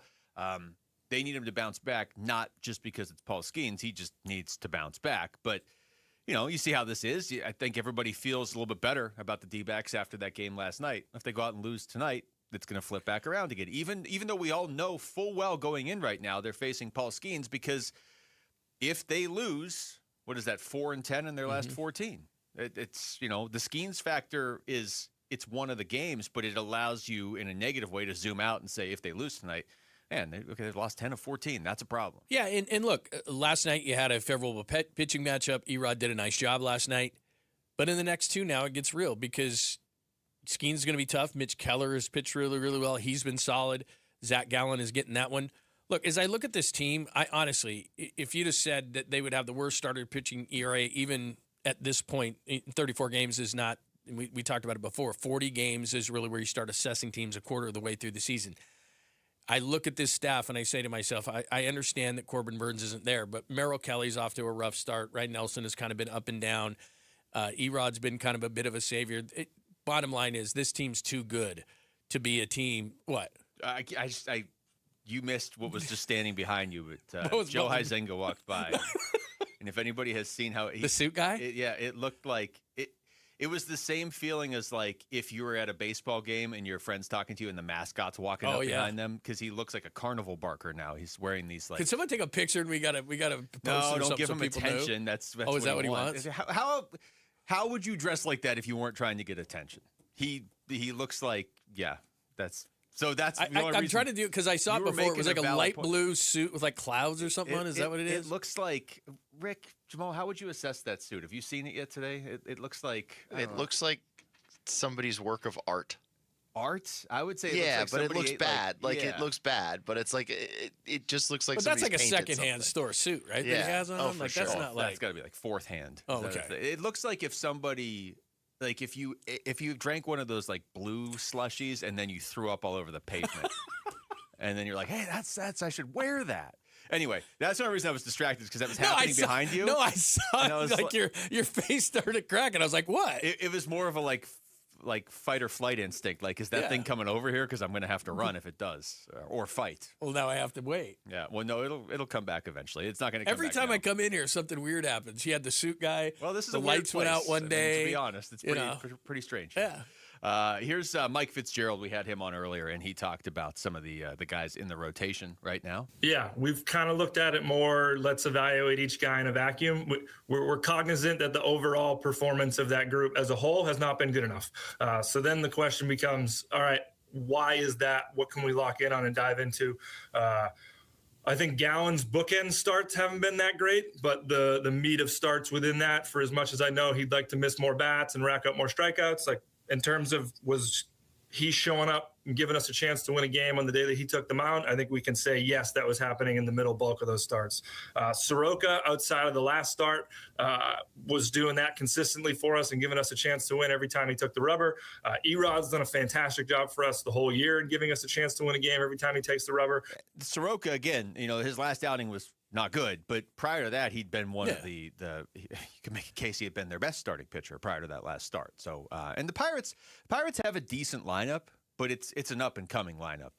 It's not like unrealistic to think, okay, maybe Skeens goes out there and he gives the Pirates, 7 strong innings and hopefully you get to him for a run or two. But let's say Skeens does what he does and he goes 7 innings and the D-backs can only get 1 run off him. It's not crazy to think Soroka could go out there and, like you were saying earlier, get the Diamondbacks, just get him a quality start. Give him 6 innings, ideally less than 3 runs because of who's pitching on the other side, but you can't get caught up in that. The Pirates, they have a lineup you could hold to 2 runs over 6 innings. You give them a chance, and maybe you win this game in the later innings. Well, and as we kind of widen out the lens here, we say this all the time in sports, but this might be their season, and I don't mean it in the next 2 games. Like they're eliminated or they win the whole thing? Yeah, because, I don't know if I'd go that far or that extreme. But I would say that if they want to be a contender or get to the playoffs, the next 7 series they have are against sub 500. 27 in the next 31 games are sub 500. So they just went through a stretch. They didn't have a quality start since April 17th. Put that in context. That's 13 straight games in which they didn't have a pitcher go 6 innings and give up 3 or less. That's a 4.50 ERA. That's not really even quality. Yeah. And they didn't do that for 13 straight starts. So they've got to get back on track here, because this is how they're going to win games. They scored 9 last night, but it was the second time in which they've won a game by 5 or more. They're going to eke out runs. They're going to get good starting pitching, and they're going to get good relief pitching if they're going to do this thing. So they've got to turn it around, because you're at 500 and you're playing teams like the Rangers, the Giants, the Rockies. You don't have to win all 3, but 2 out of 3, 2 out of 3, 2 out of 3. You've got to win like 60%, maybe 70% of these games, because you don't see a good team until the Dodgers in June. Yeah, the whole surviving the first part of the season and being around 500 only works if then when you're playing the lesser teams, you rack up some wins against them. All right, when we come back, let's get back to basketball. Aaron Gordon's name came up as a potential possibility for the Phoenix Suns. How real is that? We're going to talk to Clutch Points NBA insider Brett Siegel. He'll join us next. It's Wolf and Luke. John Lundzen for Wolf and Arizona Sports, the local sports leader. Burns and Gambo, afternoons. Drafting Jeremiah Love, in some ways, was the worst thing that could have happened to Marvin Harrison Jr. because it just gives you another mouth to feed. A really good, talented mouth that you now have to justify selecting number 3 overall in the draft. If Wilson is better than Marvin Harrison Jr., then your top 2 receiving options down the field are Michael Wilson and Trey McBride. Underneath, you're going to go to Jeremiah Love. And now you try to figure out, where does Marvin Harrison Jr. fit in? So he needs to bust out this year. Burns and Gambo, afternoons 2 till 6 on Arizona Sports, the local sports leader. Luke Lipinski back to tell you about Twin Peaks. If you're looking for somewhere to watch all this basketball and hockey and baseball that's going on right now, you just found your place. You don't need to keep looking anymore, because you're not going to beat Twin Peaks. With all these season-defining games going on right now, you can't afford to miss any of the action. And Twin Peaks really has the answer for you with wall-to-wall TVs, massive screens, perfect sight lines, so you'll be sure to catch every memorable moment right as it happens. That's why Twin Peaks really is the ultimate man cave sports lodge. And then while you're there, you can try some incredible food off their menu made for MVPs. I always suggest starting with the loaded fries or the chips and queso. And if you do that, make sure you get the brisket chili. But you can't go wrong with the burgers, ribs, flatbreads, wings, smoked in-house with over a dozen sauces to choose from. Anything on the menu, you can't go wrong. Plus, you're going to get the great atmosphere and great scenery that Twin Peaks is known for. And it's not like you even have to wait for the weekend, because they're serving scratch food and pouring quality drinks every day after dark. Twin Peaks has you covered with 5 convenient Valley locations now. Twin Peaks eats, drinks, scenic views. Hey, homeowners, if you're thinking about moving this spring, you've probably run into this problem. You can't buy your next home until you sell your current one, but you don't want to sell until you know where you're going. So you wait and miss out, or you rush and lose money. Carol Royce with Your Home Sold Guaranteed Realty has your solution. With Carol's Buy Before You Sell program, you can buy your next home, then sell your current home the right way for top dollar without carrying 2 mortgages. Don't miss this opportunity. Call Carol Royce today or visit carolhasthebuyers.com. Dan Bickley here, and you've seen the Sweet James billboards. Fun name, serious results. So if you are hurt in any kind of accident, don't let the insurance companies push you around. Sweet James Accident Attorneys has over 25 years of experience, 500-plus trials, and has recovered over $2 billion for accident victims. They even have a full in-house trial team and deliver some of the biggest settlements in the country. Call Sweet James at 1-800-9-MILLION. That's 1-800-9-MILLION, sweetjames.com. Join us at Camping World's Red, White, and New Trade Event, our biggest trade event of the year, May 14th through the 17th. Trade in your RV and get the highest value guaranteed. Then upgrade for less with new RVs starting as low as $94 a month. Plus, take 25% off select maintenance services. Save up to 40% on camp-ready must-haves. And enter to win a new RV. Don't miss the Red, White, and New Trade Event at your local Camping World, May 14th through the 17th. We'll see you there. If the world were like a Sleep Number mattress, everything would adapt for your comfort. Because as your life changes and your body changes, Sleep Number mattresses adapt and shift to give you personalized comfort night after night. And now everything's on sale during our Memorial Day event. Save up to $1,200 on mattresses for a limited time. To experience a whole new world of comfort, visit a Sleep Number store or go to sleepnumber.com. Sleep Number, to a good life sleep.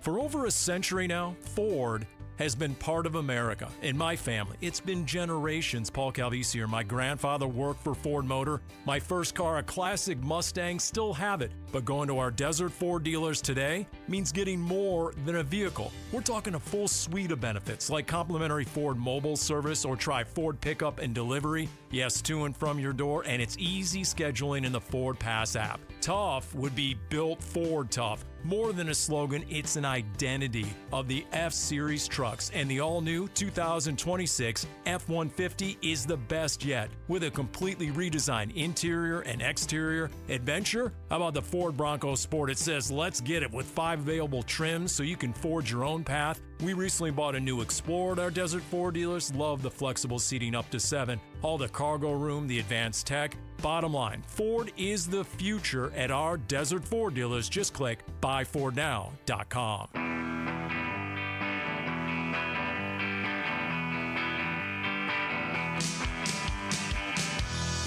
Welcome back to the show. Wolf and Luke. John Lund is in for Wolf today, and we are pleased to be joined on the Arizona Sports Line by Clutch Points NBA insider Brett Siegel to talk some basketball. Brett, thank you so much for the time. What's going on? How you guys doing? I'm happy to be able to see you guys for once and actually be able to talk with you guys. Yeah, you can see us all now on YouTube if you're out there listening. We're doing good. We're trying to make sense of what's next for the Phoenix Suns after surprising people and making the play-in and then making the playoffs, but then getting swept out by Oklahoma City. So I guess let's just start there, big picture. From your perspective, how would you evaluate where the Phoenix Suns stand right now in basically early May of 2026? I thought this was a very successful season for them just because you hired Jordan Ott. You didn't know what expectations were going to be after you kind of moved off of an era where you had Kevin Durant, Bradley Beal, Devin Booker. You had a big three. You had high expectations to contend for a championship that never came to fruition. And so now you move in a new direction with Devin Booker still being the pinnacle of this franchise. You bring in Jordan Ott, who has blended perfectly with the personnel that they have on this team. And now you can see a vision for the future of what this team's going to look like. They're going to have length, athleticism on the wing, and really hone into that team atmosphere that Dylan Brooks brought over with him from the Houston Rockets trade, and then just Devin Booker's veteran presence as well. So I like where the Suns are at. I don't really think that they're going to be going back to what they were, being a second apron team and making all these moves to really go into the tax, but they're going to be opportunistic on the trade market this offseason and just to see what's out there. Brad, it's interesting because in my mind, the middle is kind of the worst place to be. If you're really bad, you can get the right players unless you don't win the lottery in the NBA's new system, or you're really good, that's where you want to be. But they kind of just sit there, especially in the West, where it looks like San Antonio and Oklahoma City are going to fight this thing out for a long time. So without any picks, and like you said, kind of being hamstrung financially, how do they get better? Well, it starts with Jalen Green. And I think obviously this past year of him being injured a lot and dealing with those soft tissue injuries really limited his ability to showcase what he can do on the court next to Dylan Brooks and Devin Booker. But when he was healthy, we saw it late in the season. We saw it in the play-in tournament, that potential and that scoring potential. That's why the Suns wanted him in the trade for Kevin Durant. They saw a young scoring guard that can play off the ball. He can bring the ball up the court when Booker's not in the game. He complemented Colin Gillespie really well, who had a breakout year for the Suns. So there's little bits and pieces that you can kind of see where this is going for the Suns when everybody's healthy. But again, during the second half of the season, it just didn't happen for them, where Jalen Green was out, Dylan Brooks was hurt, Mark Williams had his injury. And so all those things piling up, the Suns kind of took a step back. But heading into the All-Star break and when we were projecting what the second half of the year would look like, this team looked like a potential top 6 seed, top 5 seed in the West. So I think that's still kind of the goal. That's why there's a lot of optimism with this team. And they think as these young guys develop and as this team gels together, they can become a top 4 team in the West and contend with the Spurs and the Thunder. Talking to Brett Siegel of Clutch Points. Brett, you had a story earlier this month, and we had referenced it on the show, talking about Aaron Gordon and how a team like the Suns that's trying to win now might make sense or might be the sort of team that would target Aaron Gordon. I guess, I mean, there's a lot of different ways to look at this. Maybe he never doesn't even leave Denver, but if he does, if he becomes available, is that the sort of player that the Suns would be going after, or are they going to try and do this by just making some smaller moves? Like, what do you think the next step is for this team? That's definitely kind of the next step of looking at that type of modal player where it's an experienced player. You already know what you're going to get if Aaron Gordon's on the court for your team. He has championship experience, and that's what Matt Ishbia, Brian Gregory, and this team wants to focus on. They want to bring guys that are ready to contribute now, while they can also develop some of those younger guys like Jalen Green and fit him in their system. They can continue to look at Colin Gillespie, who all indications right now point in the direction of him getting a new contract with the Phoenix Suns. It's one of their top priorities entering the offseason. But a lot of it goes back to possibly Dylan Brooks. Will he get that new contract extension at the money that he wants? And if he does, then you can probably cross Aaron Gordon off the list, because it wouldn't make sense having both of them, paying both of them over $30 million when you already have Devin Booker. You got Jalen Green on his big contract. So again, you don't want to go back into that tax land and start playing with the aprons if you're the Suns. You worked really hard this past summer to get out of that. And now heading into a new summer, you have flexibility and you have options to continue developing these guys, keep your players around on new contracts. And that seems to be the trajectory right now. As far as Aaron Gordon and his fit with the Suns, if there was to be a potential trade, again, it's just being opportunistic on the trade market and seeing what's going to be out there, because why would you take a chance on a guy who's a big unknown and try to take a flyer when you know Aaron Gordon would fit in perfectly with this system in terms of his two-way play, his ability to complement a star like Devin Booker. So that's the type of players that they're going to be looking at this offseason. And when trade talks do come up and trade rumors come up around the league, those are the type of players that are going to be linked to the Suns. But again, his contract length doesn't really make sense with what they have right now, unless Dylan Brooks isn't going to be an option moving forward. Yeah, you made a great point, because I was going to ask you, he's got 2 more years and he's got a player option. He'd be 33 at that point. The big thing that concerns me about him is I like him when he's on the court, but his last 2 years he's played 51 and 36 games, and the Suns had so many injury problems this year. The last thing they need to do is add another guy who gets hurt a lot. Right. And that's one of the main concerns, not just from your guys' perspective with the Suns, but some other teams around the league too. They really want to see what that medical information looks like with Aaron Gordon, because this is back-to-back years now that he's missed huge playoff series with his hamstring injuries. He's continued to have not only hamstring injuries, but he had the calf issue as well. So it's going to be interesting to see what happens with his market, but also just the Denver Nuggets as a whole, because I know you mentioned them earlier, how that's a team that has been at the top of the West and a team that is in win now mode to contend for a championship with a 3-time MVP in Nikola Jokic. What moves do they potentially make? Because they fell short this year. They lost to the Timberwolves again. And there's going to be some changes because they're looking at being a second apron team. They're kind of in a situation where the Suns were a year and a half ago, and they're going to have to make some tough decisions. Do you trade Cam Johnson? Do you trade Aaron Gordon? Do you trade both of them and potentially move out on the luxury tax in total and try to recuperate some lost draft picks there? So what the Nuggets do at the top of the West will definitely have a trickle-down effect. It's going to affect teams like the Suns, the Lakers, and all of them in terms of what their thinking is of how they could be opportunistic and take advantage of this offseason and maybe buy low on a player that some teams trying to get rid of for cap reasons. Talking to Brett Siegel of Clutch Points. Brett, you have your top 100, your big board up this week, and this is a draft that a lot of people have been looking forward to for a little while. It's not going to impact the Suns. I mean, they have the 47th pick, so maybe they could get somebody there, but the top of the draft is not going to impact the Suns in terms of their roster. But so much of the focus on the Suns right now is like, who can they catch in front of them? Some of the teams behind them are going to get some pretty good college players. So from your perspective, how impactful is the top of this draft going to be for the bad teams in this league now going forward? I think it's going to be very impactful, and I'm really interested to see what's going to happen in this lottery on Sunday. We just dropped a story today, actually, on Clutch Points. We ran 100 simulations of what the draft lottery could look like, and each one was very different. There were some where the Thunder, who owned the Clippers pick at the very bottom, moved up into the top 4. Oh. There were some where the Heat and the Warriors moved up. So there could be a lot of movement. We just never know until those ping pong balls are drawn. And if there is a lot of movement this year and teams like the Wizards, the Jazz, the Nets, they fall out, there's going to be some really good teams already that get some all-star level talents, all-star level prospects. So AJ DeBonsa, Darren Peterson, Darius Acuff, Caleb Wilson, those type of players, Cam Boozer, they're immediately going to be able to come in and contribute to their teams from day one and they're going to be looked at as all-star potential, much like how Cooper Flagg was this year with the Dallas Mavericks. Can you imagine if OKC got another top 5 pick? I know Brett just spoke it into existence. No, You just said they got 4. I'm thinking, just what they need, man. Awesome. It's a situation that the rest of the league just dreads. Seeing the Thunder have any chance, whether it's a 1%, 0.5%. If they have any chance, that Sam Presti's going to have some kind of magic up his sleeve. Awful. Brett, thank you so much, man. This is great. We got to do this again. No problem, guys. Thanks, Take Brett. it easy. All right, you too. That's Brett Siegel, Clutch Points NBA insider, joining us right there on the Arizona. I threw up in Line. my mouth. Yeah, like he said they were gets like Cam top Boozer 4 pick. or I was like, or Darius Acup, like cool. Caleb Williams. That would be the worst for the NBA. Honestly, you might as well just pack up.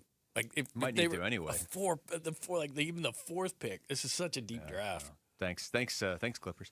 I need a drink. All right, when we come back, let's get back to football. Is Jacoby Brissett sort of taking himself out of the Cardinals' plans at quarterback? We'll get into that next. It's Wolf and Luke, John Lunzen for Wolf and Arizona Sports, the local sports leader. Bickley and Morada mornings.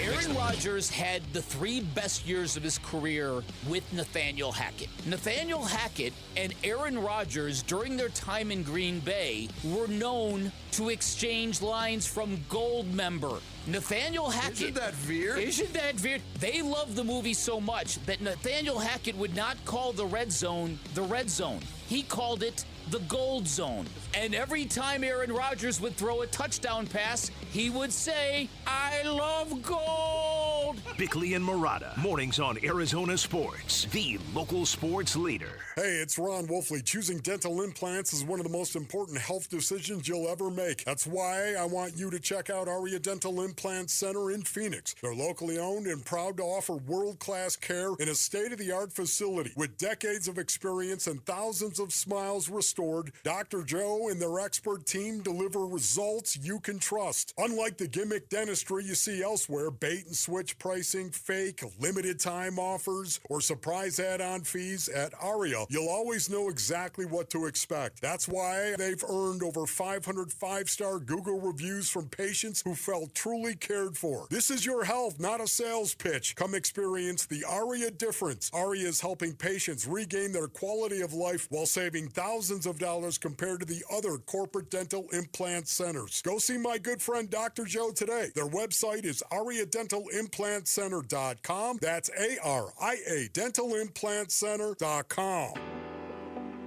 Hey everybody, Dan Bickley here with my great friend Shane O'Hanrahan, GM of Chapman BMW, the guy that can make your car buying dreams come true. It's true, Dan. I can't tell you how many times somebody has called or emailed me and asked for me by name and said, hey, Dan Bickley sent me to get the hookup. And you know what? We make it happen. So put me to the test. I will make your dreams come true. That's Chapman BMW, 2 great locations. 1 great experience.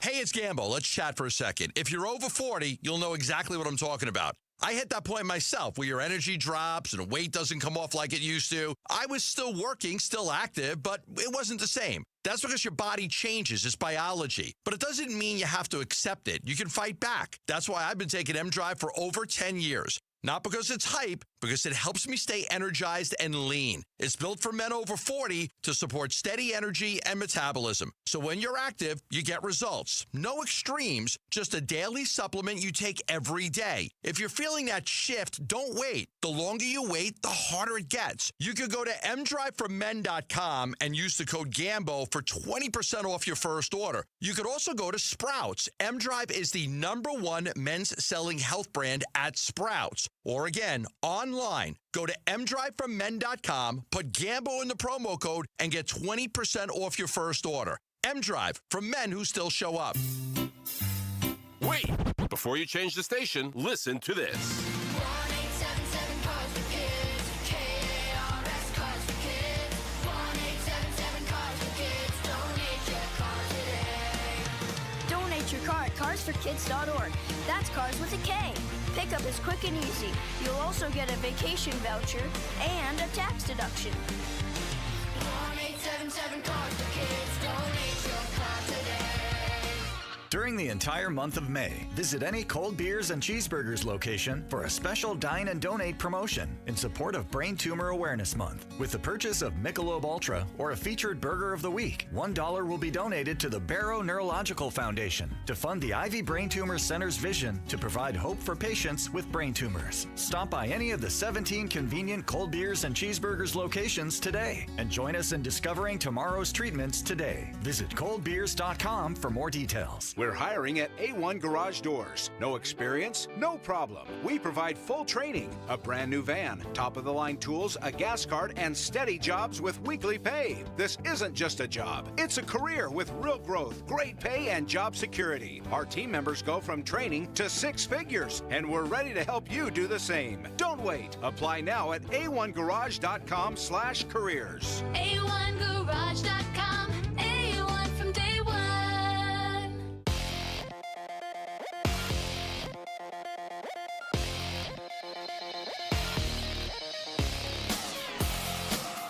I'm Jesse Morrison with Trending Now, presented by Parker & Sons Heating, Cooling, Plumbing, and Electrical. The Arizona Diamondbacks go for a series win tonight against the Pittsburgh Pirates, but it will be quite the tough task. The Snakes will face reigning National League Cy Young Award winner Paul Skeens. First pitch is at 6:40 with pregame coverage starting at 6 right here on Arizona Sports 98.7 and the Arizona Sports app. And why it would be silly for the Arizona Cardinals to bring in Aaron Rodgers, head on over to arizonasports.com. This report is brought to you by Casino Arizona and Talking Stick Resort. May is marvelous at Talking Stick Resort with a chance to win a 2026 Audi Q8. Earn entries May 1st through the 28th. Details at talkingstickresort.com.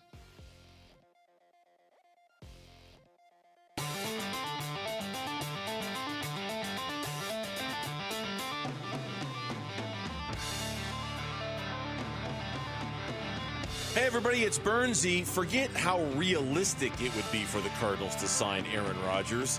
Would it actually, work in a football sense? It's the Burns and Gambo Show. We start at 2 on the Arizona Sports YouTube channel, the Arizona Sports app, and 98.7 FM. All right. This is Josh Weinfuss, of course, covers the Cardinals for ESPN. Okay, we're going to start right out with audio. Nice. NFL Live, talking about the Cardinals' current plan at quarterback. Right? What's that look? Is like you're shocked that we're doing something professional here in the final half hour of the show. No, it's been professional the whole time. I don't know what you're talking about. I mean, Rick was wearing cookware on his head earlier, and that wasn't even the craziest thing. And the guy with the it's not professional outside. What did you say? Studio. The blue. It looked blue like Slurpee vomit suit? Yeah, like somebody drank too much blue Slurpee and vomited, and Joe Huizenga was like, "I got to wear that. That's what looks cool." The ladies are gonna love this. Funny how quickly all the ladies moved to the other side of the state. They're all gone. Yeah, they all quit Literally. because they saw him walking He by. walked by. They're like, "I quit." Well, I almost quit. All right, here's Josh Weinfuss talking about the Cardinals' current plan at quarterback. I've been told that as of now, Jacoby Brissett is QB1. Despite him holding out for a new contract, a source told me that he's been made aware of that and that discussions between the team and Brissett are ongoing, just like Brissett's holdout. That leaves Minshew as quarterback 2. And then the plan for a rookie, Carson Beck, who Arizona drafted in the 3rd round, is for him to sit and watch and learn, unless he outplays some of the quarterbacks during camp. And if that happens, there's a chance he could see the field earlier rather than later. It would make a lot of sense. I mean, the original plan felt like Jacoby Brissett's your starting quarterback, but eventually you give way to Carson Beck. Yeah. But set aside the contract stuff or any of that. That would make the most sense, right? Because you have to know what you have in Carson Beck, and I don't think you're going to know definitively based on what you see in practice. So at a certain point, if and when it becomes apparent the Cardinals aren't going to make the playoffs because you are still in a division with the Rams and Seahawks and 49ers. So unless Jacoby Brissett gets the Cardinals off to a 5-1 start, I think probably somewhere in that range you start to make the move to Carson Beck. It's just the conversation and the contract holdout or whatever you want to even call it is it's not really a holdout, yes, I guess. It's just kind of it's this dumb thing he's doing. Yeah, it's just like I'm not happy with this. That has complicated things a little bit, but the plan that Josh Weinfuss laid out right there makes sense. Yeah, and this is nothing against Josh. It's just because he's great at what he does. But of course this is the plan. No, we're going to throw Carson Beck in. They haven't even seen him. He hasn't even been here. Like they're waiting on him. So, but they know deep down, as long as Monty Ossenfort feels like he has some job security, that they're going to throw him in, and you hit it right on the head. They're not going to do well this year. The division's just too good. The schedule's going to be too tough. So they're going to be 1-4, 2-4, 3-6, whatever the case may be. And they'll have no choice but to play Carson Beck because logic tells you, okay, what are we going to do next year in the draft? Are we going to have to take a quarterback? Probably, but let's see what this guy is. And the Jacoby Brissett thing just blows my mind. You had a 1-11 record. You're not unique. There's no other starting job, so you don't, he has no leverage whatsoever. So if I'm the Cardinals, honestly, if just for the sake of, okay, you're a starting quarterback in the NFL, I'll bump you up a little bit, or what they're probably going to do is guarantee some more money. But it's not going to be a lot. And if he thinks that, then this is going to be prolonged because I have Carson Beck. I don't expect to win, even though they'll never say that publicly. And I have a guy in Gardner Minshew that can do it. And there's a guy in Jimmy Garoppolo who ran this very offense for the Rams as the backup next year. He is not unique. He is not different. And he's getting bad advice from himself, the agent. Hey, should we hold out? Yes, I think we should. Like, it's awful. Just get in. Because if I'm him. He can't fire his agent. You're right. He can't fire his agent. But he knows damn well in the back of his mind, the reason why he's doing this, because he's like, he can use the only card he had, which is, I'm a massively underpaid starting quarterback in the league. Well, after probably week 6 or 7 next year, he won't be able to even say that. So in that sense, I mean, again, I understand on the surface why he would want to do it. Like, hey, okay, you have me as the starter. You got rid of Kyler Murray, so it's pretty clear I'm the starter. So I want a little bit more money here because, who knows how much longer I'm going to play or when I'm going to be a starter again. But then they go out and get Gardner Minshew and draft a quarterback. So you're an NFL team. You're going to give it a shot early. I know Wolf wants them to start Carson Beck in week 1. I wouldn't hate that, honestly. But I wouldn't either. I just don't think they're going to do it because you're going to run a vet out there the first few weeks and just see. Maybe you catch lightning in a bottle. Maybe all of a sudden, hey, I mean, they were 2-0 to start last year. Maybe you start 3-1 or whatever, 4-2. When the schedule's coming out next week, is that right? Yeah. Like, we need the schedule to come out so I can sit here and pinpoint exactly when the bye week is that Carson Beck will be switched over as the starter. And I'd like to see who they play early in the season. Maybe they're waiting for the schedule to come out to kind of come up with a plan of like, oh, good, we start with the Rams and Seahawks and Niners back to back to back. I think you run a vet out there early just in case. Yeah. Just in case, because it's the NFL and it's crazy. And you did have a lot of injuries last year. I know everybody rolls their eyes when you say that, but they had a lot of injuries on defense. And, Jeremiah Love is dynamic. Maybe at the start of the season you kind of put something together. But I just think, to be realistic, Gardner Minshew, at best, would he get you 7, maybe 7 wins? Jacoby Brissett, same thing, and that's best case scenario. Carson Beck, I don't know, best case he gets you 5. Like, is that really that much of a difference? But at least you learned, right? You got, there's okay. He can't do it. We're going to take a quarterback high. Every snap Carson Beck takes matters next year. Well, and you brought this up before, and it's a heck of a point. If I'm looking at positional spending at quarterback, if people look this up, it says $9.6 million for the Cardinals, which is 22nd, but they don't add in Kyler Murray's money. So if you add 38 to that, all of a sudden, they're 6th in quarterback spending. Who are the teams ahead of them? Does it have that right there? Yeah. Okay. The Chargers, the Bills, the Dolphins, because they're paying. Well, I guess that's not Tua's money because they paid Tua and Malik Willis. Yeah. Okay, but the Chargers and Bills both have quarterbacks that they're paying. The Rams at 4, Dallas at 5, and then it'd be Arizona if you throw in Kyler's money. So I mean, if that's what I'm saying about the leverage, you don't have. They're spending a lot at the position. You went 1-11. You're not unique. On and down the line. You haven't proven that you're a winner in this league. And, oh, by the way, your leverage, which is, well, I'll just go to another you don't have that either. So I don't even know why, honestly, the Cardinals are negotiating other than to tell him, look, you're right. It's ridiculous what we're paying you as a starting quarterback. We'll bump that guarantee up. That's probably the move. But if you think we're going to add money to it, you're insane because you literally have no leverage, and we're spending almost top 5 at the position already. Yeah, that's the wild part. Is it's not like they're over there like, man, we're not spending any money at quarterback until 2027 when we draft one. Yeah, throw Jacoby a couple extra million. It's like, well, where'd that money go? Kyler took it with him when he left. He took all the money when he left. So, that had a two-pronged effect, right? Yeah, sure, Jacoby Brissett looks up and he's like, well, if you're letting Kyler go, I'm the starter. That's pretty clear, right? I was starting even when he was here. Cool, but Kyler took all the money. You're not going to get much of a raise. And there's another way to look at this too, John. If I'm Jacoby Brissett, how many more opportunities am I going to get in the NFL to be the starter? There's certainly an argument to say, and again, I understand why he's trying to get a little bit more money because he's not getting paid much by starting quarterback standards, but it's a fine line to walk. There's also the argument to make if you're Jacoby Brissett, look at the situation around you. You can beat out Carson Beck. You can certainly beat out Gardner Minshew too. Just take this as your season to start. See how long you can keep it going. We all sit here and say, they're not making the playoffs. But if I'm Jacoby Brissett, I'm thinking, I can get this team to the playoffs. I'm a competitor. Yeah, let's do this. I just, if he continues this, not that I think it will, because at some point he's going to realize he's going to come in, but what he's going to do is he's going to open the door for Carson Beck. So what Josh just said is right. But if Carson all of a sudden starts getting these reps and they do look good in training camp, and it's like, well, why not start the kid?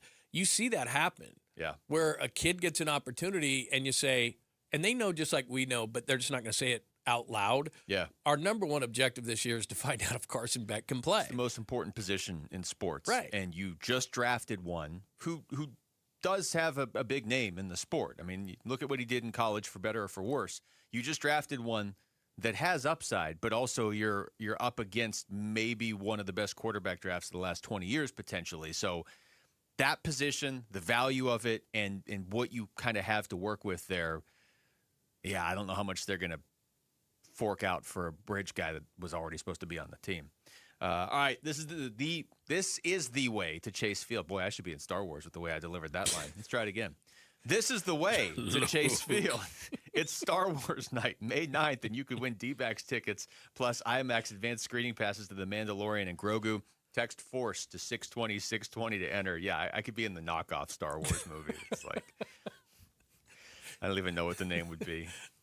Moon with Rick Moranis. Spaceballs. Great movie.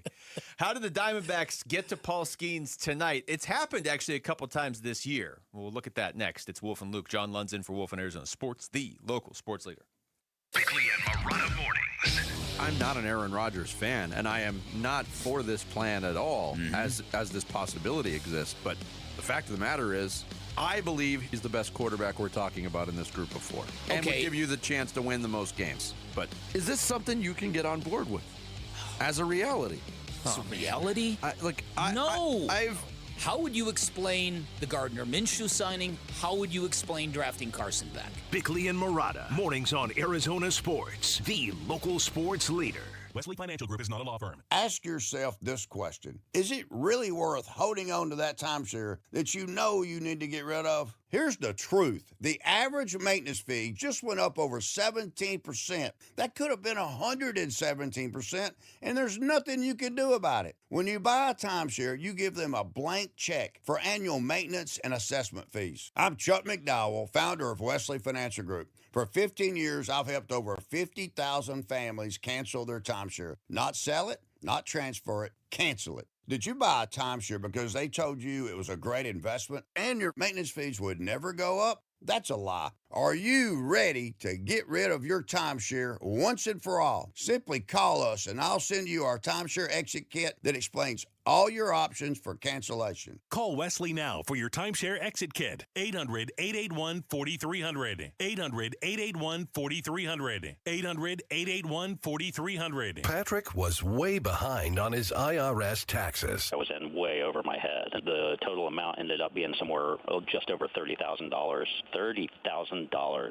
Then the IRS came to collect. Started getting letter after letter. A lien had been filed against me. They were going to basically hang me completely out to dry. He had to do something. That's when I reached out to Optima Tax Relief. Patrick's life quickly got a lot easier. It was very easy, pretty much hands off. They picked up the ball and ran with it. And how'd it go? I couldn't believe it. I had to ask 2 or 3 times. I saved an incredible amount of money. How does Patrick feel about Optima? Couldn't be happier. They definitely helped me. Optima Tax Relief, the best place to call. They're the best in the business. Do what Patrick did and call Optima Tax Relief for a free consultation. Call 800-343-6460. 800-343-6460. 800-343-6460. Optima Tax Relief. Testimonial from an actual client. Some restrictions apply. For complete details, please visit OptimaTaxRelief.com. Tired of hearing scary radio ads about the IRS? Tax Relief Advocates is different. TRA is here to tell you that if you owe money to the IRS, whether it's $5,000 or $500,000, we have a solution. TRA can eliminate or reduce what you owe to the IRS with zero risk to you. We have over 1,000 5-star reviews on Google and an A+ with a BBB. End your tax nightmare today by visiting TRA.com or call 800-583-6681. That's 800-583-6681. You know the rush when you reach that goal, when something you've worked for pays off. That's success. At University of Maryland Global Campus, we believe you should never stop chasing it. That's why we offer a skills-based education that helps move your career forward.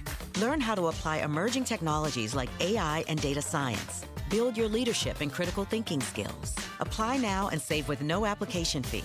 Classes start May 13th. Learn more at umgc.edu. Certified to operate in Virginia by Chev. This is the story of the one. As a maintenance tech at a university, he knows ordering from multiple suppliers takes time away from keeping their arena up and running. That's why he counts on Grainger to get everything he needs, from lighting and HVAC parts to plumbing supplies, all in one place. And with fast, dependable delivery, he's stocked and ready for the next tip-off. Call 1-800-GRAINGER, click Grainger.com, or just stop by. Grainger, for the ones who get it done. Get in the zone, AutoZone. Welcome to Markdowns for Miles at AutoZone. Got any markdowns on brakes? We mark Duralast brake pads down to free. Free Duralast brake pads? When you buy 2 rotors. Can I get Duralast Gold pads for free? With 2 Duralast Gold rotors, and there's a lifetime warranty on brake pads. That's a huge markdown for like so many miles. Save on brakes and more during Markdowns for Miles at AutoZone. Get in the zone, AutoZone. Restrictions apply.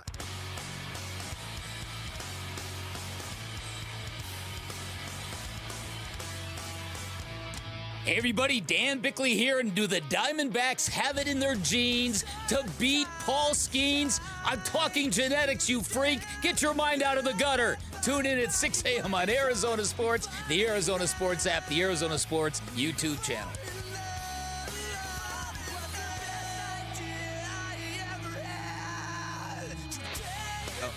We were looking at this during the break. Because never too early to talk NFL draft, right? Never. So you don't have to put too. And people who put like way too early, no, we can just talk it. Doesn't have to be way John too would early. Just read 2028 mock draft. Doesn't even have who's going to be the quarterback in 2029. Go. But the Jets have 3 first-round picks next year. So we're talking during the break, like, hey, if you finish ahead of the Jets, they're so desperate, they'll just give you all 3, right? Here's the picks they have, because then we kind of were wondering, like, are these going to be good picks? They obviously have their own pick, the Jets, so that'll be like 1 or 2. They have the Cowboys pick, so that's where the Cowboys are going to go 8 and 9 or 9 and 8, like they always do, right? Be like a mid. But they also have the Colts pick.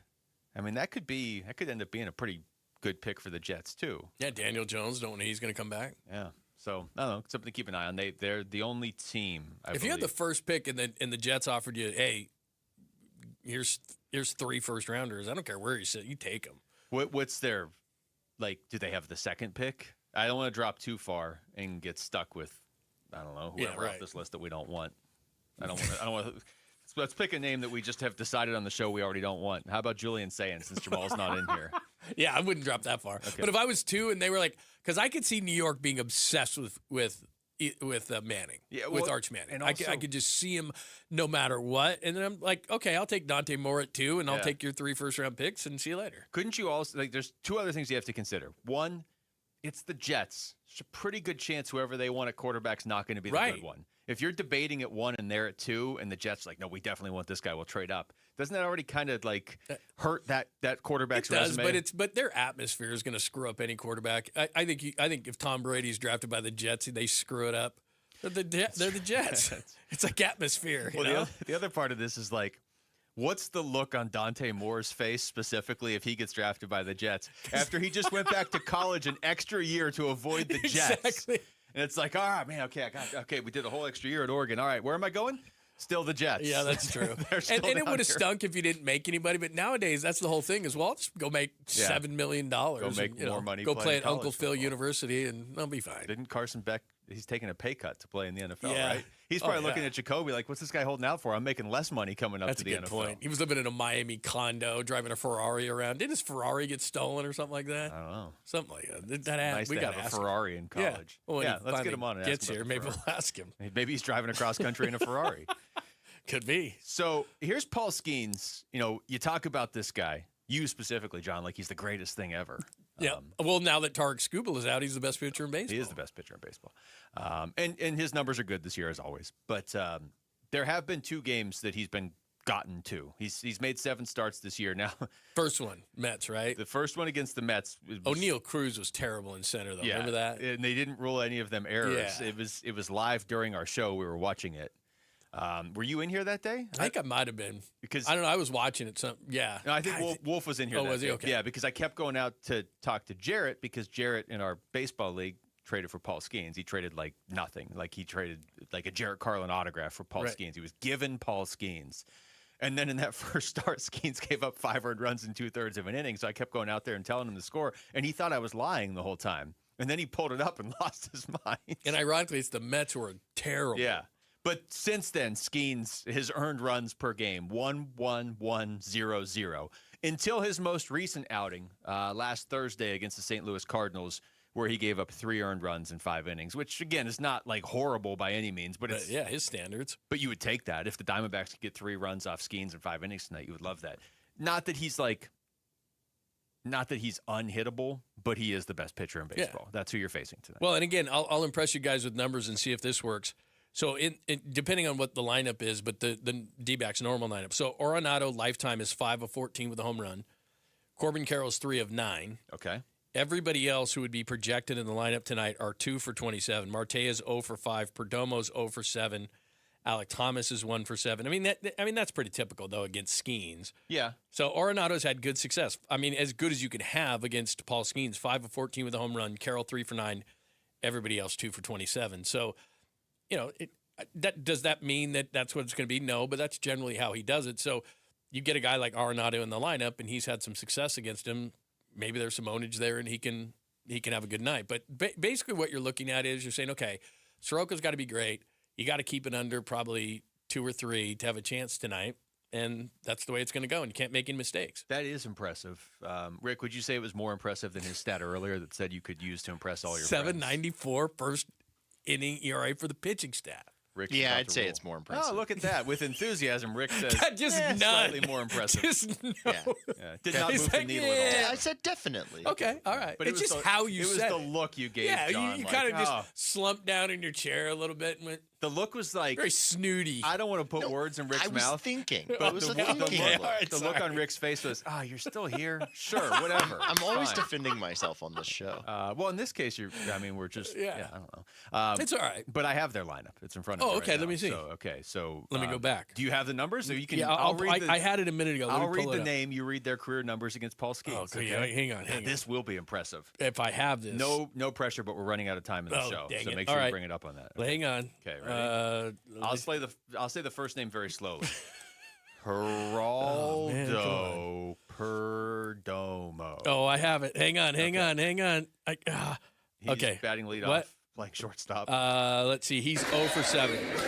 It's 2 strikeouts. 0 for 7, 2 for 7. strikeouts. That's not great. Okay. That's I not thought good. This is going to be better. Okay. Ketel Marte batting second, playing second. 0 for 5, a walk, and an RBI. Okay, so our first 2 hitters are 0 for 12 0 for career 12. against Paul Skeens. All right, Yes. cool. So some runs early. Expect that. Batting third and right, Corbin Carroll. 3 for 9. Not bad. That's does have a double and a triple. Okay. 2 strikeouts. DH, Adrian Del Castillo, cleanup. He would be 0 for 3 with 2 strikeouts. This is kind of backfiring. Okay. Where's Arenado? Like, couldn't you move him up a little bit? Have we kept it running tally here? They're like 3 for 75 career. Okay, Ildemaro Vargas is playing first, batting fifth. I don't see Vargas here. Has not faced him. He's been in and out of the majors for like 12 years. Somehow has he's never never faced Paul faced him. Skeens. Okay, well, he's batting fifth. Lourdes Gurriel Jr. batting sixth, playing left. He would be 1 for 3 with a strikeout. Not terrible. Okay. Nolan Arenado batting seventh. 5 for 14 third. with a home run. Yeah, expect that home run. He's batting seventh? Hello? Torrey! He should be batting second. A home run in the third inning tonight. Telling you. Gabby Moreno. If Nolan Arenado hits a home run in the third inning, we should all be millionaires tomorrow. That would be amazing. Gabby Moreno batting eighth. No Moreno. No Moreno. James McCann is 0 for 2 with 2 strikeouts, but no Moreno. No, he isn't. Not faced. James McCann's being saved to pitch later in the game. And then Alec Thomas batting ninth, center field. 1 for 7 with a strikeout. He's only struck out once, though. 1 for 7. Don't try and sugarcoat okay. it. It's not good. So who in this lineup has hit Skeens? Arenado and Carroll. Arenado's 5 for Carroll. 14 with a home run, and Carroll's 3 for 9 with a double and a triple. Everybody else that's in the, let's see, I'm doing this really quick. 14, 9, 23, so 7. Yeah, 2 for 27. Math again. This guy over here with this. Yeah, 2 for 27. Gurriel. The only other guys with hits are Gurriel and Thomas. 2 for 27. That's a good betting. 2 for 27 outside of Arenado and Carroll tonight. Well, you know what? That number's going up. That's what's going to happen tonight. That number's going up. You're out on a limb on that one. All right, Very that's nice. it for us. Thanks to Rick and Jamal behind People the glass. learned a lot about numbers today. It's all about a math. Very lesson. impressive. John London for Wolf. I'm Luke. We got Burns and Gambo coming up next in Arizona Sports, the local sports leader. He's the president of the Arizona Diamondbacks. Derek Hall talks D-backs baseball with Bickley and Murata. Thursday mornings at 7:45. Brought to you by Freeway Chevrolet. Watch it on YouTube. Listen on the Arizona Sports app and 98.7. Your family's in the pool all summer. Do you know if the electrical system is safe? Most homeowners never think about it, but between summer heat and monsoon moisture, your pool's electric system takes a beating. Parker & Sons offers a pool circuit safety check for just $89. It's a full inspection of everything powering your pool. This is the one service every pool owner needs before the first cannonball of the season. Call or text 602-2REPAIR, and Parker & Sons will make sure your pool is summer ready. I'm Matt Morgan of Morgan & Morgan, America's largest injury law firm. I've had the privilege of seeing miracles, broken families rebuilt, every crash, every workplace injury, every medical mistake. Fighting back can work. We've gone toe-to-toe with insurance giants, and we've won a lot. Over $30 billion recovered. Size matters. Reputation matters. Results matter. There's only one Morgan & Morgan. Morgan & Morgan, forthepeople.com. Arizona lawyer will handle Arizona cases. Prior results do not guarantee a similar outcome. Scorpions don't hate you. Ain't got the brains for hate. What they got is a tail full of bad intentions. Been living in this desert since the dirt was new. Think they got squatters' rights to your laundry basket. Nate here, owner of Blue Sky Pest Control. Scorpions may have squatters' rights to the desert, but not to your property. Call 602-BLUE-SKY today. Real pest science, real protection. Hello, Blue Sky. Goodbye, Scorpions. A family office is a team built to handle the 3 biggest financial responsibilities a family faces: wealth management, tax strategy, and estate planning. Most firms only manage your investments and refer the rest out, hoping everyone stays aligned. At Trajan, we built something different. Your wealth, tax planning, and estate planning are handled together inside one firm under one roof. There's no guessing whether your CPA, advisor, and estate attorney are truly in sync, because our team works together every day on your behalf. When your financial life becomes more complex, your advice should become more coordinated, not more fragmented.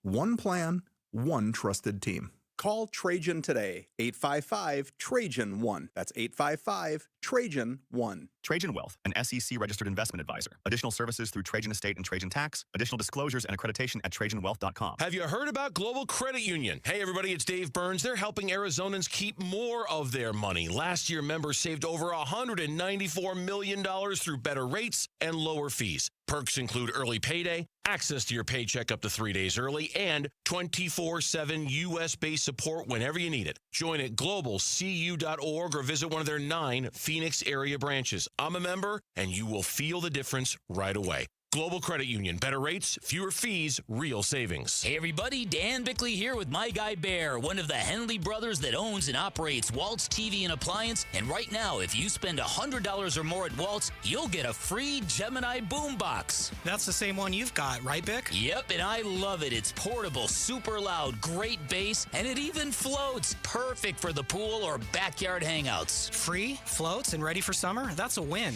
Everybody wins when shopping at Waltz, which you can find off the I-10 in Warner and online at waltz.com. Baseball fans know a rally is one of the game's greatest moments. But in real life, some comebacks take more than determination. After a brain injury, the road back can feel like the longest inning. That's where Barrow Neurological Institute steps in. With advanced neurorehabilitation, Barrow specialists help patients rebuild strength, regain independence, and return to the life they love. Barrow Neurological Institute. It matters where you get your neurorehabilitation care. Visit barrowneuro.org.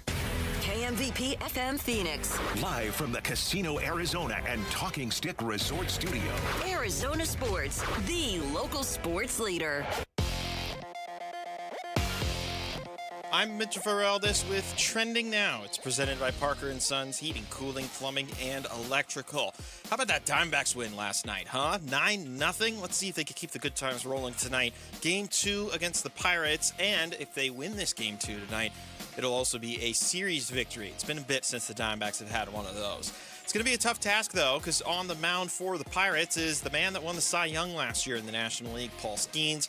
For the Diamondbacks, it'll be the righty Michael Soroka. So maybe a lot of strikeouts tonight. Who knows? First pitch will be at 6:40. Pre-game coverage will start at 6 right here on 98.7 FM and the Arizona Sports app. And coming up today at 3 o'clock, Burns and Gambo will have an exclusive conversation with new ASU men's basketball head coach, Randy Bennett. This is Bennett's first media interview since the hiring. He's also expected to meet with the assembled media tomorrow morning in an introductory press conference. And that is what's trending now. Arizona Sports, the local sports leader. Burns and Gambo starts now. Streets up 2 o'clock on this Wednesday afternoon. Good afternoon and welcome into today's edition of the Burns and Gambo Show here on Arizona Sports, the local sports leader. My name is Dave Burns, alongside the one, the only, John Gambador. Hi, Gambo. Burnsy, what's going on? Not much, my friend. How are we doing today? Doing good today. Doing good. We're yeah, good? we're gonna have the first outside media interview with Randy Bennett. So there's the first chat with Randy Bennett since he became head coach of ASU. He did like a 5-minute in-house thing a few weeks ago, but yeah, this is in terms of outside media, the press conferences. Yes, yeah. Tomorrow at 8:30 to introduce Randy Bennett. And obviously, we all know the story. They were going to have a press conference. It got canceled. Some health issues that delayed everything. Obviously, it hasn't delayed them from doing an unbelievable job so far in the transfer portal. I think I read a story about a week ago about how they've just been killing it. One of the best transfer portal classes in the country. One of the best in the Big 12 for sure, and one of the best. And in it just the country. landed a kid from down under. Which is something that Randy Bennett, that is a pipeline that he loves to use. Australia. The Australian pipeline. He's found many an NBA player that he has coached that has come through that Australian pipeline, right? Patty It's worked Mills, well to his success. Dellavedova has come through that way. A bunch, like 6 players that he's taken to the NBA that come from Australia. First Australian player I remember was a guy named Andrew Gaze. You remember that? First one I remember is Luke Longley. Seton Hall, Andrew Gaze.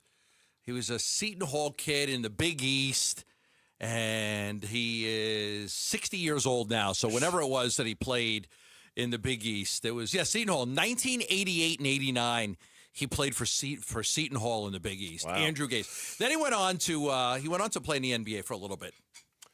Washington Bullets. I remember Gaze. San Antonio Gaze Spurs. a little bit. Yes. So Randy Bennett will join us at 3 o'clock today, and we'll hear what he has to say about how the job is going, and of course get an update on his health to see how he's doing.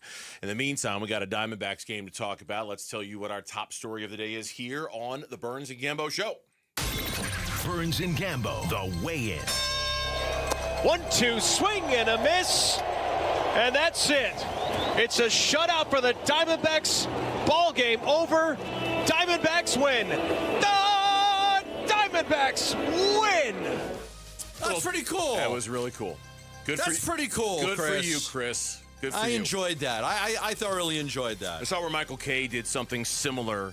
Aaron Judge hit a home run earlier in the day, or maybe it was the day before, and he did the "it is high, it is," and he did a Judgian blast, and Michael Kay was paying tribute to John Sterling, and it was great to see Chris Garagiola last night pay tribute. It's tough when you to lose John Sterling. You know, for those who grew up with Al McCoy like you did, it's tough to lose the voices. Vin Scully for Dodger fans.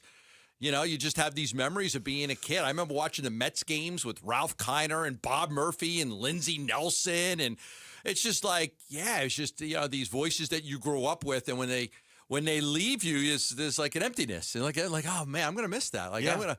He only retired like a year and a half ago. Sterling, I know. Yeah, he was doing it up until up until a year and a half ago. He was doing the games. When you consider, Mitch put this crazy stat up, when you consider how long the Yankees have been around, I think John Sterling called like 25% of all Yankees games ever, which is nuts when you think about how long that franchise has existed, how long he's been doing it. Diamondbacks win 9-0. It was. We'll talk in the next segment about what a relief it was just to have that kind of win, because those have not come around very often. But obviously the story of the night is Eduardo Rodriguez. 7 innings, 2 hits, 7 strikeouts, 3 walks, 7 shutout innings. He's now 3-0 with a 2.50 ERA.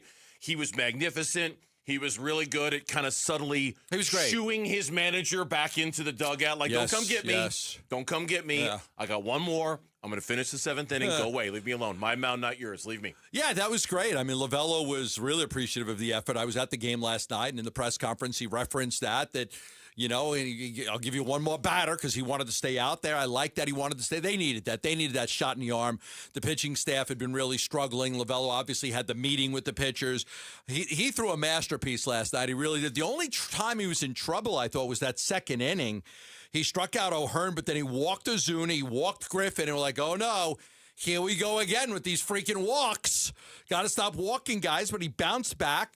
He got Magnum, who had a broken bat that literally went in between shortstop and third base. Arenado was able to field the ball and throw the guy out at first. But, man, that broken bat was scary.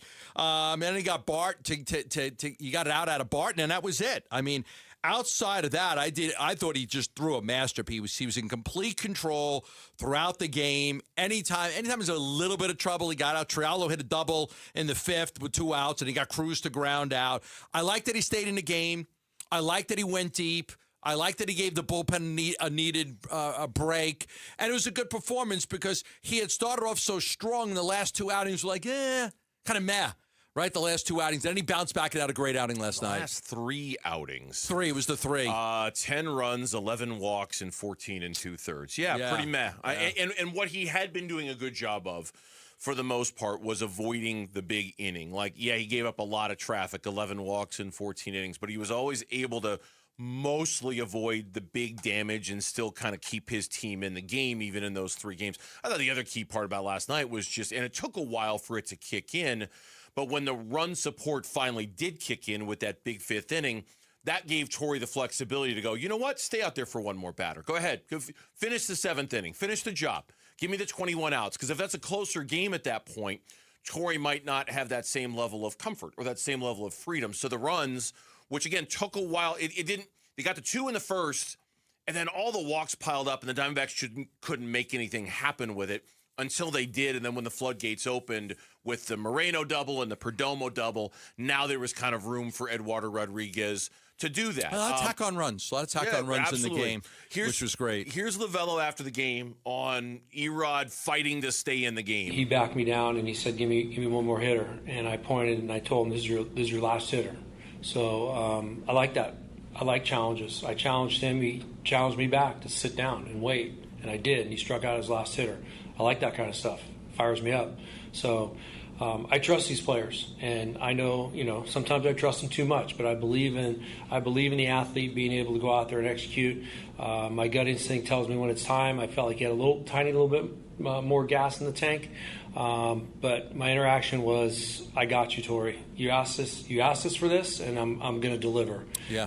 So I had to let him show me he could deliver. That's a good offensive team, too. The Pirates have been a good offensive team. He struck out Joey Bart. That was the 103rd pitch of the game. Yep. There was a note on the – I didn't even know that. There was a note on the scoreboard. They always put these notes up about it. It's like reading the back of a baseball card.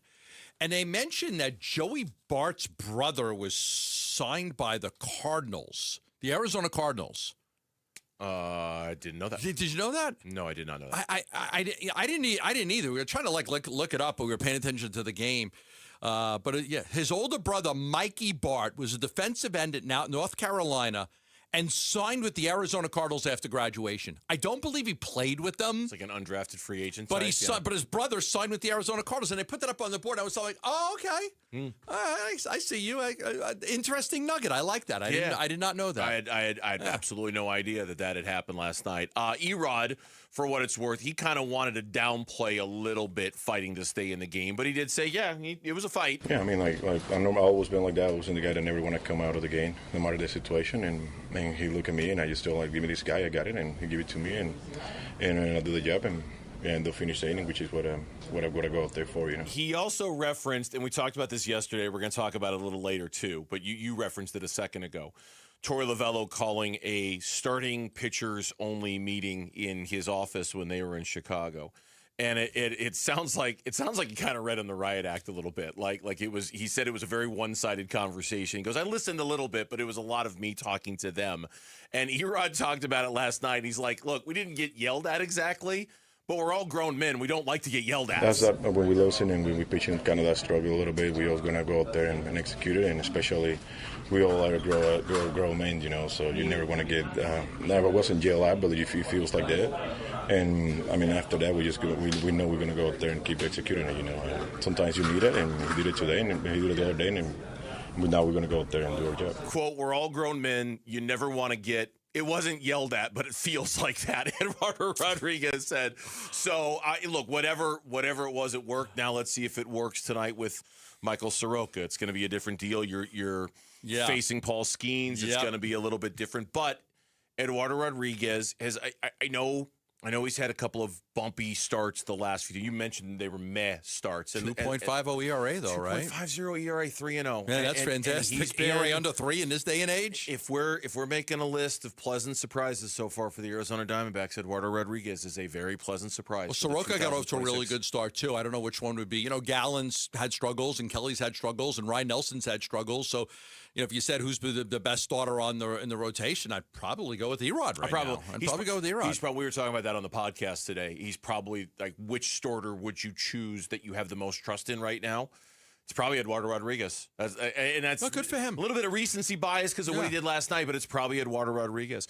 What helped last night's cause was the Diamondbacks got a blowout win, and I hope we all savored it because it's been a while since they've had one of those. We'll talk about it coming up next here on Burns and Gambo. Diamondbacks baseball. 1-2 swing and a miss, and that's it. It's a shutout for the Diamondbacks. Ball game over. Diamondbacks win. The Diamondbacks win. Recapping Game 1 of the Pirates series and looking ahead to tonight's Game 2 at the Arizona Sports YouTube channel, the app, and 98.7 FM. The Diamondbacks win. The Lund Mortgage team, they win every day, too. The Lund Mortgage team wins because they're helping people with refinancing, new home loans, getting pre-approved for a mortgage. Matt Oliver, Lisa Lund, they're winning every day because they're helping the people in Arizona, not the people in California, not the people in Nevada, just the people in Arizona.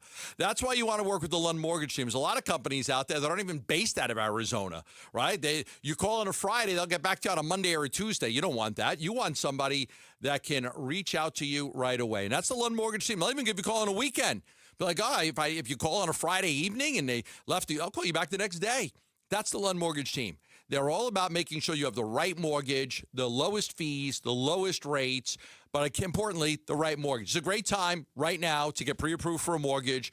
For those of you that want to get out of renting and want to get your own home, let the Lund Mortgage pre-approve you absolutely free. Call them at 623-889-0130. That's 623-889-0130.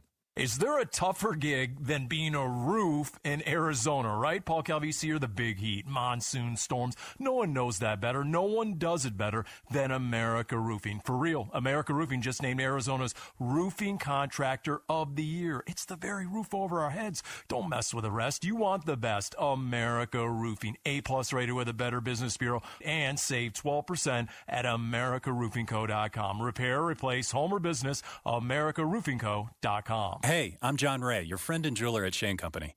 An engagement ring might be one of life's biggest purchases. That's why our rings come with an all-inclusive free lifetime warranty that gives you peace of mind without any fine print. How can we offer such an incredible warranty? We take pride in crafting our rings with care and stand behind our quality craftsmanship. After all, this is a family heirloom you'll own forever. Bring in your ring for cleaning, resizing, and repairs anytime you want. We'll make sure it's as sparkly and secure as the day you bought it, fixing prongs, replacing side stones, and so much more. This type of maintenance could cost you $2,000 or more somewhere else. Under our warranty, it's all free. We even protect your diamond. Other warranties don't. Our rings are crafted to last. But in the rare case you lose your diamond, we'll replace it. At Shane Company, your engagement ring purchase isn't just a one-time transaction. We're here to be your jeweler for life, because a friend always has your back. Come by to learn more in store or visit shaneco.com. Shane Company, your friend and jeweler. Hey everybody, Dan Bickley here with my great friend Shane O'Hanrahan, GM of Chapman BMW, the guy that can make your car buying dreams come true. It's true, Dan. I can't tell you how many times somebody has called or emailed me and asked for me by name and said, hey, Dan Bickley sent me to get the hookup. And you know what? We make it happen. So put me to the test. I will make your dreams come true. That's Chapman BMW, 2 great locations, 1 great experience. In today's fast-moving job market, staying ahead means keeping your skills sharp. At University of Maryland Global Campus, we help keep your capabilities cutting edge with our skills-based education programs designed to move your career forward. Explore more than 135 degrees and certificates in business, cybersecurity, and more. Apply now and save with no application fee. Classes start May 13th. Learn more at umgc.edu. Certified to operate in Virginia by Chef. Wesley Financial Group is not a law firm. I'm Chuck McDowell, founder of Wesley Financial Group. Did you buy a timeshare because they told you it was a great investment? That's a lie.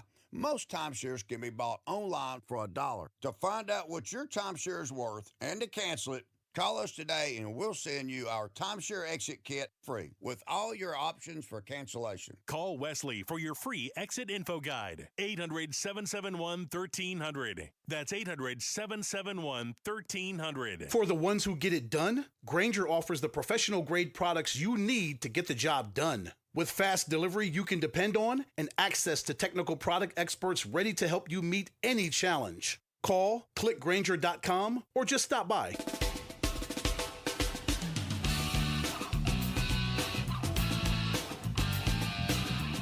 Hey, it's Luke. After his day in his darkness retreat, has Wolf changed his mind on Aaron Rodgers coming to the Cardinals? We'll ask him tomorrow at 10 a.m. It's Wolf and Luke on Arizona Sports 98.7, the Arizona Sports app, and the Arizona Sports YouTube channel. Two Princes by the Spin Doctors. It's a good song. 1992, I reckon. Good song. It's a newer song. Yeah. I was a junior in college when this song came out. Anything 90s and above is newer to me. I was just like yesterday when I was a junior in college. 1991. 1991. It's a little bit older. I wasn't even dating my wife then, and we've been married for 31 years. Oh, my goodness. Yeah, that's how long ago this Who was. were you dating back then in 91? I'm not at liberty to discuss that information yet. Okay. All right. But it was somebody. All right, enough of that. Welcome back. It's the Burns and Gambo show here on Arizona. I was just trying to cycle through and think who it was, and then the name popped into my head, and there was that.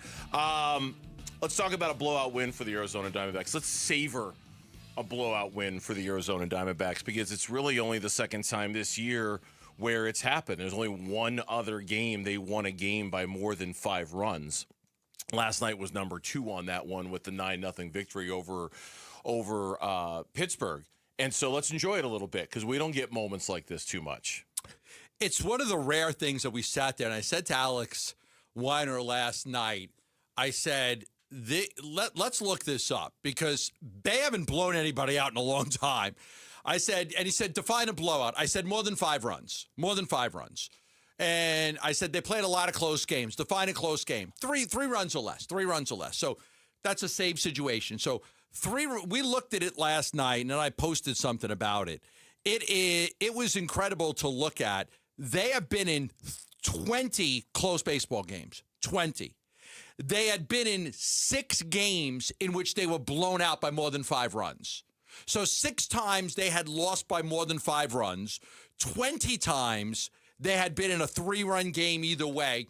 And there were a couple of 4-run games that aren't defined as a close game or a blowout. Only once had they won a game by more than 5 runs all year long. Yeah.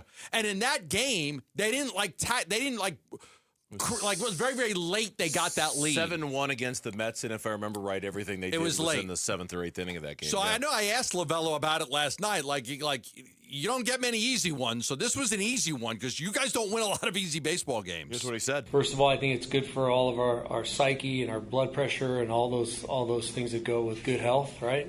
You can kind of turn off the valve a little bit there in the late innings, but I think it's just a reminder of what type of team we can be when we do the things that we're supposed to do, and we're supposed to, we focus in on the little details. It's a great break by AT at third base on a contact play, heady base running, really good defense. So it didn't happen by accident. We work hard at it, and when we do it right, it tells me the story that we can win games and kind of stretch it out a little bit when needed. We're built to play close games. I don't understand why. We do it a lot here. We talk about it a lot, and we prepare for it a lot. But when you can go out there and stride it out a little bit and turn off the mechanism, feels good for all of us. We're not completely turn it off, but we're projecting, thinking about different things, talking about tomorrow a little bit more than we normally would in a game like this to set up things for tomorrow as well. It's funny. If you look at the standings, right? Every day we do Diamondbacks on Deck, and one of the features that we do is the MLB standings. And we look at them, and I always give you the number. Here's the wins, here's the losses, right? Yeah. There's another number in the standings, and it's a fairly basic number. It's your run differential. It's how many of you scored, how many of you given up, right? And usually, the two numbers are pretty close together in terms of your win-loss record will be determined by that very basic number of run differential, right? The Diamondbacks are one of those weird teams so far this year, and there's another one, too, in the Cincinnati Reds, to have a 500 record or better and be just god-awful in the run differential number. I mean, like before last night, Diamondbacks are what, minus 22. So before they were minus 31 going into last night's game. It's one of those things. I don't love the stat. Well, it's like one of those things where some people will just look at win-loss and go, okay, that tells you, it's like the old Bill Parcells theory. You are what your record says you are. I agree with that. And other people will look at the run differential and say, when you're getting outscored by 31 runs, a quarter of the way into the season, wherever we are, you're bound to fall apart. You're not that good. It's only a matter of time until your win-loss record reflects what these games are showing us. But then you come across a situation like the Diamondbacks where you're right. It's all close games. They've played nothing but close games, and there have been these pockets, these 5 games outliers where they've gotten their teeth kicked in, and that's by leading to the run bunch. differential. And so it's you look at the standings, it's just hard to know which number is more real. I tend to agree with you. I think it's mostly just a win-loss thing. But I do look at that run differential because there are some who really believe that is a sign of bad things to come. As long as you've got a big red number next to your name, you will eventually start to see some losses pile up because you are really not that good of a baseball team. Yeah, I think the Diamondbacks are different. I think there are some outliers. Some of those just crazy games that got sideways on them in a hurry, and a starter lasting a third of an inning, and all of a sudden you're behind the 8 ball and you're pitching a catcher and stuff like that. So to me, I look more at they play a lot of close games. 20 games decided by 3 runs or less, and in some games 4 runs. So to me, it's more of that they're built to play close baseball games. Clearly the outlier. Now, if you look at the other way, and I just want to say this, yesterday they blew out the Pirates. If that evens itself out, then now that stat doesn't mean very much. When they come into what's considered to be the easier part of the schedule, and I know the Diamondbacks, first of all, they haven't had a lot of easy pockets so far this year, and the one they did have against the White Sox, they dropped 2 of 3. So I understand so far their record hasn't been great against the easy teams. So I say that, though. Look in retrospect, Philly's not a great team. No. The Mets aren't a great team. Philly's been a great team since they hired Donnie Baseball to be their manager. But Don Mattingly can't lose. But they took 2 of 3 from both of those teams on the road. So in a way, they have taken care of business against the bad baseball teams. I hope the run differential number will ease up when they start playing the Rockies a little bit more. And no offense, the San Francisco Giants a little bit more. I'm referring to Mitch on that one. I also think the danger of the close games, and we have talked about this in the past, is that those high-stress, high-leverage innings where you're relying on your bullpen to get big out after big out after big out all the time, those grind on you, right? Mm-hmm. Like those will wear you down to the nub if you're not careful. So you don't want to be built too well to be good at those games, because eventually those will grind you down to nothing if you have too many of them. You need games like last night to be able to allow Torey Lovullo to say, you know what? Screw it, Erod. You want to finish up the 7th? Go ahead. We got a big lead. We got a big lead. We got a big enough lead where I'm comfortable leaving you out there. You're not going to get us into that much trouble if you don't get this guy out. You get to save your prime relievers. You know, they brought in Loizaga last night, get a little bit of work, but they're able to rest there because, again, we talked about this. There's no off days coming up. Next one's next Thursday. Yes. After that, they don't have one for weeks. Right, there's no off days. So it's imperative to try to have some of these games where you can rest your bullpen. Yeah. Because their bullpen's been very much overworked. Is there smoke that is starting to rise from the Aaron Rodgers to Arizona smokestack? I'm just picturing a smokestack. What color is the smoke coming out of the smokestack? That's next on the Burns and Gambo Show. Diamondback skipper Torey Lovullo, the man who makes the lineup, joins Burns and Gambo Friday afternoons at 2:30 to talk D-backs. Brought to you by Budweiser. Watch it on YouTube. Listen on the Arizona Sports app and 98.7. I'm U.S. Transportation Secretary Sean Duffy. We all seem to be in a rush these days, from work to driving our kids around. But when you're behind the wheel, please do not speed. A few minutes saved by going faster is never worth the risk. So follow the speed limit, enjoy the drive, maybe bring some snacks for the kids, and know that along the way, you're getting quality time with your family. Paid for by NHTSA. Spring is in the air, and Alev's long-lasting pain relief is here to keep you moving. The days are longer, and the flowers are blooming. Whether it's gardening, yard work, or just spending more time outdoors, spring has a way of getting us moving despite any body pain. That's where Aleve can keep you going. With just one dose, Aleve gives you long-lasting body pain relief for up to 12 hours. From sunup to sundown, Aleve's got your back. Try Aleve. Use as directed for minor aches and pains. Hey everybody, Dan Bickley here, and if you're hurt in an accident, it is so important that you get medical treatment right away, and then you call the attorneys at Sweet James. It's critical that you make your health a priority and get representation quickly so Sweet James can help you with medical care, with your car, and getting you the most money for your injuries. Remember, you pay nothing at all until they win your case. Call Sweet James at 800-9-MILLION, 800-9-MILLION, sweetjames.com. Proud partner of your Phoenix Suns. Scorpions don't hate you. Ain't got the brains for hate.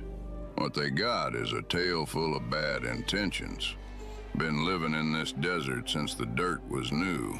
Think they got squatters' rights to your laundry basket. Nate here, owner of Blue Sky Pest Control. Scorpions may have squatters' rights to the desert, but not to your property. Call 602 Blue Sky today. Real pest science, real protection. Hello, Blue Sky. Goodbye, Scorpions. At Fisher Investments, we may seem like other money managers, but we're different. What makes you so different than the rest of us? We ensure clients receive unparalleled service at every step of the relationship. Tell me more. Our investment counselors focus on service over sales, prioritizing clients' needs. How do you make money? We don't sell any commission-based products. We have a simple management fee based on the value of our client's portfolio. So we do better when our clients do better. What about client portfolios? We get to know each client, their finances, family, health, lifestyle, and more, and then we tailor a portfolio based on their specific goals and needs. Your clients really come first then, huh? Yes, we make them a top priority. Our goal is helping them achieve a comfortable retirement. Wow, maybe we are different. At Fisher Investments, we're clearly different. Learn more at FisherInvestments.com. Investing in securities involves the risk of loss. The garage door springs that come standard with most homes don't last. And when they fail, it's not just inconvenient, it's dangerous. Hi, I'm Tommy Mello at A1 Garage Door Service. Our springs are the toughest in the industry, backed by our lifetime warranty. That's right. Fix them once and you're covered for life. Don't risk your family's safety or your peace of mind. Let A1 replace your springs before they become a problem. From repairs to upgrades, it's A1 from day one. A1 from day one. Paul Caldisi here with Matt Degas, president of Bright Wealth Management. And Matt, most people think they're done paying taxes when they retire. Paul, not even close. If most of your savings is in a 401k or an IRA, you've built a tax time bomb. And without a strategy, the IRS becomes your biggest beneficiary. So the time to act is now. Call Bright Wealth Management at 844-726-9116. We'll map out your risk and show you how to fix it. BrightWM.com. Investment advisory services offered through Foundations Investment Advisors LLC, an SEC registered investment advisor. The content provided is for educational purposes only. Message and data rates may apply. Hey, this is Dave Burns. And John Gambadoro. And every year we hear far too many heartbreaking stories involving children and water. Please take 2 seconds out of your day to help prevent these tragedies. Learn life-saving water safety tips and get free swim lessons from the YMCA while supplies last. Go to Fulton2seconds.com or text SWIM to 620-620. And never forget that 2 seconds is too long to take your eyes off kids near water. This is Doug Fulton of Fulton Homes, proud to partner with KTAR to keep your kids safe around water. I'm Mitch Vareldes with Trending Now. It's presented by Parker & Sons Heating, Cooling, Plumbing, and Electrical. Fresh off of a big shutout win last night, the Diamondbacks are going for a series victory tonight against the Pirates. It's Game 2 of the series down at Chase Field. Michael Soroka starts things off for Arizona. He'll oppose the reigning Cy Young winner in Paul Skeens. First pitch is at 6:40. Pre-game coverage starts at 6. You can listen to it all right here on 98.7 FM and on the Arizona Sports app. Coming up today at 3, so just a half hour from now, ASU men's basketball head coach Randy Bennett joins Burns and Gambo for an exclusive conversation.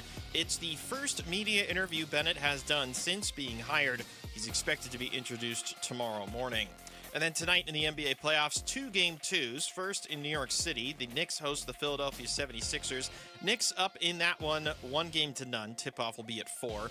Later tonight, the Minnesota Timberwolves look to capitalize off their surprise Game 1 victory in San Antonio against the Spurs. Tip-off is at 6:30. And then over on the ice, Game 1 for the Buffalo Sabres and the Montreal Canadiens from Buffalo, New York. Puck drop is at 4. While in Las Vegas, Game 2 between the Golden Knights and Anaheim Ducks. The Knights are up 1-0 in that series. Puck drop will be at 6:30. This report is brought to you by the Schwartz Laser Eye Center, the official team eye doctor for your Phoenix Suns and Arizona Diamondbacks. Schedule your free eye evaluation today at teamidoc.com. That's teamidoc.com.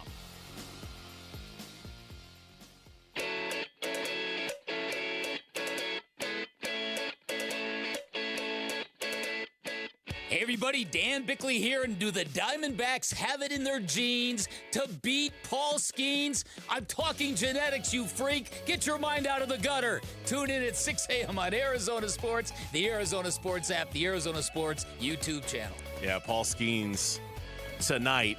Coming up in a half hour from right now, our Randy Bennett conversation, new men's basketball coach at ASU, for his first non-in-house interview. We did one with their in-house people about 3 weeks ago. Press conferences tomorrow. We're getting a little bit of a sneak peek. Yeah. He'll join us at 3 o'clock today. Looking forward to it. Looking forward to that. And hit the portal. Portal Wells building a pretty good basketball team. Yeah, he is competitive. He's kind of tapping into the St. Mary's thing without robbing them blind, but at the same time going after a lot of players that were in that conference, the Australian thing as well. We'll talk with him about all of that coming up at 3 o'clock this afternoon. So if you're an ASU fan, you're going to want to stay tuned for that. This is day 3 of Aaron Rodgers holding siege over Arizona Cardinal fans. Day 3? Did we talk about it? Is it Friday when it started, or was it Monday? I can't remember when the first day we kind of started. Lauren? The fact that it's only been 2 or 3 days and we can't remember is a sign. It is a bad sign that it's been going on too long as it. I think it was Monday when we first started is this a thing that we should be aware of? Right. Mike LaFleur, head coach of the Arizona Cardinals, was on the Jim Rome show, and Rome asked him about if there was any interest in bringing in Aaron Rodgers. And Mike LaFleur gave him a classic non-answer answer. Aaron Rodgers still is not committed to the Steelers, which begs the question, is he not sure whether or not he wants to return and play, or is he considering other teams? Do you have an interest in Aaron becoming an Arizona Cardinal? You know, honestly, Jim, right now we're we're focused on the guys that we got coming in. You got the unit that we have with Gardner and Jacoby and Slovis, and then we draft Carson Beck in the third round. He'll be here Thursday. Finally, we're trying to do some Zoom stuff, so we got a room that we're excited to work with, and that's solely where my focus is. That's a non-answer. That is a non-answer. Denial right there. Yeah, because, obviously if they're interested, he can't say that, because what if they don't get him because you've got a quarterback room? So you don't want to say, and you don't want to, you could come out and say, we're not interested. Like, I don't know where this is coming from. We've got our quarterbacks. Yeah. We like Jacoby. We're really going to develop Carson and hope we get it. Gardner's got a lot of things. I think that's what you would have done. Like, if it was really a no, but LaFleur is new at this too, so I want to give him a little bit of leeway in not knowing how to answer. He's never been a head coach before. Now all of a sudden you're thrown into the fire. You got all these interviews, got all these questions coming at you. It takes you a little while to get used to that. And I think you also want to clear, I don't know if what if you don't know if Monty's talking?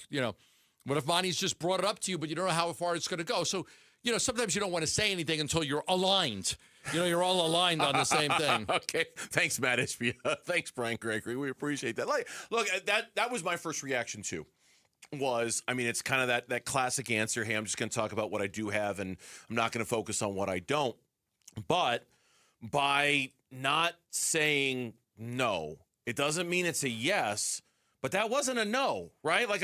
I know what no sounds like. Yeah. Trust me, no. I know what no sounds like. That wasn't no. That was, and I'm not saying that to be, hey, let's stir the Aaron Rodgers pot and let's keep the speculation going because that's good for business. They could have put an end to it. I'm not trying to do that. But that wasn't no. And if the answer was no, you could have just said, hey, Jim, we're not. I love our quarterback room. We're not looking to make any additions to our quarterback room. We like it just how it is. Yeah. I wish Aaron Rodgers the best. The only harm in doing that, in saying that, is that you close that door. And do you not want to close that door? Is that why you're not? I don't know. You could have said no if you wanted to. Shut that front door. You could have said no if you wanted to. Listen, I think that this is something the Cardinals need to be better at as an organization. You don't want this speculation running rampant. You don't want your quarterbacks to be seeing this and hearing this. Put an end to it. Somebody come out and say something. Whether it's Michael or Monty or just like we like our quarterbacks. The Suns are very good at that. The Diamondbacks are good at it. The Cardinals need to be better at that. You don't want this rampant speculation out. It doesn't do you any good. It doesn't do your quarterbacks any good. If you truly have no interest in Aaron Rodgers, just come out and say it. Yeah. Say it to somebody. We're not interested. Well, and maybe that's what the Josh Weinfuss report is. Josh Weinfuss from ESPN.com. Tweeted out yesterday. I asked the source today if all the noise about Aaron Rodgers going to the Cardinals was real. Quote, not at all, close quote, was the response. So maybe that's what that is. I was listening a little bit, and it was a clip that they put on social media of Bickley and Murata today, and Dan was making the point about, the one thing that kind of gives this thing, I don't want to call it legs, but at least a little bit of validity, is the Nathaniel Hackett relationship. Yeah. He is the offensive coordinator of the Cardinals, and he does have a deep friendship with Aaron Rodgers. Doesn't mean Rodgers is going to be your quarterback, but there is an unmistakable relationship between those two guys, and the fact that Nathaniel Hackett is the offensive coordinator here gives at least a little bit of legs to this idea. No? Possibly. You're looking right. You're looking to connect the dots. When you're saying, why would Rodgers come here? Look, at one time people connected dots with Kirk Cousins' sister lives in Arizona. Yeah. Loves his sister. Loves her. Favorite family member. I think this is a little more concrete than that, Sure. Okay. It's a coaching staff member. But you know what I'm saying? I think people look for Aaron Rodgers is not signed by the Steelers. He's, he can leave at any time and go to another team up till July 22nd. A lot of people think he just wants more money. He doesn't want to play for $15 million. He wants to get more money out of him. I don't know. But, yeah, that's where you're like, okay, well, if he's not going to play for the Steelers, where's he going to go? There's nowhere else to go. It's here. It's Arizona. So that's why people put the Hackett thing together and you try to find connections. Oh, this, and this. And some of it makes sense. You can okay, I can understand that. I can understand why you're saying it. I think if they're not interested in Aaron Rodgers, I think they got to nip this in the bud for their sake, for their quarterback's sake, so that people aren't talking about it every single day. It doesn't do the Cardinals any good. It has just been, the weirdest news cycle for Cardinals quarterbacks. I don't know if I'm going to say of all time, but think about everything that has happened in that room since the season ended. All right, just think about it for a minute. There was interest in Tyson Bagent, the Bears quarterback. There was that. Malik Willis. There was the Malik Willis speculation. There was could Kyler come back? The Jimmy Garoppolo speculation. There was the could Kyler come back? Kirk Cousins. Kyler goes. There's the Kirk Cousins. There's the signing of Gardner Minshew, which, let's be honest, kind of caught us all by just like, what the hell was that? What just happened? Ty Simpson. The Ty Simpson speculation. The Carson Beck selection. The trading Jacoby Brissett. The Jacoby Brissett holdout and wanting more money, and are you going to trade him? Speculation trade, yeah. And now you got this Aaron Rodgers, whatever we want to call it, kind of fuming around out there. And you just think about what is today's May 6th. It's been roughly 5 months since the season, January, February, March. 5 months since the season. In those 5 months, we've had a whole lot of something, and yet at the same time, a whole lot of nothing that's happened to the Cardinals quarterback room, right? Like, really, there's been a lot of stuff, but at the end of the day, you're left in that room with Jacoby Brissett, Gardner Minshew, and Carson Beck for all of the news and all the information and all the speculation. What you're left with are those three guys that amounts to one of the worst quarterback rooms in the NFL. Maybe not the worst, but one of the worst in the NFL. One of the worst. We'll talk about it later. And again, next year's draft class is supposed to be great and could put themselves in a prime position to get that guy. And I'm certain, I'm racking my brain, I'm certain we're missing a guy or two. I'm certain there's a guy or two out there that we're missing, that they may have been able to go get. Well, there was the Mac Jones speculation in San Francisco. Could they trade for Mac Jones? We did our quarterback draft, and as long as Jacoby Brissett starts in game 1 of week 1, Mitch is going to win a lunch from the rest of us. That's the only quarterback left, that the Cardinals could potentially. Did somebody draft Aaron Rodgers? Did somebody draft Aaron Rodgers in our quarterback draft? No, I drafted. Well, I pulled up the document. I think Mitch drafted Carson Beck. Did he? You drafted Carson Beck too? We're pulling it up. We had a quarterback draft about 2 months ago in which we went 3 rounds deep. We did a snake-style draft trying to predict who would be QB1 in week 1 for the Cardinals. I thought Jacoby Brissett was the only one available. Lauren is here to tell us who else is still out there. Lauren, are you looking at the document? Okay, what do we got? He drafted Ty Simpson. Oh, okay. So he had Ty Simpson and Jacoby Brissett for a while. Yes. Nobody drafted Aaron Rodgers? Nobody drafted Aaron Rodgers. Okay. So he's not available. No. The speculation continues. An opportunity to say no today, and it passed them by. Again, I think it's just it'd be wise for them to we like our quarterbacks right now. Just come out and say it. I don't know why they like this speculation, man, but I think it sounds like they do. When we come back, the latest anonymous NBA player poll is out, and it had some interesting results as it relates to the Phoenix Suns. You'll hear what they were next on the Burns and Gambo Show. Stay with us. Arizona Sports is giving away one of the largest prize packages we've ever put together. Valued at almost $30,000. Details soon. For now, here's a hint. Touchdown, Sun Devils! Keep watching and listening for Arizona Sports to reveal more. And make sure your passport is up to date. Ladies and gentlemen, this is the captain speaking. September in London, weather is perfect, and we'll be landing shortly. Pulled into work today. Some lady was just doing laps in the parking garage, just laps. I'm like, you getting your steps in? She goes, absolutely. It's good. I love to see people being active. For men out there, it gets harder after 40. Energy, metabolism, everything slows down. But M-Drive is built for steady energy. No extremes, no hype, for men who still show up. You can find the M-Drive that's right for you when you go to mdriveformen.com. But a lot changes after 40. Your energy, your hormones, muscle mass, metabolism, things change. It's normal, right? Most men will benefit from steady support with a great supplement like M-Drive.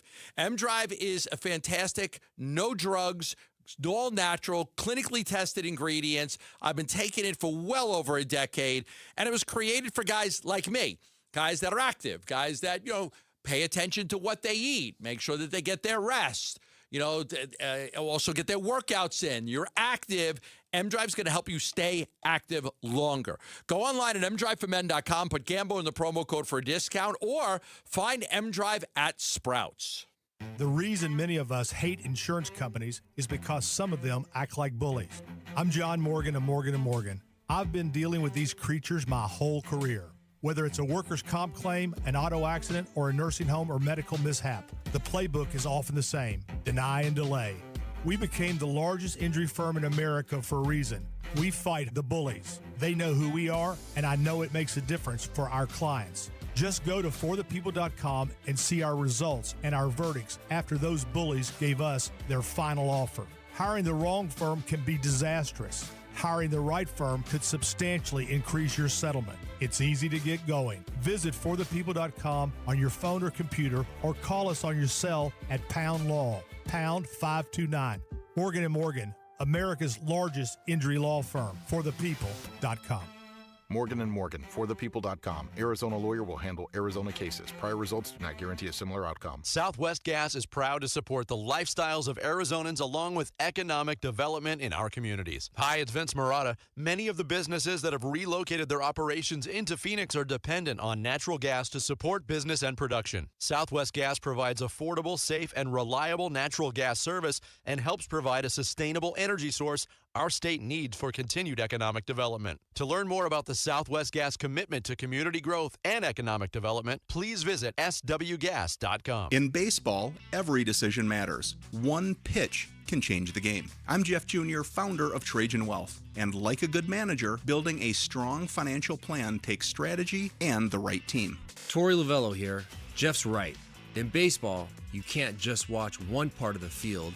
You have to see the whole game. And that's how we think about financial planning.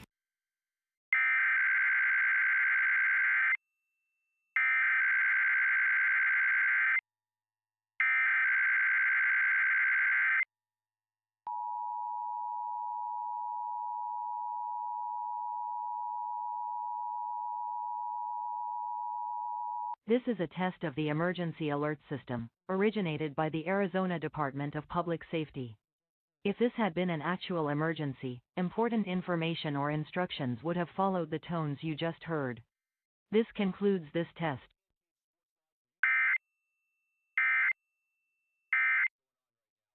Ultimate Man Cave Sports Lodge, where you can keep up with all the baseball, basketball, hockey, and everything else going on right now. If it's on, it's here. And they've got massive screens and perfect sightlines so you can catch every single memorable moment right as it happens. Game day watch parties, event nights. You couldn't ask for a better spot than Twin Peaks, with their entire menu made for MVPs as well, and the great scenery and environment that they're known for at 5 convenient Phoenix locations now. There's one nearby wherever you are in the valley. Twin Peaks, eats, drinks, scenic views.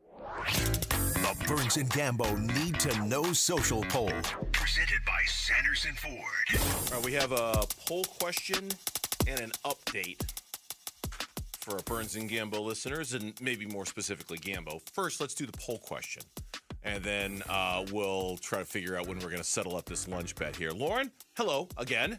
Hi, guys. Got a poll question for us? Yes, and luckily it has nothing to do with Aaron Rodgers. Thank goodness. Yes. Thank goodness. Instead, we're focusing on the Arizona Diamondbacks, and we're asking, what was your favorite part of last night's Diamondbacks win? Was it the margin of victory, one of their first blowouts in a very long time, Erod's pitching quality, the early and often occurring offense in that game, or something else? I'm going to go with Erod, because to me, the number one problem they had was starting pitching. There were other problems. Offense was a problem. Corbin and Perdomo, Marte, and others who were struggling. But they needed that shot in the arm from Erod so badly. So I'm going to go with Erod. It's the right answer, but I'm going to go with the blowout win. That was my favorite part about last night, that it just felt nice to have a decisive, no doubt, breathe easy kind of win. I mean, Erod pitching better is the more important thing, but the 9-0 victory felt really, really good. That was my favorite part. That's why it's your favorite part. There's no right answer to this poll People question. will say, "What's your favorite movie of all time?" It's not the best movie I've ever seen in my life. It's my favorite movie of all time. I mean, like some of my favorite movies of all time are not great movies, but I love them for very specific reasons. So it doesn't make them the best. It just means my favorite. Right. You know Your what I favorite, mean? yeah. Mm-hmm. So my favorite part about last night's game was 9-0. Wasn't the best part, but it was my favorite part. It was a fun part.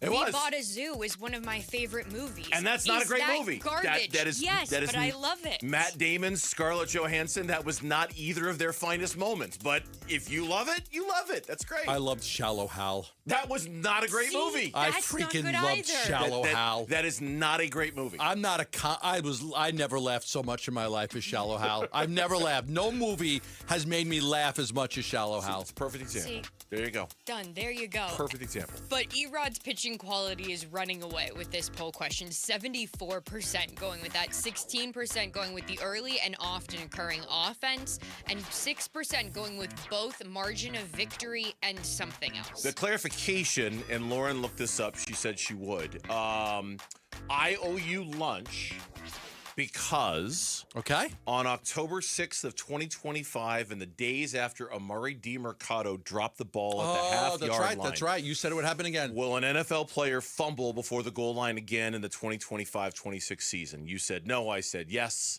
I owe you lunch because of that. Okay. So they ain't going to be the rah-rah room. I'll tell you that right now. We also put a disclaimer on that one. It did happen in the season, but it was not on purpose because somebody was celebrating. It wasn't intentional. It wasn't intentional, right? Because there was one other time where it did happen, but it was. So I owe you lunch. I'm in for some. I like that Hawaiian barbecue. You get every once in a while. It could be a good. I do not like that expensive. I got a soft spot for the Hawaiian barbecue. There's no doubt about it.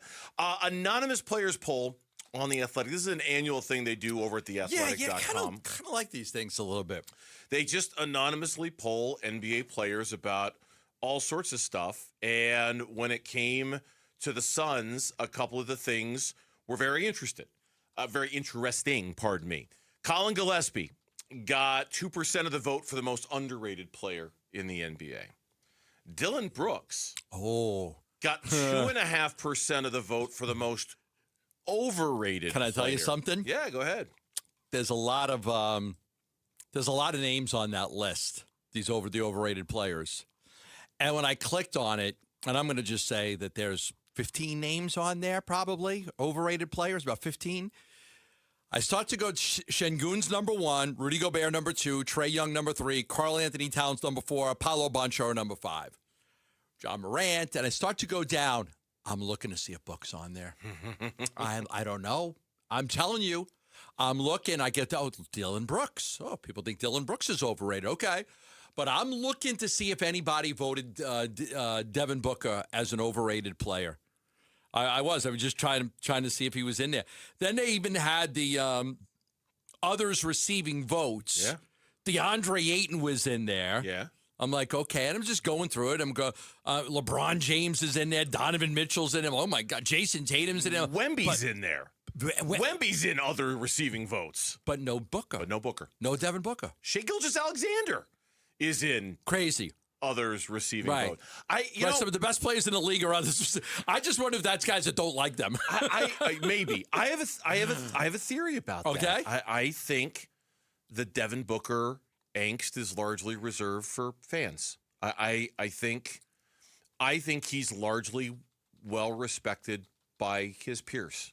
I think he's, and obviously I'm using this poll as the backbone for that argument, but I've always thought that most of the disrespect for Devin Booker comes from fans who aren't fans and not from people that he plays with. Yeah, you're probably right. I've always had that feeling about Devin Booker, like your favorite player's favorite player sort of thing is kind of a phrase, and I think Devin Booker is a lot of your favorite player's favorite player. I don't know why. I don't know what it is about Devin Booker, but I think he is very popular among his peer group. No knocks. And I think and you know me, and I've said this to you before.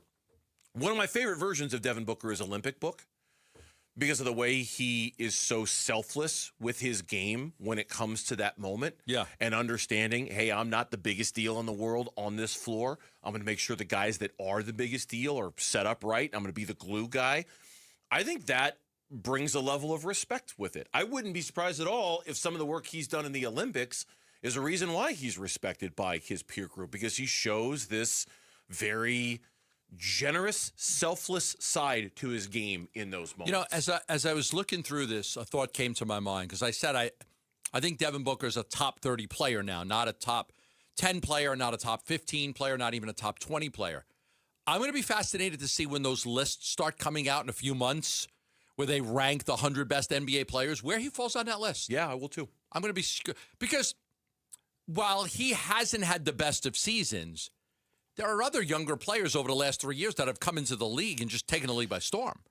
And those players are going to be ranked higher than him. I think also, and I'll be interested in that too, I think also what works for him in something like this is something that drives us crazy.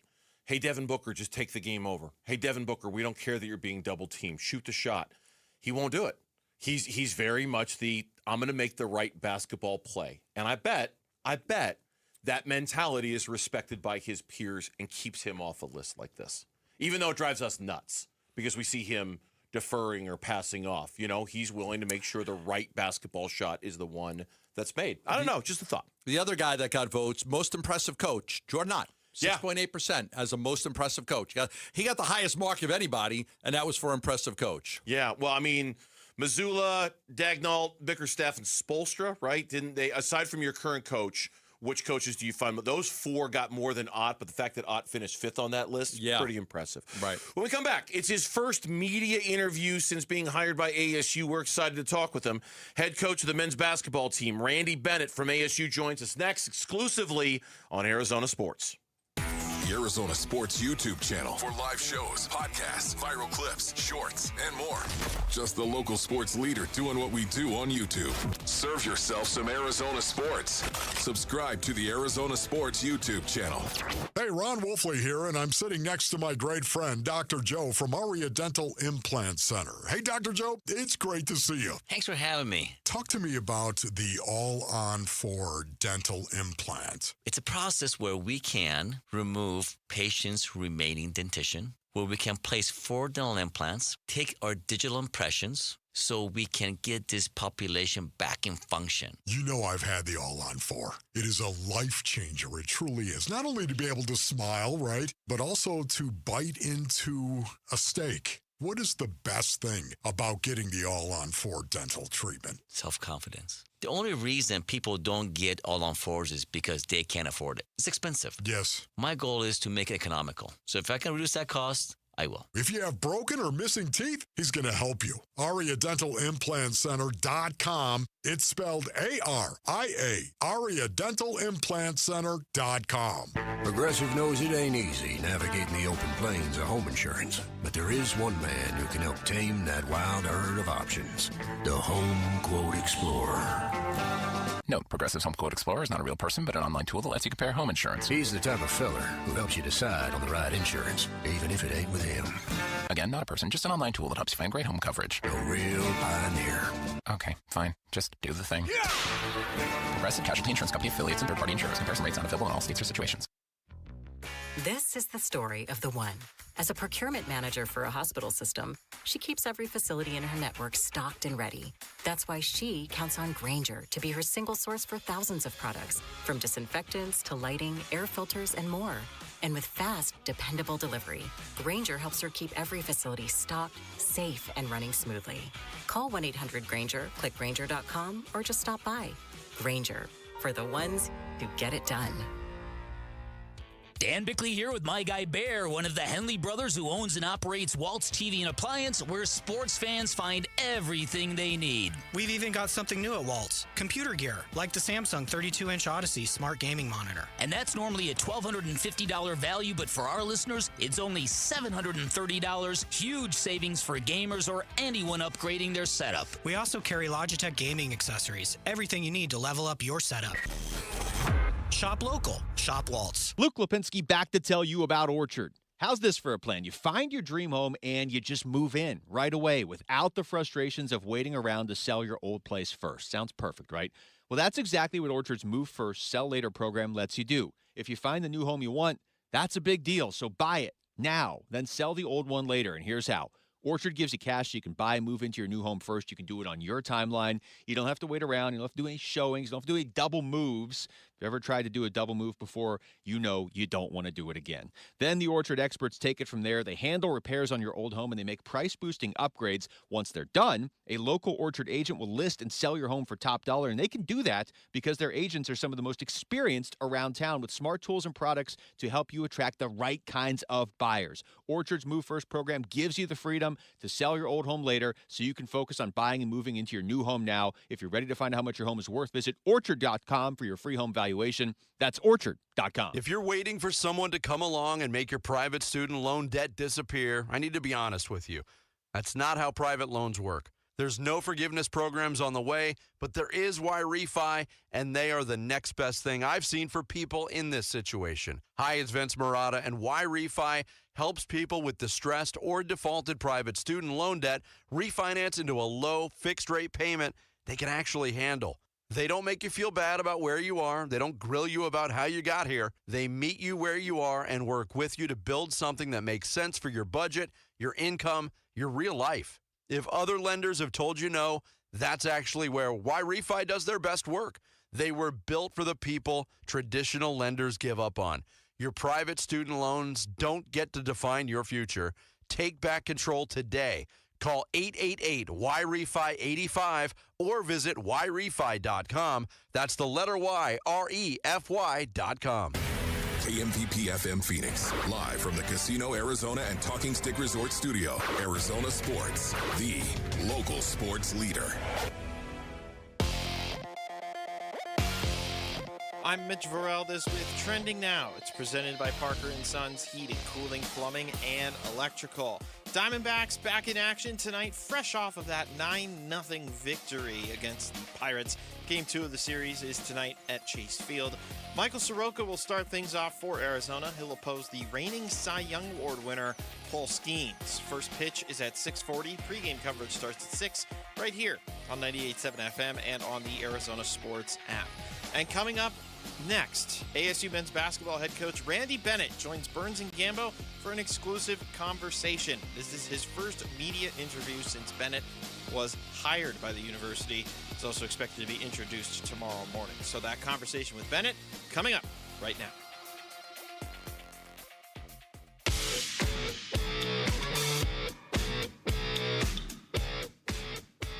Hey, it's Vince Marotta. Join us Thursday morning. We'll react to the decision made by Aaron Rodgers on where he's going to play. No, we won't, but we will speculate on it. That and a lot more starting at 6 on Arizona Sports 98.7, the Arizona Sports app, and the Arizona Sports YouTube channel. Welcome back. It is the Burns and Gambo show here on Arizona Sports, the local sports leader, flagship home of ASU Athletics. Tomorrow morning, press conference. We're going to hear for the first time from the new men's basketball coach at ASU, Randy Bennett. We're getting a little sneak peek here on the Burns and Gambo show because joining us right now, we get the pleasure of talking with Coach Bennett here on Burns and Gambo. Coach, I'm Dave. This is Gambo. Thank you for coming on our show and talking for a few minutes. We appreciate it. How you doing? I'm doing great. It's a pleasure to be on, and heard a lot about this show, so looking forward to it. Well, we hope you've heard good things. We appreciate you saying that. Let's address it right out of the chute and right off the top here. Obviously, this is kind of a delayed introduction for you with the Valley Media and for ASU fans, and I would imagine everybody would want to know right out of the gates how you're feeling, how you're doing, how is your health, and where does it find you now a little bit after taking this job, Coach? Yeah, so got off to a funny start, but maybe not funny, but different. And I'm feeling great. Thanks for asking. The Mayo Clinic people have done a fantastic job, and I'm not sure where I'd be without them. Well, that's great to hear, Coach. Really good to hear. Now, I think the big question everybody really wants to know, you spent 25 seasons coaching St. Mary's. You had a ton of success, 589 wins, 7 Coach of the Year honors, 19 postseason appearances, 12 in the NCAA. And during that time, many a program came knocking at your door trying to pry you away from St. Mary's, and you never left until now. What was it about Arizona State that made you decide to make the change right now? Yeah, so I was always happy there. And when those situations came up, I'd go back to don't run from happiness. And so there was never a situation where I thought we could win more than at St. Mary's, and never a place that I thought I would be happier. So when ASU came, it wasn't only home. That wasn't the biggest deal, but I truly always, the dream job for me was Arizona State. I thought I would get back here, and it just never happened. And it came about this year. And the reason I think this job's a really good job. When I was growing up, ASU was number 2 in the country in men's basketball, and they were the big deal. They were the kids wanted to come to Arizona State. So now being in the Big 12 is that, and combined with I think ASU is a good basketball job, and I've always thought that. But now you're in the Big 12. That's like the number 1 or 2 basketball conference in the country. And so I wanted that challenge. Is bottom line, I wanted to be part of that challenge, and my assistant coaching staff, they wanted the same thing. So now we got to get players who want that challenge too. You're playing in the real fight, and not that it wasn't where I was at, but college, the landscape of college basketball has really changed, and I want to be in the top tier. Well, we're excited to have you, Coach. You mentioned it. You grew up in Mesa. You attended Westwater High School. Your father was the men's basketball coach at Mesa Community College for 19 years. He's in the Mesa City Sports Hall of Fame. Your family's legendary here for basketball. You're familiar with the Valley and ASU, like you mentioned. What is it about Arizona State now in 2026 that makes you believe that the program can be successful and have sustained success? Yeah, so past experience is one thing. Like I've seen it. I've seen it when it was really good. That's kind of my viewpoint of Arizona State basketball, because that's what I saw when I was going through high school and early years of college. So that's a big part of it. I think now the college has grown. I mean, President Crow's done an awesome job. I think this is a powerful university, a powerful job. It's in the Big 12 now, which is, I mean, the teams in that league are ridiculous, and the coaches are very good. So all that stuff combined, I can feel it when we're recruiting already. Like, you can get in the conversation immediately with the kid, which that hasn't been the situation where I was at St. Mary's, and I don't think that many schools have that. And so I think you can recruit with the best, and I think you can play with the best. Randy Bennett, the new head basketball coach of the men's basketball team at ASU, is our guest here on the Burns and Gambo Show. Introductory press conference coming up tomorrow. Encapsulate the last month and a half for me since you've been on the job. How do you feel like you have done and your staff has done in terms of recruiting this job so far? Because we've all seen the results, we've all read the reports, and it sounds like it's going very well. From your perspective, do you feel like it's going very well in terms of your ability to recruit kids to ASU? Yeah, so I think the two most important things when you take a new job are getting your staff. I think it's number one. Like, you got to get a really good staff, and I know we did that right away. And those guys carried me for the first couple of weeks. They were getting things organized, figuring out who we should be recruiting in this portal, because we're talking about a whole new team. And I haven't done that in a long time, maybe ever. Even when I took over at St. Mary's, we had some guys coming back.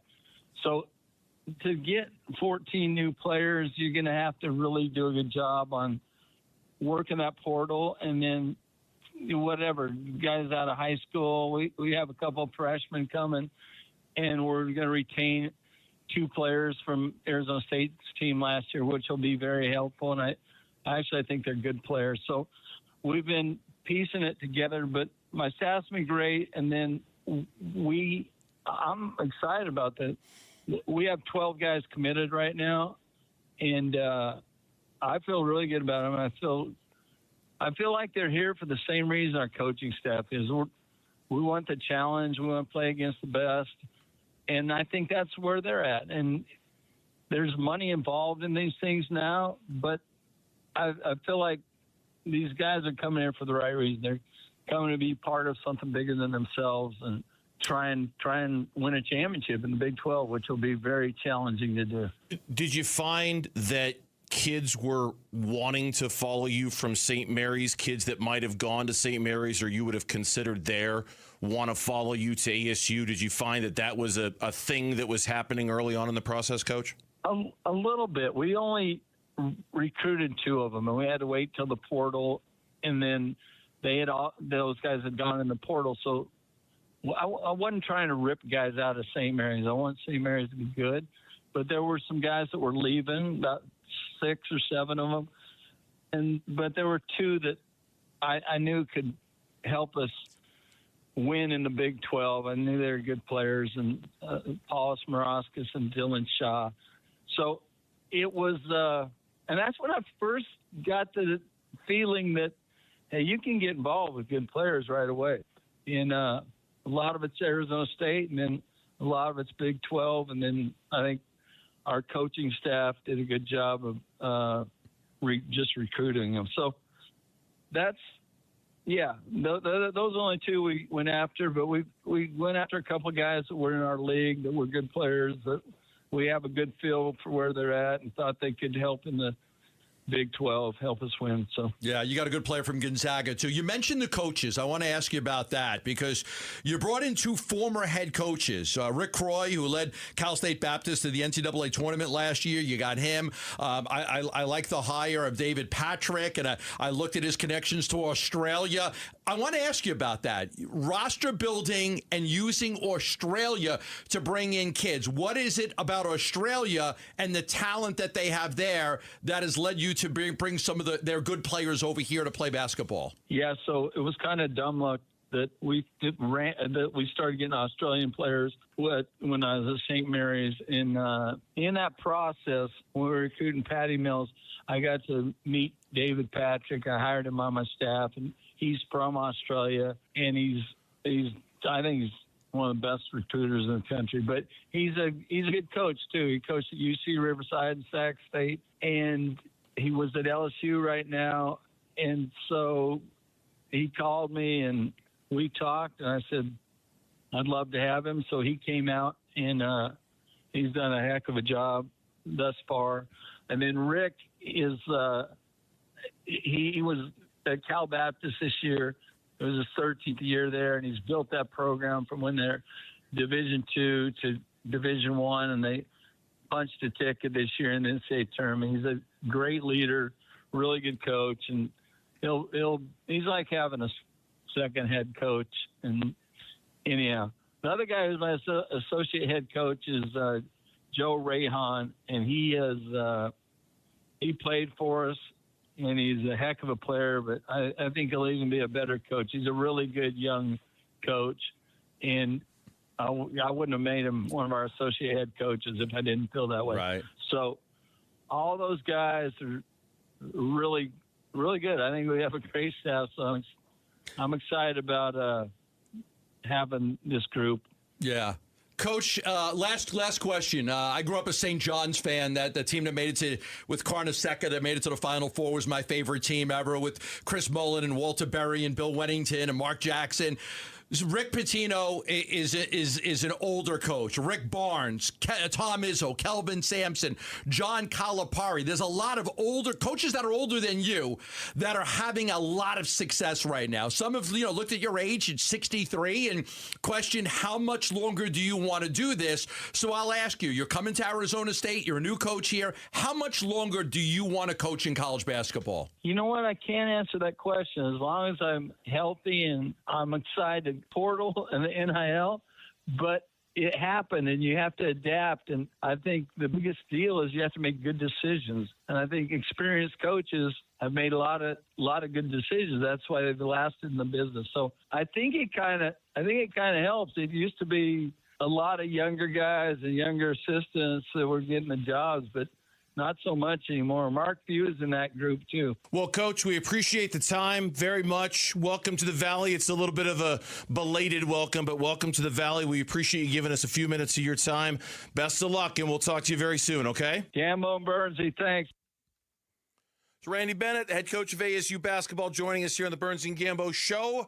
When we come back, we'll react to what we heard from the head coach for the first time. So stay with us here on Arizona Sports, the local sports leader. Wolf and Luke, middays 10 to 2. If I'm Mike LaFleur, I'm looking at it like, let's make sure we get the right guy in here. I need to know if Beck's the guy, and if not, I want Dante Moore or whatever a year from now. I don't want to play around, be stuck in this sort of like weird football limbo. Like, let's get the right guy. If you're a GM, you might be like, Aaron Rodgers gives me a better chance to keep my job. That's it. But the thing is, I don't think Aaron Rodgers is taking the Cardinals to the playoffs anyway. You're still in this division, and this is not Aaron Rodgers in his prime. I don't even know what this is anymore. Wolf and Luke, middays 10 to 2 on Arizona Sports, the local sports leader. Love telling you about asset preservation, wealth, and tax. Stuart Willis, a fiduciary. And I always recommend to people that the sooner you start your plan, your financial plan, the retirement plan, the better off you're going to be.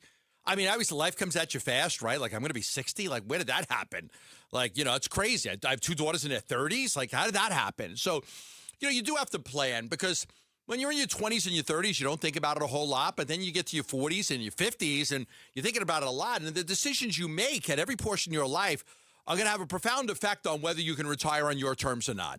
A lot of people these days are finding themselves having to work a lot longer than they want to. Some 65, 67, 70. And if you don't want that to be you, a good financial plan could put you in a nice position to determine when you stop working on your terms. Stuart's a fiduciary. Asset preservation, wealth, and taxes local. 5 locations in the Valley. Get a free portfolio review right now at 602-877-PLAN. That's 602-877-PLAN. Investment advisory services offered through Foundations Investment Advisors, LLC, an SEC-registered investment advisor. Hey, I'm Ron Wolfley, and I'm sitting here with Garrett Lee, co-owner of Moving Team 6. Moving season is quickly approaching, and I didn't even know there was a moving season. How would you advise people? Actually, the month of May is National Moving Month. That's right, we have a National Moving Month. Yes, we will be busy this summer, so we always recommend calling us as soon as possible. Let us come out, do an on-site estimate. Let us meet you. If you've got a move coming up, go to movingteam6.com for more information. Your move is our mission. Save $2 when you buy 2 cans of Superior Products Coverall tire dressing. Plus, get 4 times O Rewards points now at O'Reilly Auto Parts. O'Reilly Auto Parts. Support comes from Amazon Business. Unlock smart business buying with fast, free delivery on millions of items and practical AI innovations that automate repetitive tasks so you can make smarter decisions faster. Learn more at amazonbusiness.com. Workdays can be unpredictable, but your workwear shouldn't be. With the Cintas Apparel Plus program, you'll have freshly laundered garments for everyone on your team delivered every week. Cintas has workwear for just about any job imaginable, with high-performance fabrics and an uncompromising fit that stretches and moves with you. Don't leave looking and feeling good to chance. Visit Cintas.com. Oh, I'm ready! And get ready for the workday. There are countless personal injury attorneys in Arizona. How in the world do you know whom to choose? Hey, everybody, it's Dan Bickley, and here is why you choose the attorneys at Sweet James when you are hurt in an accident. Number 1, Sweet James used to work defending insurance companies, and so did many of his attorneys, and they were disgusted by how insurance companies take advantage of everyday people at their weakest moments, and now they use their passion, experience, and knowledge to give injured victims a voice. Secondly, they are one of the only firms that have attorneys with experience in over 500 trials, and they constantly deliver some of the top settlements in the state. Now, it's the compassion for injured victims that drive them to win and win big. So if you are hurt in an accident, call Sweet James at 800-9-million, 800-900-0000. Find them online at sweetjames.com. Proud partner of your Phoenix Suns.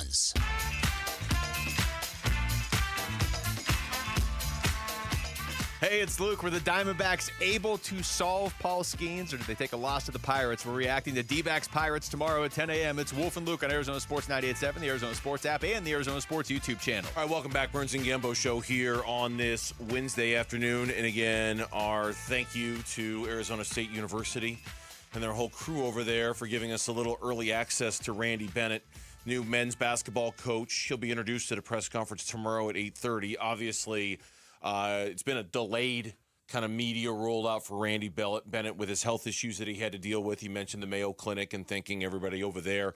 Things didn't get off to the best of starts, but it does seem as if he's recovered, and certainly they have recovered with the work that they've done. I just looked at it a second ago via a link that I saw on sundevilsource.com.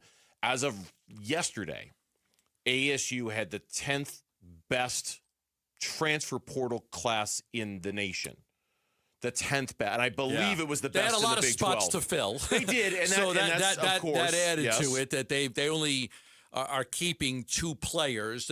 The latest commitment, the Australian power forward Isaac Nyan, is committed. He played 6 games for the NBL 1 Center of Excellence. He averaged 11.5 points per game, shot about 46%, 6.3 rebounds. He's 6'10". He played for the Australian U17 and U19 national teams.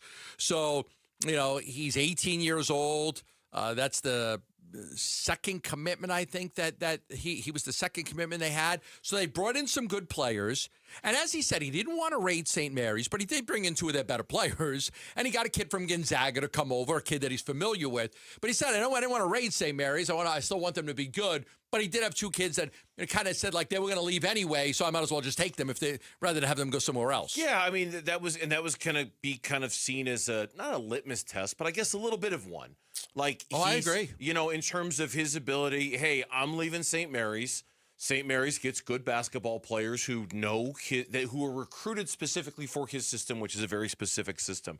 Would they follow? Would they come along with them, or would they choose not to? And the fact that some did, and certainly the fact that other players in that conference who didn't go to St. Mary's followed him to ASU, I think is generally a good sign. He was kind of able to pick and choose players that he's familiar with in a conference that he's coached in for forever and a day. It's going to make it easier. To kind of convince, now, are those players going to be any good? Are those players going to be Big 12 worthy? Marascas was the 9th ranked player in the portal. He averaged 18.5 points, 7.6 rebounds, 2.1 assists. He was second. He got his second first team All WCC award. He was a good player. Mm-hmm. He was a good player. I don't know much about the Gonzaga kid that he brought in, but he's done a good job of bringing players in. And the Australia pipeline was fascinating to me that they just kind of ran into kind of a lucky thing. He's kind of run into it, but he's taken advantage of that to bring in some good players. What was your big takeaway from our conversation with him? To me, really was the age. It was the age thing. I asked him. There's a lot of older coaches having success. There's Tom Izzo, there's Rick Pitino, there's Barnes, there's Calipari, there's Calvin Sampson. You're 63, you'll be 64 soon. Are you in this for the long haul?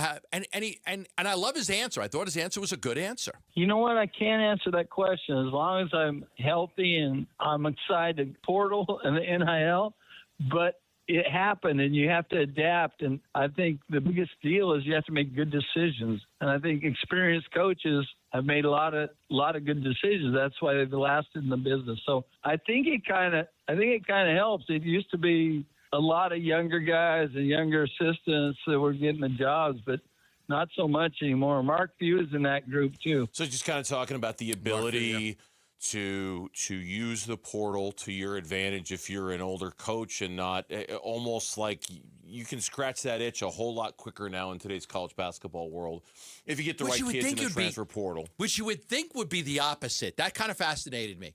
You would think the younger Kenny Dillingham type, energetic guys are, I'm going to pound the pavement, because a lot of pounding the pavement, right? But if you have a great staff, you just got to be the closer.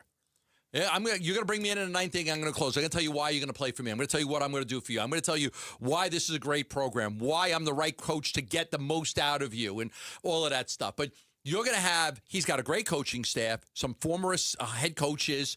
So the pipeline of coaches is going to go out there. They're going to hit the recruiting trail. he's not going to be that guy as much, but he's going to close the deal. Hey, I like this kid. I want to go get him. Okay, let's go meet with him. Let's make sure we get him. I think he's going to be that guy. I was also surprised at how much because I remember back to those shows when you broke the news that he was going to get hired and he was going to get the gig. I kind of equated him to Kenny Dillingham, not because of the youth or the exuberance, but because of his love of ASU and his love of Phoenix and this idea like Kenny Dillingham, ASU is more than just a school to him or a job to him. It's very important for him that ASU succeeds because it means something personal to him.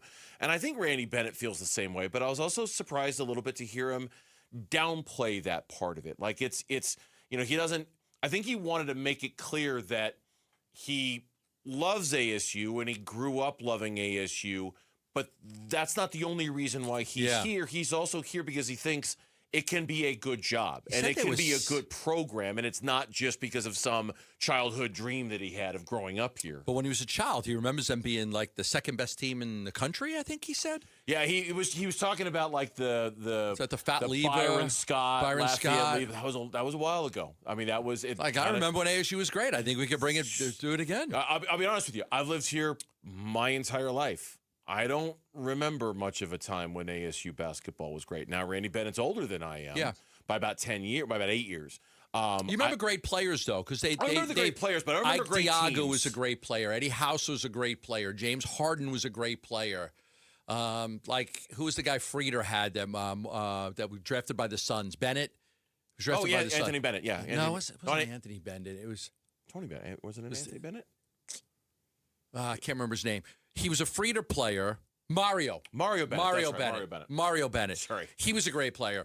Yeah, so I think that since I've been here, I've seen them have great players. Like, I've seen them have great players. But, like, to put it all together, we haven't seen. Hopefully Randy Bennett can put it all together and have this team, get into the NCAA tournament. That'd be great. Get into the NCAA tournament. Have fun. Win a game. Win two games. Have some fun with it. I'll be curious to see how well his players hold up in the Big 12. It'll be the first year will be a real eye-opener, either in terms of his ability to come in and crush it right away, or his ability to come in and get crushed right away, because the Big 12 is unforgiving. It is an unforgiving basketball conference, and if he's recruiting guys who just aren't good enough, we will know, and we'll know very quickly whether he needs to reimagine how he builds a basketball team, because it's not going to be good enough in the Big 12. When we come back on the Burns and Gambo show here on Arizona Sports, what are the chances that the Arizona Diamondbacks are a postseason team? We'll talk about that next here on Arizona Sports, the local sports leader. D-backs decision makers from the team's front office join Wolf and Luke Wednesday mornings at 11:45 for D-backs Front Office Focus. Brought to you by Canvas Annuity. The home of Arizona Diamondbacks baseball is Arizona Sports 98.7 and the Arizona Sports app. All right, back here for Global Credit Union, and it's an absolutely true story. The way I got introduced to Global Credit Union was because I have my car loan through them, and so I was making my monthly payment and paying off my car. And what I came to learn about Global Credit Union is that we should be doing all of our banking with Global Credit Union, because when it comes to their checking accounts, when it comes to their savings accounts, the better rates, the fewer fees, the no fees in some cases, it's a real mistake. We are making a real mistake in just having our car loan through Global Credit Union. We could be doing a lot more because we could be saving a lot more. That's how serious their commitment level is to their members and to making sure they save money. So we started moving our stuff over to Global Credit Union, and we've been very happy because the commitment is real when it comes to better rates and fewer fees and no fees. So if you want to do banking but better, joining is really simple. Sign up online at globalcu.org or stop by any of their 9 Phoenix area branches to experience it for yourself. Global Credit Union, better rates, fewer fees, real savings, and the kind of service that makes your money work smarter for you. Got a stubborn clog slowing things down? Introducing Parker & Son's $89 drain clearing special. If you've got a ground level, easy access drain, Parker & Son's plumbers will clear it for just $89. Plus, you'll get a free camera inspection and free standard water heater maintenance. That's today's clog gone and future problems prevented. Call Parker & Sons at 602-2-REPAIR. That's 602, the number 2, then REPAIR for Parker & Sons. Standard water heaters only, no tankless. Hey everybody, Dan Bickley here with my great friend Shane O'Hanrahan, GM of Chapman BMW, the guy that can make your car buying dreams come true. It's true, Dan. I can't tell you how many times somebody has called or emailed me and asked for me by name and said, hey, Dan Bickley sent me to get the hookup. And you know what? We make it happen. So put me to the test. I will make your dreams come true. That's Chapman BMW, 2 great locations. 1 great experience. Workdays can be unpredictable, but your workwear shouldn't be. With a Cintas Apparel Plus program, you'll have freshly laundered garments for everyone on your team delivered every week. Cintas has workwear for just about any job imaginable, with high-performance fabrics and an uncompromising fit that stretches and moves with you. Don't leave looking and feeling good to chance. Visit Cintas.com. Oh, I'm ready! And get ready for the workday. Pump up the volume. Business moves fast. Orders roll in, deadlines close in. When you ship with USPS Ground Advantage, you can keep up with confidence. Every package stays in our secure network from dock to door. And with nationwide reach, dependable tracking, and upfront affordable pricing, you get built-in peace of mind. You run the business. We run the routes. Visit USPS.com/Ground Advantage to learn more. If your current plan for Mother's Day is still flowers and brunch, time to call an Audible. Space Solutions designs, builds, and installs custom mudrooms, closets, and pantries. It's time to upgrade the place she keeps running every day. Here's the play. Grab a Space Solutions gift card and let her choose a custom mudroom, closet, pantry, whatever she needs most. That's a better play. Text SPACE to 620-620 or visit spacesolutionsaz.com. Message and data rates may apply. Hey, it's May. Tam Sir Climbing. Time to turn screen time into swim time. That's exactly what we did at Casa Galvisi with Arizona's most awarded pool builder, California Pools and Landscape. You talk about a before and after. When we have friends over, that's all they talk about. A total transformation. New decking, shade structure, landscaping, turf, of course the pool. One designer, one contract, one builder, and our #1 summer escape is now our backyard. See it for yourself and get a free estimate at calpool.com/Paul. I'm Mitch Vareldes with Trending Now. It's presented by Parker & Sons Heating, Cooling, Plumbing, and Electrical. Fresh off of a big shutout win last night, the Diamondbacks are going for a series victory tonight against the Pirates. Game 2 of the series down at Chase Field.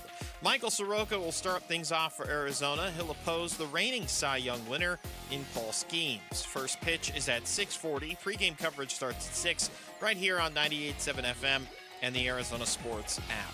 Ahead of tomorrow's introductory press conference, ASU men's basketball head coach Randy Bennett stopped by with Burns and Gambo for an exclusive conversation. In case you missed it, you can listen back to it right now on ArizonaSports.com and on the Arizona Sports app. And then tonight in the NBA playoffs, we got 2 Game 2s on deck. First up in the Big Apple, the Knicks host the Philadelphia 76ers with New York up 1-0 in that series. Tip-off will be at 4. Later tonight, the Minnesota Timberwolves hope to capitalize off of their surprise Game 1 win in San Antonio against the Spurs. Tip-off is at 6:30. And then over on the ice, we've got Game 1 of the second-round series between the Buffalo Sabres and Montreal Canadiens from Upper New York. Puck drop is at 4. And then in Las Vegas, Game 2 between the Golden Knights and Anaheim Ducks. Knights up 1-0 in that series. Puck drop will be at 6:30. And that is what's trending now.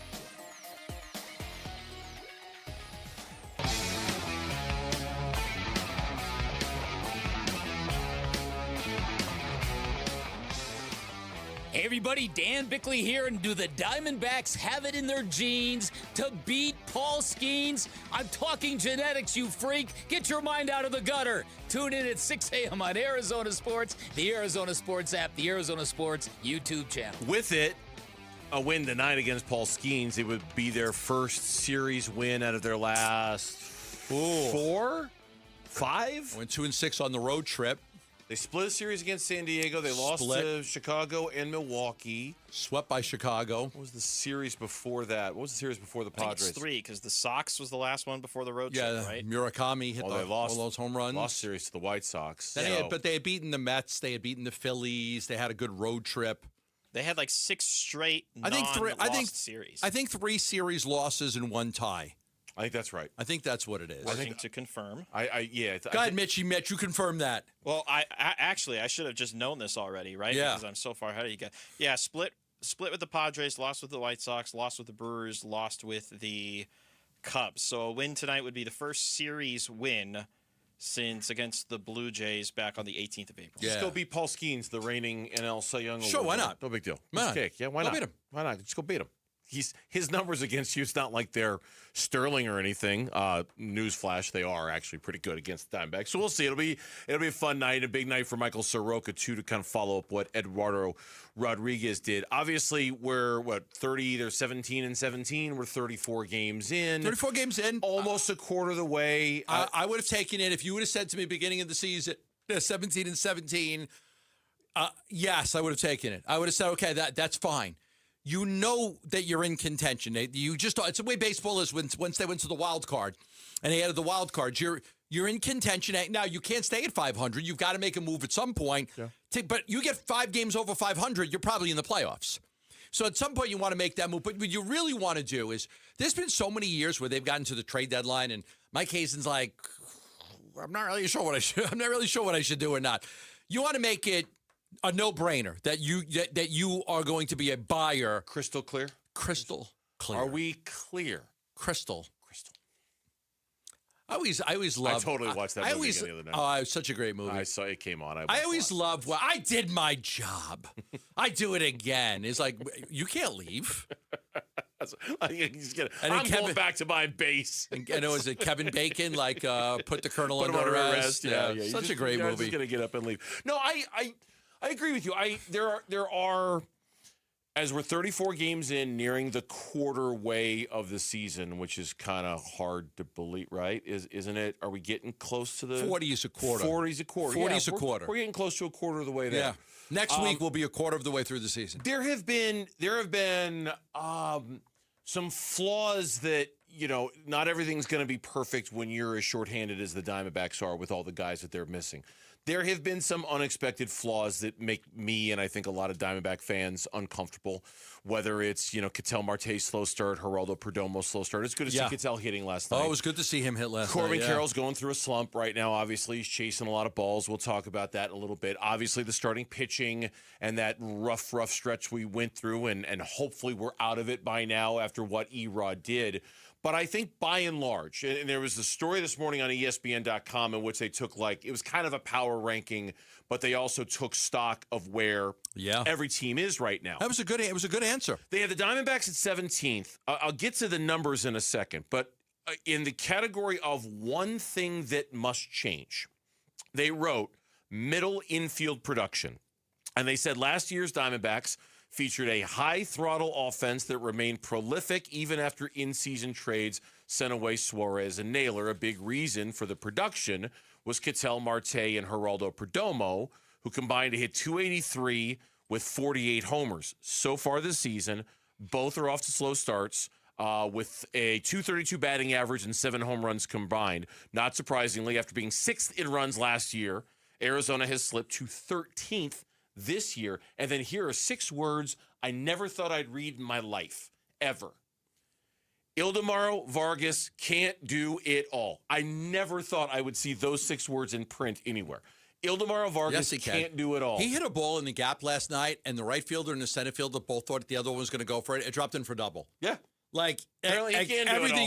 Everything's coming up roses for Ildemaro Vargas. But he's even shagging fly balls in the outfield now. Yeah, he's shagging fly balls in the outfield. Well, yeah, because Santana's going to be back, and they're going to have to make a roster move, and might as well give him some reps in the outfield because it might be an outfielder that's gone.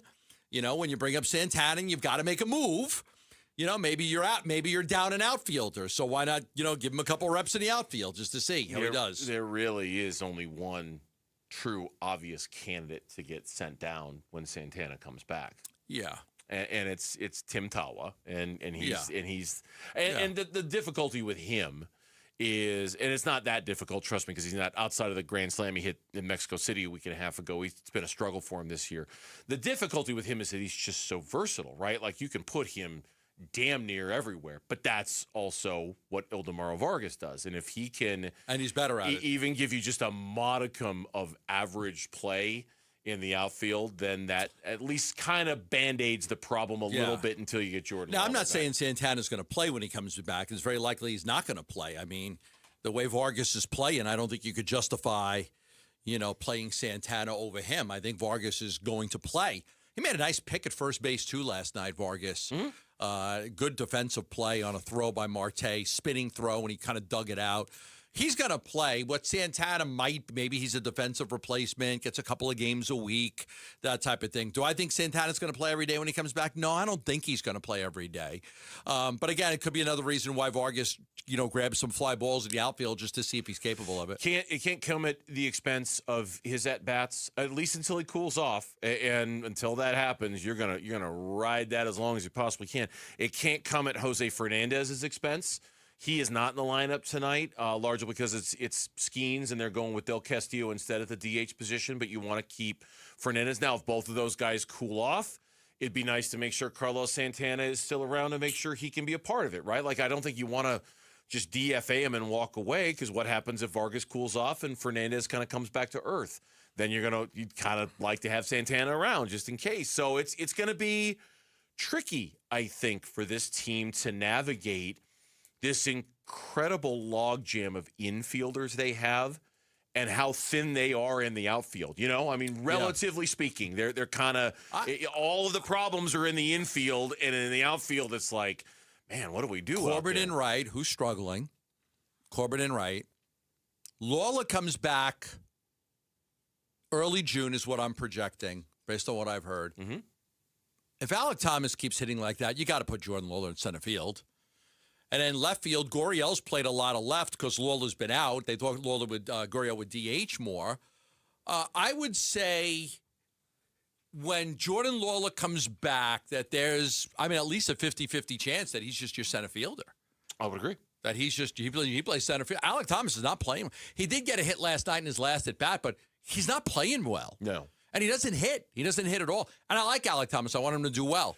He's a good kid, but I think at this point right now, if you said Lawler's back, where's he going? I would put Lawler in center field. Also, as part of this piece on ESPN, they kind of ran a simulation for the rest of the season, and take these simulations. Run that simulation, Bernsey. Run that simulation. We can't go to our guy out in Seattle anymore because he took a job with the team. He's in Houston. Yeah. Our Kevin Pelton's not our guy, and he was in Portland actually, not Seattle. Portland. He's running he's like the assistant GM for the WNBA team in Houston.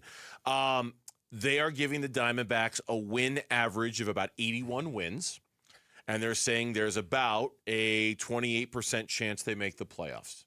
And it's kind of one of those, if you had told me on May 6th that the Diamondbacks are going to be a 500 baseball team and the simulations would have it about a 40%? A 20% chance, 28% chance of them making the playoffs. Did you say 38%? 28. 28%. Okay, so almost a third. Yeah, almost a third. A little under a third. Yeah. More than a quarter. I would have taken it. I would have said, okay. Because there's 7 teams that are in that category. We had talked a while ago about, hey, good news for the Diamondbacks. The Phillies stink. Then the Phillies fire Thompson. They promote Mattingly. It's like they can't lose a baseball game. Like what happened? So now all of a sudden the Phillies are another. Now you got to contend with the Phillies. They're playing good. We thought maybe everything was going to go south on them, like it has for the Mets, but they're playing good baseball. But then it hasn't helped that every team in the NL Central is great either, or at least has been good so far. That like for every Mets and Phillies, you might be able to scratch off the list, at least for now. You got to include every team in the Central. Didn't the Cubs have a dramatic win again last night? Was that last night? Don't even. Okay. Yeah, but thank you so much for asking. Yes, they did. Yeah, we were talking about that in the press box, like another dramatic win for the Cubs. I didn't include this in the email because I didn't want to appear as if I were, like just trying to kiss Lauren's butt or anything. But the Cubs over their last 20 games, 17 wins, 10 comeback wins, 9 wins after allowing the first run, 6 one-run wins, 4 walk-off wins, 4 wins after trailing in the 8th or later, 3 extra inning wins. That's all in their last 20. Yeah, that's a heater. No MLB team in the modern era has done that over a 20-game span than the Chicago Cubs. 2 back-to-back walk-off wins, 1 in extras, 1 in the bottom. They're flying right now, man. They are flying. It's fun to watch. I would root for them over the Dodgers if it came to it. Amen to that. The force is strong at Chase Field on May 9th. Where'd it go? Look at that. It's right over my there shoulder. he is. Hold on. Yeah, it's Star Wars night. The first 25,000 fans score a Gabriel Moreno Mandalorian bobblehead, and you could win tickets plus IMAX advanced screening passes to The Mandalorian and Grogu. Text the word FORCE to 620-620 to enter, as Gambo's giving you now an extreme close-up of the Gabriel Moreno Mandalorian bobblehead, which could be yours on May 9th. Beyond the quarterback position in 2027, what else could the Cardinals look to do a year from now? That's next on Burns and Gambo. Bickley and Marotta mornings. Aaron Rodgers had the 3 best years of his career with Nathaniel Hackett. Nathaniel Hackett and Aaron Rodgers, during their time in Green Bay, were known to exchange lines from Goldmember. Nathaniel Hackett. Isn't that weird? Isn't that weird? They loved the movie so much that Nathaniel Hackett would not call the red zone the red zone. He called it the gold zone. And every time Aaron Rodgers would throw a touchdown pass, he would say, "I love gold." Bickley and Marotta, mornings on Arizona Sports, the local sports leader. All right, back here for Liberty GMC, 87th Avenue and West Bell Road in Peoria, or shop and buy online all the time at libertygmcaz.com. The big truck event is going on this month of May at Liberty GMC, and it's big. You can save up to $12,500 off the 2026 Sierra 1500. Beautiful truck. You can also take advantage of 2.9% financing for 72 months on the 2026 Sierra 1500. You can also save $6,250 on the 2026 Sierra Heavy Duty. You can lease a 2026 Canyon for just $379 a month. Trucks. And here's the thing, the truck inventory really strong at Liberty GMC. These are some of the best offers of the season. So if you're in the market for a truck, a Sierra Heavy Duty, a Canyon, one place for you to go, and that's Liberty GMC. 87th Avenue and West Bell Road in Peoria. Shop and buy online all the time. LibertyGMCAZ.com. GMC, we are professional grade. Hi, I'm Emily, your friend and jeweler at Shane Company, where fine jewelry is always crafted with care no matter the price. Mother's Day, birthdays and graduations, weddings and anniversaries, the new job you got, and even the one you didn't. Give a birthstone necklace, a heart-shaped locket made in Italy, or high-quality diamond studs you can trade up every year. At Shane Company, we have something for everyone, because a friend wants you to win the gifting game. Visit us in store or at shaneco.com. Shane Company, your friend and jeweler. Hey guys, Tom Chambers here with a faster way to pay off your mortgage from my friends at Galaxy Lending Group. The Ownership Accelerator loan helps you pay off your home decades faster using the income you already make without changing your lifestyle. Many Galaxy clients pay off their homes in 5 years, not decades. Schedule a free 10-minute call to see how much faster you could pay off your mortgage. Visit GalaxyLendingGroup.com/radio or text Galaxy to 620-620. NMLS ID 142766 and Equal Housing Lender. Message and data rates may apply. There are 6 things that must be exactly perfect for your air conditioner to use less energy and last longer. If even one isn't perfect, your system works harder and wears out quicker. For just $129, Gettle will give your system a rejuvenation. We'll test and adjust all 6 things and clean the outdoor coils the right way, not the easy way. Those coils get hot, so that plaque is baked on. A garden hose just won't do it. No one knows air conditioners like Gettle. GOETTL will keep you cool, but it's hard to spell. Support comes from Amazon Business. Free your team from time-consuming procurement tasks. Discover smart business buying where unmatched selection meets AI-driven tools to simplify complex processes so you can focus on what matters most. Learn more at AmazonBusiness.com. Why'd I go to the doctor? Working on the farm, my heart kept skipping a beat. I didn't think much of it, but my daughters made me get checked out. Turns out I have atrial fibrillation, which increases the risk of stroke about 5 times. Symptoms like irregular heartbeat, heart racing, chest pain, shortness of breath, fatigue, or lightheadedness can come and go. But if it's AFib, the risk of stroke remains. If you have symptoms, contact a doctor. I'm so glad I did. Visit notimetowait.com. Sponsored by Bristol-Myers Squibb and Pfizer. Check engine or ABS light on? Take the guesswork out of your warning lights with O'Reilly Veriscan. It's free. Ask for O'Reilly Veriscan. O'Reilly Auto Parts. Staples has hundreds of ways to grow your business this spring, like spectacular signs, brilliant brochures, eye-popping posters, mouth-watering menus, and more. Shop now through June 13th and save up to $150 on all your custom prints. Staples, that was easy.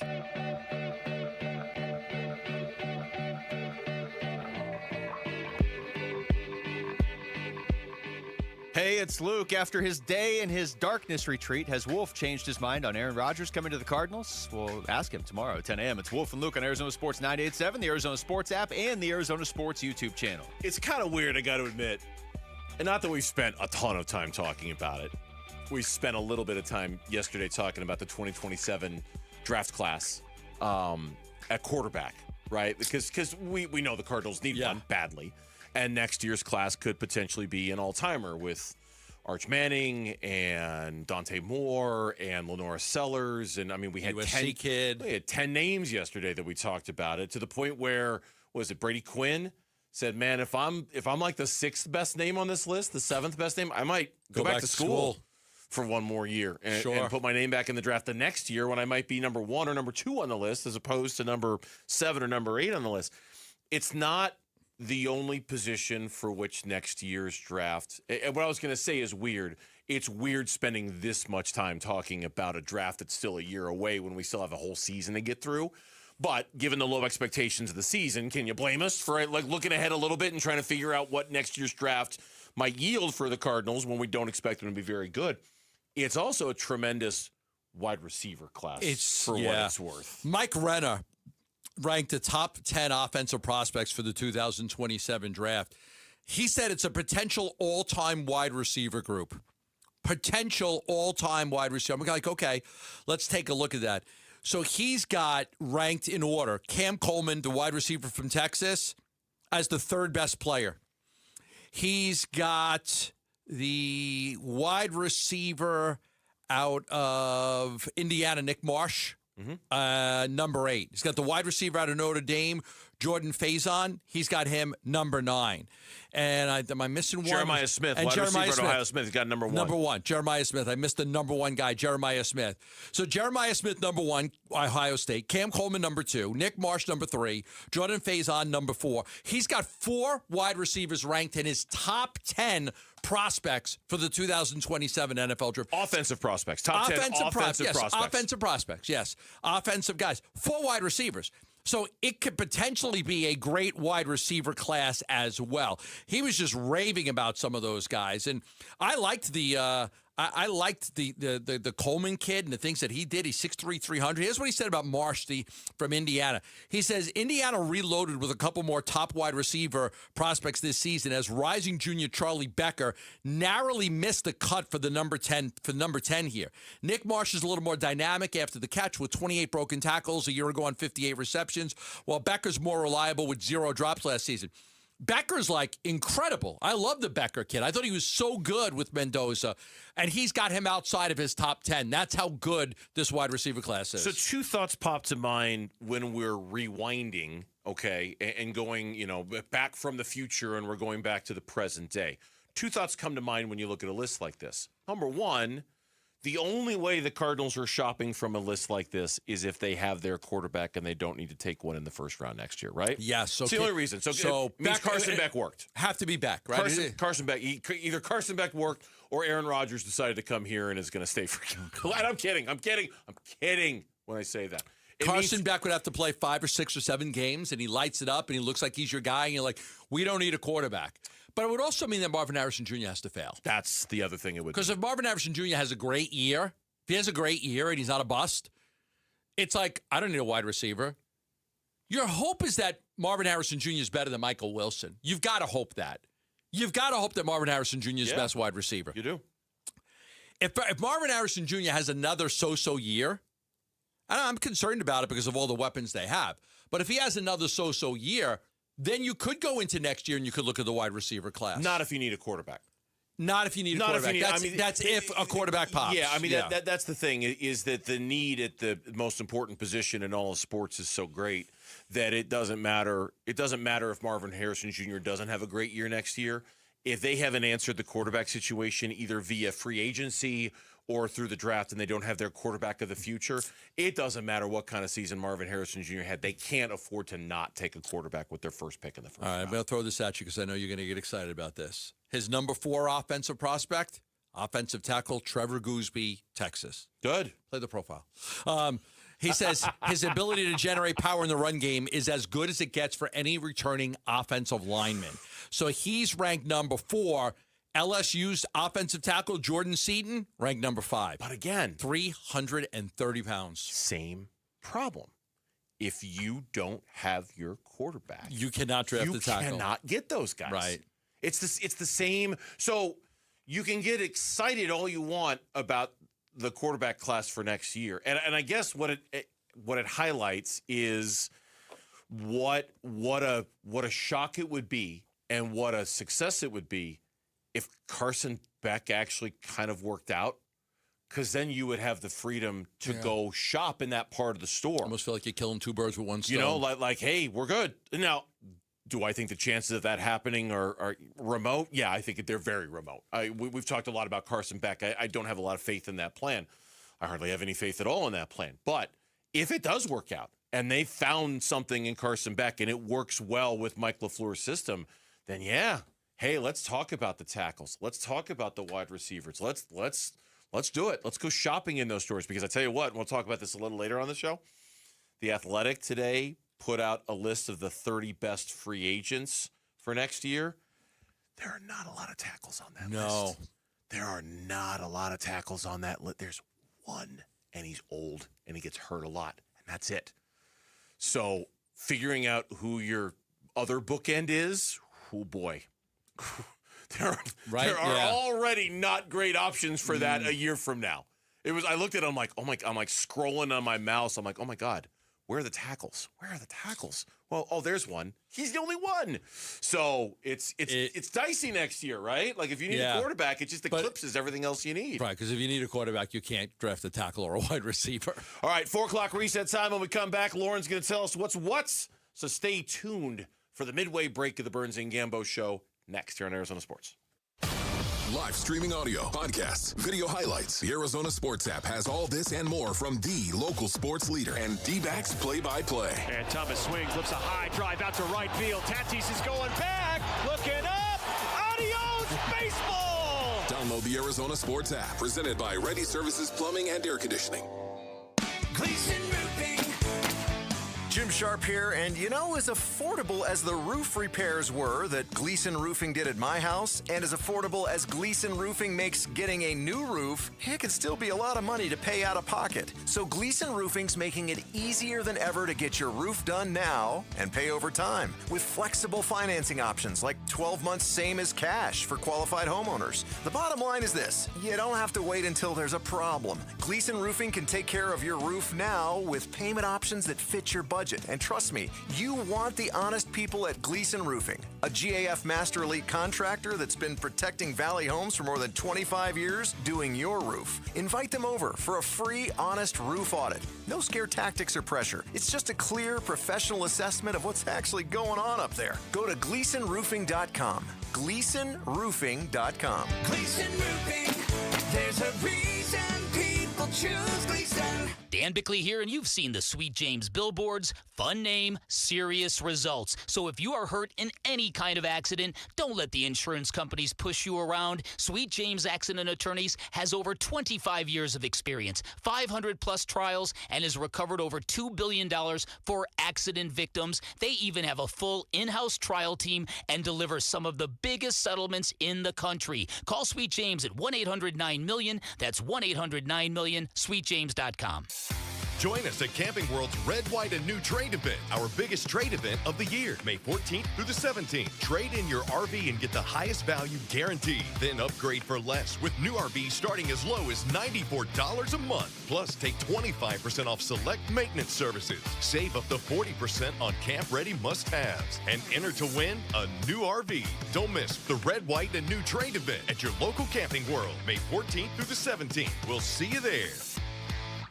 Tired of hearing scary radio ads about the IRS? Tax Relief Advocates is different. TRA is here to tell you that if you owe money to the IRS, whether it's $5,000 or $500,000, we have a solution. TRA can eliminate or reduce what you owe to the IRS with zero risk to you. We have over 1,000 5-star reviews on Google and an A+ with a BBB. End your tax nightmare today by visiting TRA.com or call 800-583-6681. That's 800-583-6681. Hey there, campers! It's Jan from Toyota.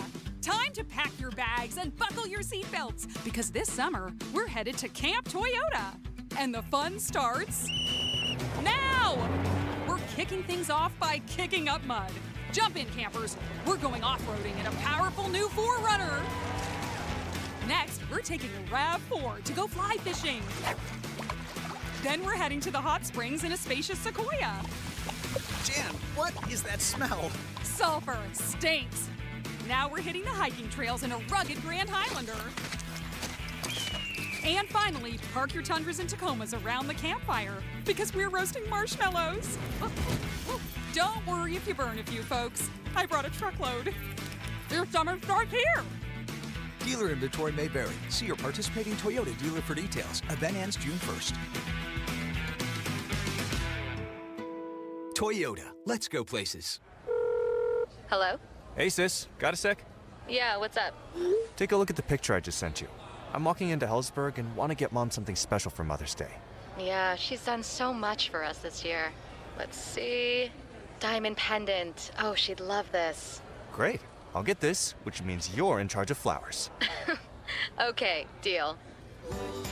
This Mother's Day, save up to 50% on timeless gifts for Mom. Shop at a store near you or at Hellsberg.com. Wolf, you've had All Pro Shade concepts at your house for a couple of years now. What is one thing you'd tell your listeners about them? Oh, buddy, you gotta have shade. Exactly. You want to cool down your patio? You gotta have shade. That's right. And how about a little privacy? You gotta have shade. Want a comfortable outdoor space for your whole family to enjoy? You gotta have shade. Wolf, can you say anything else? Do like I did. Get your free estimate at allproshade.com. That's allproshade.com. Because you gotta have shade.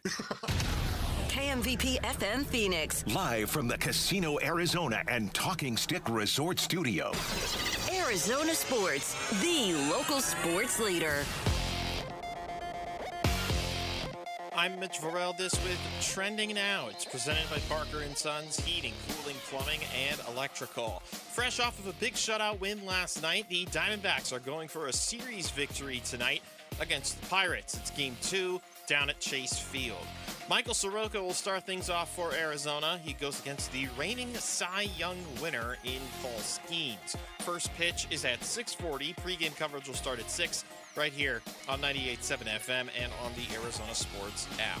In case you missed it earlier today, ASU men's basketball coach Randy Bennett gave his first media interview today, hopping on with Burns and Gambo about an hour ago. That full interview is available right now on the Arizona Sports app or wherever you get your podcasts. Bennett will also be introduced to the rest of the collective media tomorrow morning. And then tonight in the NBA playoffs, 2 Game 2s. First in New York City, the Knicks host the Philadelphia 76ers. Knicks up 1-0. Tip-off is set for 4, but you know by now. Later tonight, the Minnesota Timberwolves look to capitalize off of their surprise Game 1 victory in San Antonio, taking on the Spurs. Tip-off is at 6:30. And then over on the ice, we've got Game 1 for the Buffalo Sabres and Montreal Canadiens from Buffalo, New York. Puck drop from that one is just moments away. While over in Las Vegas, Game 2 between the Golden Knights and Anaheim Ducks. Knights currently up 1-0 in that series. Puck drop is at 6:30. And that is what's trending now. Arizona Sports, the local sports leader. Burns and Gambo, the 4 o'clock reset. 4 o'clock reset. Fast-moving Wednesday edition of the Burns and Gambo Show. We're already at 4 o'clock, which means it's already time for Lauren to come in and get us caught up on everything going on in sports. Stuff we have talked about, stuff we haven't. We try to cram as much into it as we can. I'll stop talking now so Lauren can do the thing. Do the thing, Lauren. All right, well, we'll start with the Arizona Diamondbacks because they got the blowout win we all were looking for last night against the Pirates. They won 9-0. Tonight could be a different story. The D-backs, they got Michael Soroka on the mound. The Pirates have Paul Skeens. First pitch is at 6:40. Pre-game coverage starts at 6 right here on 98.7. And pre-game today, Nolan Arenado discussed his relationship, air quotes, that he has with Paul Skeens. He's younger than me, obviously, a lot younger than me, but we didn't cross paths in high school. But I think when my brother was in high school, he was coming up. He was younger. And then, I think he did a few hitting lessons with my dad. And then, like I said, I would go back to Orange County, and I would go hit at El Toro and go see my coach. And, we talked about, who's going where, who's going to Division I, whatever. And he talked about Skeens going to Air Force as a catcher. And I was like, oh, man, he's kind of big. And he's like, yeah, the bat's got to come around, but, he's a good kid and he gets it. So, and then obviously seeing him flourish into what he's become is something special. Did a few hitting lessons with my dad. That's pretty cool. It's pretty cool. That's a racket in itself if you got a kid in baseball. The hitting lesson to the bracket. My God. Somebody should regulate that.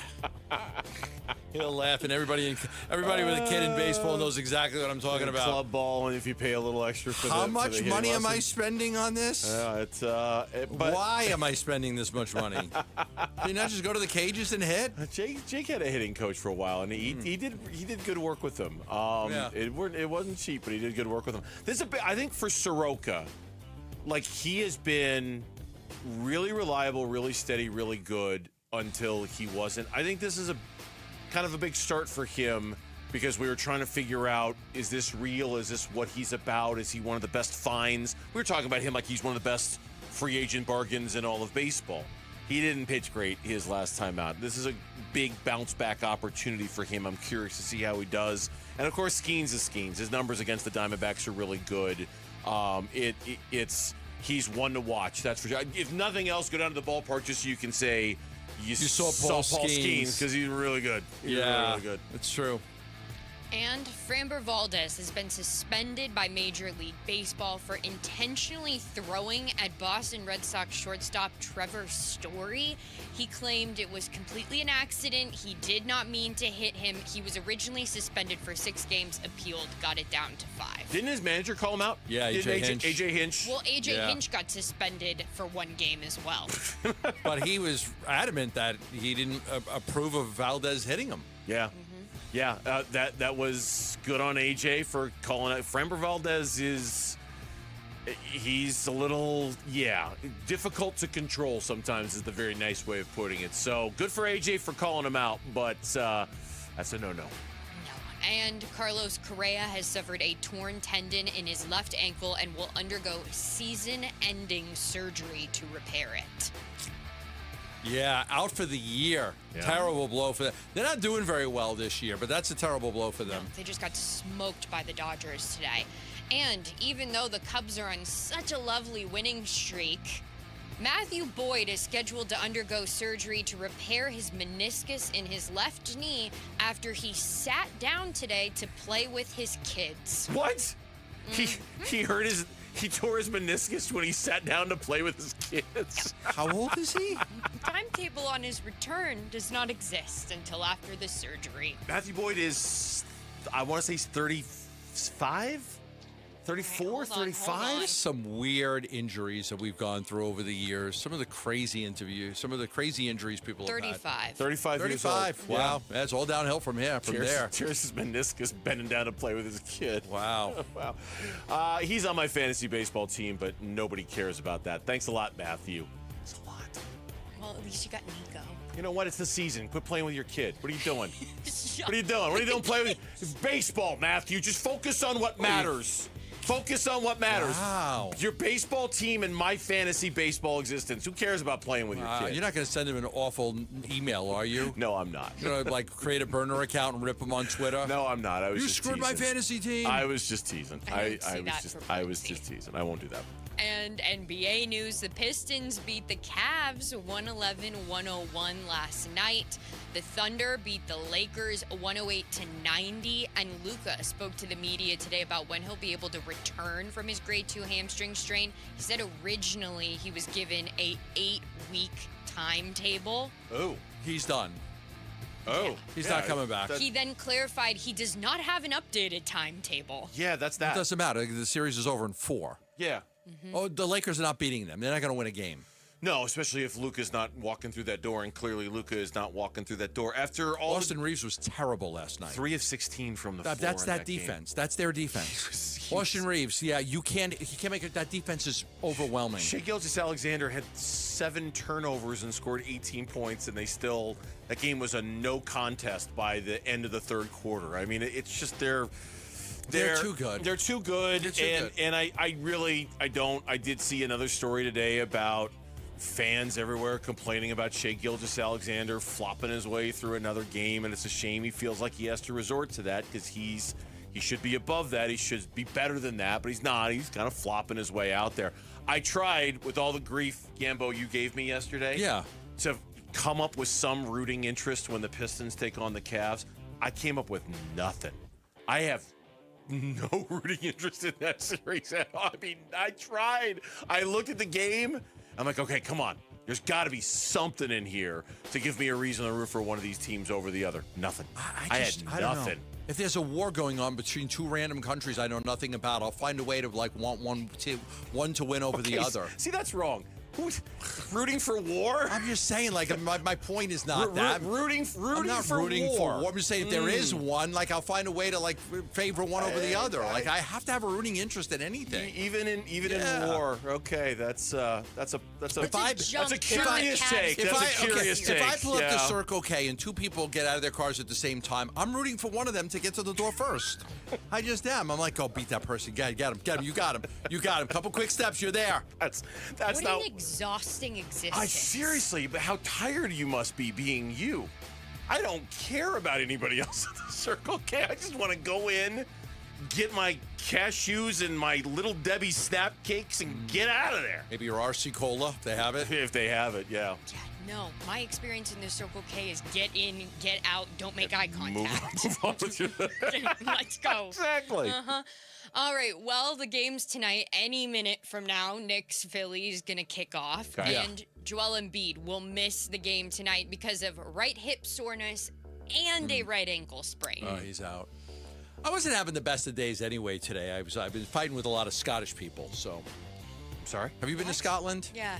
I called Loch Ness a lake, It's and literally like no. half the freaking Scots have got. They should be yelling at you. No, they should not. Gambo. I don't know. I posted this thing on, because I'm going to Ireland and Scotland. I've been to Ireland a few times. I've never been to Scotland.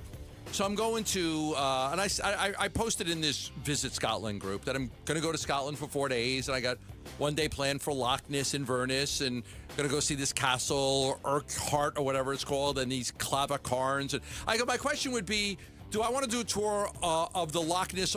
Is a tour of the Loch Ness on the lake worth it? And literally, half the Scots are coming after me. It's not a lake. You stupid American. It's not a lake. I'm like, are you guys kidding me? You guys seriously? You have nothing better to do with your life than rip me for not knowing that it's not a lake? How am I supposed to know? Well, you're an experienced world traveler. I thought you would know. I haven't been to Scotland. Same thing when I went to Norway with the fjords. It's a fjord. It's not a lake. It's a fjord. You got to call it a fjord. Well, now that you've been corrected Now that I know that the Scottish people take very much exception, if you call it a lake, they call it a loch. I just thought the loch was part of the Loch Ness Monster. I didn't know it was actually part of it, so yeah. It's been a wild 4 o'clock reset today, hasn't it, Lauren? I have nothing to follow that up with. Yes, I've been to Scotland. And yes, you knew it was a loch? Yes. Yeah. I've never been I'm Scottish in my ancestry. I knew it was a loch, but. Yeah. I've had literally, I can't tell you how many people have come at me with this. I've got Rex for you if you end up in Edinburgh, by the way, Gambo, if you're looking for him. I've got a bunch. I'm going to Stirling Castle. I'm going to Edinburgh Castle. I'm going up to Inverness and Loch Ness. So I've got a bunch. I'm not going to Isle of Skye. It's just too far away. It is very far away. Yeah.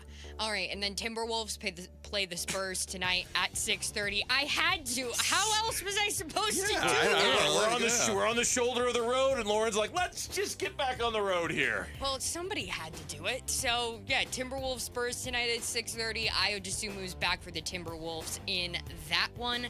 And in NFL news, free agent quarterback Russell Wilson is weighing a contract offer from the New York Jets or a network television. Take the television gig. Take the TV job. Take the TV job. Yeah, it's time, Russell. It's time. Right. You had a great run.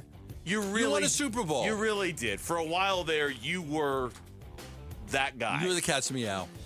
They loved you in Seattle. Go do TV. You stink now. Go do TV. It started so nice. You were the cat's meow. Just you stink. Yeah. All right. Take a trip to Scotland. Go visit some of their lakes. Oh, my goodness. And with that, that is your 4 o'clock race. Thank you, Lauren. We appreciate it. When we come back on the Burns and Gambo Show, Diamondbacks manager Troy Lavello asked about 2 of his 3-star hitters who are struggling right now. What is he seeing in their struggles? You'll hear next on the Burns and Gambo Show.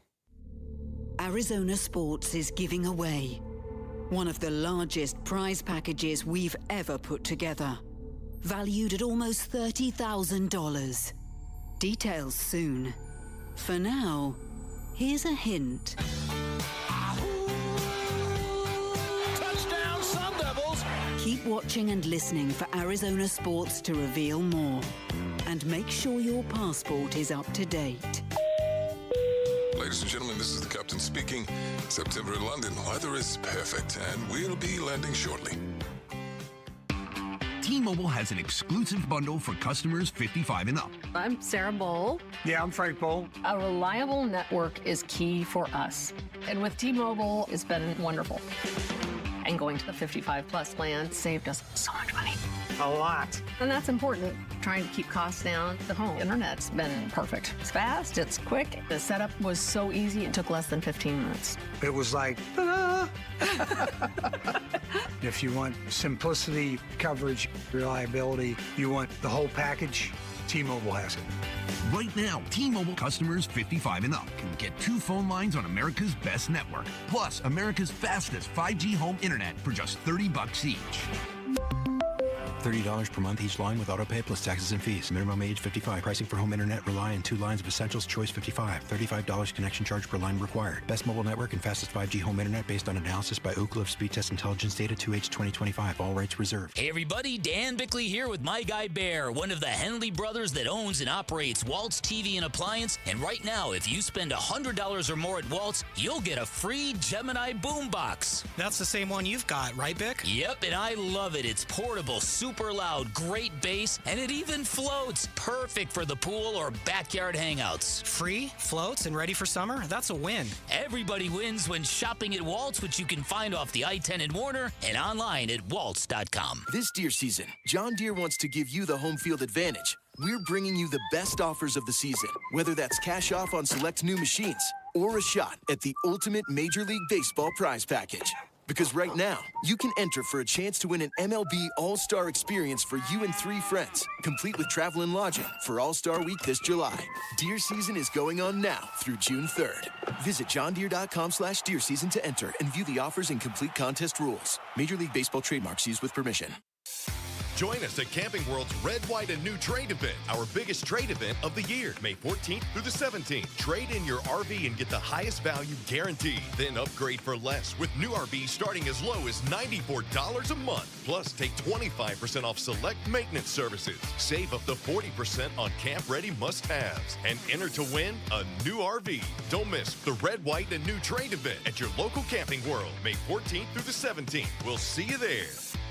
Hey, it's May. Tam Sir Climbing. Time to turn screen time into swim time. That's exactly what we did at Casa Galvisi with Arizona's most awarded pool builder, California Pools and Landscape. You talk about a before and after. When we have friends over, that's all they talk about. A total transformation. New decking, shade structure, landscaping, turf, of course the pool. One designer, one contract, one builder, and our #1 summer escape is now our backyard. See it for yourself and get a free estimate at calpool.com/Paul. It's Bruce St. James, and I'm sitting here with the Oliver Smith of Oliver Smith Jeweler. Question for you. I've heard that gold is at an all-time high. I know there's people that have a drawer or the back of a jewelry box. Maybe it's pieces they've never worn or don't wear anymore. Maybe they inherited something. How easy is it to turn that into cash? They walk out with a check. Oftentimes, they're really flabbergasted by the amount of money that it's worth now. His gold was $300 an ounce for 25 years, which is really significant. So even if you have one charm left over and one earring that doesn't match anymore and a broken chain and something like that, you can get a little bit of money and go out for dinner. So it's fun. One of the other things is that you can come in anytime we're open. You don't need an appointment. We're flexible to work with your schedule, and we'll get you in and out of there quick. You'll find Oliver Smith Jeweler at their flagship store, Scottsdale Road and Doubletree Ranch Road, also inside the Scottsdale Fashion Square Mall, and always online at oliversmithjeweler.com.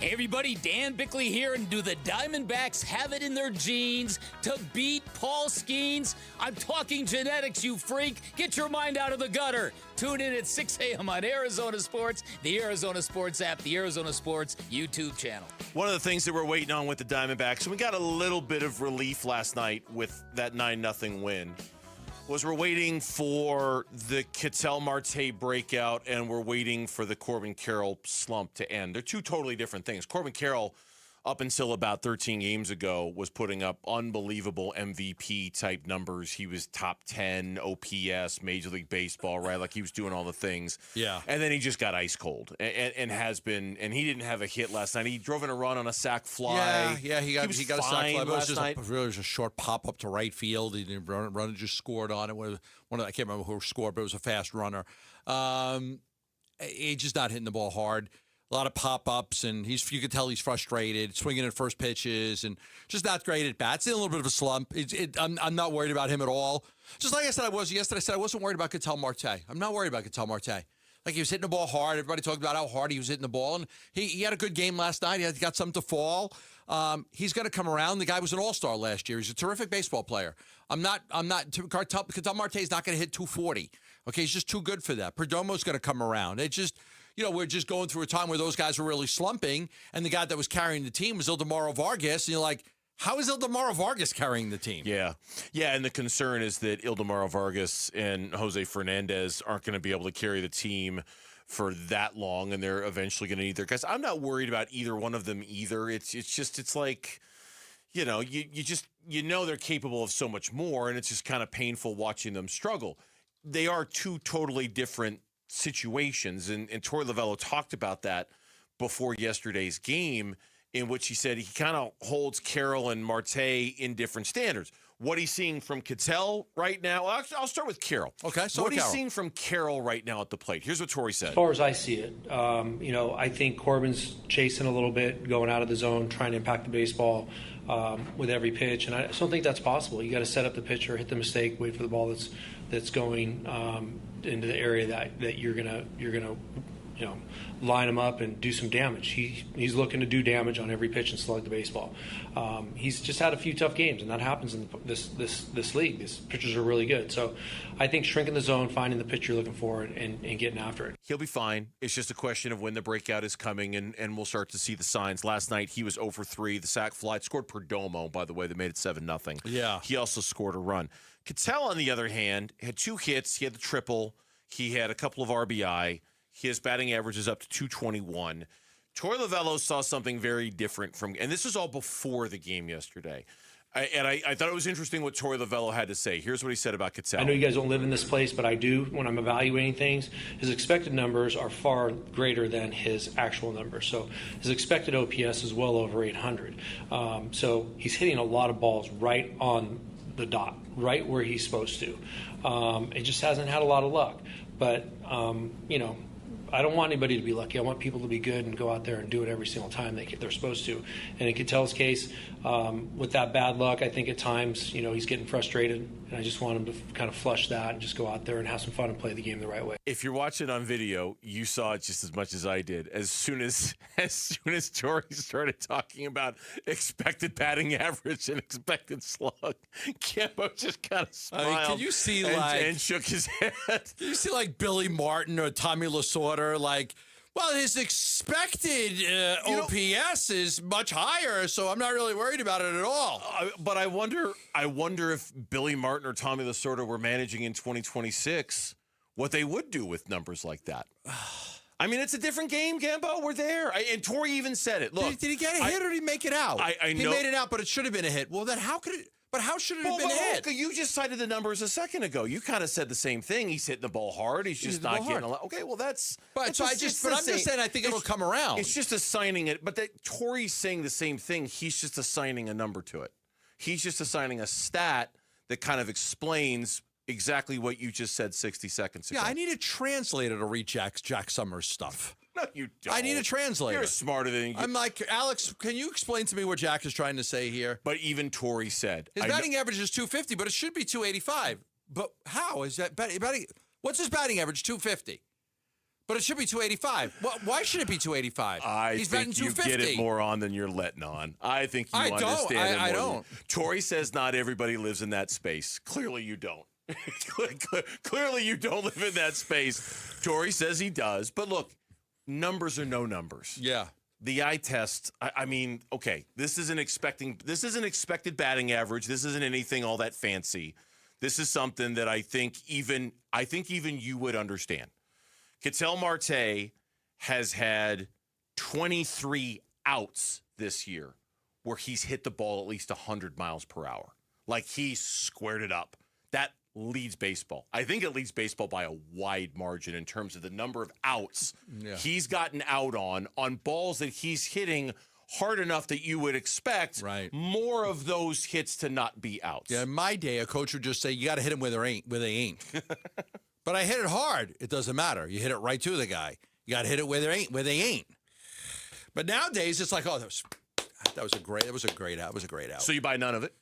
Honestly, truthfully, no. An out's an out. A hit's a hit. Okay. In the end, the law of averages works out. You're going to get some blue base hits, that fall in. That should have been an out. But nobody ever talks about that. How many outs should Nolan Arenado have had in the beginning of the season when everything was a blue? But nobody do we have expected outs? Like, I should sit there at the press box and say, that's a single. That should not be a single. No. Nolan, you went 0 for 4 today. No, I went 2 for 4. But you had two blue base hits. They should have been caught. You didn't even hit the ball hard. Like, that's an out. I got you 0 for 4. Like, again, you either get a hit or you get an out. I don't get it. All right. I really don't get it. So, it is what it is. Okay. I mean, hopefully your next partner's more analytical.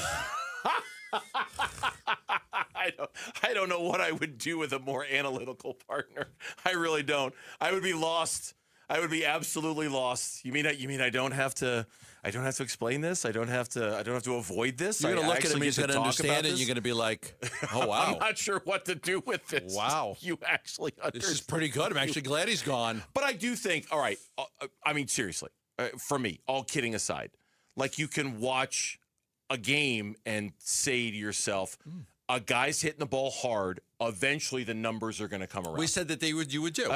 In my day, you would do. You're hitting the ball well. You're hitting the ball really well. It's going to happen, and I think that's what happened with Ketel last night. I think that's what started to happen with Ketel last night. Like he was due for a night where he went 2 for 5 at the plate with a triple and drove in a couple of runs. He was due for that kind of success because he was hitting the ball too hard to not have that kind of success. I'm just saying, in my day, I'd be much happier with a bloop single and a bunt base hit that made me 2 for 4 than going 0 for 4. But I hit the ball hard 0 4 times. When we come back on the Burns and Gambo show, what is the latest with the Diamondbacks and what could an impending Carlos Santana return mean for the roster? We'll talk with our D-backs guy, Ain't No Fang podcast co-host, Alex Weiner. He'll join us next from Chase Field here on Burns and Gambo. Diamondbacks baseball. 1-2 swing and a miss, and that's it. It's a shutout for the Diamondbacks. Ball game over. Diamondbacks win. The Diamondbacks win. Recapping Game 1 of the Pirates series and looking ahead to tonight's Game 2 at the Arizona Sports YouTube channel, the app, and 98.7 FM. The Diamondbacks win. A family office is a team built to handle the 3 biggest financial responsibilities a family faces: wealth management, tax strategy, and estate planning. Most firms only manage your investments and refer the rest out, hoping everyone stays aligned. At Trajan, we built something different. Your wealth, tax planning, and estate planning are handled together inside one firm under one roof. There's no guessing whether your CPA, advisor, and estate attorney are truly in sync, because our team works together every day on your behalf. When your financial life becomes more complex, your advice should become more coordinated, not more fragmented. One plan, one trusted team. Call Trajan today, 855-TRAJAN-1. That's 855-TRAJAN-1. Trajan Wealth, an SEC-registered investment advisor. Additional services through Trajan Estate and Trajan Tax. Additional disclosures and accreditation at TrajanWealth.com. Nobody wants to think about their toilet until they have to.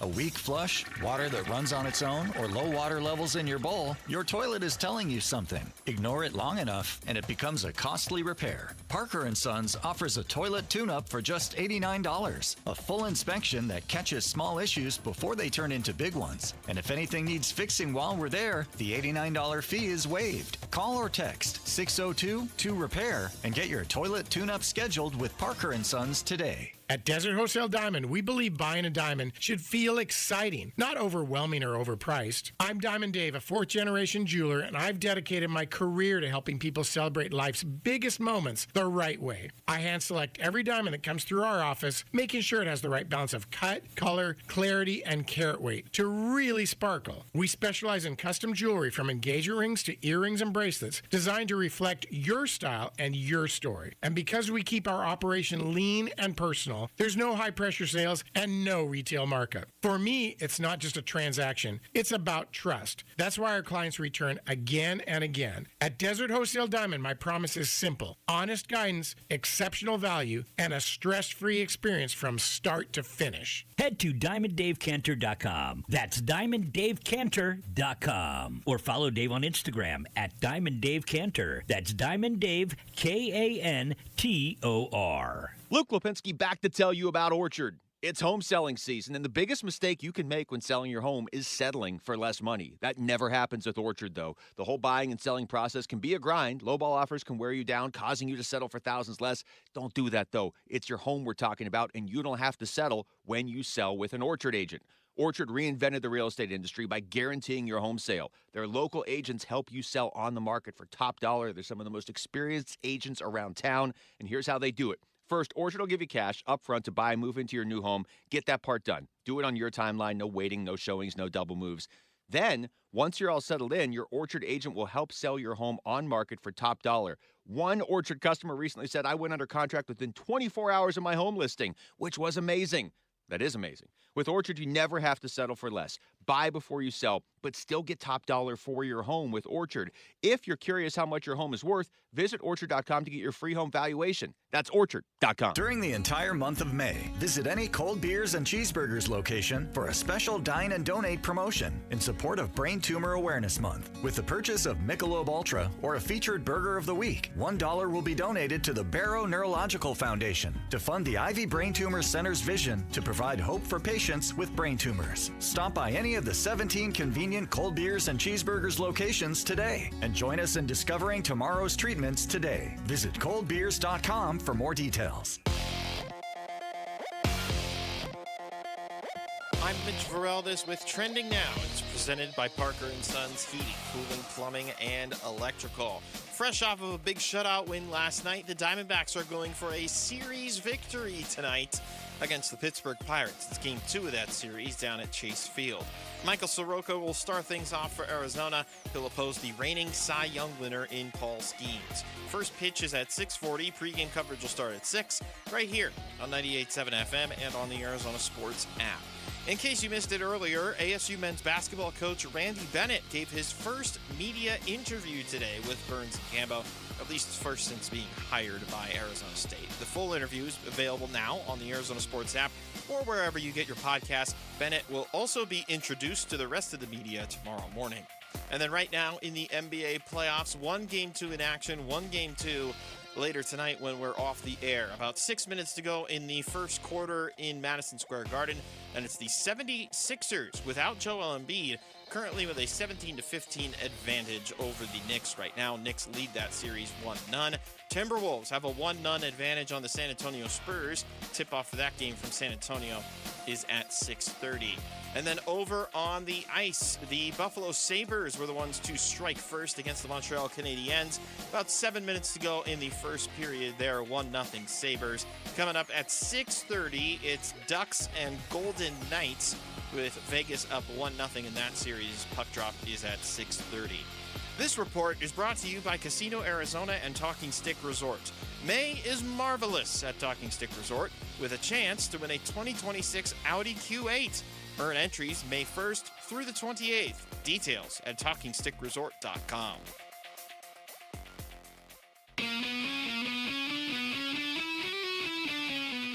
It's D-backs Pirates Game 2 tonight at 6 on the Arizona Sports app and 98.7 FM.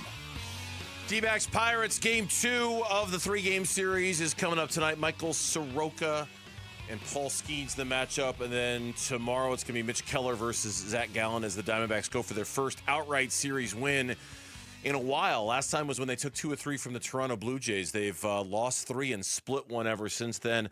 Joining us right now to talk a little Diamondbacks baseball and the state of things, our D-backs guy from ArizonaSports.com, and I just recorded the latest edition of the Ain't No Fang podcast with Alex Weiner earlier this morning, in which I was sitting way too close to the camera when I was recording from home. Way too close to the camera. Don't make that same mistake, Alex, as he joins us now from Chase Field. Look at you in the stands at Chase Field, just hanging out, getting a little batting practice in. Very nice. Alex Weiner joining us here on Burns and Gambo, sharing the nice views with us. What's up, man? How we doing? Doing all right. How's it going, fellas? Hope you enjoy the batting practice, because I'm not sure you're going to see many hits tonight from the D-backs bats. Yeah, I see it on the screen here. But Paul Skeens batting average against 174 this year. So yeah. We'll see. They're going to have to grind some things out against Guys, them. enjoy batting practice, because when the game starts, might not be a whole lot of hits. Yeah. How big of a start do you think this is for Michael Soroka tonight, given what happened to him the last time and kind of what he had done up until his last start? Yeah, it's obviously it's always a big one to get back on track.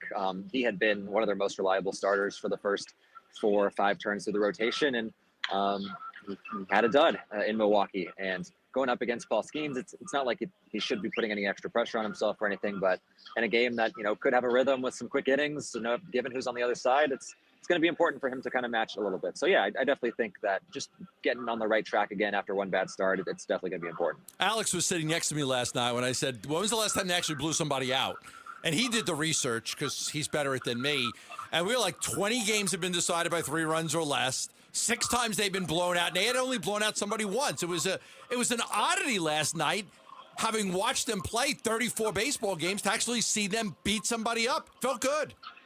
Yeah, I mean, and we found that the only game they won by more than 5 runs earlier this year was against the Mets, and they were down going into the 7th inning of that game, and they kind of broke out a little bit late. So that was good to see, just based on how tough of a road trip it was, how it ended, to kind of come back and get the start that you needed out of Eduardo Rodriguez to help stabilize the rotation, get an early lead, and then being able to tack on. It just, on all levels, it was a really good performance, and probably a breath of fresh air just based on what they had gone through on the road. Alex Weiner is our guest here on the Burns and Gambo Show. Let's talk about Erod a little bit and sort of what he was able to reestablish last night. He was telling you and other reporters that yeah, the fastball was good, but he really, really loved the curveball and how he was getting swing and miss on that. You and I were talking about the pod when we recorded it earlier. He's probably been their most, if you had to pick one guy to pitch a game right now, just based off of what we've seen so far this year, it'd be Eduardo Rodriguez based on the totality of his work, right? I would think so. He's the guy who's kept you competitive in just about every start he's made this year. Everybody else has had one kind of get away from them. Yesterday he said it was just kind of one of those days where everything felt really good, and was working the curveball really well and balancing with the fastball. He got a ton of swing and miss with the fastball. I think got like 9 whiffs on the fastball and a bunch more with the curveball. So it was just one of those days where stuff was feeling good. He was locating well, and even though he had 3 walks, he was kind of able to work around it because he wasn't giving up very much hard contact. So yeah, right now in terms of consistency, I would say he's probably at the top of the list in terms of this rotation so far. Yeah, and to go deep into the game too, right? To fight Lovello, to get that extra batter, to finish 7, just leave 6 outs for the bullpen. One of the things we've talked about is like the vast majority of these off days are over. They got one next week, and then they don't have another one for a while. So anytime you could have a starter go 7 innings and really rest the bullpen in a no high leverage situations is going to be good for this baseball team, because there aren't many off days for them. They've got one coming up next week, and that's it for a while. 100%. And, on the road trip, those last 6 games, I'm pretty sure the bullpen threw as many, if not more, innings than the starting rotation. And so that's not sustainable. It's not tenable. And so to have, to start us homestand where you're not going to have an off day for a little while with 7 innings, and just think about the differences between the two teams, right? That the Pirates, they used their closer last night in the 8th inning, and the Diamondbacks were able to kind of rally a little bit off him and make him throw some pitches, while the high leverage guys in the D-backs bullpen are pretty well rested. So at least that part of it, in terms of the pitching matchup, it gives them a little bit of an advantage today.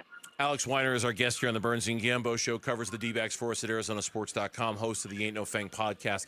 How important was it, do you think, for Ketel Marte to see some success last night, and how, based off of what you're seeing and what you're hearing, how close do you think Corbin Carroll might be? We know he's going to turn it around eventually. He's too good not to. How close do you think he might be to that kind of a turnaround as well? Oh, he's been pulling a lot. Can you hear me? Yeah, now we can. We lost you for a second. We got you now. Yeah. Perfect. With Ketel, it was fun to watch last night because he's been pulling the ball a lot, and to see him kind of go the other way and get a triple out of it and see a look on his face afterwards. But then he hits a laser right to the right fielder, and it gets caught thrown out, and you kind of see the look on his face that he's had pretty consistently over the past couple of weeks where these balls haven't been falling, and then he gets one in there later. It's been pretty consistent in terms of him hitting the ball really hard, especially to right field. And so it's one of those deals where it's frustrating in the moment, but there's a lot of optimism and confidence that the results are going to follow pretty quickly here. With Corbin, we see it. It's a lot of more chase, and this happens throughout a season where guys are kind of fishing for stuff a little bit. Just based on his track record, I'm not too worried that he'll get this sorted out pretty quickly. What would you do? Just an opinion here, right? What would you do when Carlos Santana returns? Yeah, it's a good question, and Torrey was just asked about it. He had a quote where he said he's not taking Ildemaro Vargas out of this lineup, and so that complicates things in terms of what they're going to do with Carlos Santana and how to get him on the field. I was talking with Burnsy about this earlier. I think he only played a handful of games before getting hurt, and it didn't go particularly well, but he's going to be back on this team. I would think probably in more of a depth reserve role. If I were them, probably as backup first baseman who you can come in and have as a defensive replacement if you need to move things around, and you have some versatility with some other guys. But the way that Vargas has been playing, until he shows you otherwise, there's no real reason to take him out of that position. And he's held his own defensively over there too. So I would think more of a backup part-time player, at least at first, unless he kind of gets onto a rhythm. I think that's what it's going to be. Defensive replacement, late innings, 8th, 9th inning to protect the lead, but you're not taking Vargas out of the lineup. There's no way. So that's what I think Santana's role will be. And the same kind of applies to Jose Fernandez, too. I know he's bounced around in terms of where he's played. He's not in the lineup tonight, I think, if memory serves. But I would imagine protecting him, as long as he continues to produce on the field, kind of has a similar level of priority, I would think, for Torrey. Yeah, he talks a little bit about that too. It's going to be a little bit more complicated with him just because, Gabby Moreno is back and Adrian Del Castillo is the DH against right-handed pitching. And so it's a little bit of a roster crunch and trying to get him. So they're going to be a little bit creative and trying to get him at bats. Torrey said they don't want a situation where he's only starting against left-handed pitching because he's handled right-handed pitching. And obviously he needs to get more reps than that, especially if they go on a stretch here where they don't face very many lefties. So, they're going to have to be creative with mixing and matching and getting him onto the field because he's earned the right to continue to play, but it's just less obvious where he fits when everybody's healthy. Last one for me is just the struggles of Alek Thomas. I think Lawler's coming back in early June, so probably a month from now. How important is this next month for Alek Thomas to kind of be able to stay up in the major leagues with the big league club? I think hugely important, right? Because like you mentioned, Lawler is working his way back. Pavin Smith is working his way back. Obviously, they're getting Carlos Santana back. It's just not that many spots to go around with all these guys coming back off the injured list. And for Thomas, it's, he looked great in spring training. Defensively, he's looked really good, but a lot of the same problems we've seen from him over the years offensively, we're still seeing. So I think this is a huge month for him to establish, or to at least fight for the role that he has playing center field almost every day. Because it's not a certain future if you can't kind of get things together here with the options they're going to have. All right, good stuff. Alex, we appreciate the time. As always, have fun down there at the ballpark tonight. Our latest edition of Ain't No Fang is on the website right now. If you want to download it and listen to it, me and Alex a little more going in-depth with the Diamondbacks. Thank you, sir. We appreciate it. Awesome. Thanks, guys. You got it. Alex Weiner joining us live from Chase Field. Paul Skeens, Michael Soroka, the matchup tonight, 6:41 pitch here on Arizona Sports. When we come back, the worst quarterback rooms in the NFL. Surely the Arizona Cardinals are the worst in the NFL, right? I mean, surely. Maybe. That's next on Burns Maybe and Gambo. not. Wolf and Luke, middays 10 to 2. Would I like Jacoby Brissett there as a mentor to Carson Beck? Yeah, I would. In a perfect world, I would. As far as us making the playoffs, as far as a leverage play, you have to have leverage, okay? But there's no other starting spots. So we're going to give you an opportunity to start. Do you want to start, or do you want to be on another team and be a backup and hope? It's like he's playing poker with his cards face up, and he's just like, I'm all in. And everybody's like, we can see you have 2 4s. He's like, I'm all in. It's like the leverage is gone. Drunk guy in all in. All right, see dude. These 4s? Wolf and Luke, middays 10 to 2 on Arizona Sports, the local sports leader. I'm all in on Sanderson Ford, 51st Avenue in Glendale, trusted by Arizona families for 70 years. My family's trusted Sanderson Ford. My daughter Kaylee, Gabriella, Allie, myself, my wife, we all shop at Sanderson Ford. We've all gotten our vehicles from Sanderson Ford or Sanderson Lincoln. Matter of fact, I just dropped my car off today. I dropped it off at Sanderson Lincoln to get new tires. So I'm buying some new tires for my car. I hope they fix the 51 because it's a train wreck right now, and I want nice paved roads because it's really bad. But I am getting some new tires there. They have a great service department. They've got a great deal going on right now. So if you visit them during their anniversary sale, Sanderson Ford, not only are you going to get a great price on a new vehicle, you're going to get your first 5 tanks of gas on them. Sanderson Ford's giving away a $500 Circle K fuel card. When you're in the market for a new vehicle, choose the dealership that families have been trusting for over 70 years. Choose Sanderson Ford. All you have to do is go online at sandersonford.com or visit them on 51st Avenue in Glendale. At Fisher Investments, we may seem like other money managers, but we're different. Are you really that different than the rest of us? We are. As a fiduciary, we always focus on what's best for our clients. What services do you offer besides investing? We have a team of specialists in financial planning, estate planning, and more. Your clients rely on you for all that? Yes, we ensure clients receive unparalleled service at every step of the relationship. Okay, but you still sell commission-based products, right? No, because we believe that's a conflict of interest. We prioritize service over sales goals. So, then how do your fees work? We have a simple and transparent fee that's a percentage of our clients' portfolios. So we do better when our clients do better. Wow, we're more different than I thought. At Fisher Investments, we're clearly different. Learn more at fisherinvestments.com. Investing in securities involves the risk of loss. Hey, it's Roller here with Wayne from AMCO. Hey, Roller. Spring is here, and if your car could talk, would it be asking for a little TLC right now? You bet. We've had a mild winter, and it got hot early. Spring is the perfect time for a fresh start, especially before the heat really kicks in. Arizona heat, it's no joke. If your car's AC doesn't blow cold, driving sucks. I'll say, now's the perfect time to get a free AC check. We'll inspect it, test the performance, and make sure it's blowing ice-cold air before the summer hits. I like ice-cold air. What else? Change your fluids. Engine oil, coolant, and transmission fluid. Keep everything running smoothly and prevent expensive repairs down the road. And filters. I always forget about those. Engine air filters and cabin air filters. They make better performance, fuel economy, and cleaner, stronger blowing air inside your car. So basically, AC service, fluids, and filters are a fresh start for summer. That's it. Stop by your local AMCO and we'll get your car ready for summer. Google AMCO for your nearest location. That's AMCO, AA. MCO, transmissions, and a whole lot more. Message and data rates may apply. Hey, this is Dave Burns. And John Gambadoro. And every year we hear far too many heartbreaking stories involving children and water. Please take 2 seconds out of your day to help prevent these tragedies. Learn life-saving water safety tips and get free swim lessons from the YMCA while supplies last. Go to Fulton2seconds.com or text SWIM to 620-620. And never forget that 2 seconds is too long to take your eyes off kids near water. This is Doug Fulton of Fulton Homes, proud to partner with KTAR to keep your kids safe around water.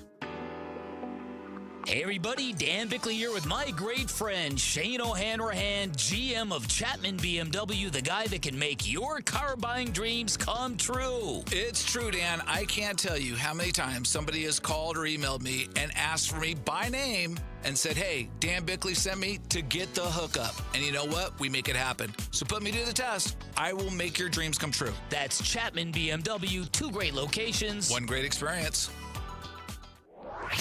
The Burns and Gambo Need to Know Social Poll Update. Presented by Sanderson Ford. Updating our poll question from earlier today. Here is Lauren. She's got an update on us. Hi. Hi. I was trying to stall time until I knew you were set to go, and I didn't do a very good job. It's fine. What's the poll question today? What do we got? What are we asking? Question today about the Arizona Diamondbacks, and we're asking, what was your favorite part of last night's Diamondbacks win? Was it the margin of victory, the fact that they actually had a blowout win? Was it Erod's pitching quality? Was it early and often offense for the Diamondbacks in that game, or something else? I'm changing my vote to something else. Oh, okay. Change my vote. Something else. How Gambo procured a Mandalorian bobblehead is probably my favorite part from last night. I'm going with Erod. Gambo's not even going with his own procurement of the bobblehead. He's not going with his own procurement of the bobblehead. Let's just say. I'm going with Erod. He wants to change that topic real quick. Change. Hi. A nice person. Give it to me. I'm sorry? Had a nice person give it to me. Did you? Yeah. Had a nice person give it to you? When can everybody else procure those bobbleheads? I don't know. What day is it? May 9th. May 9th. I just said it because we've coming been up. doing a lot of reads for it. It's coming up. It's coming up in a few May 9th. days. Yeah. I will be there for the record. You'll be there. Where'd it go? It was sitting behind me. I have it here. There it is. Oh, this is the way. And the force be with you. And the mask comes off, right? Like the Mandalorian mask comes off. I don't know. To see Gabby. I think you can actually remove the mask. No, I'm kidding. You want one? $1,000. You have it right now. Or just go to the game. Or just go to the game. Just be one of the You don't want to go to the game. You want to have it before everybody else? Fans, don't give Gambo $1,000. $1,000. Gambo does not need your money. He does not need your money. Your kid wants to be the first to have it. Come on. Trust me when I tell you, Gambo does not need the money. What are the results of the poll question? The results of the poll question are Erod still in the lead with 67% of the vote. 19% going with the early and often offense. 10% going with the margin of victory for the D-backs. And 3% going with something else. Thank you, Lauren. That is our poll question today. There was on CBSSports.com. Yes. I enjoyed this. I enjoyed the piece because I was expecting to see the Cardinals last. I was surprised by this piece, and I haven't clicked on the link to see who they actually said had a worse quarterback room than the Arizona Cardinals. But in their opinion, the Arizona Cardinals have the 4th worst quarterback room in the NFL. That was a bit of a surprise. Yeah, so 10 is Indianapolis, 9 is Carolina, 8 is Minnesota, 7 is New Orleans, 6 is Miami. Time out on the floor. Timeout on the floor. Okay, you want to evacuate the dance floor? Well, no, what? I'm surprised that the Vikings with Kyler Murray in there. I'm just surprised by that. Okay, so continue. Well, I'm sorry. We did a story the other day about the blatant disrespect for Kyler Murray because one guy said that he's the 24th best quarterback in the NFL. It was one guy. I guess I just didn't expect more than one guy to say the same thing. Please continue. Okay. I apologize for cutting you off. Saints are 7, Dolphins 6, Falcons 5, Cardinals 4. The Pittsburgh Steelers, with Mason Rudolph, Will Howard, and Drew Allar, are 3rd. The Jets with Geno Smith, Cade Klubnik, Brady Cook, and Bailey Zappi are second. And the Browns with Deshaun Watson, Shedeur Sanders, Dylan Gabriel, and Taylon Green are the number one team. So the Browns have the worst quarterback room. The Jets are second. The Steelers, right now, with no Aaron Rodgers, the Steelers are third. If they get Rodgers, this would probably bump the Cardinals from fourth to third. So this is what they said about the Cardinals. Brissett's overall stats were solid. He threw for this many yards, second most in the NFL since becoming a starter in Week 6, but they weren't impactful. Much of his production came with the game well out of reach for the Cardinals. Arizona just won one of his 11 starts. Behind Brissett are Minshew, a career journeyman, and Carson Beck, a third-round pick who's right on, was last seen throwing one of the biggest lollipop interceptions in Miami Hurricanes history, which cost them the national championship game. Brissett is so confident in his status as the Week 1 starting quarterback that he is demanding a new contract. Unless Beck's shoulder gains some serious strength, Brissett will be the starter for the Cardinals Week 1. But they said the Cardinals have the 4. Now, I think a lot of people just think, oh, you're automatically going to be the worst. But those other teams have terrible quarterback rooms. You know, without Rodgers, the Jets are terrible. Like Geno Smith, come on. And then the Browns are awful, just an awful quarterback room. So going into next year, I think the Browns could draft a quarterback. The Jets could draft a quarterback. The Steelers could draft a quarterback, even though they drafted a lot. The Cardinals could draft a quarterback, even though they drafted Betts. I think the Falcons could draft a quarterback. I think the Dolphins won't because of their commitment to Willis. The Saints are interesting. They could if it doesn't work out. If it doesn't work out, because you could get out. You could get out after a year. So all of these, the Saints could do it. The Vikings could certainly do it. The Panthers could do it. And the Colts could do it. Daniel Jones, Anthony Richardson, who they want gone. Riley Leonard. Yeah, the 10 worst teams may all be in line for a quarterback next year. Yeah, potentially, which is why, like we were talking about yesterday, with how deep that quarterback class is expected to be next year, there could be a lot of teams in the market for it. I guess when you look, I mean, I'm not going to sit here and dispute the Cleveland Browns. I mean, that's a horrible quarterback room. There's just not that much there. Geno, I think, can be, if the wind is blowing the right way, can be a decent starter in this league. I think the thing that somewhat saves the Arizona Cardinals from not being dead last on a list like this, Jacoby Brissett is a very capable backup quarterback in this league. Gardner Minshew is a very capable backup quarterback in this league. Both have experience. Both have made lots of starts.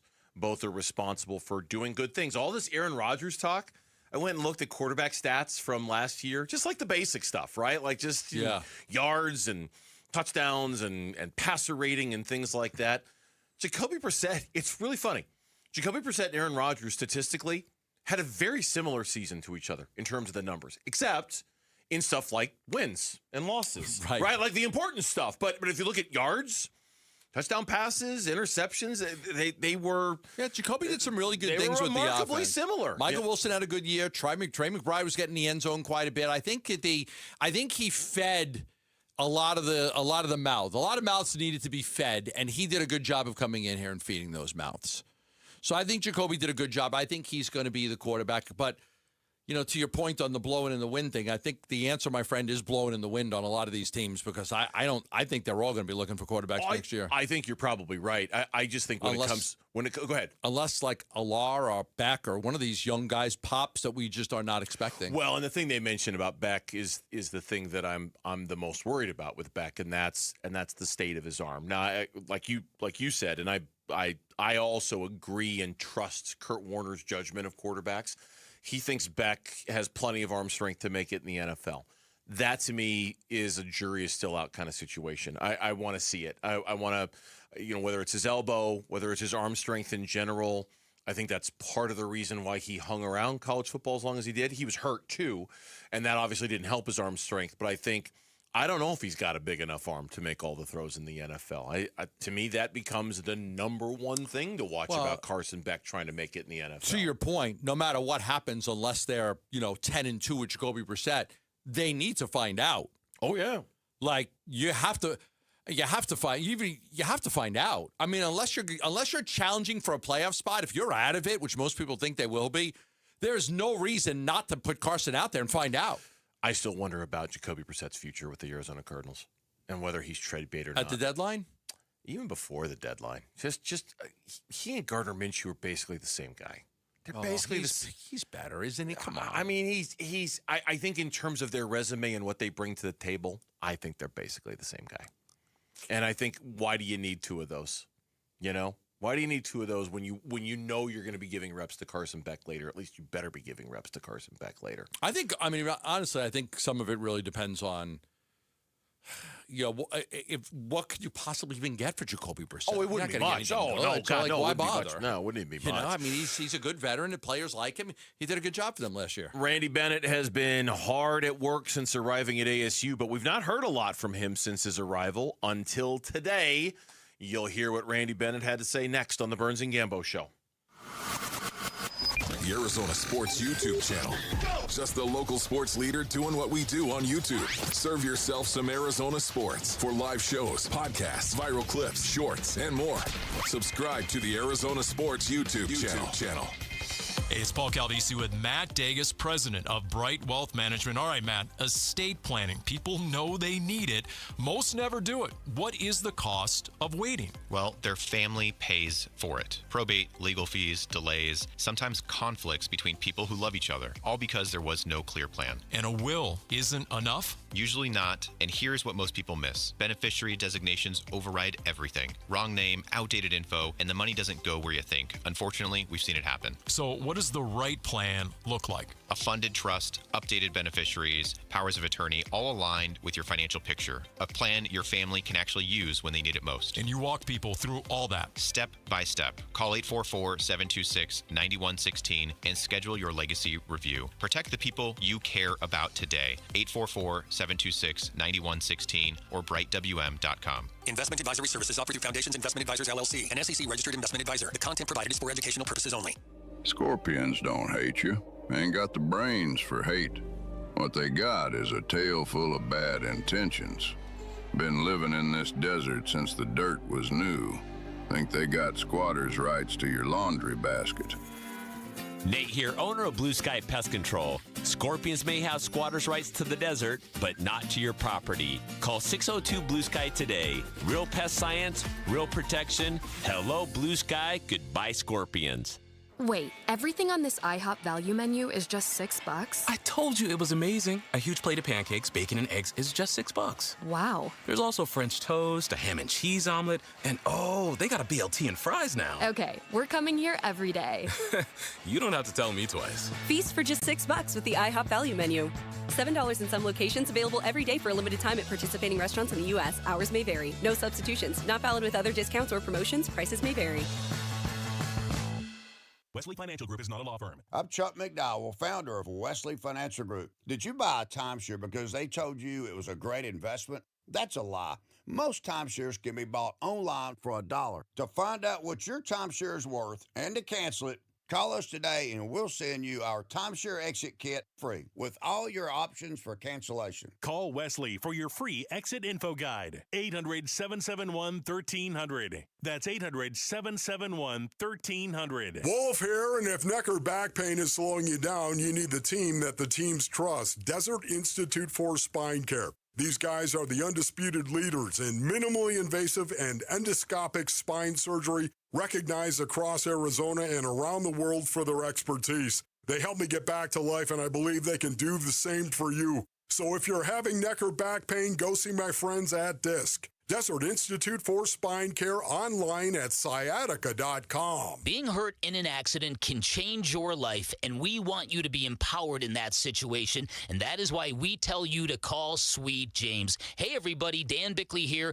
and when one of our listeners got hurt in a motorcycle accident, he was shocked by the lowball offer he got from the insurance company, and he called Sweet James, and his new team of attorneys helped him get the medical care needed to get on that bike again won, and then they fought tirelessly to deliver a $400,000 win. Now, no firm can guarantee outcomes, but if you're ever hurt in an accident, you need a team of local attorneys who have the care, the skill, and the resources to win the most for you. And Sweet James brings over 500 trials of experience to every case, big or small, and that is why they win 98% of the time, and they win big. Call Sweet James at 800-9-million. That's 800-9-million. Find them online at sweetjames.com. Proud partner of your Phoenix Suns. When I was a kid, my dream wasn't a mansion. It wasn't a yacht. It was a 250cc Kawasaki dirt bike sitting in the garage. That garage and that bike represented freedom. Hi, I'm Tommy Mello. At A1 Garage Door Service, we know your garage holds more than tools. It holds dreams. From repairs to upgrades, call A1 Garage Door Service today or schedule online at a1garage.com. A1 from day one. KMVP FM Phoenix, live from the Casino Arizona and Talking Stick Resort Studio. Arizona Sports, the local sports leader. I'm Mitch Vareldes with Trending Now. It's presented by Parker & Sons, heating, cooling, plumbing, and electrical. Fresh off of a big shutout win last night, the Diamondbacks are going for a series victory tonight against the Pirates. It's game 2 of that series at Chase Field. Michael Soroka will start things off for Arizona. He opposes the reigning Cy Young winner in Paul Skeens. First pitch is at 6:40. Pre-game coverage starts at 6 right here on 98.7 FM and the Arizona Sports app. In case you missed it earlier, ASU men's basketball head coach Randy Bennett gave his first media interview since being hired today with Burns and Gambo. Not hired today, but you knew what I meant. Come on. That full interview is available right now on the Arizona Sports app or wherever you get your podcasts, or hang around because Burns and Gambo are going to give you the highlights coming up in the next segment once this update is done. Before we're done, I have to tell you about what's going on in the NBA playoffs. So right now, 8 minutes to go until halftime at Madison Square Garden. It's a tight one between the 76ers and the Knicks in Game 2. 45-42 Sixers for the moment. Knicks up 1-0 in that series. Later tonight at 6:30, you got Game 2 between the Wolves and the Spurs. And then over on the ice, just about to get underway for the second period in Buffalo, and both teams have now scored. It is the Sabres 2, the Canadiens 1. That's game 1 of that series. And then at 6:30 tonight, Ducks and Golden Knights from Las Vegas. Knights up 1-0 in that series. And that is what's trending now.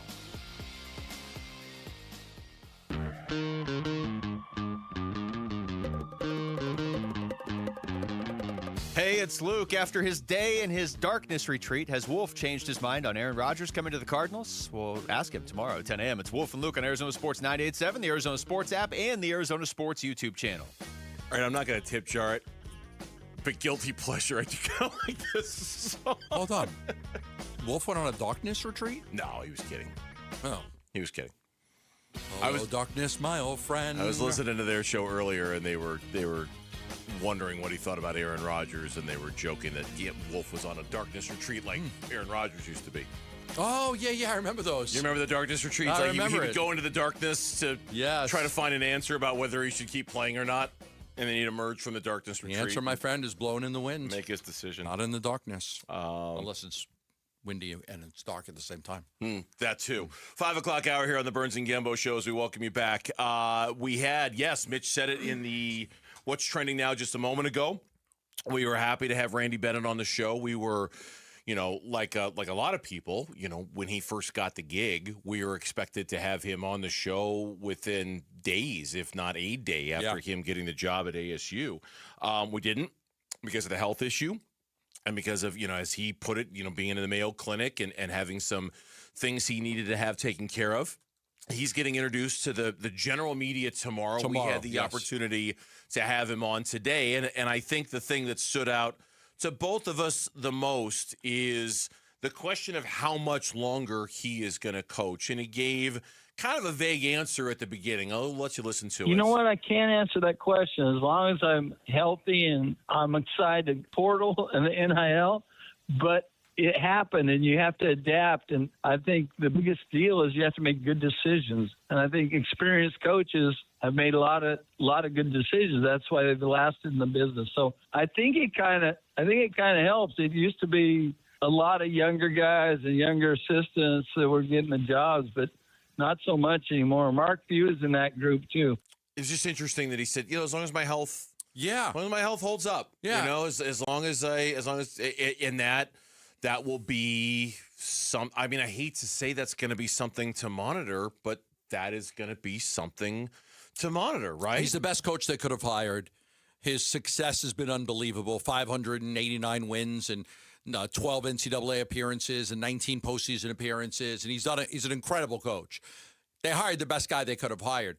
I think one of the questions was, how long does he want to coach? My understanding is he wanted to coach for a while, but this was before the health thing, and as long as he's healthy, I think he's going to keep coaching. He loves it. He's home.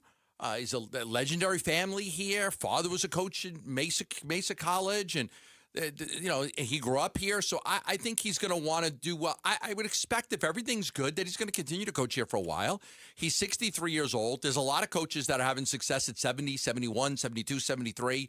So I don't think that he's a 1 in 2 years and done type of thing. But I think a lot like, he's saying, look, it really, if I'm healthy, I'm going to coach. And I think that vague answer, just kind of made me wonder about, like, I agree with everything that you said, until, he had to cancel his press conference because he was dealing with a health issue. Right. And then when asked the question about how much longer you're going to do this, he's kind of saying, I don't know. We'll see. A lot of it just depends on how I hold up and how my health holds up. And so hopefully, as long as he's out of the woods with whatever it was that he was dealing with, he can be here a long time. Because I know, and I can speak to personal experience on this, I know the concern among some of the fans was exactly that. Like, you can give me all the examples in the world about older coaches and how they're doing and the success that they're having, but it is a grind, right? And is he built for the long haul, or is this more of a Band-Aid hire for a program, given how old he is? And that was a legitimate concern among some of the fans in terms of his ability to do this job. He's come in. He put together a hell of a coaching staff, 2 former head coaches, and got some great recruiting people to come in, and so far he's top 10 portal in college basketball with what he's been able to do. They retained 2 players, but they really had to redo the whole roster, and they did it. Obviously, he's had a part in that. So, tomorrow's press conference will be interesting too, to see what kind of answers he had there. We had the exclusive with him today. I was encouraged by the things that he said. I'm hopeful that he does a good job. It was nice to see ASU be prominent in basketball. It really would. I think he's excited by the challenge of the Big 12. Being in a conference like this, when he was playing Gonzaga all the time, it was the only big game that they had. So I think this will be a good challenge for him to go up against some great coaches and great programs in the Big 12 and see what he can do. When I was growing up, ASU was number 2 in the country in men's basketball, and they were the big deal. They were the kids wanted to come to Arizona State. So now being in the Big 12 is that, and combined with, I think ASU is a good basketball job, and I've always thought that. But now you're in the Big 12. That's like the number 1 or 2 basketball conference in the country. And so I wanted that challenge. Is bottom line, I wanted to be part of that challenge, and my assistant coaching staff, they wanted the same thing. So now we got to get players who want that challenge too.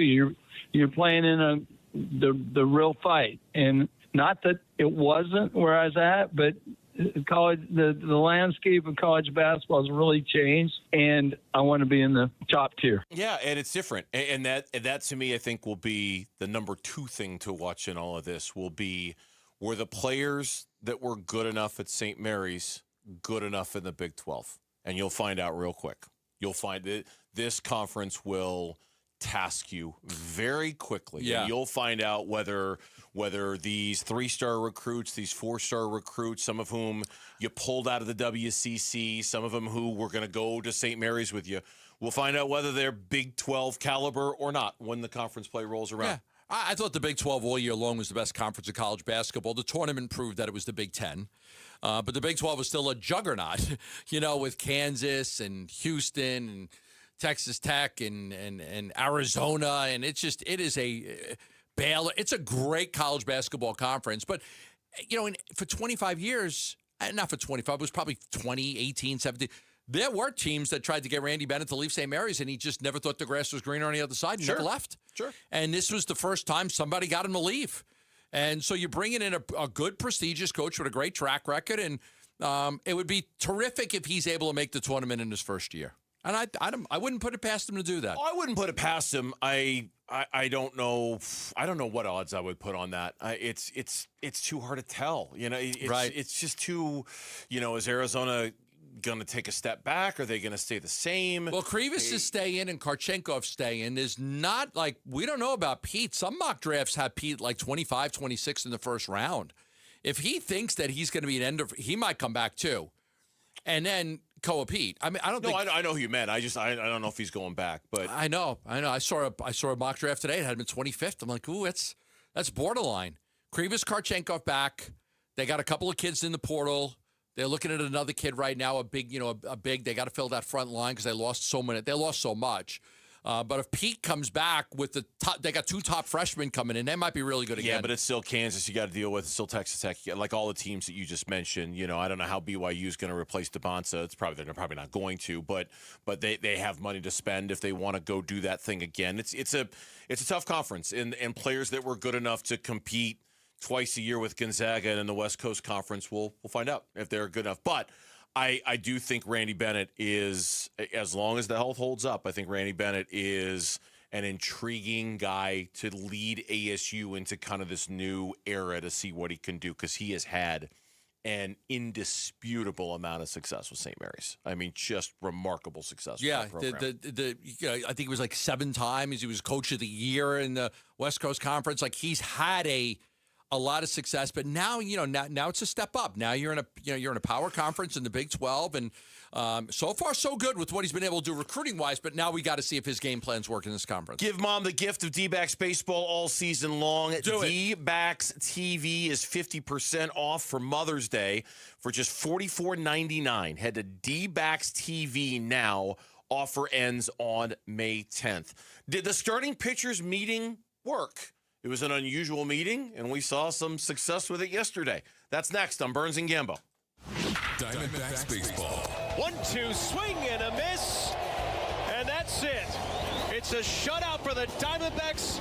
Ball game over. Diamondbacks win.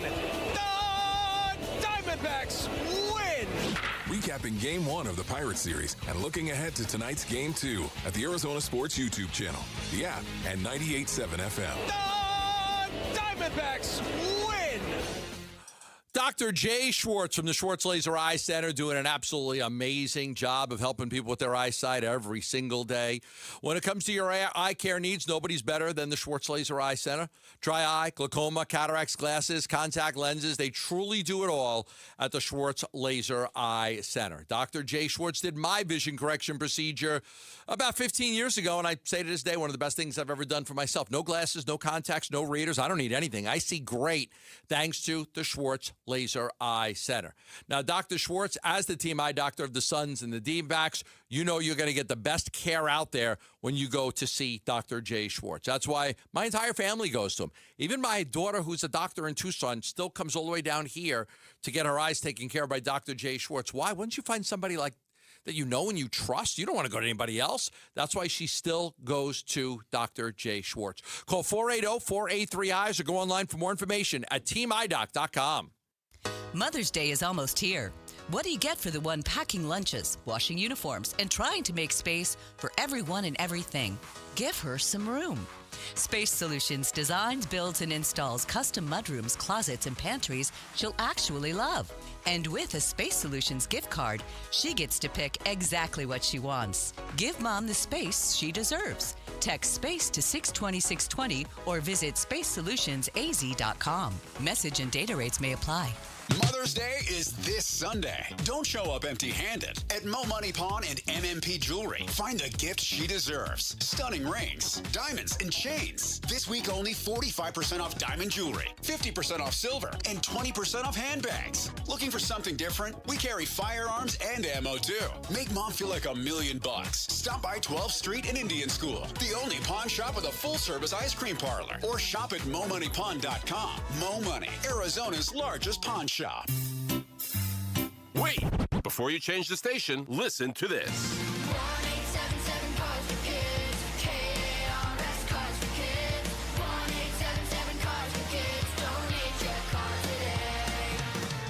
your car at carsforkids.org. That's cars with a K. Pickup is quick and easy.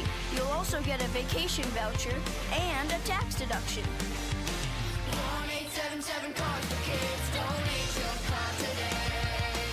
I'm Ultima Morgan. Morgan & Morgan isn't just an injury firm. It's our family's life work. It's my husband, it's my sons, it's me. When we take a case, we see a family just like ours. $30 billion recovered is something I'm proud of. But what I'm really proud of are the families we stood beside. It's an honor to fight for you when you need our support the most. Morgan & Morgan, for the people and your family. Morgan & Morgan, forthepeople.com. Arizona lawyer will handle Arizona cases. Prior results do not guarantee a similar outcome. You bought an RV, and you got an automatic discount from Progressive by bundling it with your home or auto insurance. That's great, but a serious word of warning every RVer should heed. You don't need to talk about things like dry weight or dump stations. And you don't need one of those expensive water filter straws either. Because the most extreme thing most RVers encounter is a campsite without hookups. So just enjoy yourself. And Progressive's automatic discount when you bundle your RV, boat, or motorcycle with your home or auto insurance. Progressive Casualty Insurance Company and affiliates. Not available in all states or situations. If the world were like a Sleep Number mattress, everything would adapt for your comfort. Because as your life changes and your body changes, Sleep Number mattresses adapt and shift to give you personalized comfort night after night. And now everything's on sale during our Memorial Day event. Save up to $1,200 on mattresses for a limited time. To experience a whole new world of comfort, visit a Sleep Number store or go to sleepnumber.com. Sleep Number, to a good life sleep.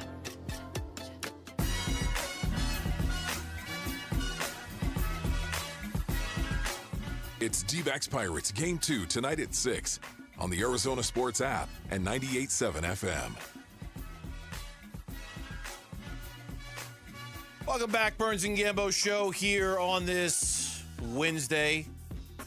Torey Lovullo yesterday after Eduardo Rodriguez, 7 great innings, said I challenged the starting pitchers to step up, and they stepped up. I talked to these starting pitchers and challenged them to go out there and do exactly what he did, and I think they all want to put it in my face a little bit, so check. He did it. Next up. We'll see what happens tomorrow. When you make deals and you follow through on it, I like that a lot. And that's what our staff's able to do. I mean, they're a veteran staff. They've had a couple rough turns, and they've acknowledged that. And they're putting their foot in the ground, and they're showing up. And they did it today. And I like that. I like when guys back up what they say they can do. And Erod definitely did that today. That should not be the story. This story should be about Erod and how he executed. I know you guys can't wait to get in there.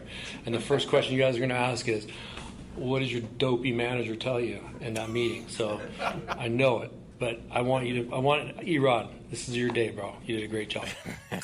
What did you say? How you like that? What did your dopey manager tell you in that meeting? Look, we've known Torey every single day since he's taken the Diamondbacks manager's job 10 years ago. The move he made in Chicago was very unusual. It was very unusual for Torey Lovullo to call in all 5 of his starting pitchers. And as he described it yesterday, it was a very one-sided conversation. Eduardo Rodriguez was asked about it last night. He's like, look, I don't want to say we got yelled at, but to a man, we kind of got yelled at a little bit. Nobody wants, we're all professionals here. We don't want to get yelled at. And that's not exactly what went down, but we kind of did. Yeah. He kind of let us have it for how poor the starting pitching has been. Is that the reason why Eduardo Rodriguez had one of his best starts in a Diamondbacks uniform? Probably not. But because both happened around each other, people are putting 1 and 1 and they're getting 2, Sometimes you need to tell guys they're not playing very well. Sometimes you need to be like, you got to be honest with them. I was at an event with Mark Grace a couple of weeks ago, and Grace was telling me the story that one day he was in a slump and he wasn't playing very well, and he's sitting in his locker. He's got his head down. All of a sudden, he sees this pair of shoes, just these pair of really nice, shiny shoes right there. He's looking. All he saw was the shoes. And he looks up, and it's Mr. Colangelo. He goes, you suck right now. Like, you're really killing us. He goes, yes, Mr. Colangelo, I know. Like, you got to play better. Like, yeah, I know. I got to play. And Gracie told me that story. I was just laughing my ass off. I was just laughing so hard because – that's what's got to happen. Sometimes you need to be told you're playing. Now, some guys don't handle that very well. I mean, every player is differently, right? But some players are going to respond to it, and you want to be honest with those players. That's what made it unusual for Torey. Because, say whatever you want. I know Torey Lovullo, with certain segments of the Diamondback fan population, Torey Lovullo is not a very popular guy. I get it. I don't have my head in the sand. I understand that a lot of people call for Torey Lovullo to get fired all the time, et cetera, et cetera. The one thing he's really, really good at, is like that interpersonal communication and understanding a room and understanding that when I address John Gambadoro is how different than I address Lauren Koval, is different than I address Mitch Varela, because you're all different people and you all have different buttons to push. What made it unusual was I'm going to take all 5 of my starters. Yeah. I'm going to take Kelly and Gallen and Erod and Soroka and Ryan. And tell them they all suck at the same time. At the same time, I'm going to let you all have it. So it's not one person. It's not on you. It's on all of you. You all stink. You're not massaging the message to fit the player that you're speaking to. You're just kind of letting them all have it. At least that's how it was perceived by some. And that's different. And we'll again, if Soroka has success tonight, was it going to happen anyway, or did it happen because Torey let him have it? I don't know. That's one of those that's hard to tell. There are absolutely people that get more motivated by somebody telling you that you're not doing well and you have to do better because they want to prove them wrong. Nobody wants to be bad. Nobody wants to suck at what they do. And sometimes you need a kick in the head. Can't coddle everybody. Like in this day, like it's too much coddling. No. Like there's no reason why you can't. You suck right now. You got to play better. Yeah. You just got to play better. Yeah, and I don't think Torey coddles everybody, but I think he knows which guys kind of need the pat on the back and which guys need the kick in the ass. True. You know, like and sometimes even the guys who need the pat on the back actually, in fact, need a kick in the ass, and and it sounds like that's what happened the other day. Erod talked about it, and he said, like what I had mentioned earlier, nobody wants to get yelled at, but that's when we losing and we pitching kind of that struggle a little bit. We all gonna go out there and execute it, and especially we all are grown men, so you never want to get never wasn't yelled at, but if it feels like that.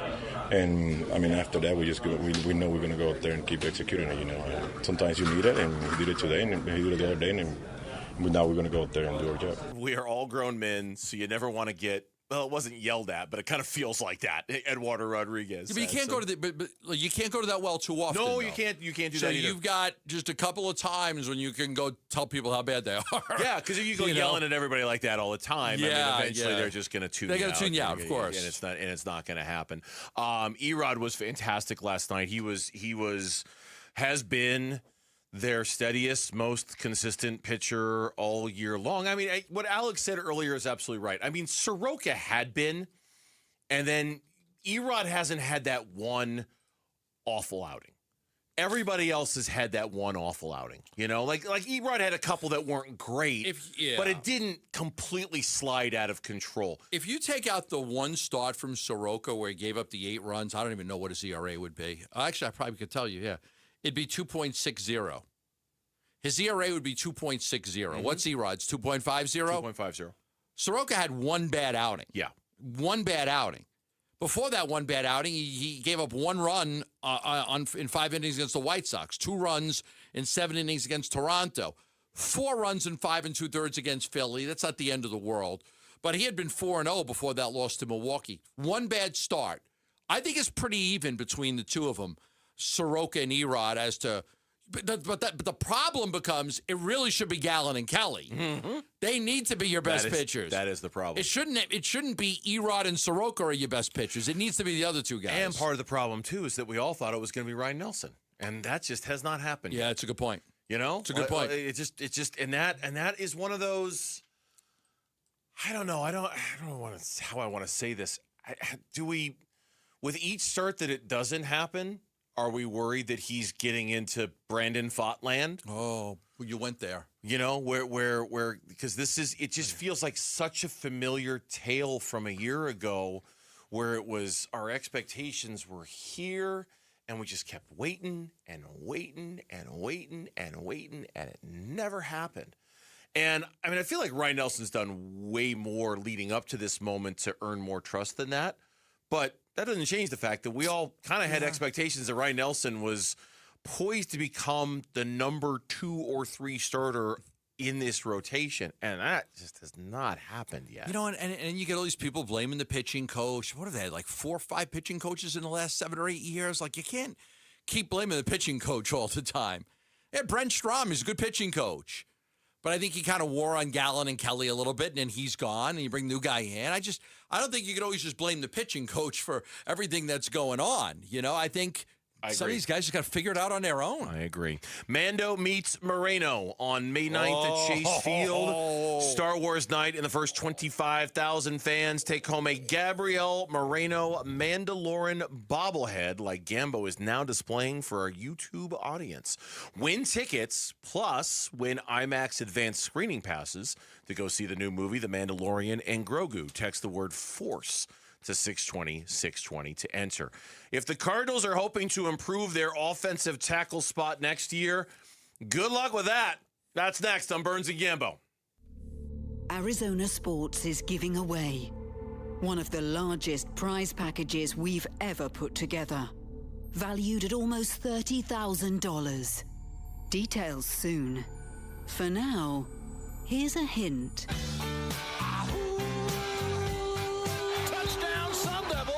Keep watching and listening for Arizona Sports to reveal more. And make sure your passport is up to date. Ladies and gentlemen, this is the captain speaking. September in London, weather is perfect, and we'll be landing shortly. Yeah, you look at the weather map and you're like, oh no, here it comes. Oh boy. Yep. It's here. Yeah, it's here.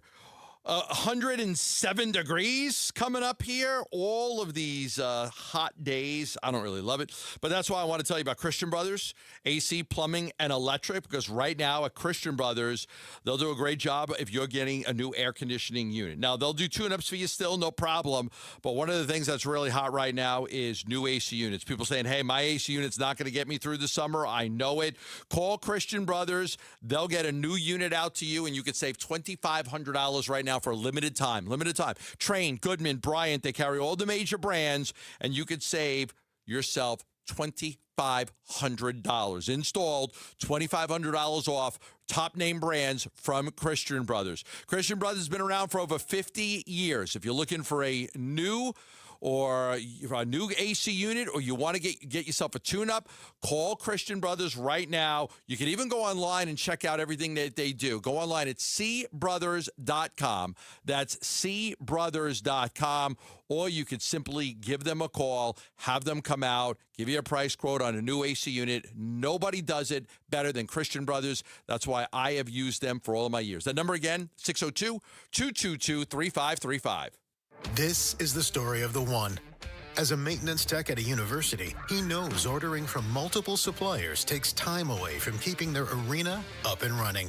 That's why he counts on Grainger to get everything he needs, from lighting and HVAC parts to plumbing supplies, all in one place. And with fast, dependable delivery, he's stocked and ready for the next tip-off. Call 1-800-GRAINGER, click Grainger.com, or just stop by. Grainger, for the ones who get it done. Workdays can be unpredictable, but your workwear shouldn't be. With the Cintas Apparel Plus program, you'll have freshly laundered garments for everyone on your team delivered every week. Cintas has workwear for just about any job imaginable, with high-performance fabrics and an uncompromising fit that stretches and moves with you. Don't leave looking and feeling good to chance. Visit Cintas.com. Oh, I'm ready! And get ready for the workday. Hey, I'm Ron Wolfley, and I'm sitting here with Garrett Lee, co-owner of Moving Team 6. Moving season is quickly approaching, and I didn't even know there was a moving season. How would you advise people? Actually, the month of May is National Moving Month. That's right, we have a National Moving Month. Yes, we will be busy this summer, so we always recommend calling us as soon as possible. Let us come out, do an on-site estimate. Let us meet you. If you've got a move coming up, go to movingteam6.com for more information. Your move is our mission. Progressive knows life takes you in many directions. Bear right at exit 32, then begin to wonder why you never bought a fish tank. In 1.3 miles, you'll realize you've been mispronouncing epitome your whole life. At the roundabout, you will remember you said something at dinner you wish you hadn't, and will think about it for decades. You have arrived at your destination, but it turns out there really is no destination, and life just keeps going. Wherever life takes you, protect your home and auto with a bundle from Progressive. Progressive Casualty Insurance Company, affiliates, and other insurers. Not available in all states or situations. Join us at Camping World's Red, White, and New Trade event, our biggest trade event of the year, May 14th through the 17th. Trade in your RV and get the highest value guaranteed. Then upgrade for less with new RVs starting as low as $94 a month. Plus, take 25% off select maintenance services. Save up to 40% on camp-ready must-haves. And enter to win a new RV. Don't miss the Red, White, and New Trade event at your local Camping World, May 14th through the 17th. We'll see you there. Luke Lipinski back to tell you about Twin Peaks, your lodge away from home, where you can catch all the action going on in the sports world right now in a high-energy, fun, and friendly atmosphere with the scenic views that make Twin Peaks famous. Plus, they've got an entire menu made for MVPs, including burgers, stacked high and cooked to order, smoked in-house wings and brisket, and happy hour deals. What more could you possibly ask for? Twin Peaks has you covered with 5 convenient Phoenix locations now, so there's one nearby wherever you are in the valley. Twin Peaks, eats, drinks, scenic views. I'm Mitch Varel. With Trending Now. It's presented by Parker & Sons Heating, Cooling, Plumbing, and Electrical. Game 2 of the Diamondbacks series with the Pittsburgh Pirates at Chase Field is coming up in just about an hour from now. Diamondbacks are also looking for their first series win since the middle of April if they could get the win tonight. Michael Soroka will start things off on the mound. He'll go against the reigning Cy Young winner in the National League, Paul Skeens. First pitch is at 6:40. Pre-game coverage will start at 6. You can listen to it all right here on 98.7 FM and on the Arizona Sports app. In case you missed it earlier, ASU men's basketball coach Randy Bennett gave his first media interview today with Burns and Gambo. First media interview since he was hired by the university. You can listen to that full conversation right now on the Arizona Sports app or wherever you get your podcasts. Bennett will also be introduced in a press conference tomorrow morning. And checking in on the NBA playoffs, we've reached halftime at Madison Square Garden, and that tight contest continues to be a tight contest. I'm running out of superlatives, sorry. But the 76ers are leading the Knicks by 1 point, 62-61. No Joel Embiid for Philadelphia, so this is quite the effort put forth by Philly. Knicks lead in that series 1-0. Coming up at 6:30, Timberwolves and Spurs game 2 from San Antonio. Timberwolves have the 1-0 advantage there. And then checking the ice really quickly, Buffalo is looking pretty good in game 1 against the Canadiens. Sabres up 4-1 with about 7 minutes to go in the second period. And then Ducks and Golden Knights game 2, 6:30 puck drop tonight from Las Vegas. And that is what's trending now. Arizona Sports, the local sports leader. Burns and Gambo, what's on tonight? What's on tonight? The games that we're going to watch this evening, brought to you by Global Credit Union. Explore the benefits of becoming a member by going to globalcu.org. Your world of financial possibilities. D-backs baseball, game 2. Michael Soroka, Paul Skeens, live from Chase Field, going for their first series win in their last 5 series. They've lost 3 and split their last 4. Haven't won last 3 and split, so yes. So this will be their first in their last 5 if they're able to win the game tonight. Yeah, go beat Paul Skeens. Let's get back on track. Get another good pitching performance, hopefully out of Soroka, and try to scratch out a close win because they're very good at those. That game starts at 6:40. Mitch just mentioned it a second ago. They're at the half. The Philadelphia 76ers not getting blown out of this one. 62-61, they have the lead over the New York Knicks. No Joel Embiid, and they're actually ahead of the Knicks right now at the Garden. Interesting. They are. Remember, I said this after they got blown out in Game 1. They had just played the 7-game series against the Celtics. Not a lot of turnover time. They only had the one day. Then they had to play the Knicks, who were rested and waiting for them. And so they took it on the chin in that first game. They seem to be back right now. Tyrese Maxey has 19 at the break. Kelly Oubre Jr., former son, has 10 points. Paul George has 13 in that one. That's going on right now. And then later tonight, it is game 2 between the Timberwolves and the Spurs. Minnesota leads that series 1-0 and looking to go up 2-0 as they head home. We'll see if they can pull that magic trick. And Finch, you only get a few shots. He took his one shot at Wemby, and the refs with hey, those are goaltending. They're goaltending. What did he say, 4 of the 12 he thought were 4 goaltending? 4 of the 12, half. He said half of the 12 were goaltending. Half of the 12? Well, I thought it was 4. But if 4 of them were goaltending, that's a third of their points. That's a third of the baskets, whatever he said. But yeah, just trying to get the officials, trying to get them. Hey, that's goaltending. That's goaltending. And there's a couple of NHL games on tonight as well. Game 1 between the Buffalo Sabres and the Montreal Canadiens. Montreal Canadiens. And Buffalo is one of the best stories in the NHL. 4-1. They're winning right now in the second period of that one. Ducks Golden Knights, game 2 coming up later. Vegas leads that series 1 game to none. Yeah, the Buffalo Sabres. Cool story. Not just because of Josh Doan, but just a cool story. It's been a long time since Buffalo has been this good in hockey. With Dominic Hasek in goal when they made it to the finals. Yeah. And, of course, they had that the French Connection line, which was a great line with Martin and Parole, and that was a terrific line for them. I remember Pierre Turgeon playing for them, Pat LaFontaine playing for them. When I think of the Montreal Canadiens, I always think of Guy Lafleur. Guy Lafleur. Guy Lafleur. I was just like, we have a Mike Lafleur, but they had a Guy Lafleur. Is he like a distant cousin? Guy Lafleur. To Mike and Matt? Is there some sort of family tree where they're related? Kenny Dryden and Nat. Had some great teams. That's what's on tonight. NHL, NBA playoffs, Diamondbacks baseball. We'll be back tomorrow. Not quite at 2 o'clock. It's a day game for the D-backs. We'll be on after the Diamondbacks game. We've talked a little bit today about the future of the Arizona Cardinals, like the future a year from now of the Arizona Cardinals.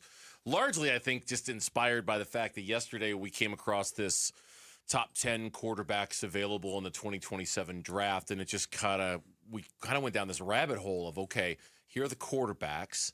And then you found a story about here are the offensive skill players that are available. 10 top offensive skill players. There are a bunch of great wide receivers. So if you luck out and Carson Beck is your guy, next year is a great year to get a wide receiver in case Marvin Harrison Jr. is not the guy. It's also a good year to get an offensive lineman.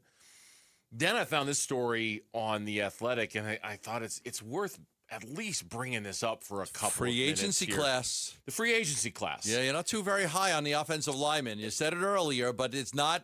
It doesn't look right now. Again, this is still a full season to be played, but it doesn't look like there's going to be a lot of good offensive linemen available in free agency. The Athletic released the top 30 free agents for the 2027 offseason. Now, caveat number 1.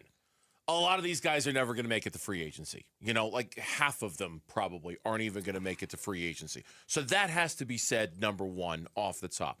Number 2, it should also be pointed out, the Arizona Cardinals are expected to have a lot of money next year in free agency. But point number 3, and it's the biggest one, of the top 30 free agents next year, only 1 tackle, 1, made not only the top 30, but also the honorable mentions, which included another 15 names, give or take. So of the top 45 projected free agents in March of 2027, 1 offensive tackle. And it's Brian O'Neill of the Vikings, and he's older and gets hurt quite a bit anyway and might not be a great investment as it is. If the Cardinals are thinking they're going into free agency next year, finding their starting right tackle, I got news for them. I don't know if it's going to be that easy, Gambo. The tough thing about tackles is very rarely do the great ones ever change teams. Yep.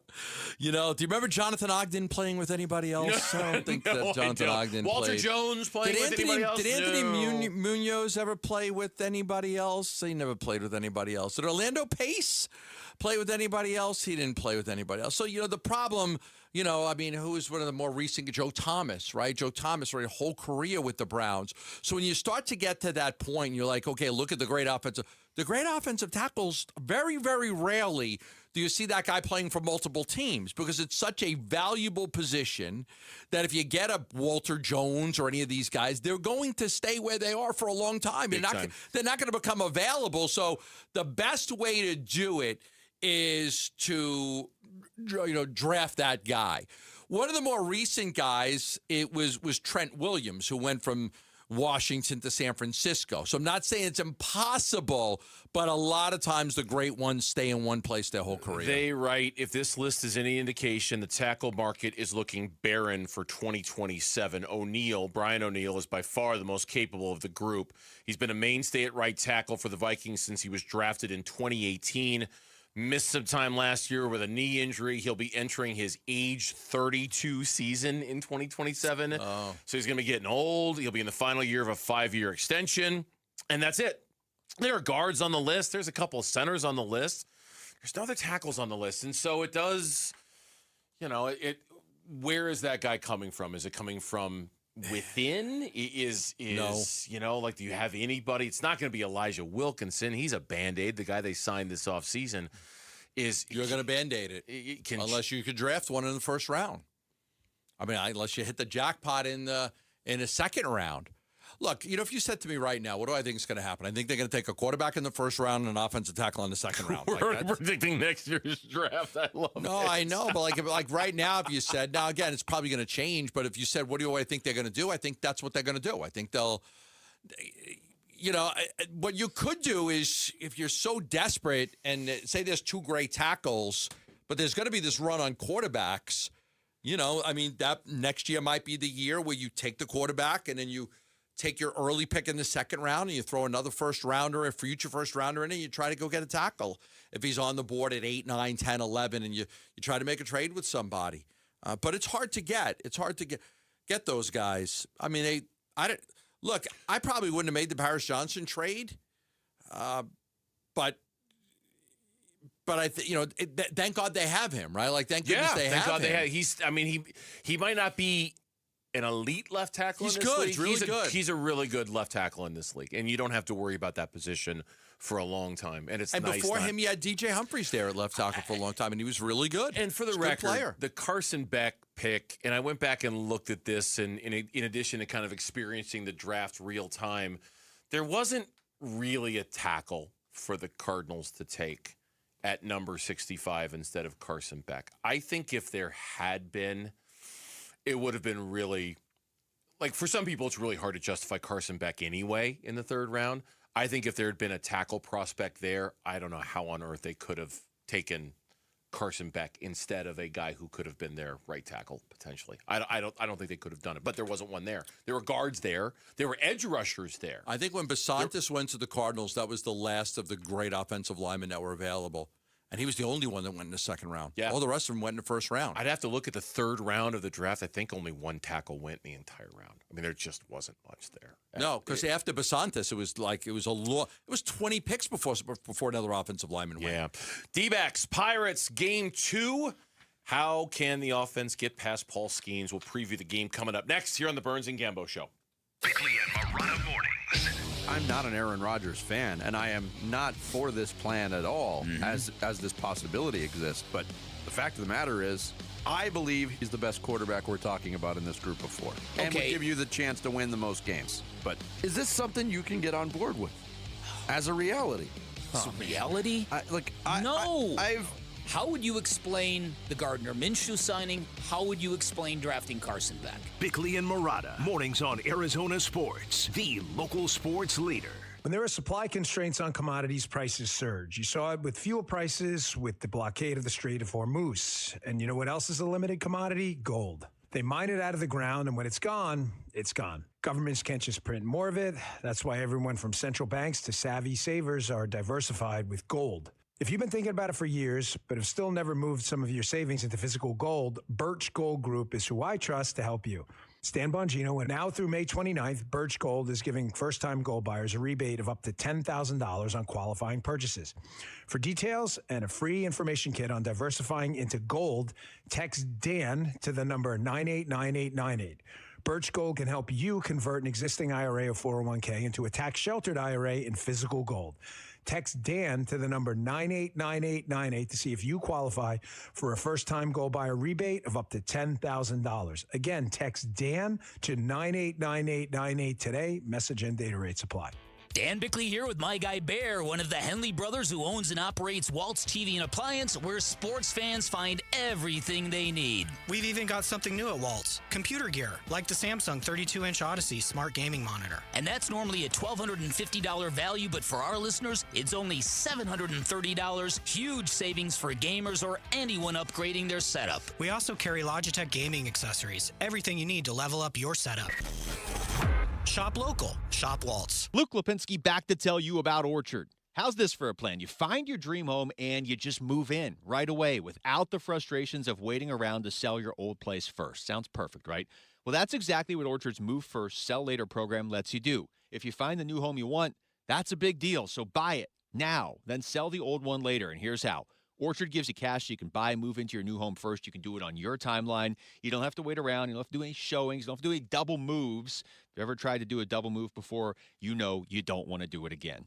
Then the Orchard experts take it from there. They handle repairs on your old home, and they make price-boosting upgrades. Once they're done, a local Orchard agent will list and sell your home for top dollar, and they can do that because their agents are some of the most experienced around town with smart tools and products to help you attract the right kinds of buyers. Orchard's Move First program gives you the freedom to sell your old home later so you can focus on buying and moving into your new home now. If you're ready to find out how much your home is worth, visit Orchard.com for your free home valuation. That's Orchard.com. Support comes from Amazon Business. You can't rely on guesswork to run your business. With Smart Business Buying, innovative AI tools optimize your purchasing experience, paired with delivery options built for business. Empower your team today. Learn more at AmazonBusiness.com. Are you afraid of running out of money in retirement? If so, you're not alone. In fact, studies show it's people's #1 concern. But there is a solution.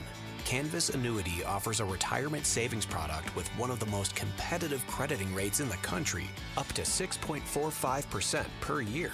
The best part is, you can get access to these industry-leading rates online in a few simple steps by visiting canvasannuity.com. Great rates, simple online products. To hydrate or caffeinate? Why not both? New Sonic Refreshers blend real fruit with a splash of energizing green tea. Try it sparkling or still in 3 mouth-watering flavors: berry citrus, mango peach, or strawberry passion fruit.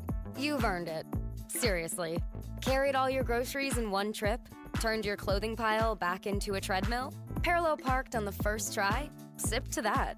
All new Sonic Refreshers. Live free, eat Sonic. You wanna live free? Nowhere can you buy a GMC for less than at Liberty GMC. Dave Burns here for Liberty GMC in Peoria, 87th Avenue and West Bell Road, or online all the time at libertygmcaz.com. Check out this brand new feature they have, concierge service. Liberty GMC will pick up your vehicle, perform the service, and return it to you. Perfect if you crave that convenience because your time is valuable. Schedule online at libertygmcaz.com or visit them in Peoria, 87th Avenue and West Bell Road. GMC, we are professional grade.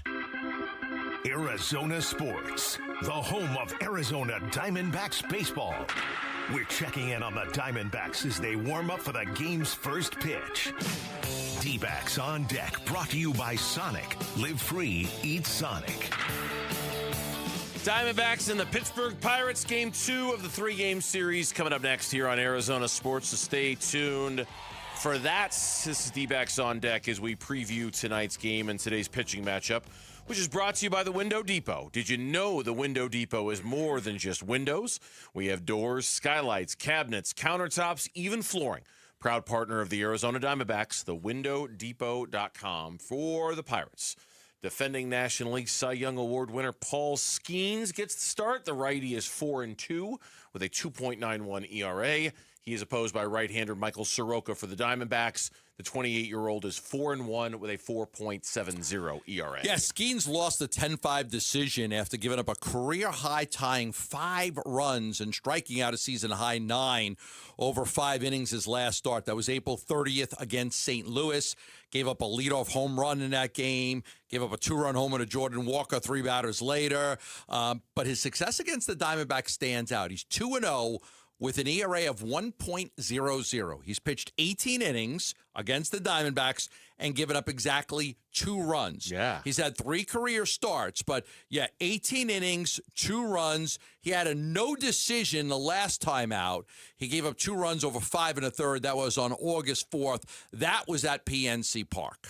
20 strikeouts in those 18 innings against the Diamondbacks. Yeah, he won a 10-1 decision after striking out 7 batters on May 28th here at Chase Field. So the last time he was at Chase, Pirates won 10-1. He struck out 7. He went 6 2/3 scoreless innings. Yeah, getting him out of the game. I don't want to step on the keys to the game, but getting him out of the game would be imperative for the Arizona Diamondbacks. That's it. There's your key to the Good game. night, Good night, everybody. Yeah, no, not quite. Michael Soroka, on the other hand, had been pitching very, very well for the D-backs up until his last outing against Milwaukee. Yeah. Just a blip. I mean, I think his numbers were fantastic. He had all of his outings, like the previous 6, I think there was 1 outing which gave up like 4 runs. Against Philly, yeah. But that was it. Outside of that, he had been terrific. I'm going to write that one off as he just He just got overwhelmed and had to take him out of the game, but he should be sharp because he didn't throw a lot of pitches. The Philly start was the one where it was actually, in a weird way, it was one of his best starts of the season because he gave up those 4 runs early and then was able shut to him down get for 4 past innings, it, right? Yeah. Shut him down for 4 innings after that and did a really good job of minimizing that and putting it in his rearview mirror and kind of putting it behind him. So, again, if the Diamondbacks are able to win tonight's game, it'll be their first series victory out of their last 5. This is also when the Pittsburgh Pirates, really the last, and this doesn't mean they're going to do well. This guarantees no success, but this kind of puts a close to the brutal start to the schedule that we've been talking about for the Diamondbacks since 2 weeks to go in spring training. We all looked at the first 11 series of the season and we're like, man, that's really a rough way to start. Once they're done with this, and because the Mets have been so epically bad, once they're done with the Pirates, the schedule really lightens up for the next 2 to 3 weeks, and below 500 teams. Yeah, maybe gives them an opportunity to make some hay and pad some numbers and do some things. Bring like on that. Those Colorado Rockies. Bring on those San Francisco Giants. Give me the Giants. Don't sleep on the Rockies. I'm dead serious. You know what? Don't sleep on the subway. You're not wrong. Don't the Rockies? They've got some guys. They got a ton of guys, but they got some guys to watch out for. Got to be top 5 pitching staff right now. Which top is 5. Crazy. It's not going to last. It's crazy to think about it that way. But yeah, they've got a couple guys who have been getting it done. Today's injury report is brought to you by Barrow Neurological Institute. Learn more at barrowneuro.org. Nothing new to add to the injury report today based off of the reporting that you had yesterday of the guys. Everything's kind of status quo from the last 24 hours or so. Yeah, I think we're looking at, Santana coming back, soon. And then I think early June I had Pavin Smith, Jordan Lawler, and A.J. Puck as guys that I expect to be back in early June. I'll use this opportunity to give you the lineup, though. Perdomo is batting leadoff. Marte is at second, batting second. Carroll's in right, batting third. Del Castillo is the designated hitter, followed by Ildemaro Vargas at first base and Lourdes Gurriel Jr. in left. Arenado at third. Gabby Moreno at catcher. Alec Thomas in center field. So it's Perdomo, Marte, Carroll, Del Castillo, Vargas, Gurriel, Arenado, Moreno, and Alec Thomas, your lineup tonight. Again, with no new injuries to report. Your MLB standings, they're brought to you by Liberty GMC, where the deals are a home run and nowhere can you buy a new GMC for less. Diamondbacks start the day today 17-17, even 500, 4.5 games back of the LA Dodgers for first in the National League West, while the Pittsburgh Pirates still 2 games over 500, 19-17, but still in dead last in their division, despite the fact that 2 games better than the Diamondbacks in the standings. Wild card, real quick. I know it's too early to look at this, but I'm going to do it anyway.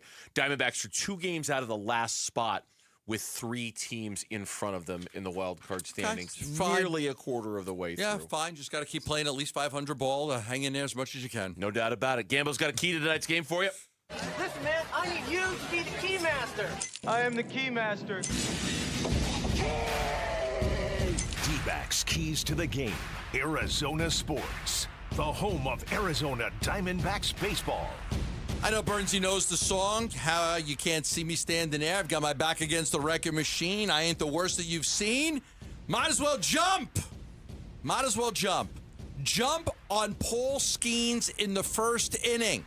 You're not going to believe this. Paul Skeens' ERA from the second inning on this is incredible. His ERA is 0.99. It's less than 1 run per game from the second